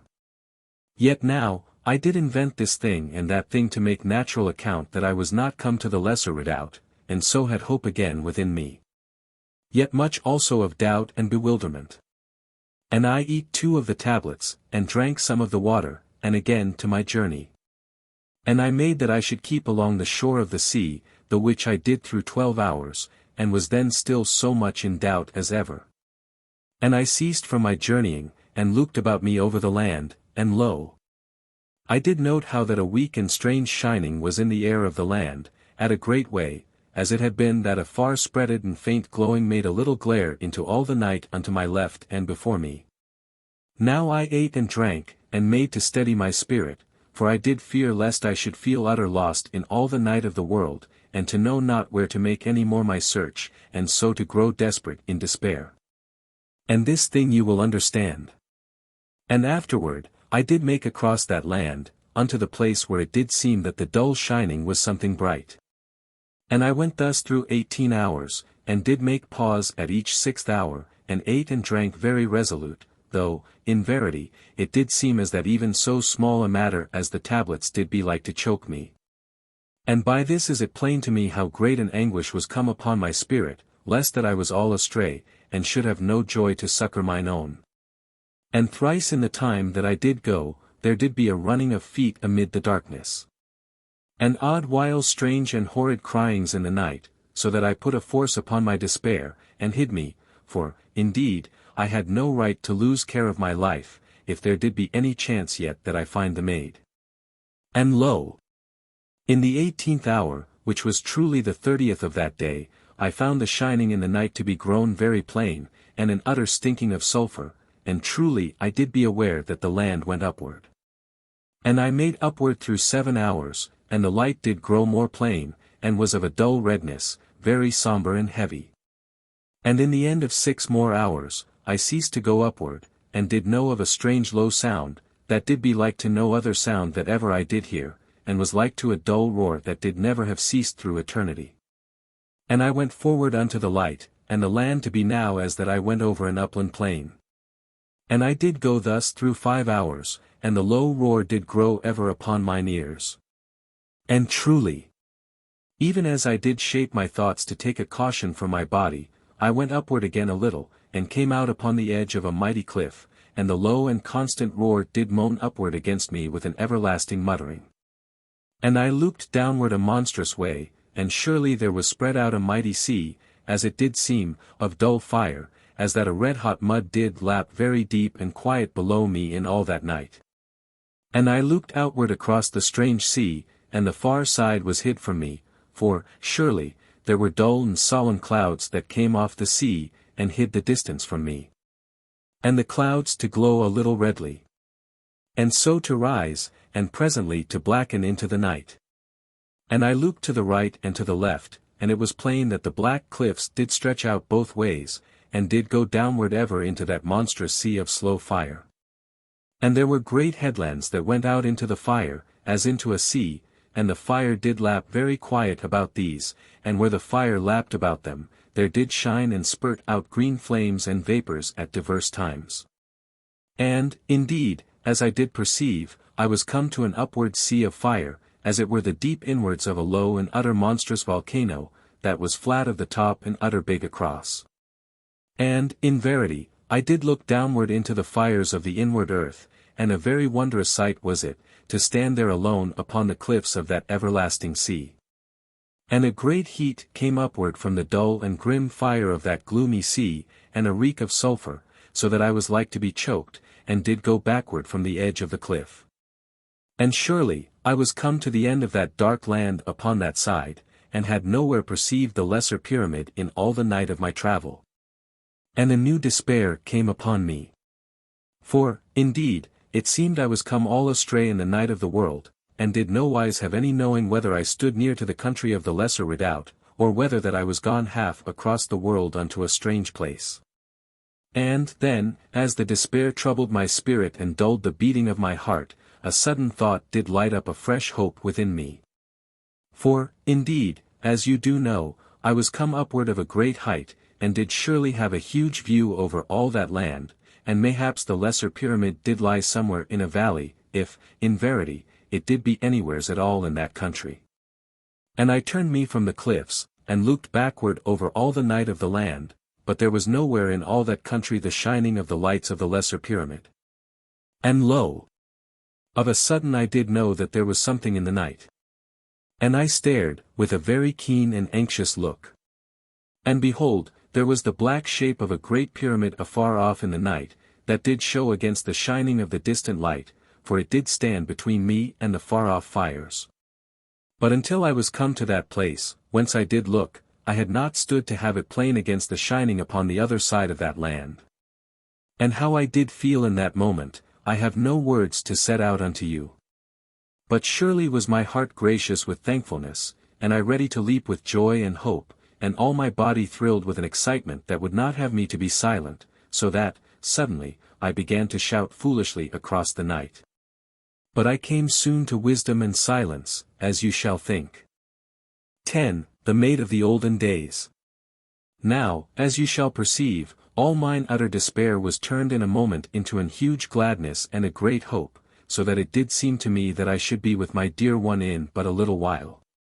Yet was this an over-hope and expectation, and was not like to have a swift satisfying, for, truly, I was made aware of naught, save that I did perceive the shape of a great pyramid, going upward into the night. And I knew that the pyramid did surely stand upon an hill in the midst of that dark country, for only so might it show so great and high.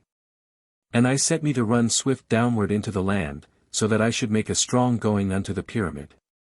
And I ran for a few little minutes, and lo! I fell headlong, and did truly feel as that I had break my neck with the hardness and pain of my fall. And I had no power to go forward any more for a great while.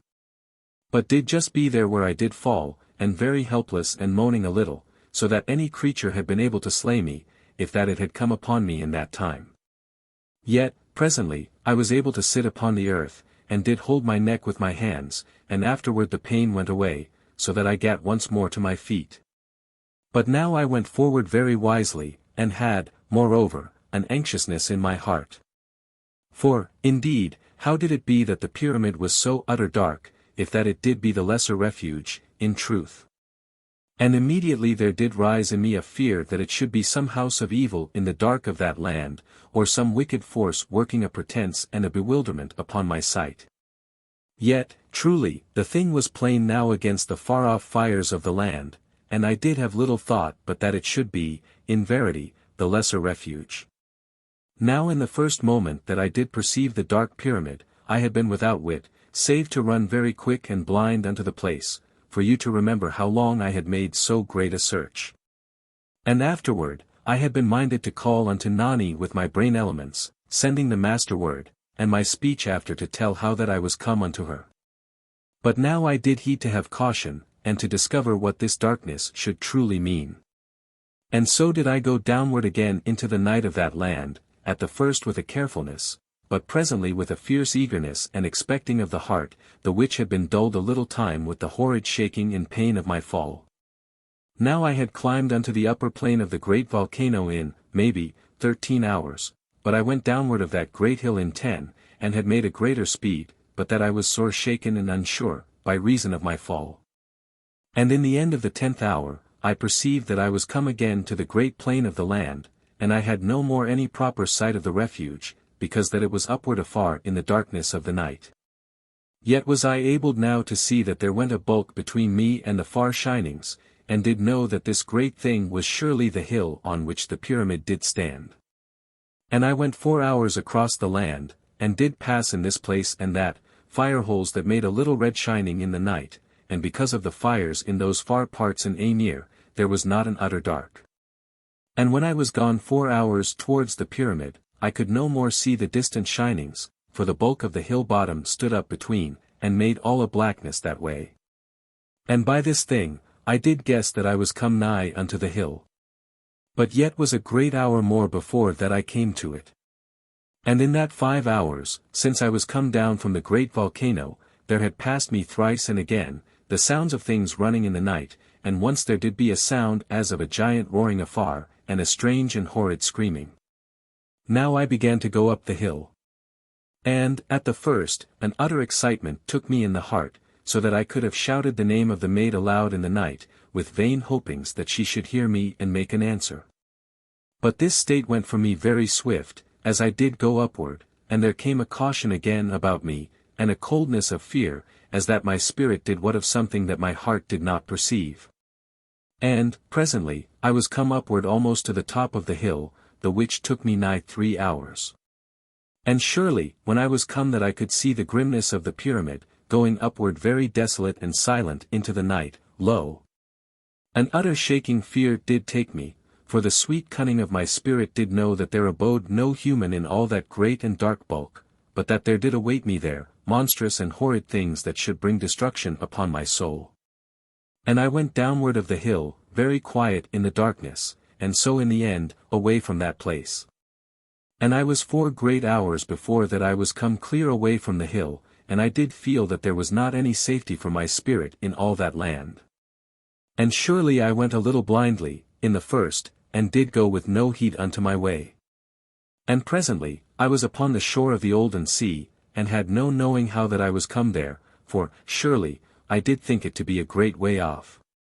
But now I do think that the dry bed of the sea did curve around unto that place, or that there did be 2, or more, Olden seas in that country of night. Now, presently, I sat me down, very weak and bewildered. For it was as that my heart did lie dead within me. And, in verity, ye shall perceive how this thing was, for I did know by the tellings of my spirit that there abode evil things in the dark pyramid upon the hill. And I doubted not but that destruction had come upon the peoples of the Lesser Pyramid, and that evil creatures and powers did now abide in that place. And if this thing did be truly so, I was come over late to the saving of the Maid. And with this thought I was very glad that some evil thing should come that I should fight with it and die quickly, for there was naught then in all the world to make me glad to have life. And so shall you know the utter desolation that was in my heart, and, truly, I can perceive both the wiseness and the unwisdom of my reasonings, for, indeed, I did have no sure knowing that the dark pyramid did be truly the lesser refuge. But yet, in verity, my spirit did know with a certain sureness, and there was no doubt concerning this thing, in all my being. And, after that I had sat there a while, I did mind me suddenly that I should send the master word through the night. For, indeed, how else might I ever know whether Nani did yet live, though, in truth, I had little, save desperate hope in this matter. But yet did remember how that I had seemed odd times of my journey to hear the beat of the master word with my spirit, out of all the dark of the world. And, in verity, if Nani answered not to the word, but there came instead an evil power to destroy me, I should but cease me of mine utter heartache. And I stood me upon my feet, and looked outward about me into the blackness of that land. And I sent the master word with my brain elements, and immediately I called Nani, thrice, sending the call with my brain elements. And lo!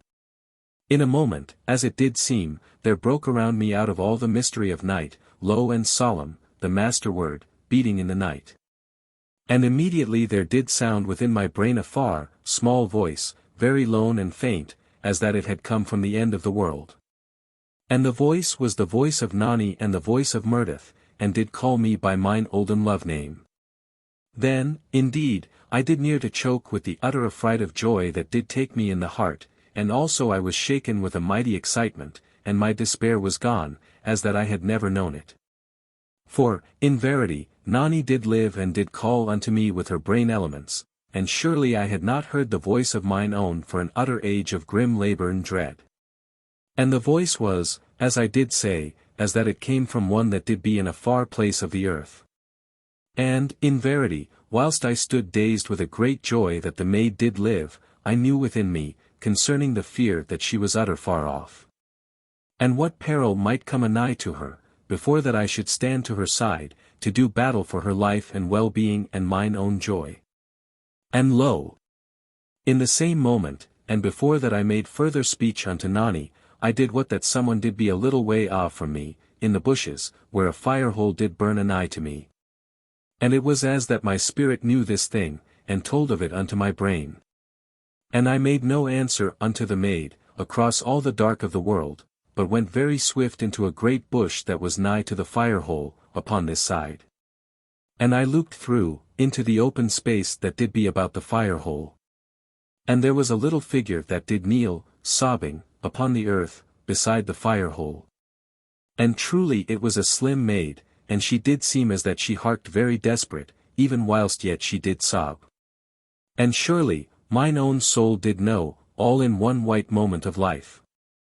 And she there, unknowing, and harking unto a cry of the spirit, that she did think to come through all the desolation of the night, even from the mighty pyramid. For oft, as I did perceive, had she cried unto me in all that lonesome month, and known no answer, neither that I was making a desperate way unto her. For, indeed, her weakness was great, so that she had no power to throw the word strongly afar, neither to make plain her spiritual cryings through any mighty space of the ether. And lo! I drew in my breath, and set my teeth a moment, to steady my lips, and I said, Mirdath, out of the bush where I did be, and using natural human speech. And the maid ceased from her weeping, and looked this way and that, with an utter new fear, and with a frightened hope that did shine with her tears in the light from the fire-hole. And I divided the bush before me, and went through the bush, so that I came out before her, and did be there in my grey armour, and I did pause then, and was all adrift in myself, for my heart said that I should take this maid into mine arms again. For that I was come again to be with Mirdath after an utter lost eternity. But yet was I all paused. For truly she was Nani and she was Mirdath, and she did be a stranger in mine eyes, and very dainty and pretty and shaken with woe and sore trouble and grief. And in that same moment of my coming unto her out of the bush, she screamed and fell back from me, and strove weakly to gain unto the hither bushes, for, truly, she knew not what was come upon her in that first little moment.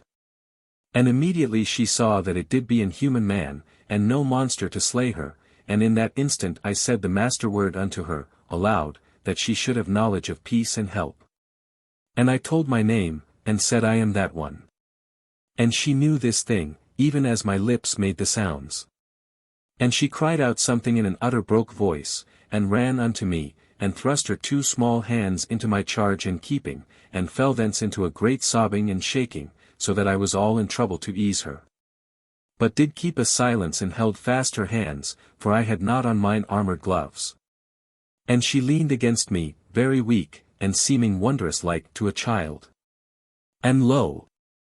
In a while she ceased to sob, and did but catch her breath this time and that, but said no word. And I bethought me that she did suffer of hunger, for I perceived that she had been long wandering and alone, and was come unto the end of hope, when that I did come. And the maid stood there yet silent, for she might not yet command her mouth to speak. And she trembled as she stood. And I opened my left hand, and looked at the hand within my palm, and surely it was utter thin and wasted. And I made no more pause, but lifted mine own and set her easy upon the earth, with an hump of smooth rock unto her back. And I stripped off my cloak very quick, and put it about her, for she was scarce covered with her clothes that had been all torn among the bushes. So that part she shook with an utter chill, and part because of weakness, for she was nigh to be starved unto her death, and destroyed with her grief and lonesomeness. And I took from my back the scrip and the pouch, and I gat a tablet from the scrip, and brake it into my cup, and with the water I made a little broth very swift upon an hot rock that was to the edge of the fire hole. And I fed the broth unto the maid, for truly her hands did shake so that she had spilt it all, if that I had done otherwise. And she drank the broth, and was so weak that presently she did fall again to sobbing, yet very quiet. So that I strove not to be troubled in the heart, for, indeed, this thing was but reasonable, and not cause for me to have an anxiousness. But I put my hands under the cloak and took her hands into mine and held them strong and firm. And this did seem to bring something of peace and strength unto her, so that presently the trembling and the weeping went from her. And, indeed, the broth was surely helpful in this matter. And presently, I knew that her hands did stir a little within mine, and I loosed somewhat of my grip, and immediately, she grasped my hands with a weak and gentle grasp, but looked not yet at me. Only did stay very quiet, as that she did gather her strength within her. And, indeed, I was content, save that an anxiousness of the heart did stir me this time and that, lest some monster should come upon us. And because of this trouble, I did hark about me, now and oft, and with a new and strange fearfulness of danger, because that now mine own was given unto my charge, and surely my heart would break, if that there came any hurt unto her. Now, of a sudden, the maid did make as that she would rise, and I loosed free from her, to give help. And she gat me by the hand, and slipped sudden to her knees, and did kiss my hand, and did begin again to weep. And surely I was so utter abashed that I stood very stupid and let her do this thing. But in a moment I drew free from her, for this thing might not be. And I gat me to my knee likewise before her, and took her hands, and kissed them once, newly humbled, as it were, and thus should she know all that was in my heart and of mine understanding. And she did but sob the more. For she was so weak, and utter moved unto me, because that I had come to her through the night of the world. And this thing I knew, though no speech had yet passed between us. And I gave up her hands, lest she need them for her tears. But she left them to lie in my palms, as she did kneel there, and she bowed her head a little over her weeping, but did show that she was mine, in verity, unto the very essence of her dear spirit. And I took her into mine arms, very gently and without caress, but presently I stroked her hair, and called her Nani and Mirdath, and said many things unto her, that now I scarce do what of, but she did know them in the after time. And she was very quiet in mine arms, and seeming wondrous content, but yet did sob onward for a great time. And oft did I coax her and say vague things of comfort, as I have told. But truly she did ask no more comfort at that time than that she be sheltered where she did be.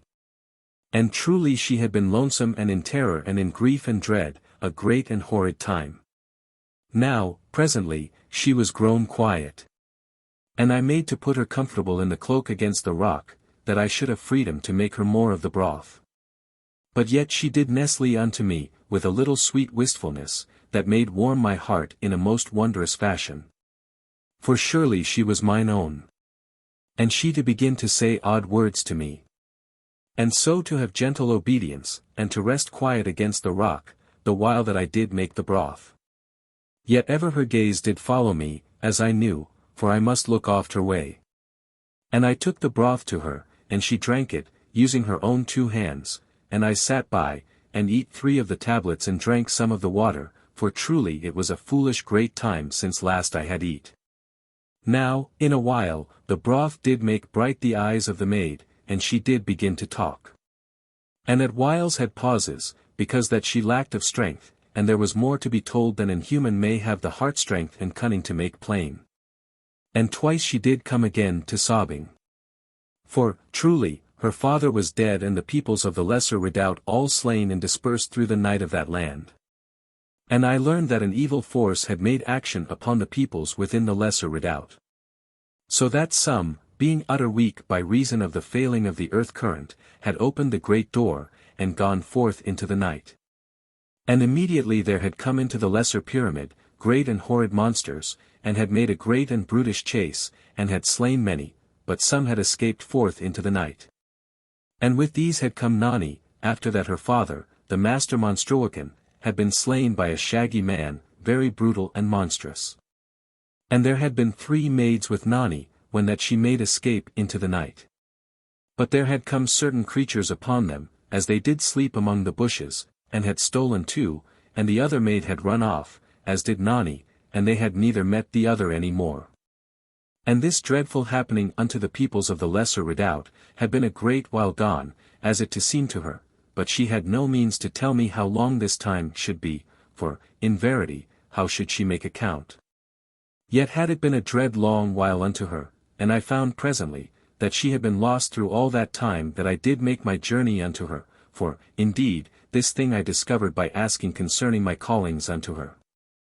And she had heard none that did come to her, in any time since she had escaped out of the lost refuge into this dreadful land.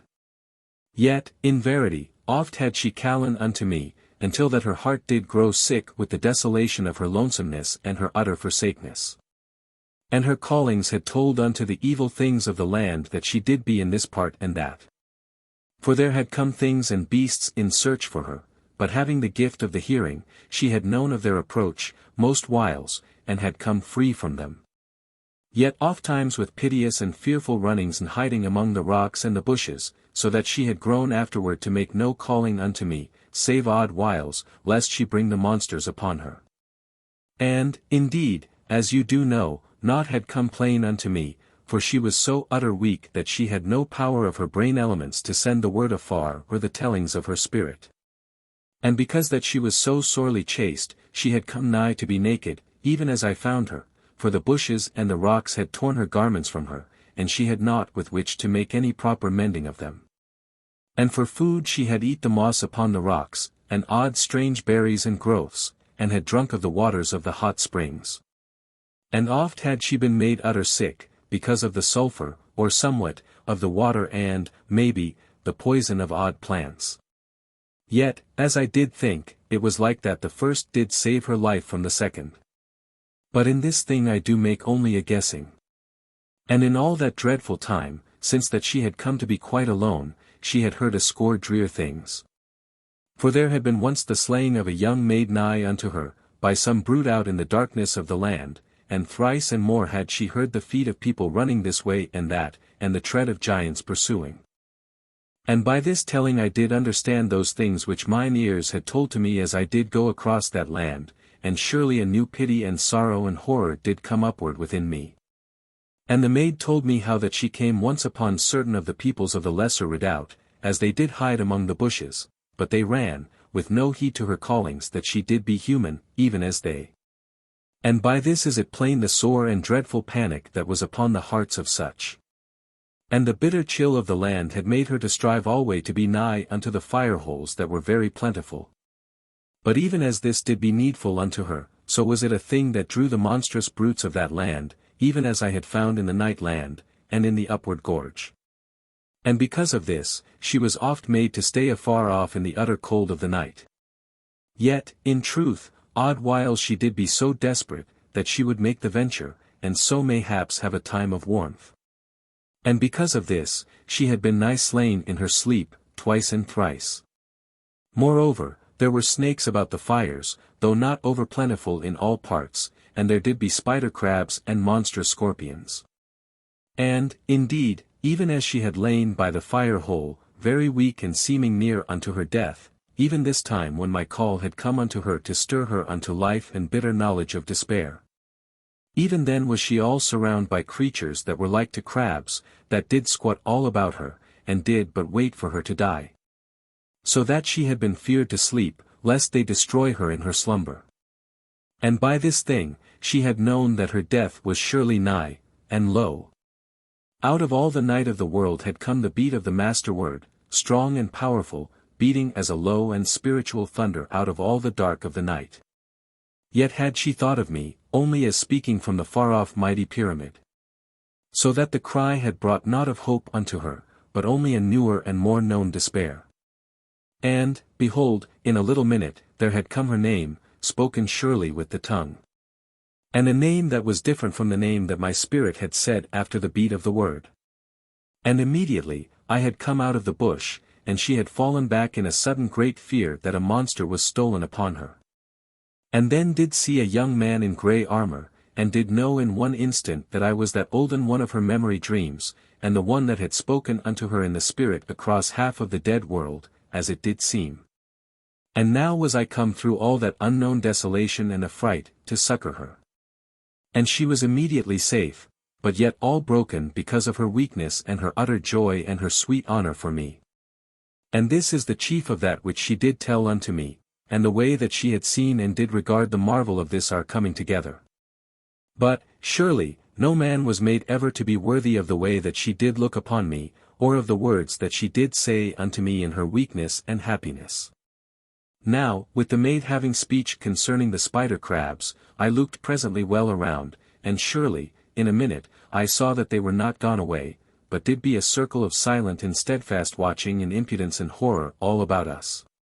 And surely this thing put an anger and disgust upon me, so that I gat to my feet, and went unto the border of the light, and I spurned this little monster and that, and did truly kick maybe a dozen, before that they were content to be gone. And by this thing shall you know of their calm and foolish assurance, but yet were they seemingly without courage, for they made not to attack me. Yet a true crab of this day been wishful to pinch me, had I put my toe forth unto it. Now, I went back to the maid, and she did laugh with a little, weak gleefulness, so that I perceived that she was like to be a very joyous maiden, if but I did have her in health. And I made her another cup of the broth, and she drank it very easy.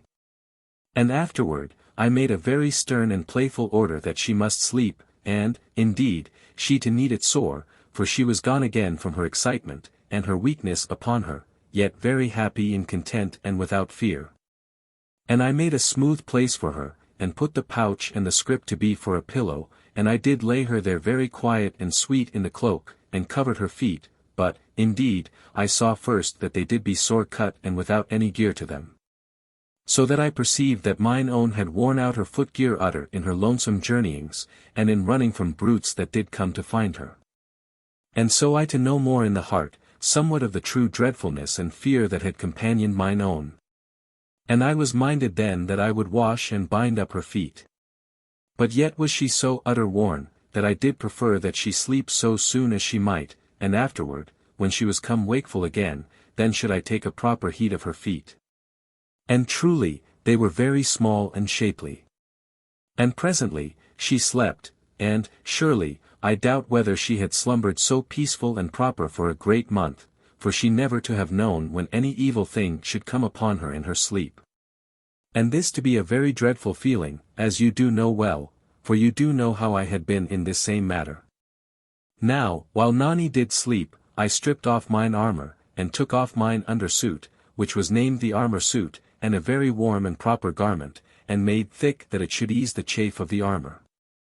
And afterward, I put on the armor again, but the suit I folded, and laid beside the maid, for, truly, she was nigh unclothed, by reason of the bushes and the rocks, that had rent her garments allwise. And I stood watch for the maid, the while that she did slumber, and surely she went 10 long hours. And I walked upon this side of the fire hole and now upon that, and did oft cease, that I might hearken both with mine ears and with my spirit. For, truly, I was all wakened to a new care and delight, and did have a fresh and doubled fear of any horrid creature or force of evil. And this shall be very plain to you. And in the end of 10 long hours, the maid wakened, and I ran to her all joyed that she was come again to knowledge and to be that I could talk with her. And she sat upward and looked at me, and there was new light and movement in her, so that I knew her strength was come back into her. And for a little minute, she said naught unto me, the while that I did ask how she did be. And she looked at me very keen, so that I wondered somewise in a daze, what was in her mind. And she asked me, of a sudden, how long it did be since that I had slept. And having not thought to put away her asking, because that the question was over sudden, I said 84 hours, which should be 3 days and a half of a day of 4 hours and 20. And this thing I knew, because that I kept alway a very careful counting of the hours, lest that I get all adrift, and know not how long I was taken to come to this place and that. And, truly, even as I told this thing to the maid, I was grown very quaint in the head, for, indeed, I was gone a wondrous while without slumber, and had done much and bitter work in that time. And before then had been much lacking of rest, as you do know. And, sudden the maid cried out something, and tossed the cloak from her, and had me into her arms, and did heed not to have any foolish shame of her nakedness. And, in verity, I knew not how I was gone so strange, but do see now that I was nigh to swoon for lack of slumber and rest. And she kept me very steady for a little, and afterward helped me to be laid upon the ground. And she put the scrip and the pouch under my head. And so I did lie very calm and restful, and did be the more so, because that I was grown so tired in the heart, the which did make my head to be very hushed, as that all the world was grown very quiet in a moment. And the maid did mind then that she did lack to be properly covered, and she gat the cloak, and put it about her, and did afterward sit a little beside me, and did rub my hands. And presently, I was something more to myself, and she did grow more happy of her mind, and made to give me something for my stomach, for, indeed, I was grown those late hours to be foolish and to have no wiseness to proper eating. And she did lift my head, the while that she did take the scrip from under, and kept me very sweetly upon her knee, and so until she had gat free a pack of the tablets, and the flask and the cup. For I had put all matters back into the scrip before Nani had gone unto sleep, and because of this, I had not been able to eat or drink aught, save by wakening her, as you perceive. For, indeed I had put the scrip and the pouch under her head for a pillow, as I have told. And she would not bide that I should do aught. But only did ask concerning the making of the water, and was wondrous amazed to see how the powder did fizz up and become water, and indeed, she had too much into the cup, for, truly, it rose up and ran to the ground. And when she had done thus, and ceased to marvel, she put 3 of the tablets into the water, and made me a broth, even as I had made a broth for her, but, indeed, I was in no need, and had done very well to eat the tablets and drink the water. Yet, truly, I was not wishful to lack the love of her way, as you may think. Now while I did drink the broth, I did be very restful upon the earth, and mine head against mine own maid. And I did mind me now that I tell her concerning the armor suit that I did mean for her wear. Yet I said not that I had stripped it from me, for then she had been like to say nay, and to trouble that I was like to come to a chill, as is the way of a woman. But, indeed, I might so well have told her, for truly, she did know on the moment, and set to a little unto weeping. Yet very gentle and sweet, and did kiss me as I lay there, and say such things as should make a young man the better to have heard, if but that his own dear love doth say the same. And she would nowise wear the garment. But yet in the end I prevailed by gentle reasonings, and because that I was her master, as I was born to be, and moreover, her own sweet sense did show that I spoke for wisdom.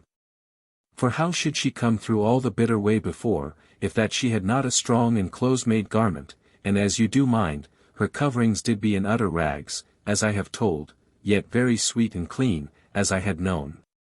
So that I ween she had stripped oft in the lonesome night, and washed her garments in this or that hot spring of the sulphur waters and other matters. And, in verity, always she was much given to washings, as I did soon perceive. Now, presently, I did be very well again, but with a sore slumber that did press upon my head. Yet, ere I should sleep, I did mean that I bathe her feet and bind them with ointment and with my pocket cloth. And truly her feet were very small and pretty. And I sat me up, talking my head from her knee, and told her of mine intent. But, in verity, she did but throw her arms about my neck and give me one loving kiss, and laughed so hearty that I did think to do this thing when indeed she was the better able to mind it, and I the better suited to have me to my rest. And, surely, this was very true, and I made no ado, save to give her the ointment, but lay back, and did be quiet. Now I did be upon my right side, and she went to my back, and took the cloak from about her, and spread it upon me, and afterward stooped over very dainty, and kissed me, and bade me to go very swift to my sleep. For that she did mean to make her toilet and to get into mine armor suit.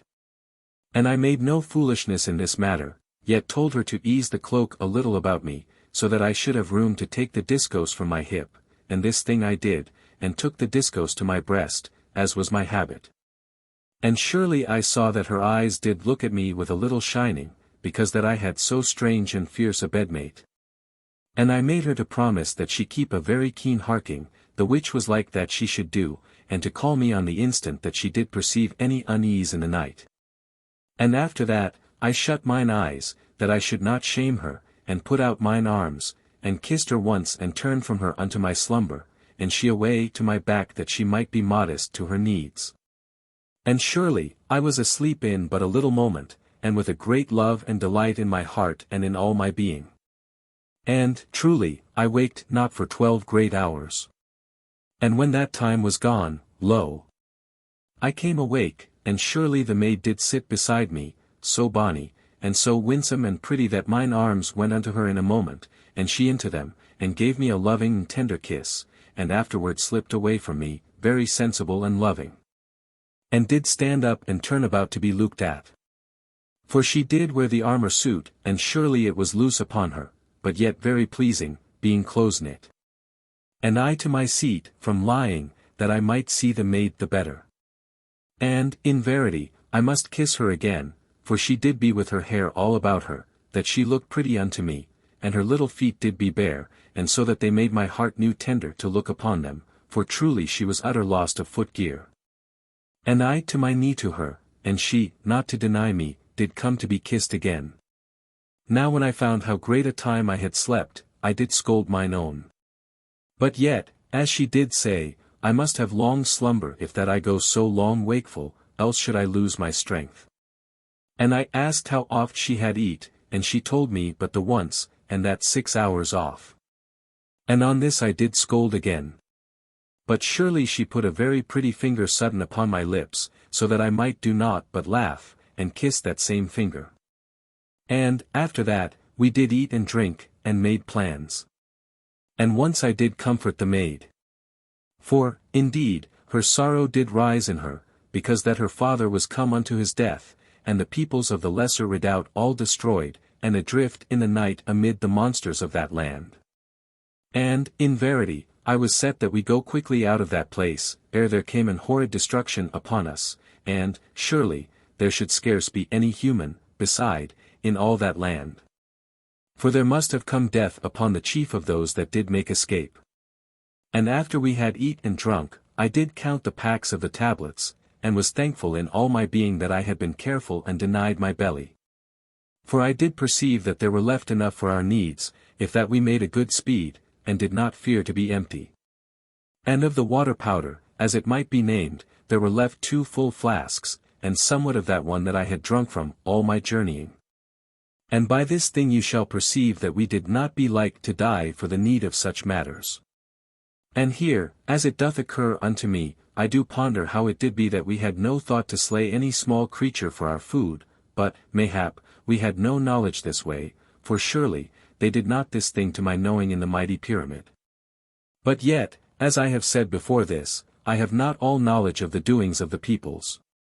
But, in verity, I never saw joint meat in all the time of that far life that I do what of. Yet, had we but slain somewhat for our hunger in that great wandering, we had been less empty in the belly. Now, before that we should do aught beside, we must contrive that Nani have some gear for her feet. And to this intent, I did make a search into the pouch, and surely I found that there did be a change pair of inner shoes, that were made to go within mine own shoes of the grey metal. And at this I was wondrous glad, and did make the maid to sit upon a little rock, while that I made a fitting of the shoes. And, surely, they did be utter big and clumsy upon her little feet. So that I was in surprise to know how great is a man, beside a maid. But in the end I had a cunning thought, for I cut off all the side of a strap, throughout the length of the strap, very thin and careful, and so had a lace to tie the boots around the tops, which were soft and easy for such a purpose. And after that, I stood away to look at the maid, and neither she nor I were truly pleased, for, indeed, she was too pretty to be so hid and muffled. Yet were we glad otherwise, for now she might go without hurt to her feet. And afterward, we packed our gear, and she did make a bundle of her torn garments, for, truly, they might be proper somewise to our need. And so we to begin the way out of that desolate land. And we went forward together across the land, and the journey was no more a weariness, but of a close and sweet joy, yet did I have a new anxiousness, as you do perceive, lest that any monster come to harm mine own. And we went 12 great hours in the bed of the Olden sea, and did eat twice in that time. And surely the maid did grow utter weak and weary, for she was not come proper unto her strength, yet did she make no odd saying to tell me of this thing. But indeed, I did know, and I stopped in the 13th hour, and took her into mine arms, even as I should carry a babe. And I went forward with her, and did hush her protesting with a kiss, and afterward she did but nestle unto me and shelter against my breast. And I bade the maid to sleep, but, indeed, she had no power to this end, for her body did ache very sore. But yet did she strive to give me an obedience in this thing. And in the 18th hour, when that I stopped to have food and drink, surely she did be awake, yet had she been utter silent, and I made to scold her. But she gat from mine arms, and did go upward upon her toes, and put her finger against my lips very naughtily. And afterward she did be impudent unto me, and did deny me to kiss her. But she went unto my back, and did open the scrip, and gat me to my food, even as a quiet and proper wife should go. As she did be so sedate that I knew she had mischief her heart of harmless kind. But afterward this did pass sudden into weeping. For she had a quick and sore memory of her father and of the destruction, and I took the maid into mine arms, and did let her be there very gentle, and made not to kiss or to comfort her, but yet to give comfort. And presently she ceased from weeping, and did slip her hand into mine, and I to keep it within, very soft and quiet, and afterward, she began to eat her tablets, yet always she did be very hushed. So that I did be quiet also, and feel as that my love did be round her as a shield. And I knew that she had knowledge of this thing in her heart. And oft I harked into the night of the land. But there was nowhere any sound, or disturbing of the ether, to trouble me. And the maid in mine arms did know when that I harked, for in verity, she had the night hearing and the understanding spirit that doth be needful to such. And odd whiles did I look down to her through the gloom that did be about us, and presently I did perceive that she looked up to me, out of mine arms. And I kissed her. Now, in all that day, we had come nowhere upon any fire hole in the bed of the Olden sea, and truly I did ache to be nigh unto the warmth of such. For I did feel the cold of the land, because that I was weary, and because that I had not the thickness of the armor suit below mine armor to warm me. And the cloak did be about the maid. For I had feared that she should grow cold as I carried her. Yet, now she did know subtly that I was come to feel the utter chill of the land, and she gat from mine arms, and put the cloak about me, and afterward came again into mine arms. And I let the cloak bide there, and drew it forward to be around her, also. Yet, truly, I was joyful that I did be cold, as you shall perceive. For it was sweet to the heart to bear somewhat of that dread chill for mine own. And she hath troubled and likewise with understanding of my heart, because that I was less clothed than I had been. Now, in a little while, the maid did pack the scrip. And so we did make ready again to go forward, for I was grown anxious, as you may suppose, that we should come to some fire hole, that we have a place for sleep that had warmth and light, for, truly, the cold of the land did be drear and horrid. And I stooped to take the maid into mine arms, that I should carry her, but she did say nay, that she did be well rested. And I not to gainsay her, for she did mean the thing, as I perceived, and I had no desire to force my way upon her, save when I saw truly that she did seem to go unwisely. And, indeed, when such did be the case I did strive with her, only with a nice reasonableness, as you shall know. And the maid walked by my side, and wondrous silent. But yet very nigh to me, so that I knew she did be very full of love to me, and of that quaint and sweet humbleness that love doth breed odd whiles in a woman when she doth be with her man, if but that man be also her master. And presently, I perceived that the cloak did be over mine own shoulders, and I took it and would have put it about the maid, but truly she did not allow this. And when I did be stern with her, that she obey me in this matter, she did stand upon her toes, that she might kiss me, and pulled my head down, and surely she kissed me and coaxed me that I were the cloak, else should I give pain to her. In that I did surely be cold because she did wear the armor suit.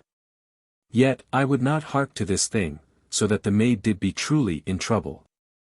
And first she made a threatening that she wear but her olden garments that did be only rags, if that I did persist. But this I saw to be foolishness and scarce meant, and did as much need to smile at her as that I did think to scold her, but I did be firm that she were the cloak. And lo!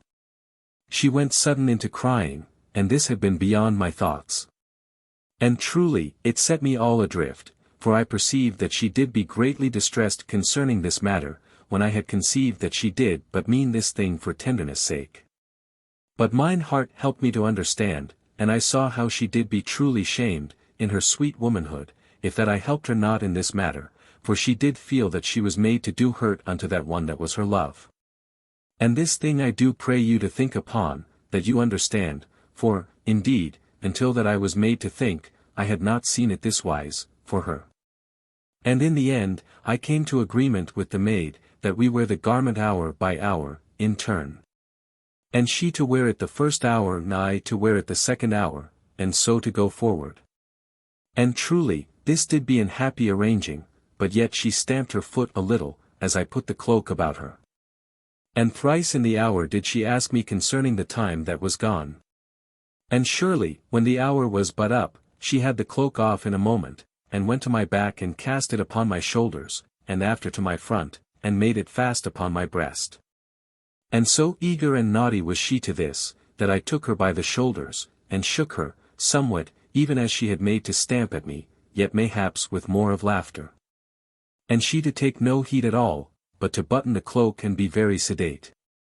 Yet, in verity, I caught her up into mine arms, and kissed her, for a sweet and naughty maid, and she very willing, now that she had gotten something of her way.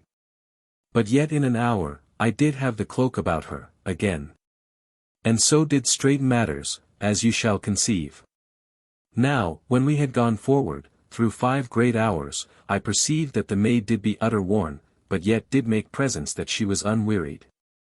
And because I saw how she did be, I did heed and be anxious only that we come to some rock, to be for our safe refuge, and mayhap there to find an hole or cave, that should be somewhat to keep our heat about us. For there was nowhere any fire hole anigh in all those hours. And presently, we came to a part where there did be rocks, and we went to and fro in the gloom, and came in the end to a place where the rocks did go upward into the night, as that it had been a small and ancient cliff. And surely in a while I found a hole that did go inwards of the rock, and the hole did be above mine head. Yet when I was come to it, and had made the discos to spin therein, that I should have liked to see whether there did be any creature or creeping thing in the hole, I was well pleased, for truly it did be sweet and dry. Now the maid had cried out a little to see the sudden shining that did come from within the hole, when I made the discos to spin, and because of the low roar of the weapon. But I answered her that there did be naught to have fear concerning. And so was she peaceful again, but yet a little trembling when that I came down to her, for, indeed, the discos did make always a strange sounding and a quaint and drear shining, as you do know. And she did be feared for me that some evil force had come upon me out of the cave, for she had neither knowledge nor conceiving that ever there did be so wondrous a weapon in all the world. And I gave the maiden help upward to the little cave, and came after, myself, and so we did be in a very nice and cozy place, that did not be easily gotten at by any monstrous thing. And surely I was utter glad for such a place, so that both should have safety that we might sleep in the same hours. And, in truth, this was a needful plan. For if one had stayed wakeful to keep a watch for the other, then had our sleep taken us double hours. And this thing might not be, else should our food be done, and we to be twice so long as need be, ere ever we did come unto the refuge of the mighty pyramid. And I utter wearied and anxious of the heart and spirit that I bring mine own soon unto the safety and glory of my mighty home, and so free from the destruction that did hang above our two souls for ever in that land. And the peril that did be everywhere, save in the last redoubt. Now when we were come into the hole of the rock, the maid did slip the scrip and the pouch from my shoulders. And she gat out the tablets, and made some of the water, and did be very swift and natty, and all to the despite of the gloom that did be utter in that little cave. And we eat each of us 2 of the tablets and drank some of the water. And I made jest with the maid how that the tablets did be proper for strength, yet very lacking to fill the belly, though, indeed, I named it otherwise. And she to agree, and did pat mine arm, and did tell me how that she should cook me a monstrous tasty and great meal when that we were come unto the mighty pyramid. And immediately afterward, she did make to laugh upon me, and to name me impudently for so much thought unto my feeding, and afterward again to silence, and to patting my hand. Now, when that we had made an end of eating and drinking, I was very ready for sleep, for, truly, it was 26 great hours since that I did last slumber, but for the maid it did be 38 great hours.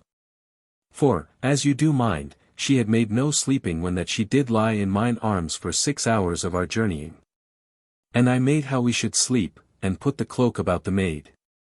But surely she did refuse, very piteous, and seeming to have also somewhat of doubt and puzzlement. But in this thing I did be very stern and intending. For she did not be over warm clad, as you do know, and moreover, she was but a little one, while I did be wondrous hardy. And, in verity, I made her to obey, and gave her the scrip and the pouch for her pillow. And she, as it did seem to me, to sob to herself a little in the gloom of the night. But yet did I stay my heart a little stern to mine intent. And I wrapped the cloak about her, and set the scrip and the pouch very nice beneath her head.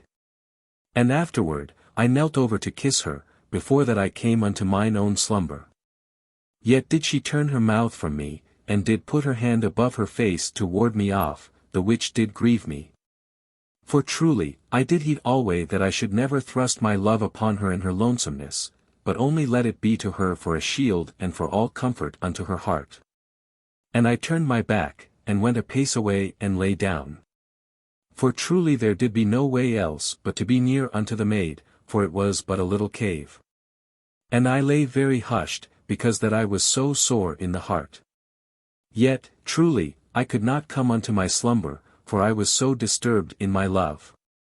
And I stayed very quiet maybe for a great hour, and did fight that I shake not mine armor to jinglings with the utter cold that did make me to tremble. But the maid did sleep very sweet and calm, as I perceived by her breathings. Yet, in verity, the maid did be so much awake as I, and with some sweet and naughty intent of the heart, as my spirit did sudden perceive. And I lay very hushed, and did wait to discover what this thing might be. And I made my breathing to seem as the breathing of one that did sleep, even as that naughty maid did make pretending. And surely, in a while I did know that she moved very quiet, and came unto me, and I made yet that I slept very sound and strong. Though the cold did nigh to conquer all my quietness.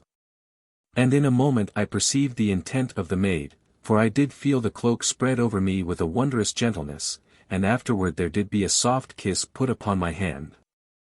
And the maid back then to her pillow, yet, as I did hear, she brought it something more nigh to me, as that she did crave to be near unto me that was her own love. And I sat up, and I put forth my hands suddenly and took the maid into mine arms. And she to nestle unto me so that I did be wordless, because that I loved her so utter. And presently, I felt her to stir in mine arms, and I loosed her somewhat. For I did be always very mindful that I impose not upon her dear liberty of maidenhood. Yet she made not to go from me, but only to gather the cloak about her, so that we did both be in the cloak. And she asked why this might not be. For surely it did be madness that one should starve and the other be very nice in warmth. And, indeed, this did be but wisdom, yet it might not come the first from me. And I said to mine own that this thing should be. And she reached out, and brought the scrip and the pouch, and placed them for a pillow for my head, and told me that I should put my head thereon. And I asked her how this did be right, for she did need a pillow the more than I. But she bid me to bide, and to have obedience in my turn.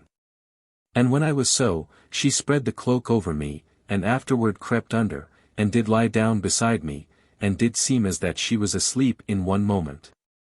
Yet, though she did be so sedate and matter of the fact, as we do say, while that she was wakeful, she did yet nestle unto me very sweet and childlike in her sleep. And surely I did want to kiss her, but yet did refrain from my love. For, truly, I did well that I treat her very gently, at such a time, as you do perceive. And, in verity, such a maid doth make a reverence in the soul of a man. Now, presently, I was gone over unto sleep, and in 7 hours I waked. And in that time had the maid slumbered through 8 hours, yet did I intend that she be not disturbed, until that we were ready to the journey. And I slipped from under the cloak, and put it round her, very gentle. Yet it to be as she did miss me, even in her sleep, for it to seem to me that she put out her arms in the darkness, and she made a little moaning in her slumber. Yet, in a moment, she did be quiet, and afterward I put the cloak about her again. And I went then to the opening of the little cave, and put forth my head, and looked well about, and harked a long while, but there stirred nothing in the night thereabout, neither did my spirit what of any matter for trouble unto us.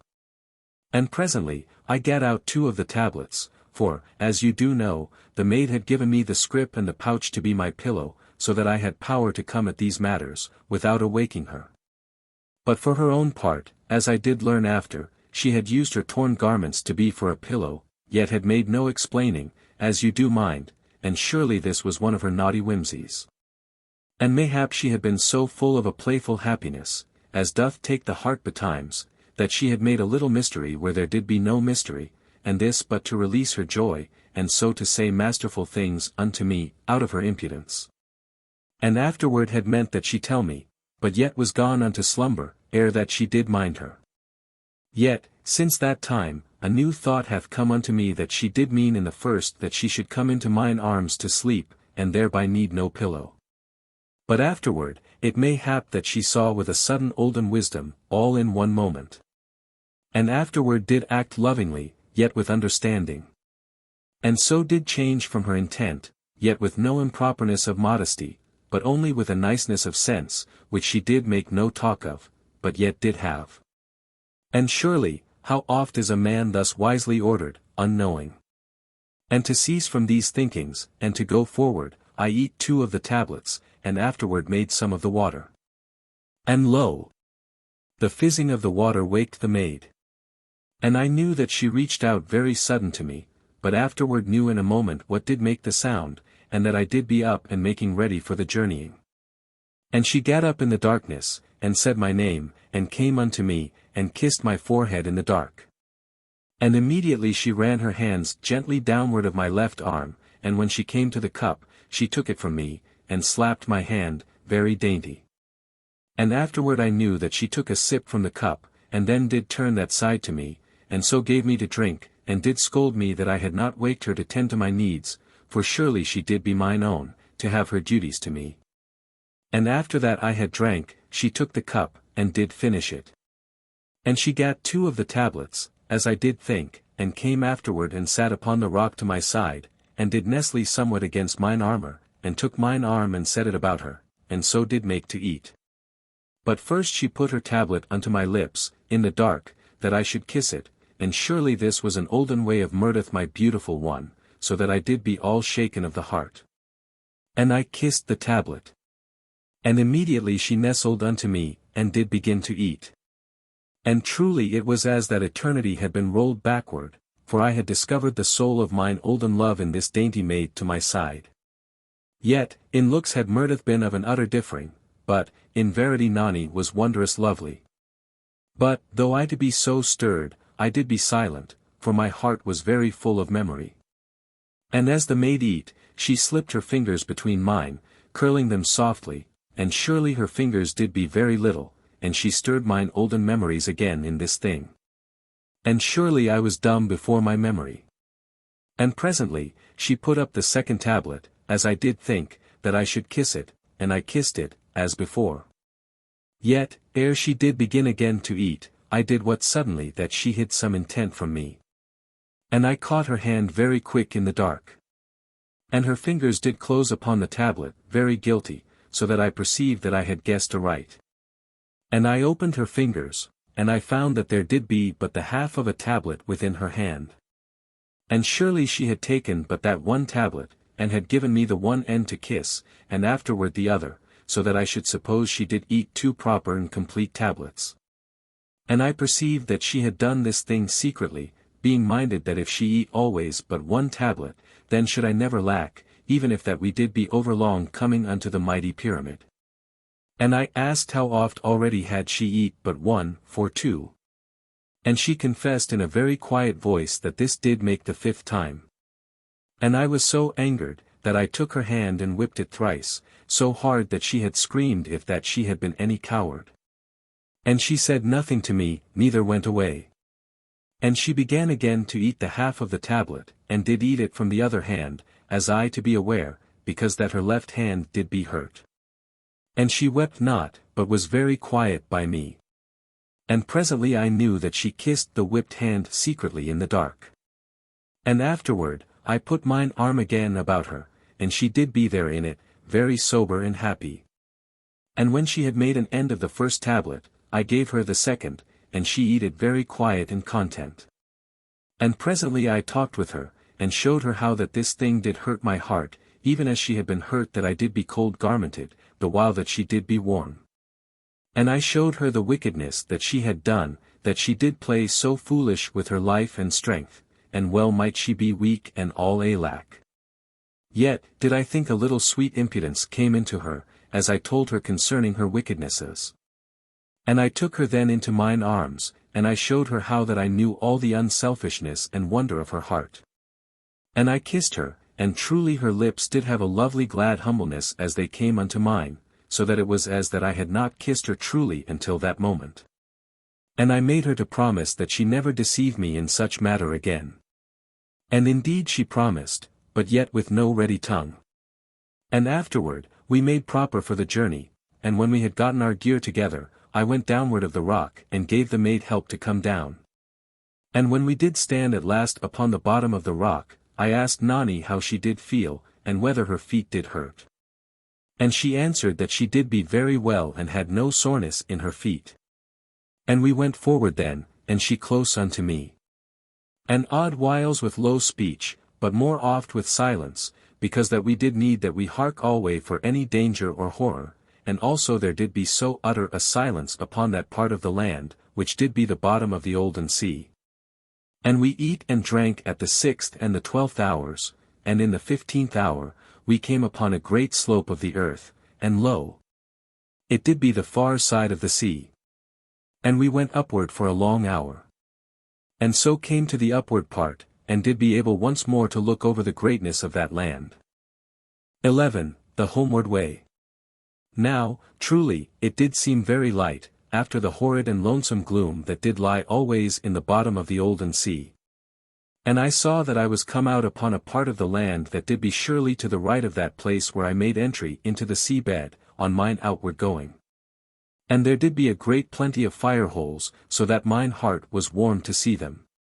Yet did I mind to be wary in coming unto them, for, as you do know, there did so oft be life of this kind and that about these fires.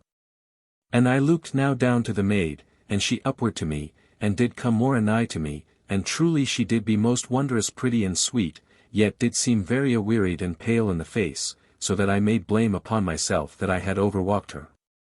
For, in verity, I do think that I was so strong and hard as that I had been made from iron, and she but a dear and tender maid. Yet did she refuse that I should so reproach myself. And did but stand anigh to me and look at me with eyes that were very beautiful. And so I put mine arms about her, and kissed her, and afterward looked again over the land, that I should shape out our further journeying. And from that place where I did stand, there spread out all before me the blue shining that I had seen from the mouth part of the upward gorge, yet did it be a great way off. And, indeed, I should tell you in this place, that it was by the glimmering of this shine within the sky of the night that I had steered, as we did come across the Olden seabed. And, truly, it was but a broad thing to go toward. But yet did serve me, in that it told me that I went toward the far side of the seabed, and made not to go all about in blind circles in the night. And after that I had considered a while, I did know somewhat where the gorge should be, and perceived that I should go unto my left, but not overmuch, for indeed I saw the red shining of the giant's hole that lay at a great space that way. And surely I must go so that I missed the place of the giants so much as I might, and in the same going, come not over near unto the blue shining that lay before me, across all the far part of that country. For, in verity, I mistrusted the place where that shining did be. Now when I had gained somewhat of knowledge where should be found the mouth of the upward gorge, I put mine arm about the maid, where she did stand so nigh to me, and very hushed, the while that I had looked about. And I pointed outward over the dark land unto my left, and told her that the gorge did be somewhere that way, a great distance off. Yet utter out of my sight, and only to be known that it did be somewise there by the things that I did mind of, concerning my way after I came into the land. Now the maid, having stood very quiet, had looked all that time about her. And so had come to some knowing of the place where she did be in the land, for she to know the land someways, as you shall think. And she asked me how I did mind to go, and truly I said, so straight as we might. But yet so that we come neither too nigh to the shining nor to the great red fire pit of the giants. And the maid bade me to look in the way that I did mind to go. And I looked, but yet there was nothing save, as they did seem, certain fire holes that had a green shining about them. And she said out unto me then, how that there did go a tract of bad gas in that part of the land, that should be utter poisonous unto any, and this had been well known in the Lesser Redoubt, by the reading of their instruments. And where the gas did go, there was there a green shining about the fire holes. And she showed me how that the place of the gas went a great way unto the northwest, so that I learned now somewhat how the land did lie, as we do say in these days. And it was in all the northwest that the great blue shining did burn. And I asked Nani how they named this, and she told me by no name, save but the shine. And mine own maid very earnest to warn me, regarding the shine. And urged that we go no more that wards than should be needful to our lives, the which, indeed, was no wish of mine. And her reason to be that the fixed giants did be within the borders of the shine, and all hid in the light thereof, save when the burning mist did roll this way or that. And I took a great heed of this thing, and did guess that these fixed giants were somewhat even as the great watchers that were about the mighty pyramid, as you do know. And immediately I minded me of that utter monstrous face that I did see amid the bright smoke of the shine, when that I came first into the land. And surely this had been one of the fixed giants, that Nani told me were forces of great and very horrid evil. And I asked mine own how far the place of the gas went across the land, and she pointed and made further explaining. And, in verity, in the end, I saw not how I should come that way to the mouth of the gorge, if that I would keep off wards from the shine. Yet, in a moment, Nani asked me how I did come across the land, when that I searched for her. And, truly, as I showed her, I had walked then by a sweet chance, or guiding, alway upon the far side of the place of the gas, and so unto the Olden sea bed, and was in this way come free of the gas, and all unknowing of it. And at this telling, the maid said that we go downward again into the bed of the Olden sea, and walk some great hours below the shore, but in the way that should take us unto the southwest, and so until we were come beyond the place of the gas. And afterward up again into the land, and then to have an utter caution that we escape the watching of the giants who did be ever about the great red fire hole. And by this plan very speedy to the entering part of the upward gorge. And, truly, this did be very good and sound, and such as I should have planned in a moment, for, indeed, I am not over slow in such matters, only the maid did be very eager and quick, and it was very sweet to me that she should thus plan. For, in verity, I loved alway the sounding of her voice, and to hear her have speech and to plan and think, and so to show me the workings of her inward self and her dear qualities and human niceness. And to have part and lot alway with me in all things and thinkings. And, we shaped to this plan that Nani made, but at that time, as you do mind, it was somewhat of 17 hours since last we had slumber. And the maid was sore wearied, as I did see. And I showed to her how that it did be wise that we have our rest very soon, and so forward again in new strength and ability. And the maid did soon agree with me, for indeed she was very weary. And we made it that we should venture unto one of the fire holes that lay no great seeming away, a little upon our right, which was the northward way of that land. And we went toward the fire hole. And, truly, it did be further off than we had thought, for it was a good hour before that we came anigh to it. And, indeed, it to prove a very great and red glowing shine that went upward into the night, out of the hollow place where it did burn among rocks. And when we were come near unto it, I made a sign to the maid that she be utter hushed. And I took the discos from mine hip, and went forward before her, and afterward to my knees and hands, and beckoned backward to mine own, that she do likewise. And we came this way to the edge of the hollow place where the fire hole did burn. And so were able in the end to look downward. And truly it was a great fire that burned in the earth in that place, yet, as I perceived very swift, there did seem nowhere any monstrous thing about the fire, the which set some peace upon mine heart. But yet not overmuch, for it was come fresh upon me that we did well to stay afar off from the fires of the land, in that it was about the fires that all living things did congregate. And I looked a great time, and the maid crept unto mine elbow, and looked with me, and afterward we harked, very keen, into the night, but there was nowhere any trouble of the air or of the ether of the land. Yet I spoke quiet with the maid, and showed unto her how that we did well to stay off ward from the fires. But, truly, she was so utter cold and chill, that she did beg that we go down by the fire hole, even should it be that we stay no more there than should put a warmth through the utter chill of our bodies. And, in verity, I was so bitter cold that I was all weak to go beside the fire, yet, truly, I do think that the shiverings of the maid was that which did force my heart, to go against the teachings of my head. So that in the end, we came down into the hollow, and very swift unto the fire. Now, truly, it doth seem a strange thing to be so diverse-minded as this, when that, as you do know, I had been so long a search for a fire-pit. And mayhaps you shall perceive the better how my heart and brain did be contrary, when that I tell to you, now, how that I have belief that my spirit did even then be subtly set to warn me. And, also, as all do know, it doth be easy to forget this warning and that of experience. By which saying, I do mean that, oft as I had come to know the dangers that did be alway about the fire holes, yet when I did be far off from them, and mine own broken and a shiver with the chill of the land. The danger did seem but a small thing and afar off from my mind, and unreal. But the cold to be doubly real. Yet, when we did come even unto the fire hole, then did come again all about my heart the truth of those dangers that had seemed, but a while gone, so little. And, indeed, I do hope you perceive me in this thing, and how that I strive alway to set unto you the utter truth, so that you shall go with me all the way, and lend me your nice understanding. Now, when we were come down unto the fire pit, I went this way and that among the rocks that did be in the bottom of the hollow, so that I should perceive whether there did be any living creature there hid, that should mayhap come out, unknown, to work us harm. But, indeed, I discovered nothing of any greatness, yet I saw 3 snakes, and there were, beside, 2 scorpion creatures, as I did name them, that neither went backward from me, nor came against me, but did bide where I saw them, each in an hole of the rock.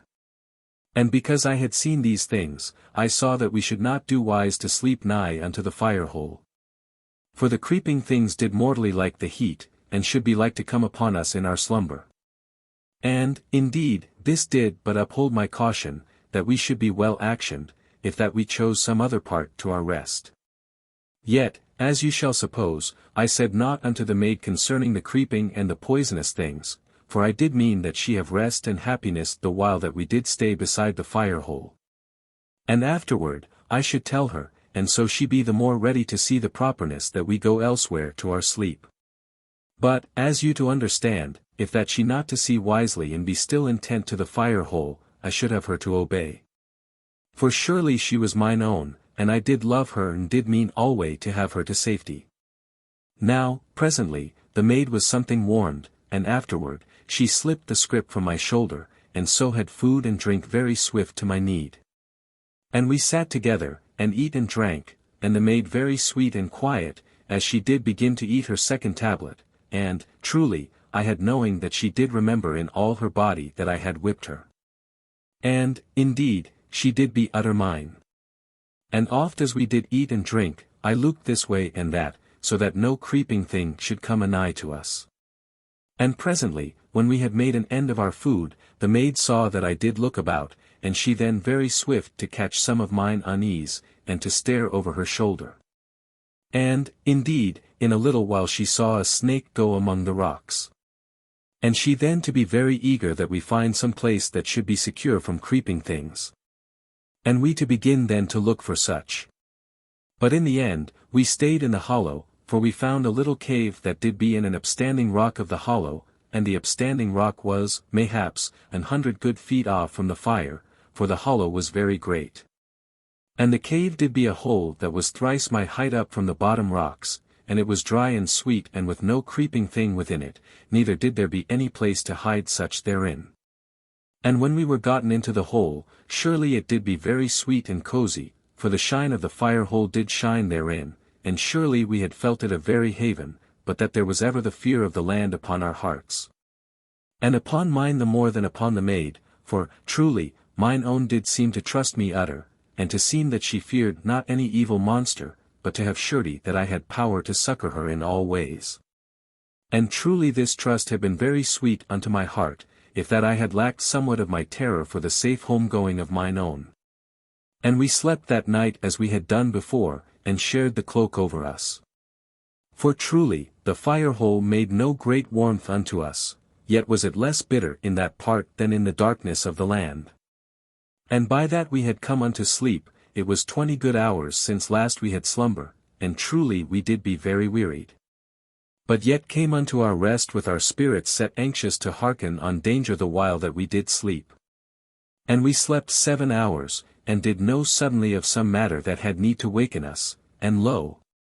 In a moment I did wake, and the maid in the same instant of time, and there was a great screaming and crying out in the night, that surely affrighted us both, yet did hurt our hearts the more.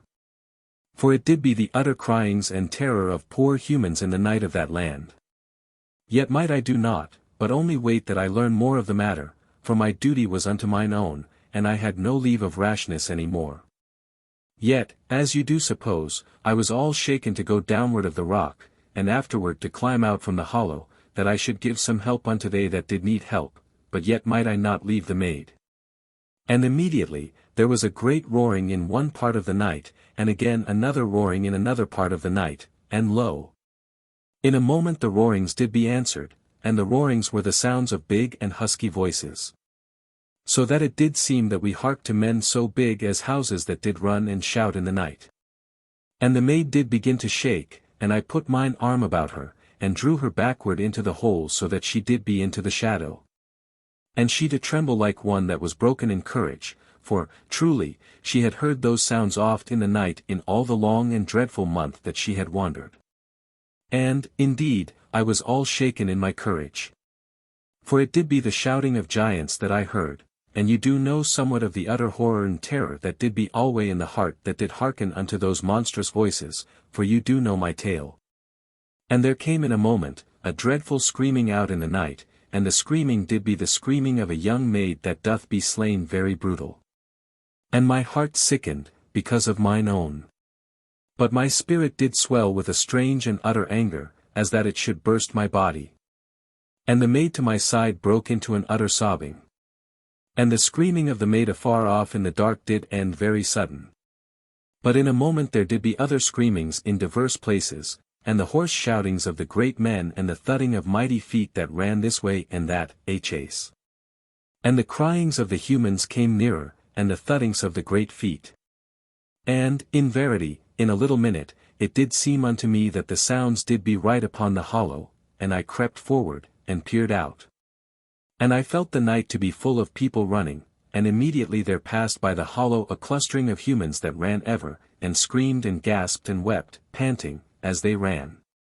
And the shining of the fire hole made them plain seen and clear, and they did be both men and women, and were but in rags or utter naked, and all torn by the rocks and the bushes, and did seem, indeed, as that they had been wild things that did go by so swift and lost. And mine heart troubled me with the pain and longing that it did know, so that I had gone in a moment after those people, but that I should leave mine own and put her to peril. And even while that I felt so utter in this thing, there came a great thudding of monstrous feet, and there ran 4 great men out of the night, and went past the hollow very quick. And 3 did be dull-coloured and seeming much haired and brutish. But the other did be in horrid white, and livid blotched, so that it did seem to my spirit that there went by, a thing that did be a very man-monster filled of unwholesome life. And surely they did be gone from out of the shine of the fire, in one moment, as we do say, and again into the night to their dreadful chasing. And when the thudding of their feet had gone a long way off over the land, I heard them bellowing, and afterward a far-away screaming, that did have a death note in it.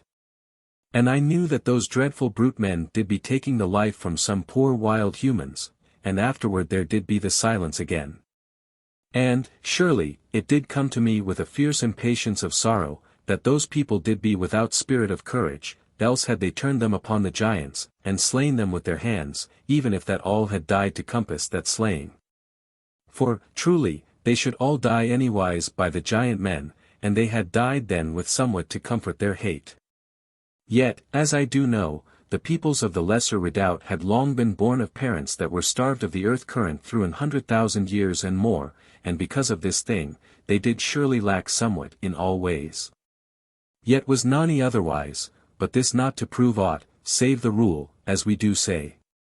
Now, sudden, as I stooped very hushed and troubled in the mouth of the little cave, I knew that mine own sobbed dryly in the back part of the cave. And I had gone to comfort her, but that in the same moment, I saw a naked maid run very swift over the edge of the hollow, and did look over her shoulder, as she ran. And she came to the bottom, and crept in under a ledge of rock that did be in that place, and she did seem utter worn, and gone of the spirit, and desperate. And I perceived in the same instant why that she did go stealthy and swift in that fashion, and to cower, as for her very life. For there came a squat, haired man, so broad as a bullock, who did come silent down into the hollow, looking this way and that, even as a wild beast doth peer, very sudden. And the squat man had instant knowing of the place where the maid did be, and ran in upon her, with no sound. And I paused not, but leaped all the great way unto the bottom of the hollow, which did be, mayhaps, 20 good feet and more. For mine anger was upon me, and I did mean that I save that one, though I did be powerless to give succor unto those others. And I fell strong upon my feet, and had no harm of my limbs, for all that the leap did be so high. And in that moment, before that I had time to save the maid, the squat man ripped her, and she cried out once with a very dreadful scream, and was suddenly dead in the hands of the brute man. And my heart made my blood to burn with wrath in mine eyes, so that I had scarce power in that instant to see the squat man, as I ran upon him. And the roar of the discos filled all the hollow, as I made it to spin, as that it did rage with an anger, and to be glut of the man. And the man came round upon me, and thought, mayhaps, to deal with me, as it had dealt with that poor maid, but not all that wise, as you must know. And I swung the discos, and it did seem to sing and to cry eager in my hands. And I smote at the squat man, even as it did leap silent upon me, as a tiger doth leap, making no sound. But I gat not home the blow, for the man dropped sudden down upon the hands, and the blow went overwards. And the brute man caught me by the legs, to rip me, and I cut quick with the discos, and it did have but one monstrous talon left unto it. And immediately, it cast me with the other, half across the hollow, and I fell with mine armor clanging mightily, and the discos did ring like a bell. And by the graciousness of all good things, I was harmed not by that monster throw, but was to my feet in one instant, and had not loosed the discos from my hand. And the beast man did be upon me with 2 quick boundings, and I stood up to the man, and it made no sound or cry as it came at me. And there did a great froth of brute anger and intent come from the mouth of it, and the teeth came down on each side of the mouth, very great and sharp. And I leaped and smote, so that my blow should come the more speedy, and the discos took away the head and the shoulder of the squat man, and the dead thing knocked me backward, with the spring that it had made, but it harmed me not greatly. Yet afterward I did know how sore and bruised I did be, in all my body and being. And I came back very swift against the man, but it did be truly dead and greatly horrid. And I went from the dead monster, and did go, all heart shaken, unto the dead maid. And I took the torn body of the maid, very sorrowful, and cast it into the fire hole. And I turned me then that I should look unto the cave, that I should know that all did be well with mine own, and whether she did have seen the horror, or be gone into a swoon. And lo! Mine own did run toward me. And she had in her hand my belt knife which I did give her, before that time, to be a weapon for her defence. And I perceived that she had come to be mine aid, if that I did need such. And she did be utter pale, yet very steadfast and not seeming to tremble. And I made to take her from that place, but she went beyond me, and looked at the monstrous bulk of the squat man, and was very silent. And she came back unto me, and still so silent. And she stood before me, and said no word, but my heart knew what she did be thinking, for I am not foolish, to have lacked to know what did be in her heart. Though mine effort had not shown itself that way unto me, before that moment. And I had no pretending of modesty, but received with gladness and a strangeness of humbleness the honor that her eyes did give to me. For, indeed, she did be so, that she might not give word to her joy of me and her glad respecting, the which is so wondrous good unto the heart of all men that do be loving of a dear and honest maid. And she said nothing, neither then nor afterward, but I did be honored all my life after, when that I did any time mind me of the way that mine own looked upward at me in those moments. And afterward she did need and allow herself to come unto mine arms, that I hold her from the trembling of heart which did come to her, after that there did be no need for courage. For surely we had both seen a very dreadful thing, and there was a great horror upon us. And I climbed upward again to the little cave, and did help Nani, and when we were come there again, we did rest awhile. And presently we eat, each of us, 2 of the tablets and drank some of the water, and indeed we were both utter thirsty. And in about an hour, after that we had harked very keen a time, we came downward again from the cave, and had our gear with us, and we came up out of the hollow, and set forward with a great caution unto the Olden seabed. And we came there in 2 long hours, for we went very slow and with constant harkings, for the fear of the monstrous men was upon us. But there came no harm anigh, neither did we perceive any disturbance in the night of the land. And we went down an hour into the Olden seabed, and did go now the more swift, for our fear was something eased from us, because that we had come away from that place where we had perceived so great and dread in hunting. But yet had we all care about us, for the giants surely to be everywhere in that land, but yet, as I do think, they to roam more often nigh to the fire holes, for the humans did surely wander in such parts, that they have warmth of the fires. And after we had gone downward an hour into the seabed, we turned somewhat unto the southwest, and went for 12 great hours, and did never be any huge space from the shore, for it did run that way, as you do know. And I made to steer by the shinings of the land, and with advices from mine own. And in the end of the 12th hour, I did count our distance, making that we did walk somewhat of a certain speed. And by the tellings of the Maid, we did be surely come beyond the place of the land where the poison gas did lie. And by this, it did be something after 17 hours since we did sleep, and surely we did be very ready to have rest. For we had gone forward strongly, and with anxiousness, and truly my hurts did be come upon me, so that my whole body did ache, for the quick fight had been bitter, and I had been thrown very hard and brutal. And, indeed, it was wondrous that I had not been all smashed, only that the armor did save me. And this doth show truly how hard and strong I did be.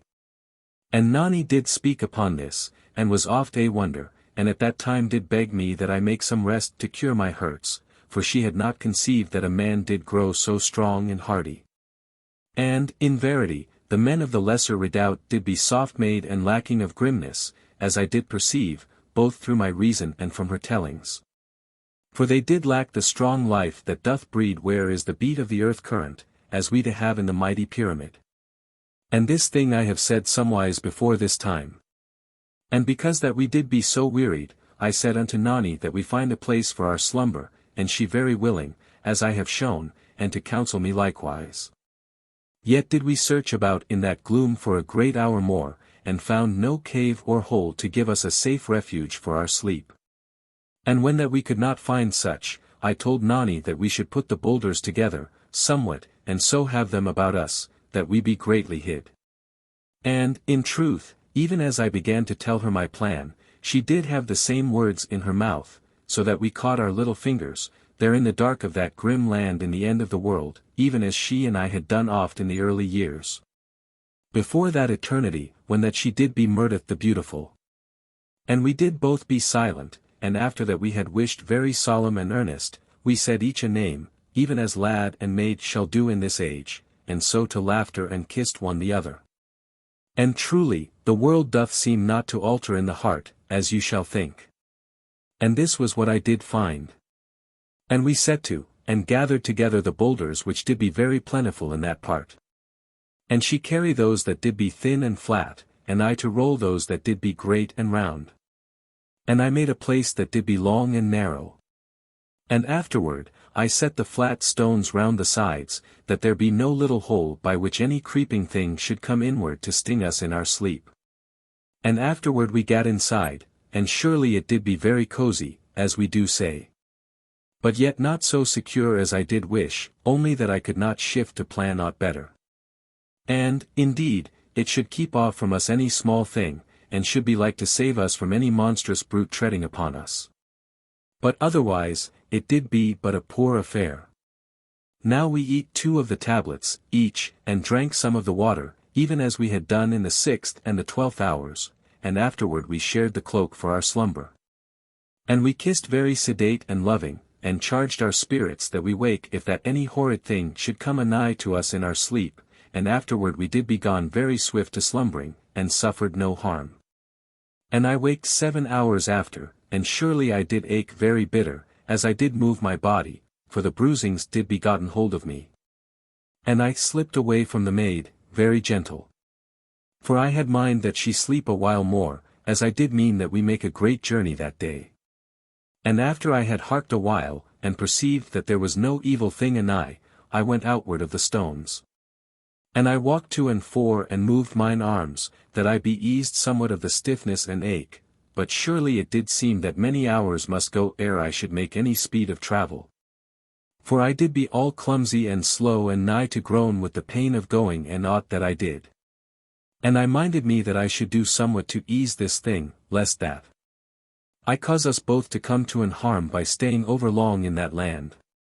And I went back into the stones, and gat an ointment from the pouch, that I did carry. And surely the maid did yet sleep. And I went outward of the stones, again, and stripped off the armor, and all my garments. And I rubbed my body with the ointment, and surely the pain did be so that I groaned at this time and that, but yet must I rub good and strong so that I die not of the cold of the land, and beside I was greatly anxious to cure myself. And sudden, as I did rub very strong and savage, and heating so well as I might that I groaned not, the maid did speak close beside me. And, indeed, she could see me but dimly, and had waked sudden to hear my groaning, and I was not to her side. And immediately she had thought that some evil thing harmed me, and was come in an instant that she be with me.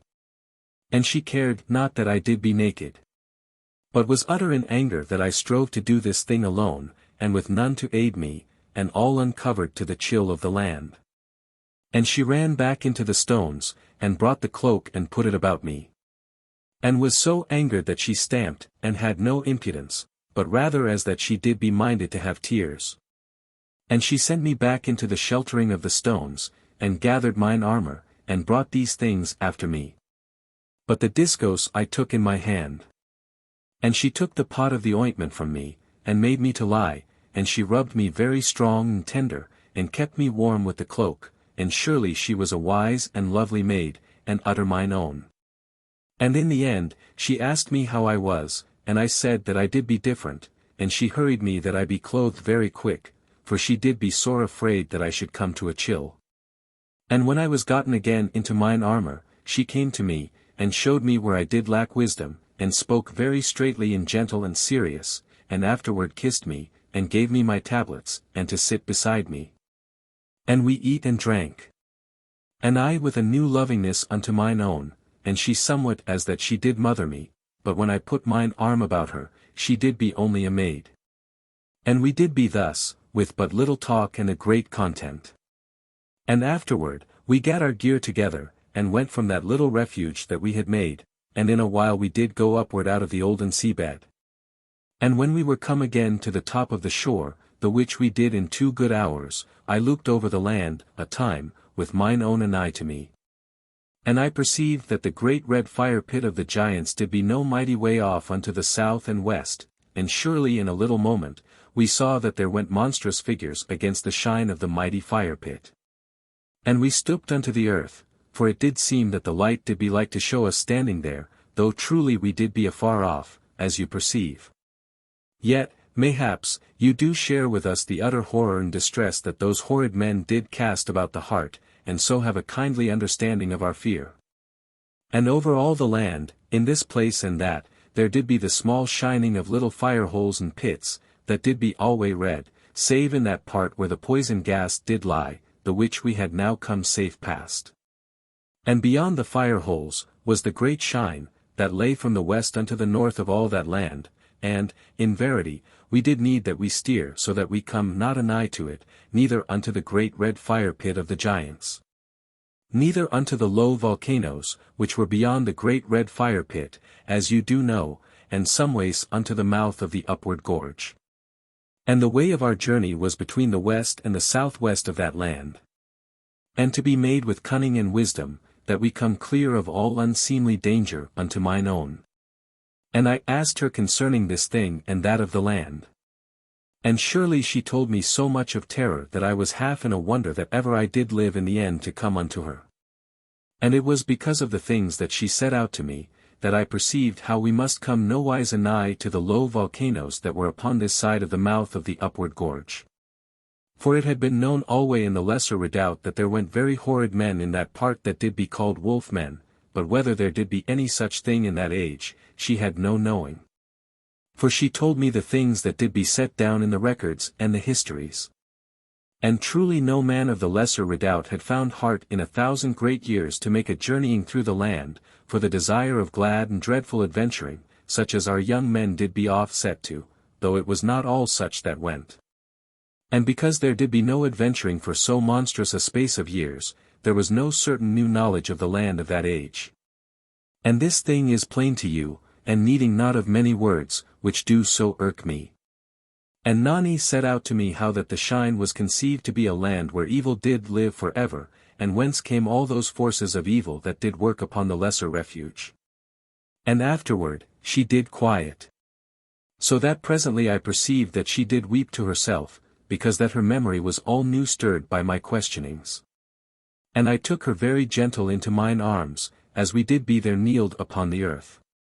And after that time, I asked her no question, save as it did be needful to our health and life, yet oft did she tell me this thing and that of her knowledge, to be for mine help and guiding.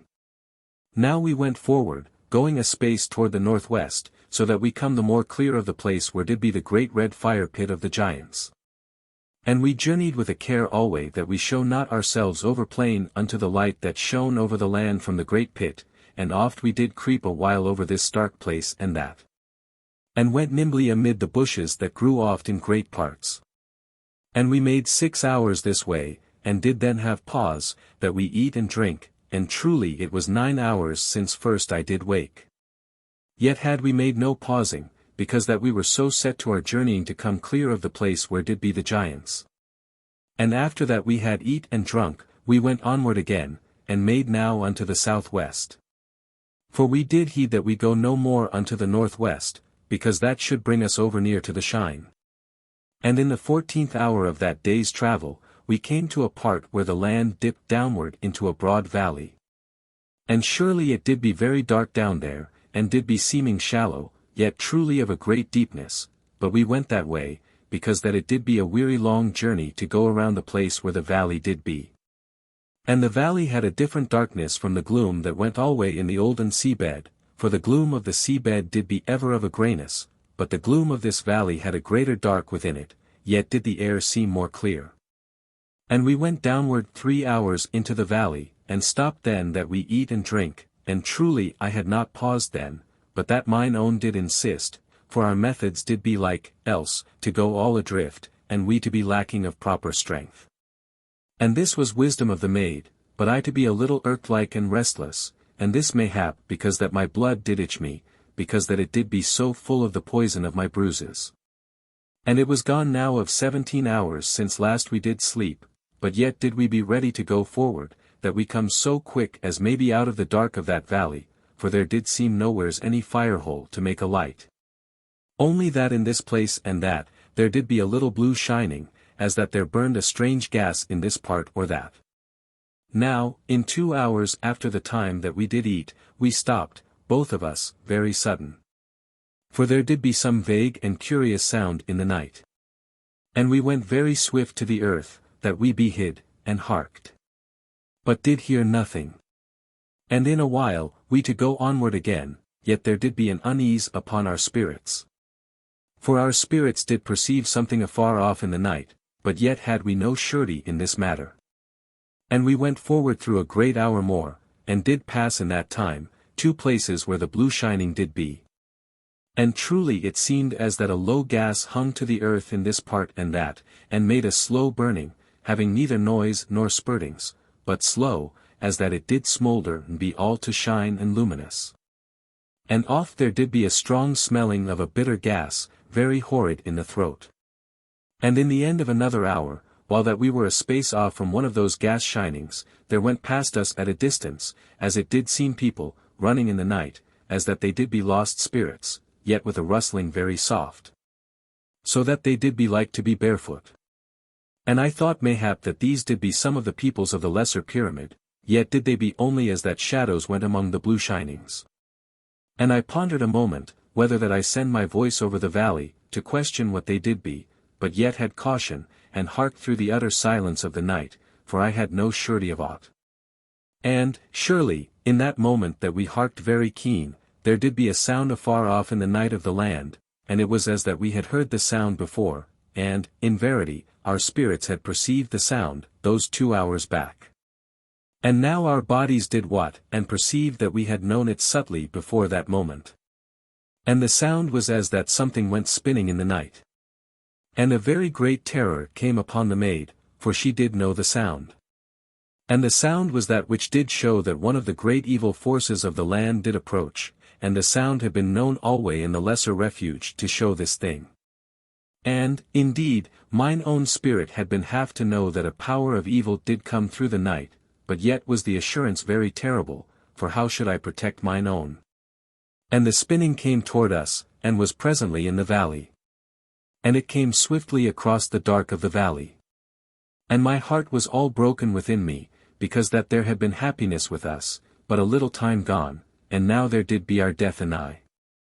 And mine own gave me the knife that I had given to her, meaning that I slay her, in the last moment, for she did heed even in that moment that she be not gashed horridly by the terror of the discourse. And I took the knife. And I kissed not mine own. But stood there, very shaken and desperate, and gripped her fast unto me, scarce heeding the hardness of my gripe, and alway I looked unto the way of the coming of the sound. And presently did unbear my wrist where the capsule did be. And the sound of the thing spinning came anigh, across the valley, and my heart did dull and my spirit go black with my desperateness, because that this thing must be, and because that I could nowhere see hope that I should save mine own. And, of a sudden, the maid put up her arms, and pulled me downward, and kissed me once on the lips, but I wot not whether I kissed her, for I did burn with despair and was all adrift in my being. Yet was there a sharp comfort that mine own dying did be so nigh. And the maid stood gently against me, so that she did be convenient unto my hand. And afterward I remembered this thing. And do you pray that you be never to have such a matter on your hearts? But, indeed, there was a wonder in this thing, beside the horror, so that my memory doth be alway knowing of this wonder. And mayhap you do see with me, and love mine own also in your hearts. And in the moment that the maid stood thus, as I have told, I perceived sudden that there did be a little glowing in the night, and the glowing was pale and horrid. And there was no more any sound of the spinning, only there did be, as it were, the trunk of a great tree, that did show in the glowing, and the trunk of the tree came toward us across the darkness. And I turned the maid from the tree, and she did flutter a little in my hands, as I did know, scarce knowing, for she perceived that she did be going to die in that moment. And I had my body thus between the evil thing and the maid. And lo! The tree came no more anigh to us, but went backward, and the pale glowing did fade, and the tree no more to be seen. And I cried unto the maid, very husky, that we did live, for that the evil power was gone off from us. But she answered not, and did be heavy against me. And I held her, and looked alway about us, lest the tree come in upon the other side. And, as I looked this way and that, I saw naught. And afterward, in a moment, I searched the night above, lest that the thing come from above. And, behold, I saw that there abode over us a clear light, as it were a clear burning circle, above us in the night. And my heart did leap with an holy joy and an utter great thankfulness, and I was no more in fear of the tree. For, in verity, there fought for our souls one of those sweet powers of goodness, that did strive ever to stand between the forces of evil and the spirit of man, and this matter have I shown to you, before this time. And concerning this holy defense, I have thought that it should not, mayhap, to have had so strong a power to save us, if that we had shown an over-weakness and fear. But because that we did rather stand so well as we might to make battle of escape from so dire a destruction. And, surely, this doth seem but a sane thinking unto me, but yet without proof, and to be said to you, only as the shapings of my thoughts. And this the chief end of that happening, that the holy circle did truly deliver us, and burn through 12 great hours above us, and by this, do I know that the evil power hovered anigh, to destroy us, all that while. For, indeed, it doth not be proper of reason to suppose that such an utter wondrous thing did be needlessly over us, save to be a shield of great and lovely force against a waiting evil thing. And surely you do see this wise with me? And, truly, so soon as my spirit and reason perceived that we did be no more to suffer from the evil thing, I remembered that I did know that mine own had swooned. And, in verity, you shall mind how that she did face her death so utter sweet and brave, and had given no cry, but made quietly to help me in that dreadful moment, and did stand brave and gentle to the stroke. And so fell into a swoon, as you have seen, because that she did suffer 100 deaths as she did stand so brave, waiting to be slain, for the blow did be so long delayed, yet to come in any moment. And I gat her to come to unto her life again, and I set the lovely tale very swift to ease her, and surely with love and warmth, and kissed her with a great joy. And I showed how I did honor her for her good courage. And she to weep a little, with the ease comes so sudden upon her, and afterward to kiss me upon the lips 100 times, and to need that she be very safe in mine arms, because that I had meant that I do so dread an office to her. And surely I do wonder whether you perceive all that did be then in her heart. And the holy light that did be over us, she did watch with a sweetness of awe. And rest did come more great upon her in the heart, as she did learn how sure was the seeming of that lovely power to deliver us. And, presently, we made forward again in the valley. And did go steadfast, and newly loving each to the other, and so through 12 great and body-weary hours. But our hearts could never be done singing within us, nor our hands to cease from the hands of the other, because that we did so crave each unto the beloved. And in the 9th hour, a monstrous way off in the dark of the valley, there did seem as that there went a far and dreadful screaming in the night. And it did be as that our spirits perceived the sound of something spinning in the night. Yet faint and a great way off, but yet had we no surety that we did truly hear the sound of the spinning, only we did be so shaken in the heart, for truly there was some horror done unto humans, downward in the mighty darkness of the valley. And to think upon the sound of the spinning, was to be in a shaking trouble of the spirit, and to bless the quiet and holy light that went above us in all that time, and to ache only that it should stay to be to our protecting. And surely it did be plain that there were the signs of great forces in that land. And 3 hours after that time when we did hear the far-off screaming, we were come up over the edge of the valley, and did be once more unto such light as did be general in the land. And truly it did seem a wondrous lightness, after so utter a dark. And we did be all exhaust, and mine own drew her feet so weary that it was as that she must go no more, until we did rest. For indeed it was 33 hours since last that we had slept, and a bitter trouble and work there had been in that space, as you do know. Now we had eat some of the tablets a few hours back, as we did walk, and had drunk some of the water. But had made no rest, for we did crave only that we come free of that valley. And now it was needful that we rest, if but a little time. And I minded that we find some place where I should have a hot pool, that I be able to bathe Nani's feet. And, surely, we came in a while to a hollow place, and there did be 2 dull-burning fire holes in this place, and a hot bubbling spring, the which did seem to be a rare thing in that land, so that we were the more fortunate to perceive it. And I made mine own to sit, with her feet in the hot spring, for it was not over hot, and did seem pretty natural to my taste, as I did prove in the first. And also I did search about the hollow, lest there be any harmful creature nearby. And this you will have truly supposed, because you do know the methods of my journeying. But yet did I not have so much care as did be proper, for I was so dull in the mind, by reason of my weariness. But, indeed, there came not to work us any harm, and so we came to no suffering, through mine aches and dullness. And I sat beside the maid, and made her to eat a tablet, and saw that the cloak did be nice about her, and her head to rest against my knee, and I laid the palm of my hand to be as a pillow, because of the armor, to ease the hardness. And I eat with the maid, and we both drank after, and so there came back somewhat of our strength. Then I took the maid's little feet, and rubbed a portion of the ointment from the pot all about them, very gentle and constant. And so did they be new rested and eased, and she presently fit again to the journey, for I was strong set that we go quickly hence out of that land, and stay no more there to sleep, lest we come unto destruction. And when we had rested an hour, I put the shoes again upon the maid, and made them secure, and so gat my gear about me, and made to the journey. And lo!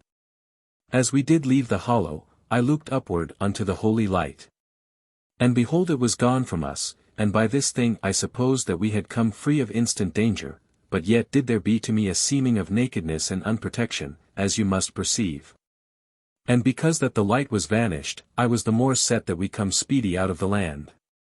And we went forward at a strong speed, and had the great red fire pit of the giants to our rear unto the left, and a mighty way off in the night. But yet I did wish it the further. And before us, was a small ridging up of the dark land, as I did judge, because that our view of the lights and the shinings was bounded. And to our left at a great way the low volcanoes, and somewhat to our right, across all that part of the land went the cold and horrid glare of the shine. Now, in a little while, I felt that the ground did be sloped upward before us a little, and by this thing I saw that I had known aright.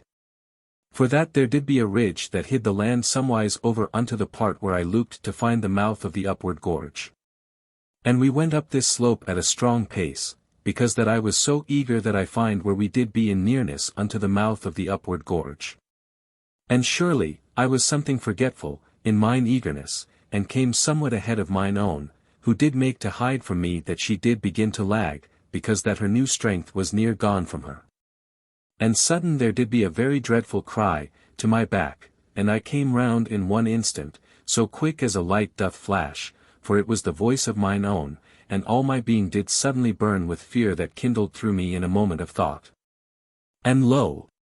Mine own did struggle terribly with a yellow thing which I perceived to be a man with 4 arms, and the man had 2 arms about the maid, and with 2 did make to choke her unto death, for she cried out no more.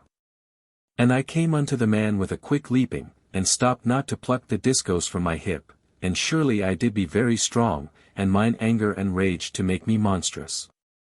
For I caught the 2 upper arms of the man, and brought them backward in an instant, so fierce and savage, and so wrenched upon them, that I brake them in the shoulders of the man. And the man roared and shrieked, even as a wild and dreadful beast should cry out, and came round upon me with the 2 lower arms. And surely it was a mighty and brutish thing, and so broad and bulked as an ox, and the lower arms were huge and greatly haired, and the fingers of the hands did have the nails grown into horrid talons, as that they should grip very bitter. And it caught me by the thighs, to rip me upward, as I did fear, but yet this did not be the intent of the man, for in a moment it caught me round the body.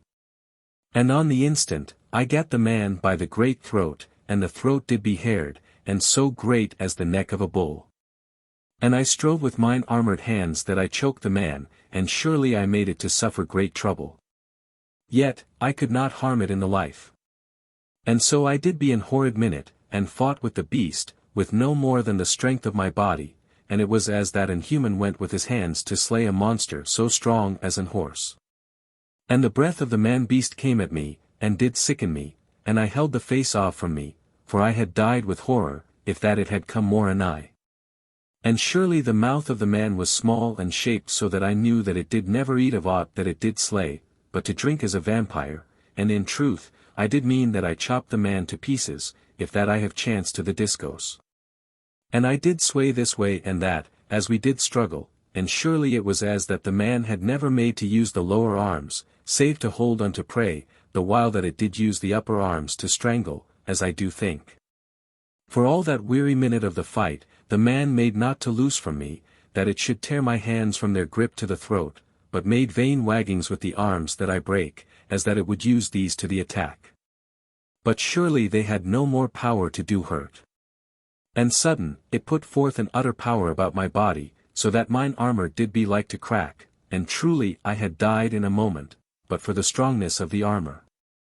And the man hugged me thus for an horrid time, the while that I did hold off from me the brutish face, and gripped very savage into the haired throat. And lo! The creature did work slow in the brain, and in the end loosed from me, abrupt, and went back with a leap, so that my hands did be ripped from the throat of the beast. And in one instant it did be back unto me, and gave me no moment to free the discos. But I made anew to fight, and shaped as I had learned in the exercises of mine upbringing, for truly I had been alway deep in practice of such matters. And I slipped from the great hands of the man, as it did try to take me by the head. And I hit the man with mine armored fist, and put a great power and skill to the blow. And I went instant to the side with a swift stepping, and evaded the man, and I smote the man again, and took him very savage in the neck. But all the while grown very cold and brutal and cruel, for I was set to the slaying. And the man-beast came round on me, and lo! I slipped the gripe of the great hands, and my body and my legs and mine arms did work together unto that last blow. So that I did hit so hard as a great hammer. And I gat the beast in the throat, and the beast went backward to the earth, even as it did think to hold me. And lo! In a moment, I was free, and I plucked forth the discos from my hip.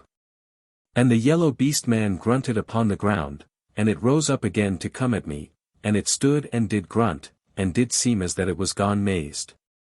For it did make other sounds, and an horrid screeching, so that truly, by the way of it, I conceived that it cried out unknown and half-shapen words at me. And in a moment, it came again at me. But I cut the head from the beast man, that was in verity an horrid monster, and the man died, and was quiet upon the earth. And truly, in that moment, the distress of mine efforts and mine utter tiredness and the ache of the bruises took me. So that I do surely think I rocked as I stood, but yet was my head strong to think and my heart set in anxiousness, for I wot not how great an hurt had been done upon mine own. And I ran to her, and came to where she did be upon the ground. And surely she was all huddled, and had her hands very piteous to her throat, that did be so pretty. And it did shake me in that moment that she was truly slain, for she was gone so utter still and as that she did be broken unto death. And I took her hands from her throat, and surely it did be a little torn, yet not to be much, or so that it should loose her of her dear life. And I strove that I steady the trembling of my hands, and I gat free of mine armoured gloves.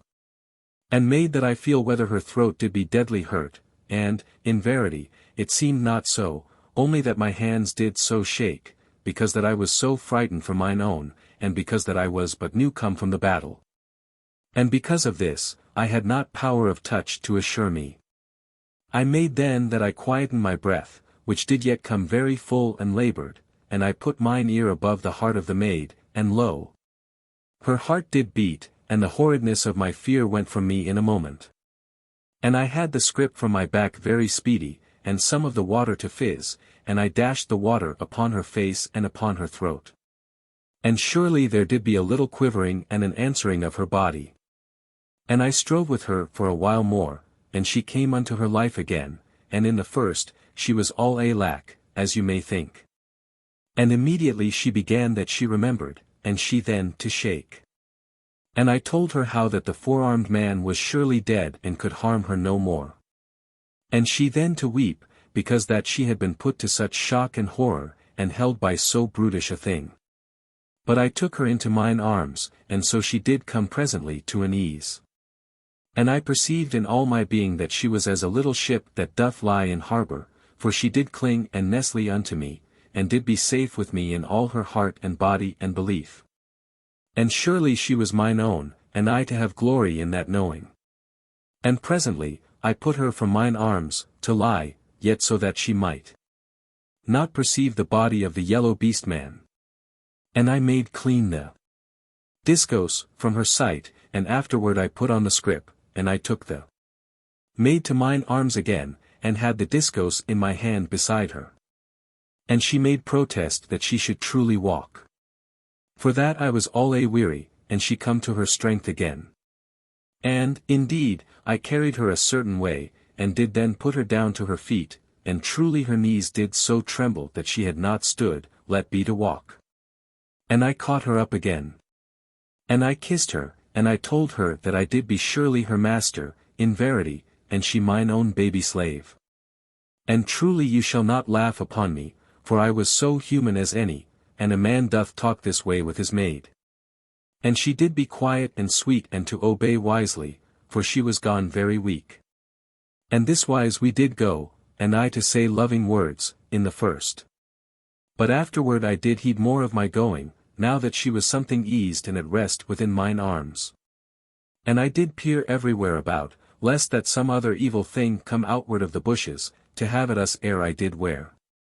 And, truly, the bushes grew here and there in that place, very plentiful, in great dumpings. And presently I was come to the top part of the ridge, and lo! A great gladness took me, and some amazement. For there did be the lights that did be in the mouth of the upward gorge, and they did show me that I was come anigh to that place. Yet had I feared that we were surely a dozen great miles off. And now I to learn that we did be scarce of 2 or maybe 3, as I did judge. And I told this thing to the maid, and she rejoiced in mine arms, with a deep and quiet thankfulness. And I set forward then at so good a pace as I might. And I was come into the mouth part of the upward gorge in about an hour, and surely I did be very weary, for it was beyond 36 hours that we had gone since last we did sleep. And there had been sore labour and terror to our share in that time, as I have told. And I turned in the mouth of the gorge, and told mine own, very gentle, that we did take our last look upon that land. And she asked that I put her down to her feet, and I put her down. And therewith we stood in that place, and mine arm about her, and so did I support the maid, the while that she looked silent over the dark of the land. And presently she asked me in a very hushed voice, whether that I knew where the lesser pyramid did be in all that darkness. For she was all adrift of her bearings, and was as a stranger, because that she had never looked upon the land from that place, before then. And I showed her where I thought the pyramid to stand hid in the everlasting night. And she nodded, very quiet, as that she did think that wise, also. And so a time did pass, and I knew that Nani said goodbye forever unto all that she had known of the world in all her life. And she did be whispering a goodbye in her soul unto her dead. And I was very hushed, and deeply sorrowful for the maid, and did understand, for in verity, there should no other human look upon that land of terror through all the quiet of eternity. And the maid did lose all her young life into that blackness, and the father that was her father, and the grave of her mother, and the friends of all her years. And there went death in the land, even then, after those that did live. And mine own shook a little within mine arm, so that I knew she strove that she be brave, to weep not, but afterward, she made not to cease from her tears, and truly I was there, to be her understanding. And she did be sweet and natural ever with me, for she was mine own, and did be hourly the more so. And presently, I moved a little, to sign that we go downward of the gorge, and she stayed me one moment, that she look once more over all that land. And afterward, she submitted, and turned with me, and did break into very bitter sobbing as she did go stumbling beside me, for the sorrow of memory did fill her. And she was truly a very lonesome maid in that moment, and had come through much dreadfulness. And in a minute, I stooped and lifted her, and she wept in mine arms against mine armour, and I very silent and tender with her. And carried her downward of the gorge for a great hour more. And presently she was grown calm, and I knew that she slept in mine arms. And in this wise we made farewell of that dark land, and left it unto eternity. 12. Downward of the gorge. Now I carried the maid an hour downward of the gorge, as I did say.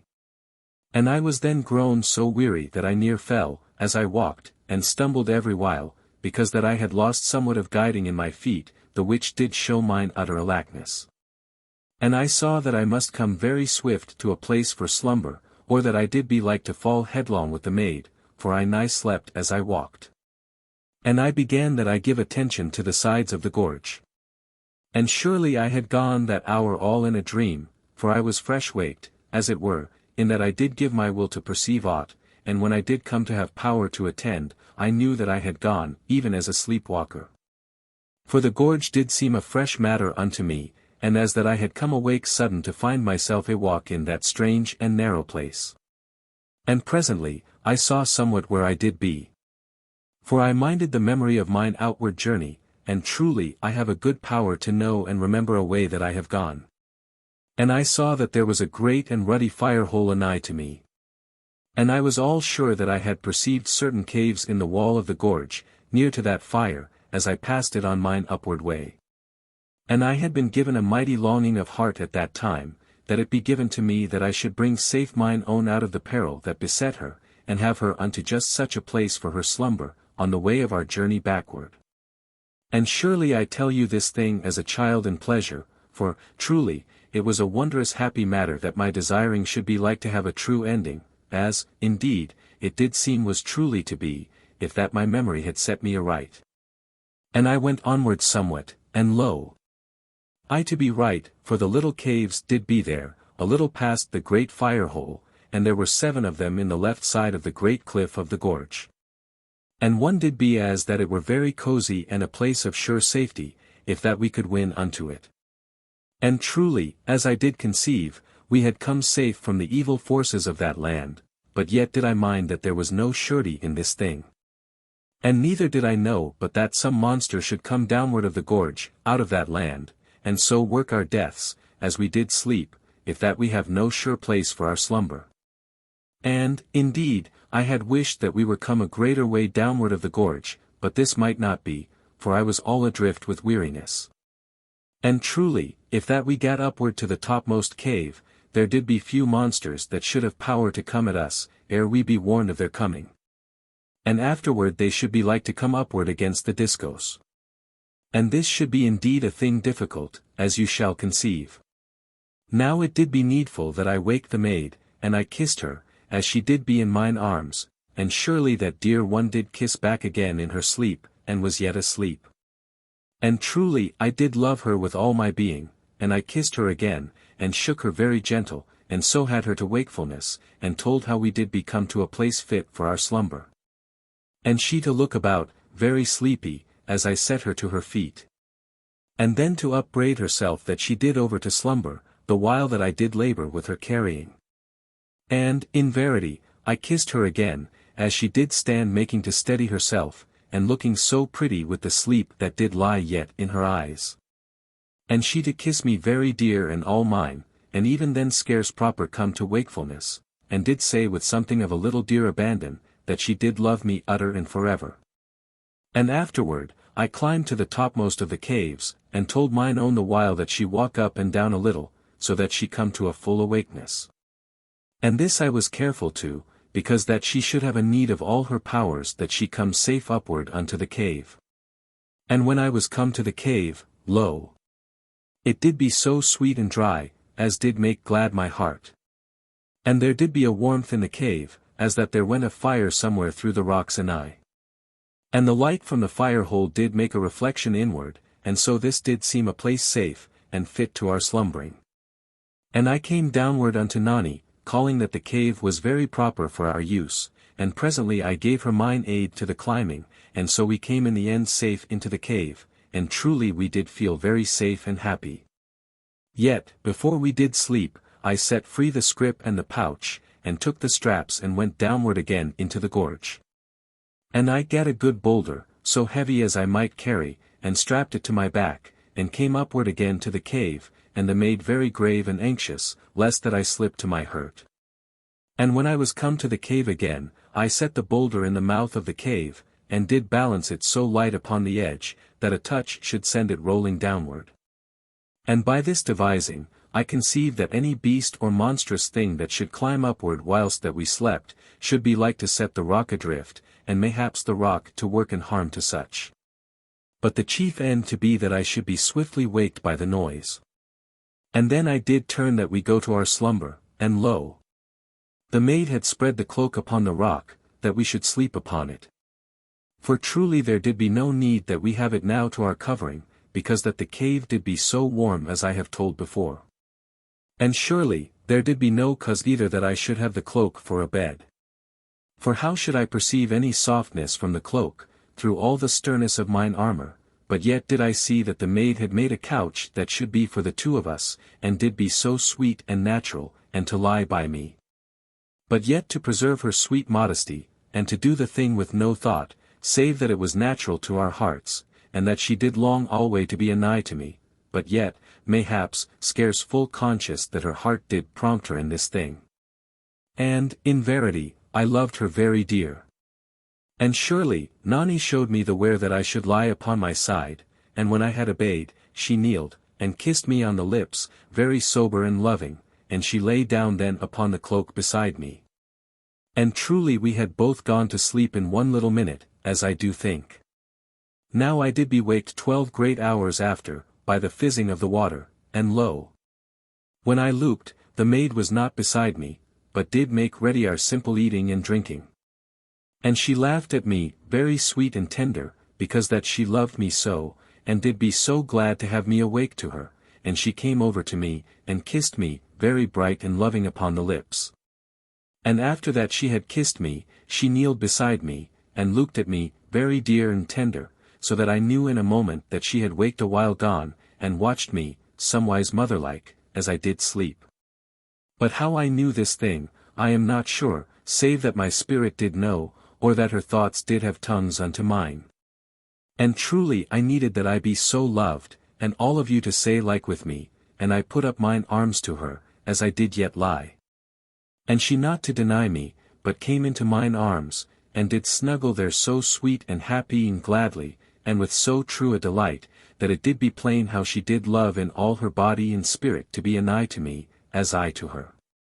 Yet, truly, as you do mind, the armour did be upon me, so that I feared to take her very strong in mine arms, lest I hurt the dear maid, and surely the armour did be a stern matter for her to nestle unto. But yet, mayhaps, did the sternness something please her woman heart, and yet, again, mayhaps to lack. And presently, she made that she would go from me, and I loosed mine arms from her very ready, because that I did heed alway that she have full sweet liberty of her dear maidenhood. And I to be watchful sufficient unto this end, yet always honest and wholesome and not over-pondering even in this my care. And this proper intending you shall ever perceive, if that your hearts do strive to hearken unto my heart, which doth speak alway before you. And the maid went from me, over to where she had put the cup of the water, and the tablets. And I to make to rise, that I looked that the boulder did be safe untouched in the mouth of the cave.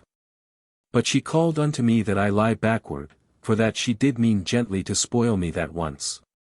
And that I have no heed to the boulder or whether there did be any monster or beast anigh in the gorge, for that the boulder did be safe as I did balance it, and nowhere's any creature to sight in the gorge. For she had looked oft, since waking, to this end. And truly I obeyed, and lay back, and did like that I should be spoilt, as we do say. And Nani brought the cup of the water, and the tablets over to me. For she gat them from the scrip before I had it to my pillow, in that while when I had gone downward for the boulder. And surely, even when she brought the cup, she would not have me to rise. But took my head upon her knees, and kissed me once very dainty on the lips, and I very happy to be so loved, and wishful no otherwise. And she took a tablet and kissed it and gave it to me. And afterward touched another to my lips, and had that to be for her own. And so we eat and were very glad and happy, some ways as children are happy, and our hearts all at ease. And presently, we eat each our second tablet, in the same wise as the first. And truly I did be kissed more than once. And afterward, we drank each of the water. And when we had made an end, Nani told me that I moved to stand, and surely I wondered. And I stood up, and lo! I near cried out with the pains of my bruisings, for I was all gone stiff in my sleep, and as that I did be more sore than ever. And this to be because I had fought again, as you do know, and surely had been hurt more by the four-armed man than I had known. And I perceived then that Nani had supposed that I should be thus pained, and had given dear thought to the matter. And truly she had the pot of the ointment, ready, if that I did be very bad, that she rubbed me. And she gave me aid with mine armour, and afterward eased me with my garments. And surely I did be utter bruised in the body, by reason of the violence of the yellow beast man.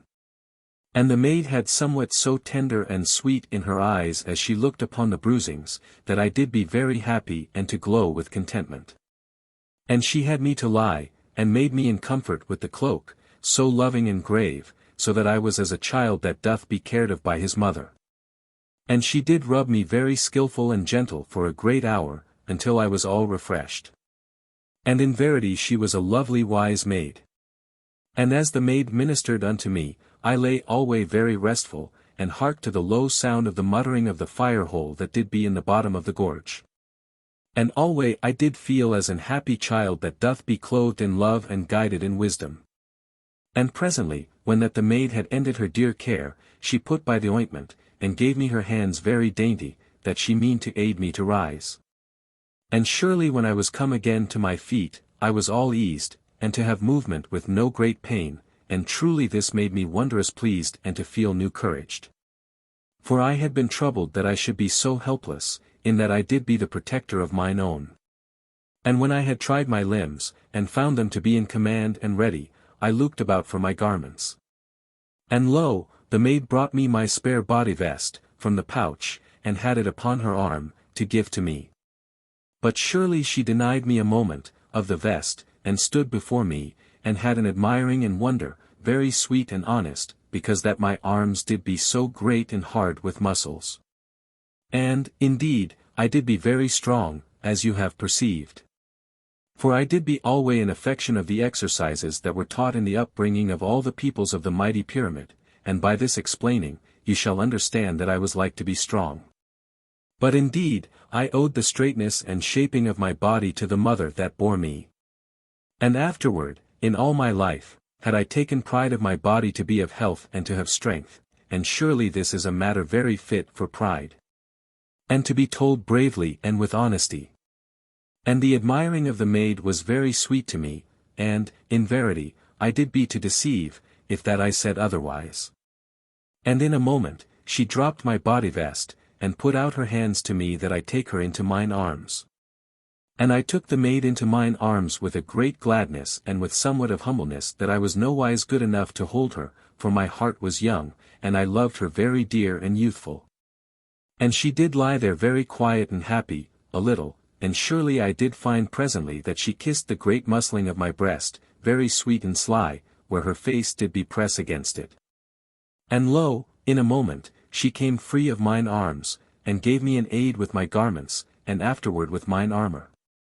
And when that this was done, she stood off from me, and she looked at me, half shy and half of sweetness and naughtiness. And she came then in a moment, and put her hands upward to my shoulders, and so stood her eyelids something down over her eyes, and did steal a little look up, this time and that. And lo! In a sudden moment, before I did what, she was to her knees before me, and did weep, and I down very swift to kneel with her. And I asked not why she wept, for I perceived that she did have joy and glad happiness and sweet trouble of her man. And that she did be a true woman, and one part of the woman did worship, so that she did be strangely humble and nigh to be shy, and another did love, and need that she be a nigh to me, and a third to have a calm wisdom. And all did now be a tremble, together in her heart, and I knew that I did be truly an hero to her, though but usual to all others. And my heart was wondrous proud and wondrous humble, so that I was in the same moment upraised and to feel dreadly unworthy. But I made no pretending to discredit myself to her, but only did resolve that I win alway her dear respect. And I did be natural and truthful of my manner and without foolish denial of her sweet worship, for she was utter mine own, and it did be a pitiful thing if that I seem otherwise than an hero unto her.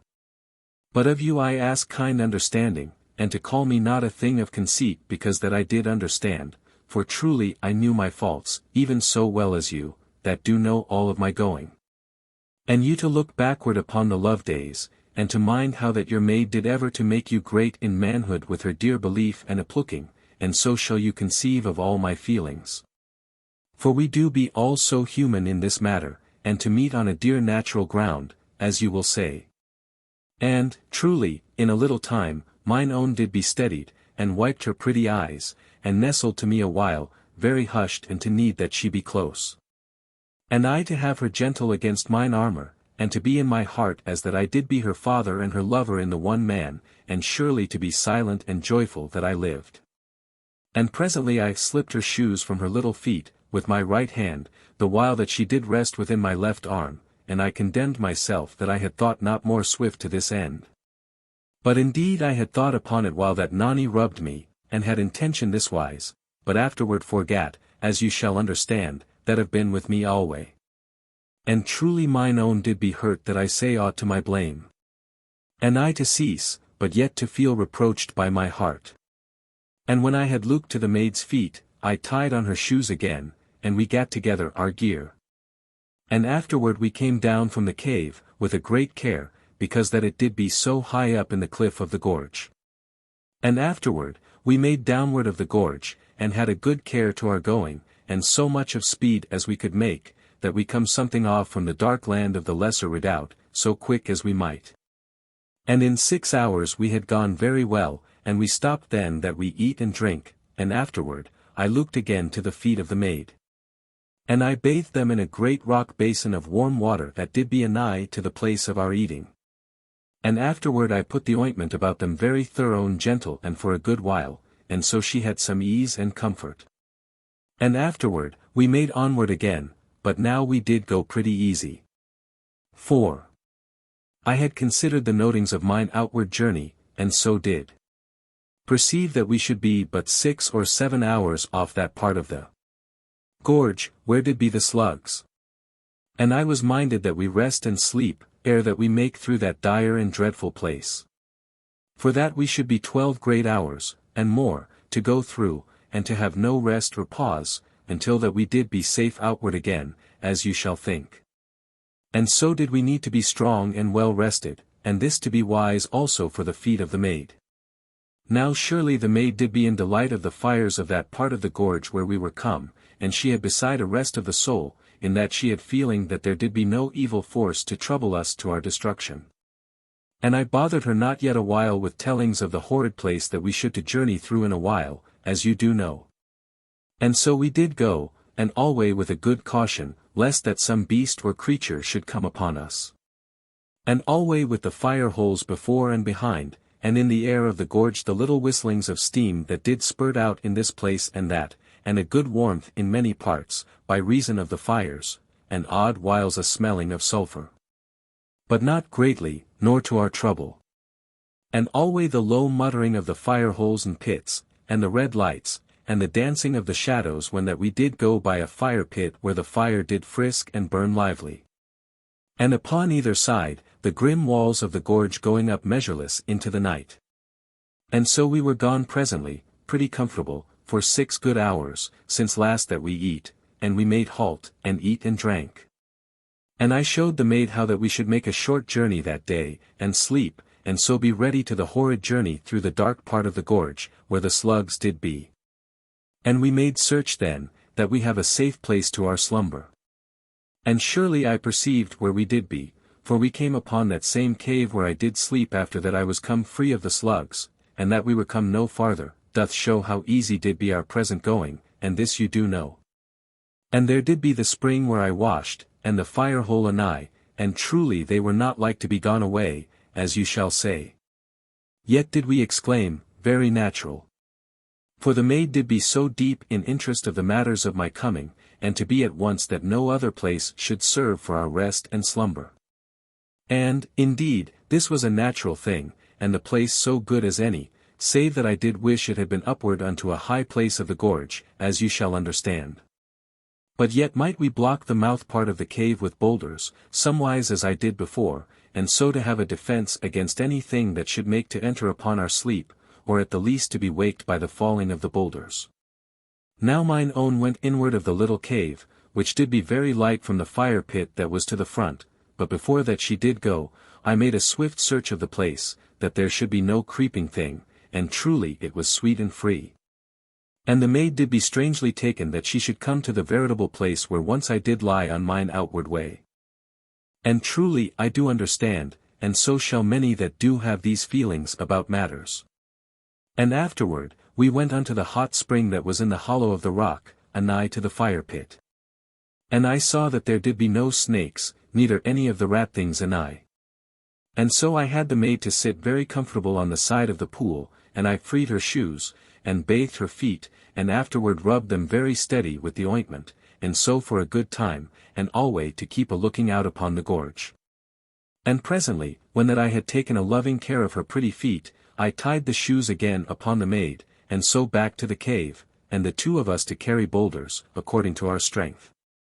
And when we had a sufficient, we builded a rough and clumsy wall, after that we were gone into the cave, and the wall rose nigh to fill the mouth of the cave, and made us to be somewise in darkness, but yet to feel in safety. And I had a good heap to make the chinks of the wall very close in the bottom, so that no small creeping thing should come through unto us whilst that we slept. And afterward, Nani set the scrip and the pouch to be for my pillow, but had the bundle of her torn garments to be for her own purpose. And I perceived that she had the water powder and a pack of the tablets to her hand for our waking, that she might prepare our food, and mayhap to wake a little before me, so that she have all ready to greet me from my sleep. But, indeed, I said naught to show that I knew, for I saw that this thing did give her a dear pleasure, and truly it was very sweet to have her to these gentle duties, that did be to her so sure and quiet a delight. And mine own bade me that I lie. And she put the discos upon the outward side of me, to mine hand, and with a dainty and fearful touch, for the weapon did be very dreadful unto her thoughts, but yet a comforting thing to abide for our defence. And afterward, she covered me with the cloak, and kissed me very sedate upon the lips, and then to her own side, and to come very nice and happy under the cloak, and so to her rest. And presently she did sleep, as I perceived by her breathings. And surely it did seem to my spirit that she had an utter and dear content in this arranging of our slumber, so that she did be all at peace in all her being, because that she did be nigh unto me, that did be her own love. But, indeed, I could not sleep for a time, and surely, in a while, mine own did nestle unto me in her sleep, so sweet and dear as a child, and likewise as that it did be her right to be so anigh unto me. And I to be that I should put mine arms about her, but indeed I moved not, neither did I kiss her, as I did wish, for truly I should be very manly with mine own maid that did be so trustful and utter mine in her sleep. And presently I was over unto slumber also, and stirred not for 8 good hours, and did wake then to the hissing of the water, so that I knew mine own was awake before me, as she had planned, and was making ready that we eat. And when she saw me move in the half-light, she gave out a little word of joy, that I did be again to knowledge of her, and she came over, and put her arms about my neck, and kissed me very loving, thrice upon the lips. And, in verity, it came to me in that moment that I had been kissed a while gone in my dreams, but scarce to know it, yet I perceived now that mine own had taken a naughty advantaging of my slumber, that she kissed me to her own pleasure. Yet did the maid say no word of her naughtiness, and I to be likewise, but to resolve that I waken, mayhaps, on the next time, and so catch her in her sweet and secret delight of me. And, truly, this doth sound quaint, but to be true. And I rose, and took down the half of the wall that did be across the mouth of the cave, and afterward looked out. But there was no sight of any horrid thing in the gorge, save that one of the rat things did slumber, very gorged seeming, upon the side of the little fire hole. And afterwards, we eat and drank, and the maid then to rub me, as before. For I was greatly stiff on my waking, as you shall think, but she came not into mine arms presently, as I did hope, but only kissed my shoulders, when that she had finished, and so bid me to dress. Yet, after that I was dressed, and had mine armor full upon me, she must come unto me, and she slipped her 2 small hands into the one of mine, and so stood by me, very silent. And sudden she put up her lips very quiet and passionate, that I should kiss her, and she kissed me once, as it did be as that her spirit kissed mine, and all her being came unto me. And she gave me but that one kiss, and afterward slipped her hands very gentle from mine, and made to the gathering of our gear. But truly, I that loved her so great, knew that a tumult of love did be hid in her heart.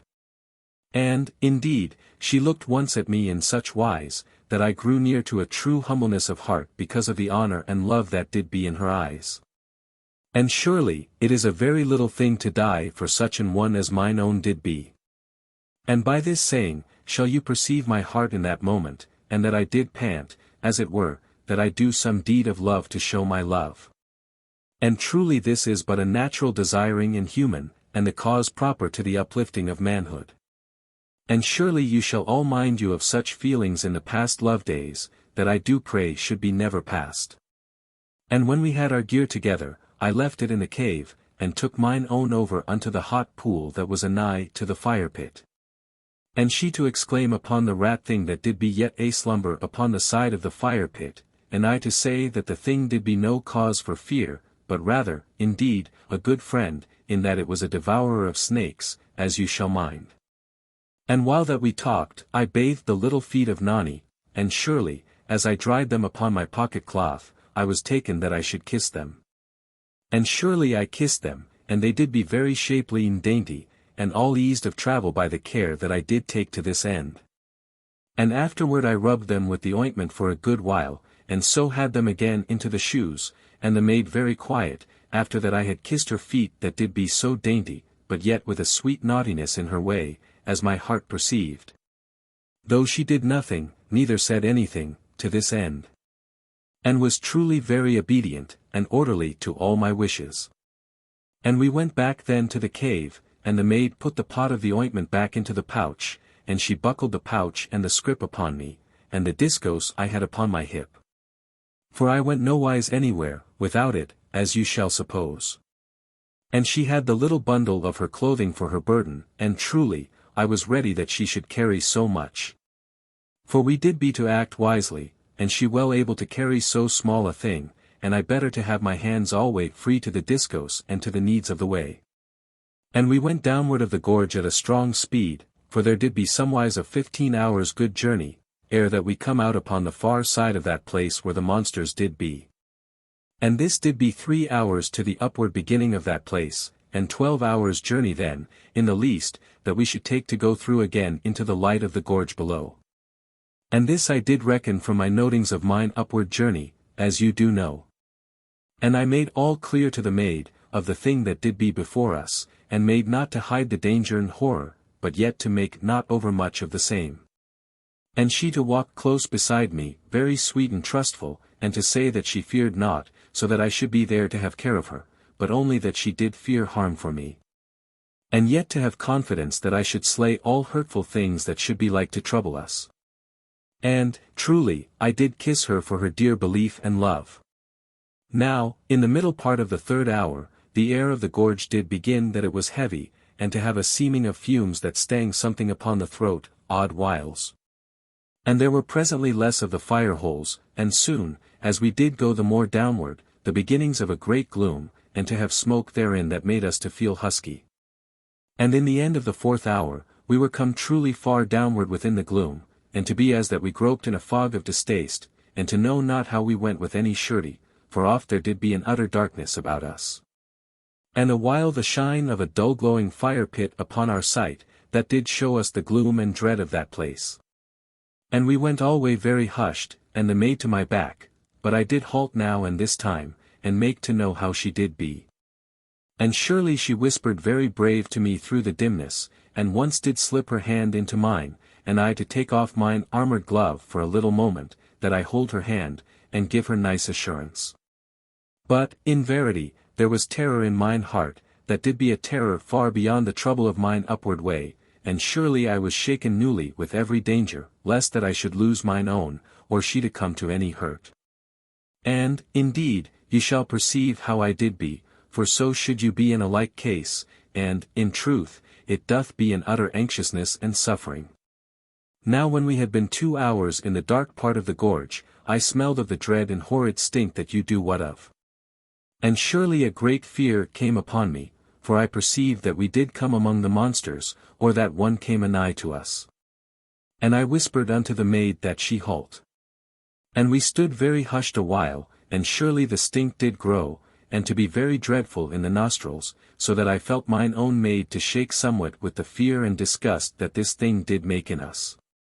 And presently the stinking did ease somewhat from about us, but whether there had gone past us a monster slug, I have no sure knowing, for there did be no fire pit anigh to that place, so that there was a great darkness all about. And surely there was a great slowness and wetness of the air, and dismal drippings that made desolation in the silence, and the feel of strange growths upon the boulders, as you do know, and often horrid slime and dankness. And the stink to be everywhere, so that we knew a constant disgust and fear. And alway the fumings of sulphur, that did seem, in verity, to beat down upon us, utter heavy and sore upon our lungs. And so went we onward amid the smell that did be as of dead things, and oft did we make pause and hark, and had a great care as we did go by the dull fire holes and fire pits, that we should make no showing of ourselves in the light.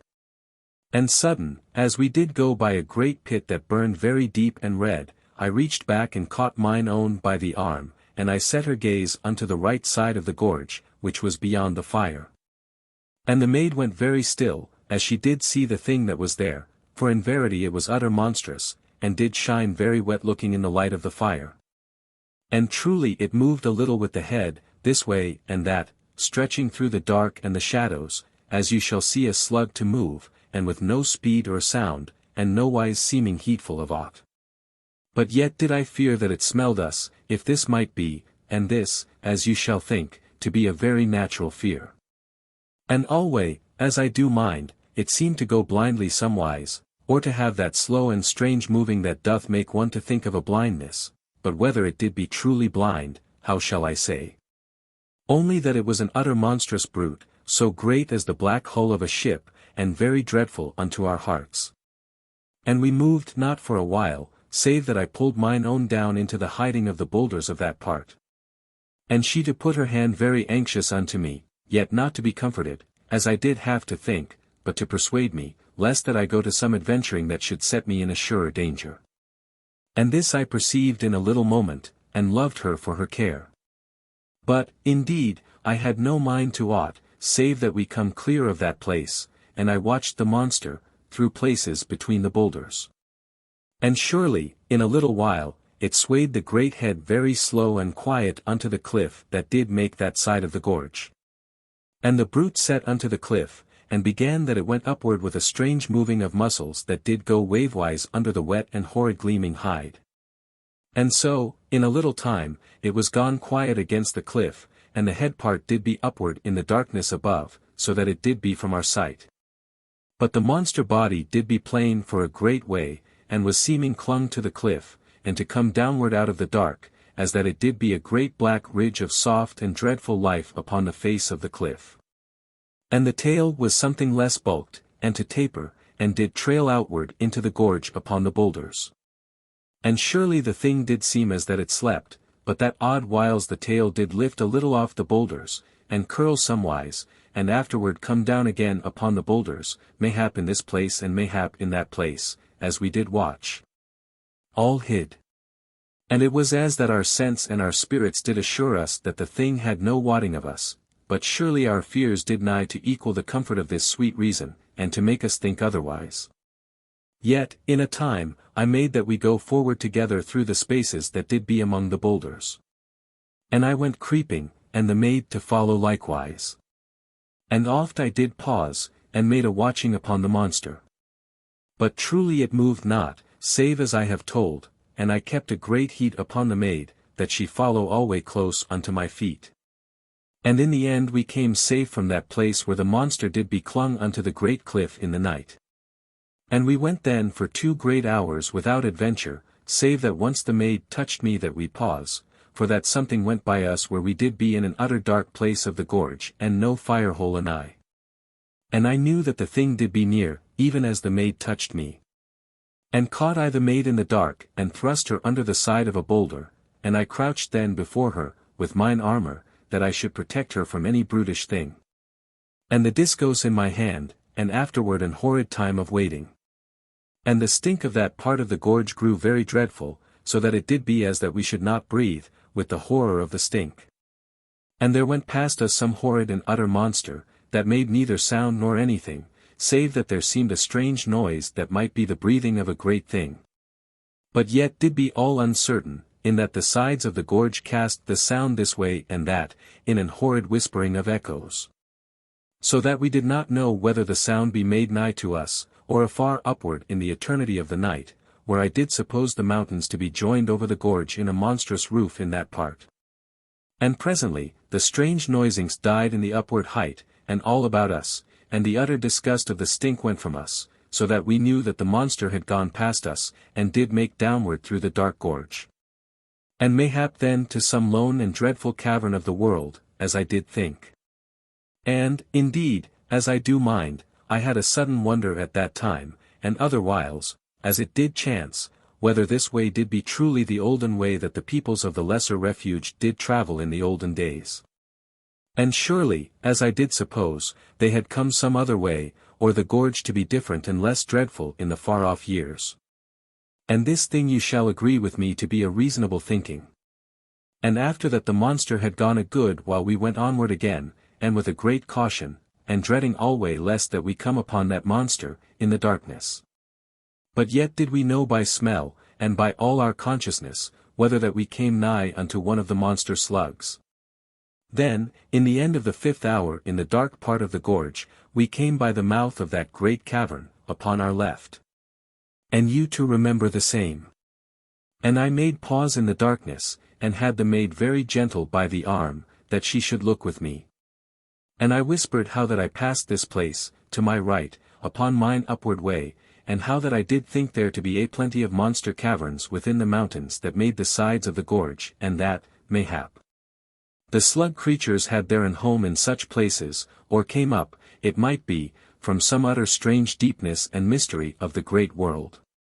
And the maid did bide very close unto me, and silent, whilst that I whispered, for the terror of the place did be on her, yet not to make her lacking of courage, but yet to put a monstrous awe upon her and a great and natural fear. And I likewise, as you do know. And we stayed there, where we did be, a little moment, and looked downward into the bowels of the monster cavern, and the shine of the fire hole beat over the cavern in the near part. But there did be an utter mystery and deathly dark beyond the shining of the pit that did be within, as you shall remember. And, in verity, as we stayed but to glance, I perceived that there lay humped things about the fire, and some to be black seeming, and some to have a seeming of whiteness, but with no sureness in the colour to mine eyes. And there came a moving in one of the humped things, so that it did be as that an hill did wake unto an horrid life. And immediately I knew that the humps did be some utter monsters, mayhaps even the great slugs, a slumber about the fire pit that did burn in that strange deeply cavern. And I saw that I did ill for our lives, that I should pause even for a little moment to such staring. And immediately I whispered to mine own that we go with all our speed. For, indeed, I knew not whether that our nearness had waked that monster, or whether that it had but waked by chance. And truly, I was utter eager that we be gone from that place, so swift as we might. And we went on then through all of the 6th hour that we did be in the slug part of the gorge, as I named it unto myself. And in all that hour, there did nothing harmful come anigh. Only, as I did know presently, there came an unease upon our spirits, but yet to be very little at that time, and we to be scarce knowing of it. And alway, as we went, there did be darkness for the most, and odd whiles a vague murmuring of the night far above, as it did seem. And presently the dull glare of a fire pit to shine out far off below us in the gorge, and to seem very dim and unreal unto us, by reason of the smokes and the fumes that made a haze and a distaste in the gorge. And presently, the murmuring of the night to grow somewhat, and, afterward, the sound of the muttering of the fire pit to come unto us. And the murmuring to die unto our ears that did be hearing now only the dull muttering, and so we to know that the murmuring of the night did be truly the far-off muttering of the fire holes, and our eyes to guide our hearing. And our reason to explain and knit the sounds. And so we to pass by the fire hole with a great quiet and caution and ever with watchfulness, as you shall suppose. And afterward again into the dark. And presently again the murmuring, to tell that we came unto another of the fire pits, that was yet afar off in the gorge, and made dim echoes in the night. And alway we went very watchful, and in grim fear. But with steadfastness and good intention to win forth out of that desolation and horror, and having alway so great a speed as the darkness and the dangers and the trouble of the way did allow. And in this place I will make explanation why that I speak somewhiles of fire pits and otherwhiles of fire holes, for the holes did be those fires that burned nigh to the brim of the holes. But the pits were those places where the fire was deeply in the earth. And this thing I give for your enlightenment, even on a small matter, so that you shall have a clear knowledge to abide with me all the way. And you to agree of this for wisdom, and I to be pleased that you so agree. And here also, I should tell that there did not come a muttering from all of the fire holes and the fire pits. But mayhap from this one, and mayhap not from that one, according to the way of the fire therein. And this shall be plain unto you. And so shall you see us go, and the smoke and the bitterness of the sulphur to be all about us. And odd whiles the murmuring of a far-off pit, and oft the utter silence, and to pass this time a lonesome fire-hole, and afterward the utter dark, or the half-gloom, all as might chance, according to the nearness of the fires. And upward in the everlasting night, the grim mountains to make a roof over us, as I did suppose. And all this while did the unease, of which I have told, make upon us. So that, presently, mine own whispered unto me the thing that already my spirit did have to perceive, that there came after us through the night some harmful thing, that did be surely no great way off, as I did feel within me. And the maid to have a likeways belief.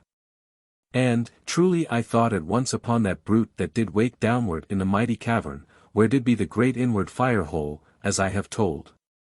But whether this did be true knowledge that we did be chased in the dark by that thing, or whether there came after us some other monster, I could have no sureness, but only that we did be chased, and of this I had assuredness.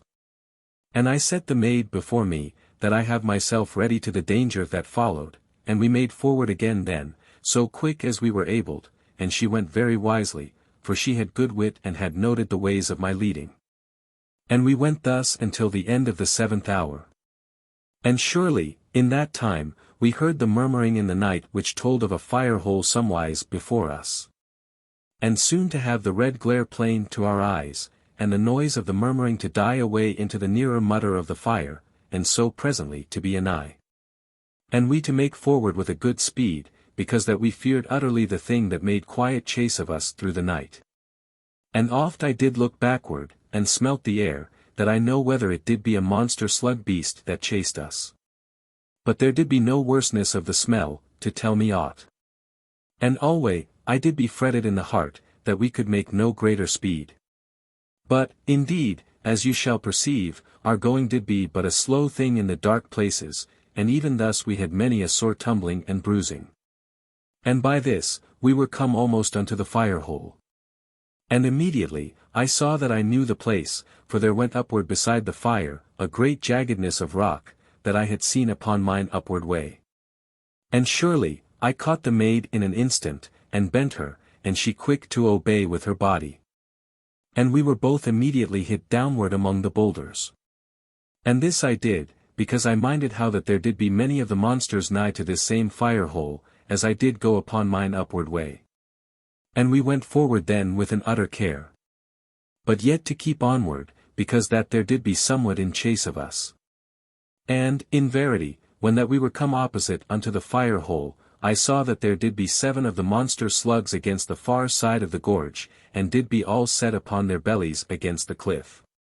And their horrid heads to be hid in the upward dark, and their tails to lie very great and soft seeming in the bottom of the gorge, upon the boulders. And, lo! The maid touched me, and she drew me to look upon the near cliff of the gorge. And truly there did be 3 of the brutish things laid upward there, and a 4th did be humped somewhat upon a great ledge that did be upward of the gorge, and just to be plain to our eyes. And surely, it was as that we did be all surrounded by such monsters, and to make the heart sink, and fear to lie upon our hopefulness. But, indeed, the maid showed a good spirit, and I to have fierce determining that we come free of that gorge, and afterward, in time, unto our mighty home. And we made forward again, and did go creeping among the rocks and the boulders. And so came presently past that place, and had not waked the monsters, if that indeed they did truly sleep. And I made halt a moment upon the far border of the light from the fire-hole, and I looked backward up the gorge, perchance that I should see the thing that followed us. But, indeed, there came nothing out of the dark of the upward gorge, so that I knew that there did be some safe space to our backs, which did be truly a comforting thing.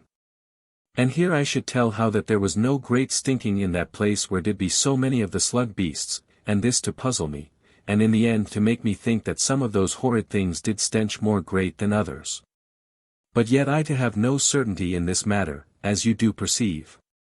And, truly, this thing troubled me, for I had been comforted that my nose should tell me when that the thing that made chase of us should draw nigh in the darkness. And now, in verity, I knew not what to have for assurance, for the awareness of the spirit was but a vague thing, and no more in such a matter, than a feeling as of an inward warning. And we went onward then for a great hour, and with an horrid unease upon us, and thrice we did go by fire pits in the darkness, and alway I made pause upon the far side of the light, that I should look backward, but did have no sight of aught. Yet did my spirit or my fears warn me with new fear, and a greater sense of nearness, and the maid to confess also to this thing. Now, we saw not any of the slugs for a long while, neither had there been any about the 3 fire-holes. And the air of the gorge was grown something sweet and free somewhat of the stench of dead-seeming things, but yet to be very bitter with fumings and smoke and sulphur stinks. And lo! In the middle of the 10th hour, as we did go, painful and with anxiousness in a very dark place of the gorge, there came unto us again the smell that told to us that one of the monsters did be anigh. And surely we had both a great fear, in that we had belief that it did be a sign that the thing that made chase, did draw near upon us. But yet did I to use my reason also, and to know that the stink might be from some monster that we were come nigh to in the darkness of that place, and I whispered this unto the maid, and she to say, very hushed, that it might be so. But to have no belief, and I to be likewise, as you do see. And we pushed forward at a new speed, and had many bitter falls, so that we did be all bruised, but not to know it at that time, because that our fear did be so keen. And oft we made a little pause and harked, but there did be only the dismal drip of water from on high, and presently the murmur of the night, that told that we drew near unto a new fire pit. And surely this was a great easement to our spirits, in that we should have light to perceive our danger, and mayhap to win free. But to be in that utter dark, was a thing to break the courage, and to breed belief that we did be utter helpless, and all wrapped in horror and despair. And the stink grew ever, as we made forward. So that I knew not whether there did be great monsters beside the fire pit that was to our front, as I have told, or whether it made plain the advancing of the pursuer. And we only to be able to make our best speed, and to be weary with hope that we rush not blind into death, and alway to be chilled in the back with the belief that the thing that made chase did be very close in that utter dark, and to gain upon us. And we knew not whether to make our belief to be the tellings of the Spirit or the utterings of our fears, and so shall you perceive our plight, and we but to be able to make forward. And, in verity, the dreadfulness of that time doth shake me now to think upon, and you also, if that you have gotten my tellings to your hearts, so that your human sympathy doth be with me. And there came presently to our ears the far mutter of the fire pit, so that very soon the murmuring was lost to us in the night, and only the slow mutter to be plain. And the dull looming of the fire shone afar off, through the night in the smoke and fumings, and we to a great speed, and to pant with fear, but yet with a freshness of hope again to sweeten us. And we came nigh to the fire pit, and lo! The smell did be grown very drear and foul, but there did be no slug beast near the fire. And by this, we perceived that we did be truly in an utter danger, in that the pursuer did be upon us, and the stinking to tell this to be truth, and our spirits to have warned us very strong and proper. And I stopped near to the fire pit, which did be great, and very red glowing, and I looked upward of the gorge, into the night of the gorge that we did come from, but the monster was not yet upon us to work our death. And I looked to the sides of the gorge, and the maid to have the same thought that did be mine, that we climbed the mountains that made the sides of the gorge. And I looked very keen first to this side, and then did run overward, that I looked more close upon the other, and afterward back again, for it did seem that we should have a greater ease upon the side that we did be. And I asked the maid whether that she did be prepared, and she to be very white and wearied, and all besmirched with the dankness and growths upon the boulders and the hidden pools of the gorge and the dripping of the waters. But yet did she be sound in her courage, and to show that she had all belief and abiding in me, and her judgment likewise to be with mine, in that her own reason did approve. And I took the bundle of her torn clothing from her, for it did be at her girdle, and like to trouble her movings, but she to refuse, very determined, in that I did be already overburdened. And I to be firm in my deciding, and to make her to yield the bundle, the which I hooked unto the hold of the discos, where it did be to mine hip. And the maid to be there, a little figure, and white in the face, and strangely angered, and her anger mixed with hidden acknowledgment that I did be her master, and half to be minded that she moved not from where she did stand. And part to be reasonable and fearful of the hidden beast. And in part also to thrill in her womanhood unto the man that did be so masterful unto her. And all to pass in a little moment, and we to be to the gorge side, and busied very eager to the climb. And the maid to be first, as I did heed, and I to follow, and have constant looking to the task and to her safety, and alway to be bitter anxious for our speed to be good, and to be anxious the more then, lest that mine own should slip. For there did be an horrid wetness upon the sides of the gorge, as you shall have guessed, and horrid growths that blotched the great rocks mightily, and made an utter slipperiness, if that they did be trod upon. And we to have to come so clear of all such matters, as we might, and yet to be speedy for our lives, and likewise to lack no care and thought to the setting of our hands and of our feet in places fitted to the lifting of our weight. And truly you shall see that we went very desperate, and I to give word to the maid that she look not downward, the which I was urgent upon, lest that she come giddy in the heart. But I, as you shall think, could scarce to keep from fearful peerings below, so that I learned speedy whether the pursuer did come yet into the light of the fire-hole, beneath. And presently, the maid did gasp very weak and troubled with the soreness of the climb, and I came higher, and set mine arm about her, as we did be there upon the face of the cliff. And she stopped very still a little while, and an ease did come to her, and an assurance of safety. And surely, I kissed her there where we did be in that upward place, and her lips did tremble unto mine. And her courage and strength to come back into her, so that in a minute she did make once more to the climbing. And we came presently to a place where a great ledge did be, that jutted out from the mighty cliff, and was surely a huge way above the gorge bottom. And the ledge sloped, and there were on the ledge, great stones and boulders that did make lodgment there through eternity. And I looked very careful to our way, and saw that we did be in the path of a mighty rock that was over nigh unto the edge of the shelf place, and did put fear upon me, in that it seemed that it should come down with great thundering upon us. If that we but shook the place where it did be. And I caught the maid very swift and gentle, and shaped our path unto one side of that great rock, and did presently lose my fear, when that we did come safe from under it. And in a minute after, we were come upward upon the ledge, and a very safe place it did seem, and surely as that no monster should be able to come upward upon us.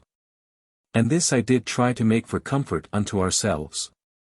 But that we both to know how that the great slugs could lie up against the sides of the gorge, and surely it did be like that they should be able to come upward clear of the gorge, and so to the place where we made to have safety.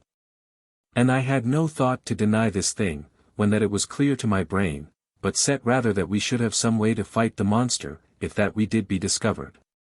And I thought in a moment upon the stones that did be about.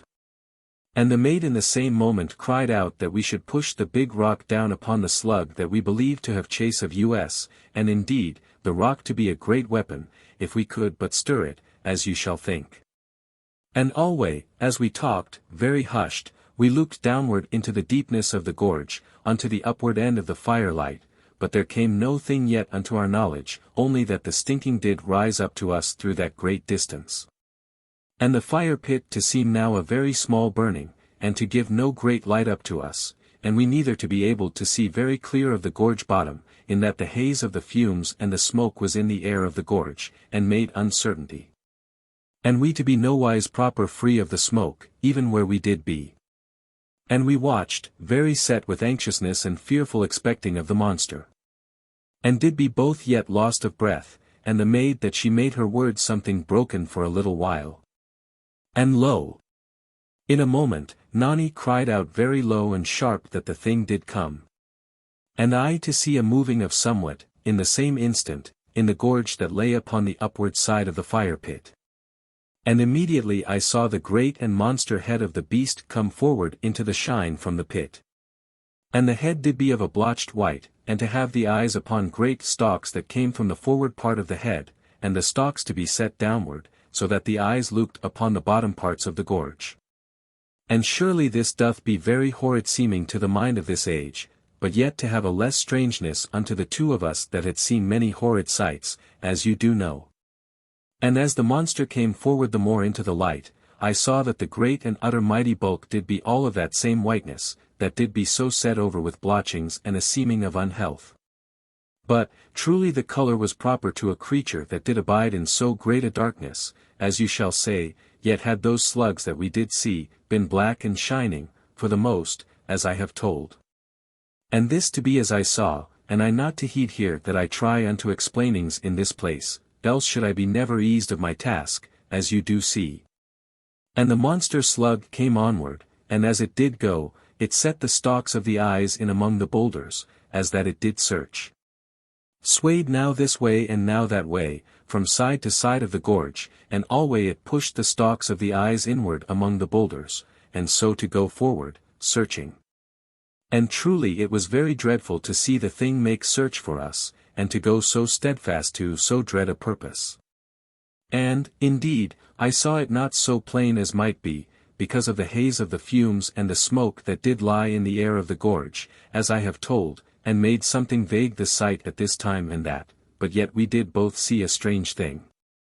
For when that the great white body did become half into the light, the slug beast set out a big tongue among the boulders, after that it did peer thereunder, and the tongue did be very long, and white and something thin seeming.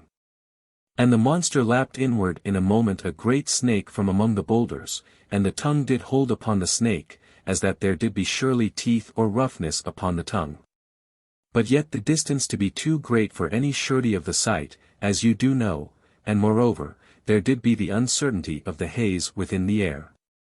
And the slug took the snake inward, all as it did lash and wriggle, and swallowed it in a moment, and, in verity, that snake did be a big and horrid creature, else had it been not so plain to our sight.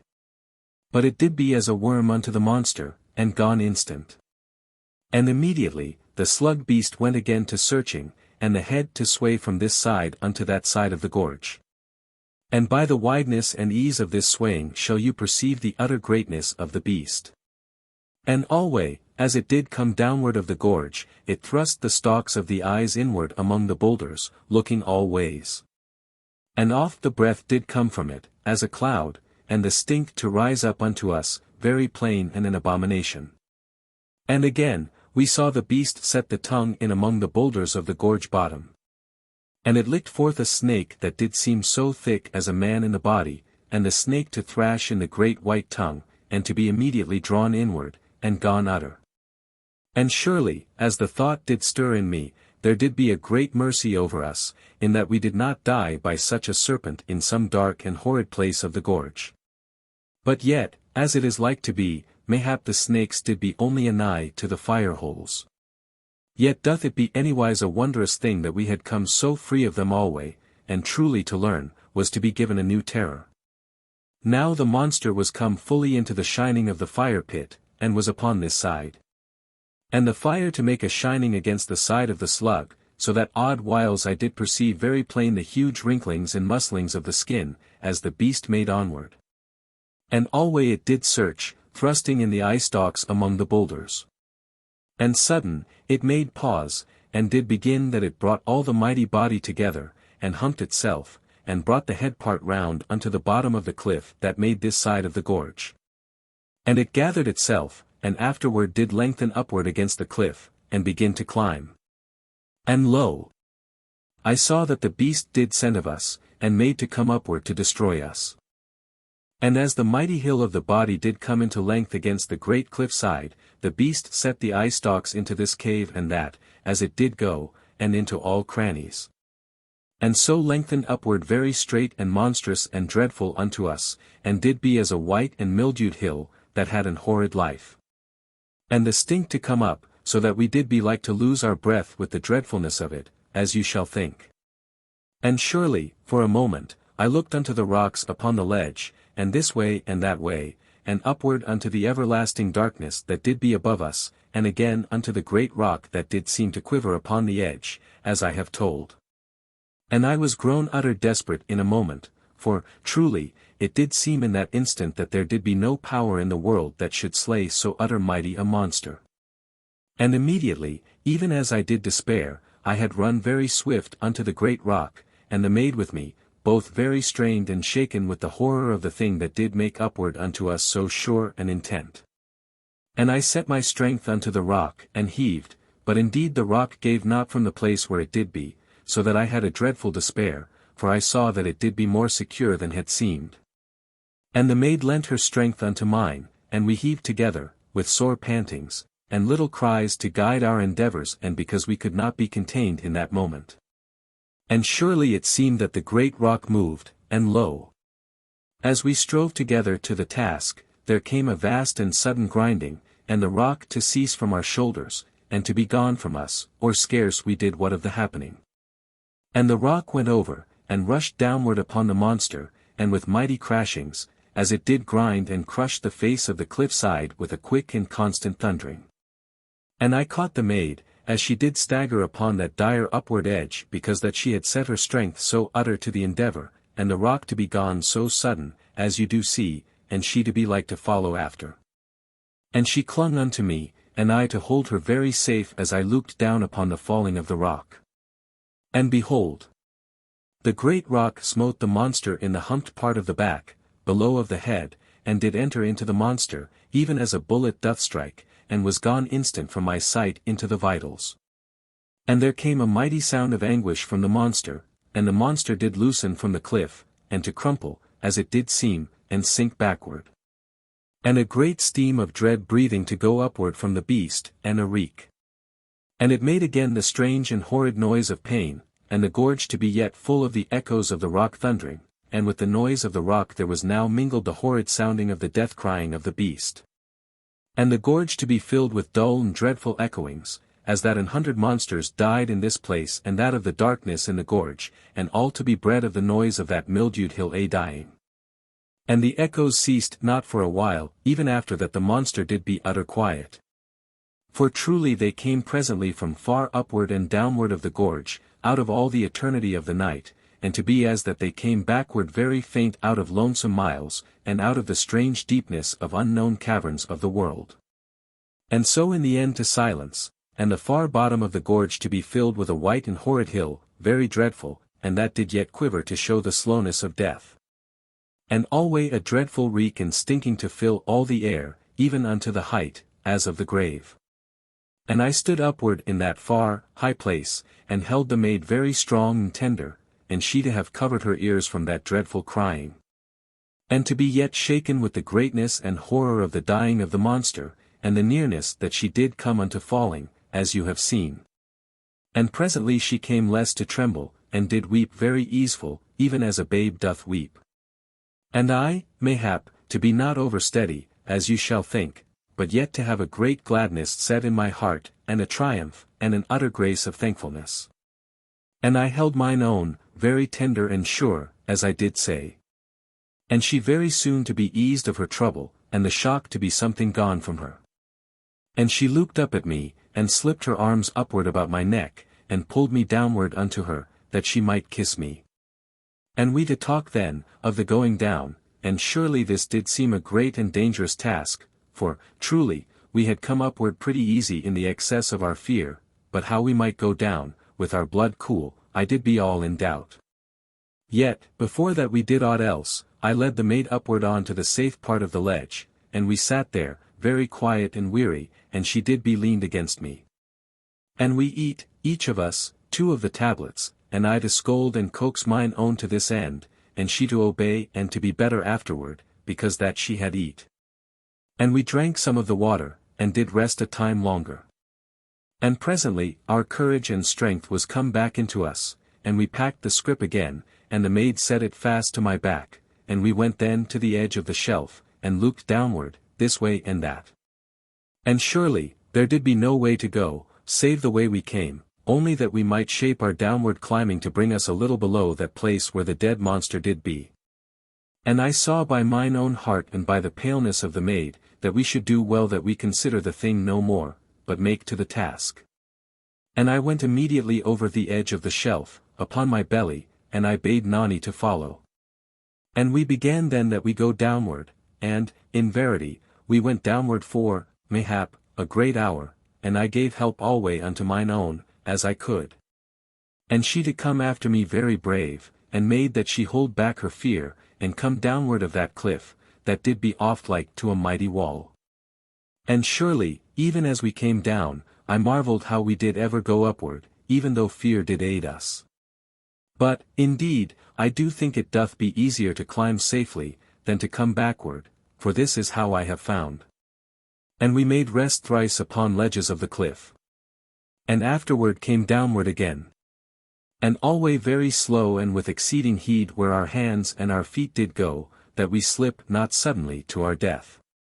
And once, as I did see, the maid was lost of all her strength, and did be going to fall, because that she did be all gone into a sudden weakness of the head in an instant.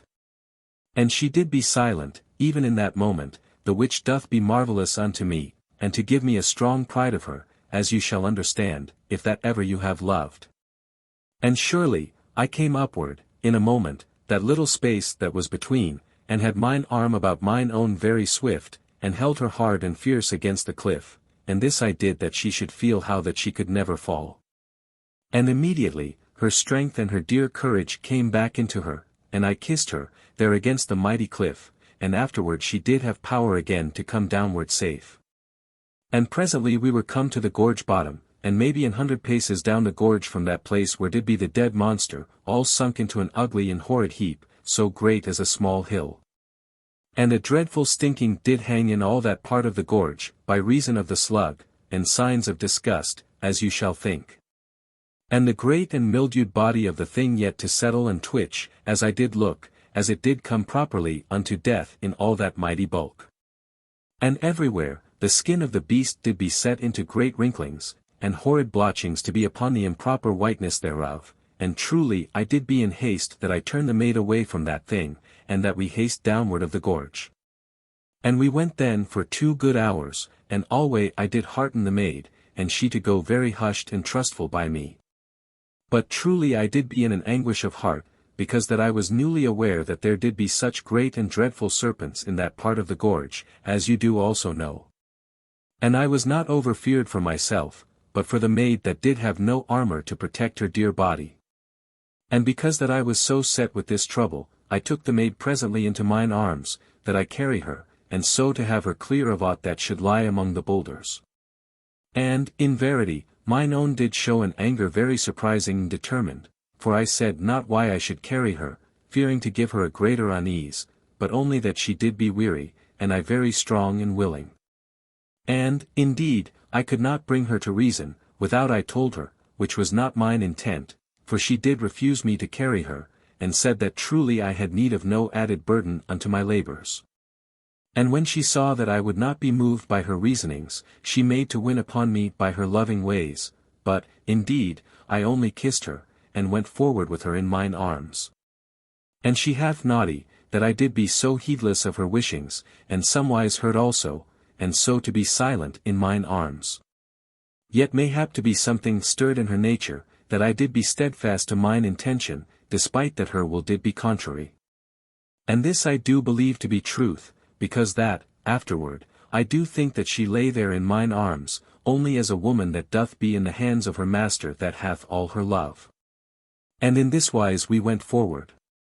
And in the end of the 2 hours that we did go, there was come the end of the dark part of the gorge, and we to be outward of that mighty roof of the mountains, as I do think it to have been. And the air to be free of the stink of the monsters, and the fire holes to be very plenty, and their smokings to go upward very proper, so that we had no more the bitterness of their fumings in our throats. And there did be a pretty good light, to go by the contrast of the past hours.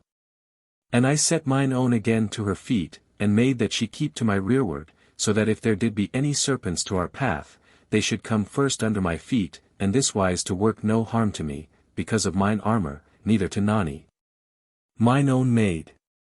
Now by this time, it was somewhat of 19 great hours since we did sleep, for we had been a long while making that we come safe from the slug. And, indeed, we had come downward with a less speed than I did go through upon mine upward way, as you shall mind, and this to be that mine own did not have the hard strength that was in my body to the enduring of great labor and stress. And this surely all to be plain unto you that have been with me in all my journey. And, moreover, there must be kept to mind the 3 hours that we had gone, ere we were come proper into the dark part of the gorge. And so all to be remembered unto you, and also you to mind that we did be wakeful a time, ere that we set forward upon that day's journeying. And we did go almost in joyous wise, because that we were come safe out of that dreadful place. And surely, odd whiles I did feel the hands of mine own naughty one to be hooked very pretty and sly into the backward part of my belt, as that she did make a pretending that she drive me before her. And surely this doth be a strange thing to tell upon, for there did be no knowledge of the Olden horse in all the eternity of that dark world, but yet, maybe, some dear olden memory dream did set her hands unconscious to this pretty work. And, in verity, once I turned very sudden, and had her swift into mine arms, as she did pretend to drive me, and she to laugh with a sweet and joyous gurgle against mine armor. And I to heed that I hurt her not, because I did be like an iron man that should put arms about a tender maid. And we looked alway now for a place that should be proper to our rest and to our sleep. And when it did be close upon the end of the 20th hour of that journey, the maid showed me a cave that was, mayhap, 50 good feet upward in the right side of the gorge. And I looked about, and saw that there did be 2 fire holes anigh, and a warm spring to make a basin of water, that did lie between the fires, and all very well set to our need, as I did perceive. For, indeed, we did be utter besmirched with the filth of the slug part of the gorge, and to need that we be nice and fitly washed, before that we have any comfort of ourselves. And I bade Nani to wait a little minute. And I looked well up the gorge and well down the gorge, and lo! There did be no thing to set me in unease, and I told mine own that she keep a sharp and steadfast watching, and not to heed me. And this I said, because I knew she did be like otherwise to look at me and be over-anxious, as I go upward to the cave. And, indeed, she to be better anyway in watch of the gorge, and to cry out to me, if that anything came anigh, whilst that I went upward. And I made upward to the cave, and was come there pretty quick. And truly it did be good for our purpose, and fresh seeming and dry, and to have no holes that I could see for the hiding of creeping things. And I called down gently to the maid that the cave did be proper. And she to show her gladness, and to be looking upward at me, instead of the way of the gorge, as I set her, and truly she did be a dear and human little maid, and utter mine. So that I did find a new joy in each small lack of wisdom, and this just so much as that she had done a wondrous proper thing. And truly, you shall say, there was some properness to her heart, in that she could abide not but to watch me. And I went quickly down to mine own, for there was alway an unease upon me, save when I did be nigh to her, in chance of trouble. And when I was come down to her, the maid did be seeming a little in thought. And afterward showed me how that she did be all in a pitiful disgust of the dirt and slime and the drippings of the gorge, that did be on her, and had made her garment utter wet and bemired. So that she did feel that her very body was a repulse unto her. And I saw how it did be with Nani. And I went to the warm pool, and felt that it did be not over hot, and afterward found the deepness, by the handle of the discos, and this to be scarce of 3 feet, and the water very clear to show me the bottom. So that it was surely a nice and proper place to be for such a purpose as I did think. And I set some of the water to my mouth, using my hand, and truly there did seem no hurtful chemical in the water, and therefore was I eased that the maid should have the desire that I did see to be in her mind. And I saw that I should be helpful to mine own, if that I make the arranging of things to be in mine own hands. And I went back unto the maid, and told her that the pool was very nice to be for a bath place. And that she to haste to wash herself, whilst the gorge did be free of any creature or monster. Now I saw that Nani was troubled, and feared that I did be going to leave her, and yet did be paused a little in her words, to show me all that she did wish. And surely, I stooped and kissed her, as she did look so wistful in her little puzzlement. And immediately I removed her trouble very natural, and told that I should stand guard anigh to her, the while that she bathed. And, truly she did be at ease on the moment, and mayhap something surprised to know wherefore she had been something alack to ask me. But, in truth, it did be very natural. And I told her to be so quick as she might, which was a needless thing to say, yet to start her, and she to go quietly to obey me, but first to take the cloak out of the hold upon my shoulders, and to unfold it, and so to the pool. And I to stand with my back thatwards, and to lean, ready, upon the discos. And presently she did be in the water, as I knew, and I to be her man, very sure and gentle to her and sedate. And truly, as you shall think, I did love that I be to stand guard to her in her dear maidenhood, and she, after that she was cheered and warmed by the delight of the water, to sing very low and happy to herself, where she did be to my back.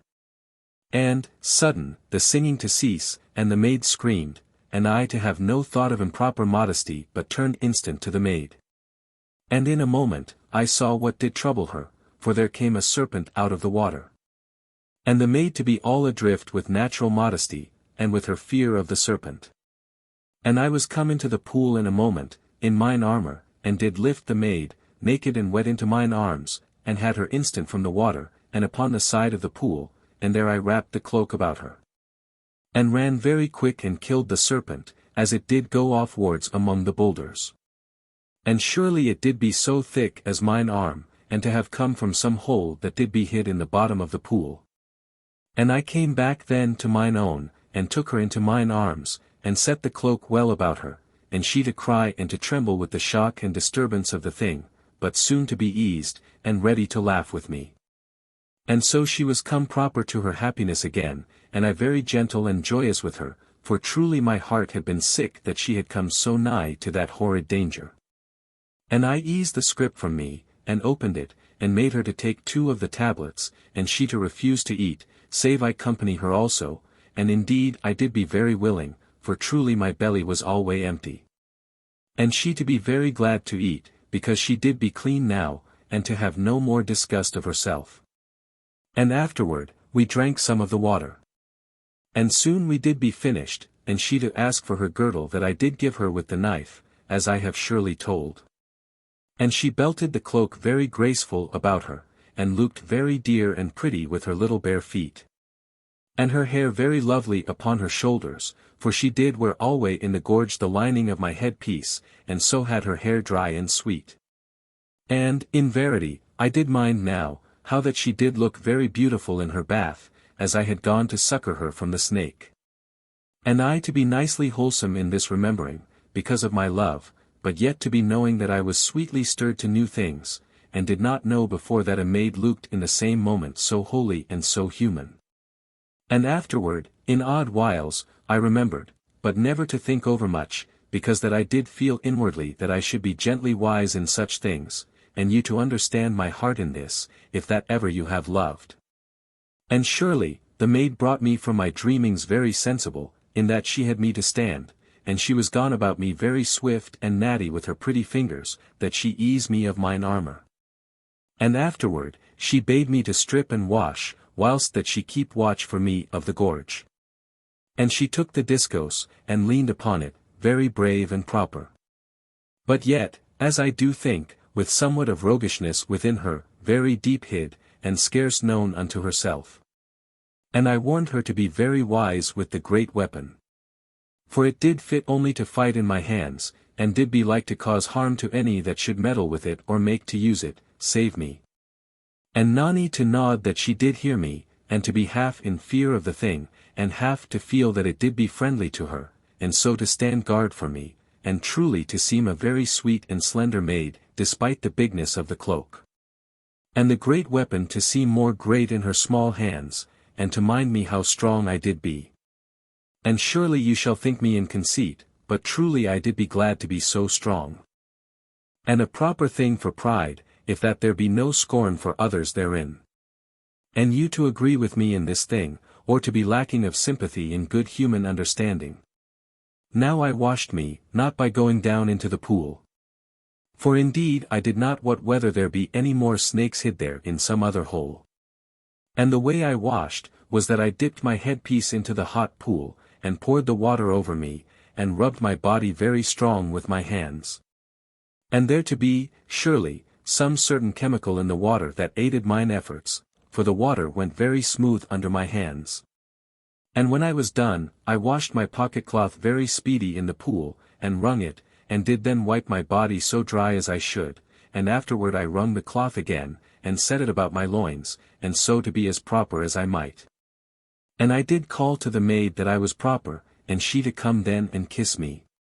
And she gave back to me the discourse, and set me that I stand anigh to the nearer fire-hole, and so to be that I should guard her, and in the same time become free of the chill of the gorge, which was not great in that place. And surely I did mean that I help her, but she would have no help in her work that she did say to be her glad right, but bade me that I to mine own work to be her dear protector, as she did call me. And I to lift that wilful one into mine arms, a moment, and to give her a very loving hug, and for that time to have no fear that I harm her, because that I was freed of the hardness of the armor about me, as you do know. And surely she to feel very dear and pretty in mine arms, and she kissed me the once with a little passion of love, and immediately to want to go from me, so that I freed her in a moment, as was ever my way. And she then to pause a small space off from me, and looked at me with a light in her eyes, and half to put out her arms that she be taken again into mine, but so to cease, ere she yield to her heart. And turned from me immediately to the task of the washing. And she took first my body vest, and washed it very quick and clever in the pool, and afterward came over by me, and spread it upon the hot flat rock anigh to the fire hole. And she got then my change body vest from the bundle of her torn garments, where she did put it to be washed on opportunity, even as now. And mayhap to like that it should lie in her bundle with her own garments, for so, as I do mind, the thought came to me very natural, but she to say not to leave me thus. Yet to be a very honest and dear maid, and to have little secret ways of love, as I did perceive, that I did not be told of. And she washed the second body vest, and set it to dry by the first. And afterward did likewise with all my garments, and came then to the washing of her own. And lo! As she spread it also to the drying, there came to mine heart that the maid did have only this one rough and thick garment, that did be the armor suit, as I have told. And surely it did be dreadful that she have the hardness of that strong knitted and fibrous garment to be next to her dear body, and I to be in comfort with the softness of my body vest. And I was all angered in a moment, that she had gone this wise, while that I had been gentled, as it might be. And I bade Nani take the second vest to her own use when it did be dry. And she to look upward from where she did turn the garments upon the hot rock, and to mean in the first to deny me. But indeed she was quick to see that I did be truly in anger. And mine anger to come because that I was hurt that this did be, and because that I was shamed that she had gone so rough-clad, the while that I had no thought to the matter. And moreover because that she had known her lack, and did not tell me of the thing. But yet I did have a great tenderness in the backward part of mine anger, because that I perceived all the unselfishness and delight of her love that did be about this little matter, as you shall see, if you have gone alway with me. But mine anger yet to be something hard, because I did see that I have need to watch the maid, that she put not her dear body to pain, that I might come unknowing to some little pleasuring or ease, as did be now as I have shown. And truly it did be sweetly done in love, but to be somewise lacking of judgment, and so shall you know somewhat of the way that I did be angered, and to have understanding with me. But if you have not, you shall think it to be naught, and that the maid did need only that she be kissed, and to be shaken a little in playfulness, and warned to heed that I did be earnest. And mayhap you to be somewise right, and not to guess far off from the inward deepness of my heart. But yet it doth be verity that I was truly angered, and fit to shake mine own, and in the same moment to be utter tender unto her. And surely this doth be all a contradiction, and the human heart to be a wayward thing, whether it doth be of a man or of a woman. And Nani, as I do think, to have loved the chafe of that rough garment for love's sake, and to go very humble and loving, as I looked at her. But in verity to be never gone from the sweet naughtiness that did be alway in her heart, and to plan even in that moment some new and secret service unto me, that should be for her quiet joy, and to be hid from me. Until that my wit should come upon it to uncover it. And in verity a young man doth want that he whip his maid and kiss her, and all in the one moment. And, indeed, he to have delight in both. And she obeyed me that time, as alway when I did be earnest, without more word. And surely that naughty one did know how I loved her. And the maid washed then her torn garments that did be in the bundle, and had gotten soiled by the slime of the dark part of the gorge. And she put these to dry, and afterward washed mine armor and the scrip and the pouch and the cloak-hold, and all such matters of our gear, and so to be presently done. And she was heedful then that she turned the garments upon the hot rock. And afterward did attend to my bruisings. And when she did rest, I looked to her pretty feet, and rubbed them very gentle and constant with the ointment, and surely they did be pretty well. But I to like that I should tend them, and to have joy to feel their littleness within my palms, and surely she did know how it did be with me, for presently she took her feet inward under the cloak, and I, maybe, to look something woeful. For she put one out presently, when that I did the least expect, and slipped it very cozy into my hand, and surely I kissed her naughty toes, and she then to be very sedate. Now, presently, when Nani found the garments to be proper dry, she gave those to me that were mine, and bid me to turn my back and be dressed very speedy. And lo! In a little time, when I was nigh done, she came over and stood before me, and was dressed again in the armor suit, and to look very slender and dainty. And she looked at me, so that I put out my hands, that I kiss her. But she went from me, very proper, and brought mine armor, and gave me help with it, and alway very grave and quiet, but yet to have naughtiness underneath, as I did believe. And when I was full armed, she took my hand, and set mine arm about her waist, and she leaned her head against my breast, and put up her lips to be kissed, as that she did be a child maiden. Yet when I kissed her, she did be a woman, and to kiss me very dear and loving, and to look at me then from under her eyelids, and sudden to make a dainty growling, and to pretend that she did be a fierce thing that should be like to eat me. And I to be utter feared, as you shall think, and to be scarce able that I kiss mine own pretty fierce one, because that I did laugh so hearty, and to be so taken with a surprise that the maid did show this new playfulness. And in the same moment to be stirred and waked anew that she did be so lovely and graceful in mine arms, and to make her naughty growling so pretty that I did be eager that she make it again, but she to do this playing only as her mood did stir her. And she made then that she would go from me, and I to loose her, as ever, and she bade me that I guard her the while that she washed the outward part of the cloak, for the inward did be clean, and the cloak proof to water. But the outward part to be something needful of washing. And surely, when this was made clean, it dried very quick, because that the water went not into it. And whilst that it dried, I gave mine own an aid upward unto the cave, and afterward I passed up the gear, and the cloak when it did be dry. And so came upward also myself, and brought with me a boulder, that I balanced very light in the mouth of the cave, so that it should fall, if that anything touched it, and this plan you do know of, for I used it before, as I have told. And truly we did be utter wearied, and the time to be something beyond 23 hours, since last we had slumber.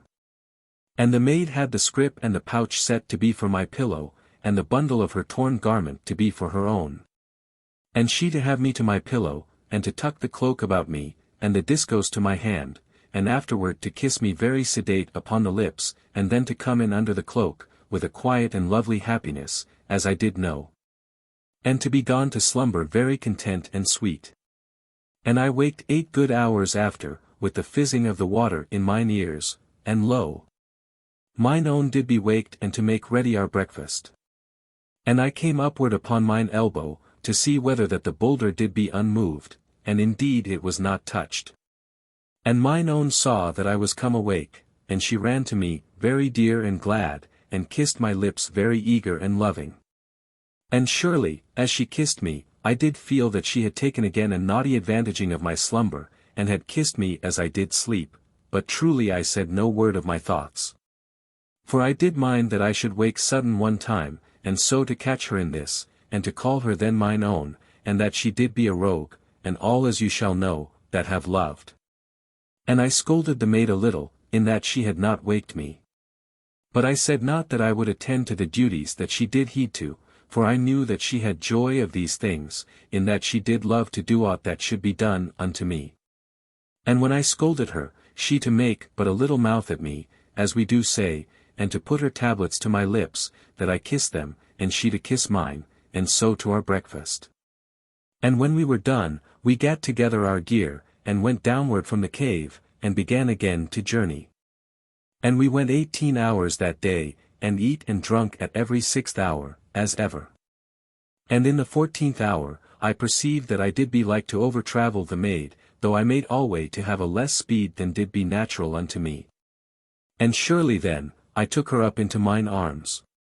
And she to refuse, and to be troubled that I should so carry her, for she did think that I was like to be wearied by the task. And I to take no heed to her pretestings, but to laugh gently with her, and to carry her, even as a babe in mine arms. And she to love that she be in mine arms, if but she be able to have assuredness that I come not to weariness through her. And truly it did be a dear love task, and to be set unto the needing of mine especial heart. And I carried mine own then for 4 hours, and in the 18th hour we were come to that part of the gorge where did be the ledge where I killed the spider, ere I slept, as you shall mayhap to mind.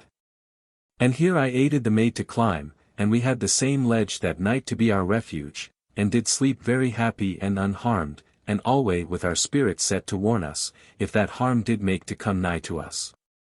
And we went then through 3 days of 18 hours journey each, and alway I did carry mine own, from the 12th unto the 18th hour of each journeying. And this to be very dear unto me, and to give me a new rejoicing that I did be strong and easy to carry mine own.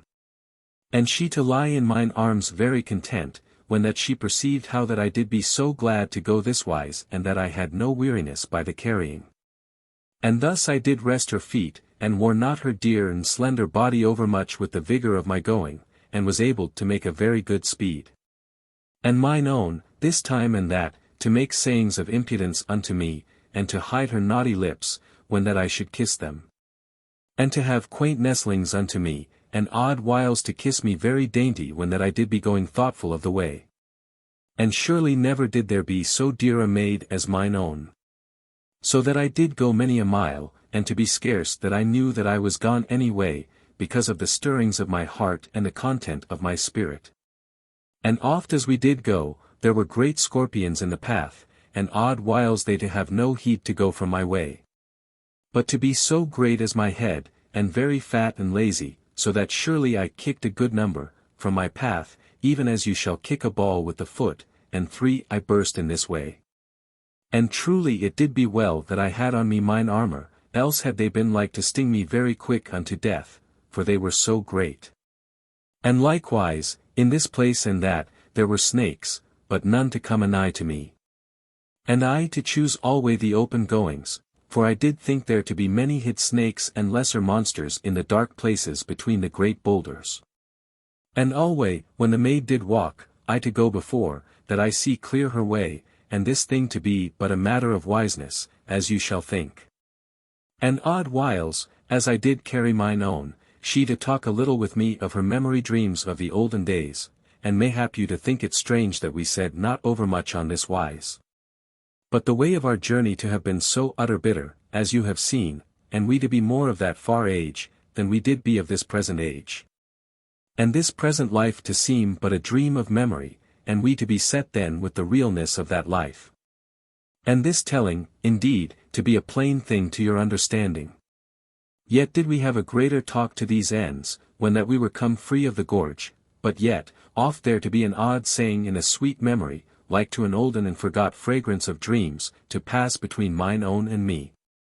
And do you to set your sympathy of understanding with me in this thing, and to know how holy these things did be, and far off, and to hold memory, as a mist that doth shine with golden lights, that did make an holy pain upon the eyes of the spirit.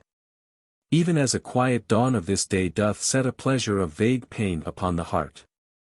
And once, as I did carry the maid, I saw that she wept a little, very hushed unto herself, and I to say naught, for I saw that it did be a natural sorrow for her father, and for the dead peoples of the lesser redoubt. That did be left for ever unto the desolation of eternity. And so, because I did be wise to leave her be, she to be eased presently, and to wipe her eyes, quiet and secret, and mayhap to think that I did not perceive, and then to nestle unto me. And so to be the more mine own. And about the middle part of the second day, we came past the cave where I did sleep on the upward journey, and I to tell Nani, and she to look upward to the cave, and to wish that she might come a moment into it. Only that it did be 20 good feet upward, and I to desire that she run no risk of her dear life, when that there did be no need. And so to go onward, and odd whiles to see strange things lurk among the boulders, but none to come anigh to us. Yet did I keep the discos very ready in my hand, as you shall think, and had mine eyes alway to look upon every side, and mine ears to be wary, and to use my spirit alway to mine aid. And surely, as we did come lower in the gorge, the maid was all a wondered at the warmness that did grow, and something disturbed in the first, by the new thickness, as it did seem, of the air. And she to waste some of the water, because that it did fizz up so quick, even as I, until that she was come used to this newness. And all this to be very plain unto you. And in the end of every journey, we slept 8 good hours in a safe place. And so to go onward again, and the maid to grow very eager as I did tell her this thing and that of the country that we did come downward unto. And she asked me questions, time and oft, and much I told her, and she to think upon it with a growing wonder and desire, even as a gladsome child that hath never seen the sea, and doth be told that it shall presently be there. And this to be but to shadow the way that Nannie did be, for truly she did be a very live and eager maid, in all things. And we to be still within the gorge, and to go constant by the fire holes and the fire pits, and to see the flames leap upward in this place and that, so that the mighty walls of the gorge would show very plain in an instant. And immediately to come the shadows again, and afterward the leaping of the flames. And so did it be forever. And oft the muttering of the fire pits, and oft the utter quiet and the shadows. And this time and that there did be a snake to go by us, and the scuttling of the monster scorpions, and mayhap a moving in the shadows of the great boulders, that did tell me there went maybe some peculiar monster in that place. So that I did be very wary, and to have the discos alway ready. And when the 4th day was come, I showed the maid, in the 6th hour, the ledge that did be my first sleeping place, when that I was entered into the gorge. Now presently, in the 11th hour, after that we had gone 5 hours in a gloom, there did show afar off a shining, and I caught the maid, and I pointed. And she also to perceive that it did be surely the shining of the light of that great country that I did tell upon. And immediately we did begin to run downward, and with sore stumblings in this place and that, but not to halt us. For we did be so mad as 2 children for the gladsome light. And we came down presently in the 12th hour of that journey into the warm light and wonder of the country of the seas.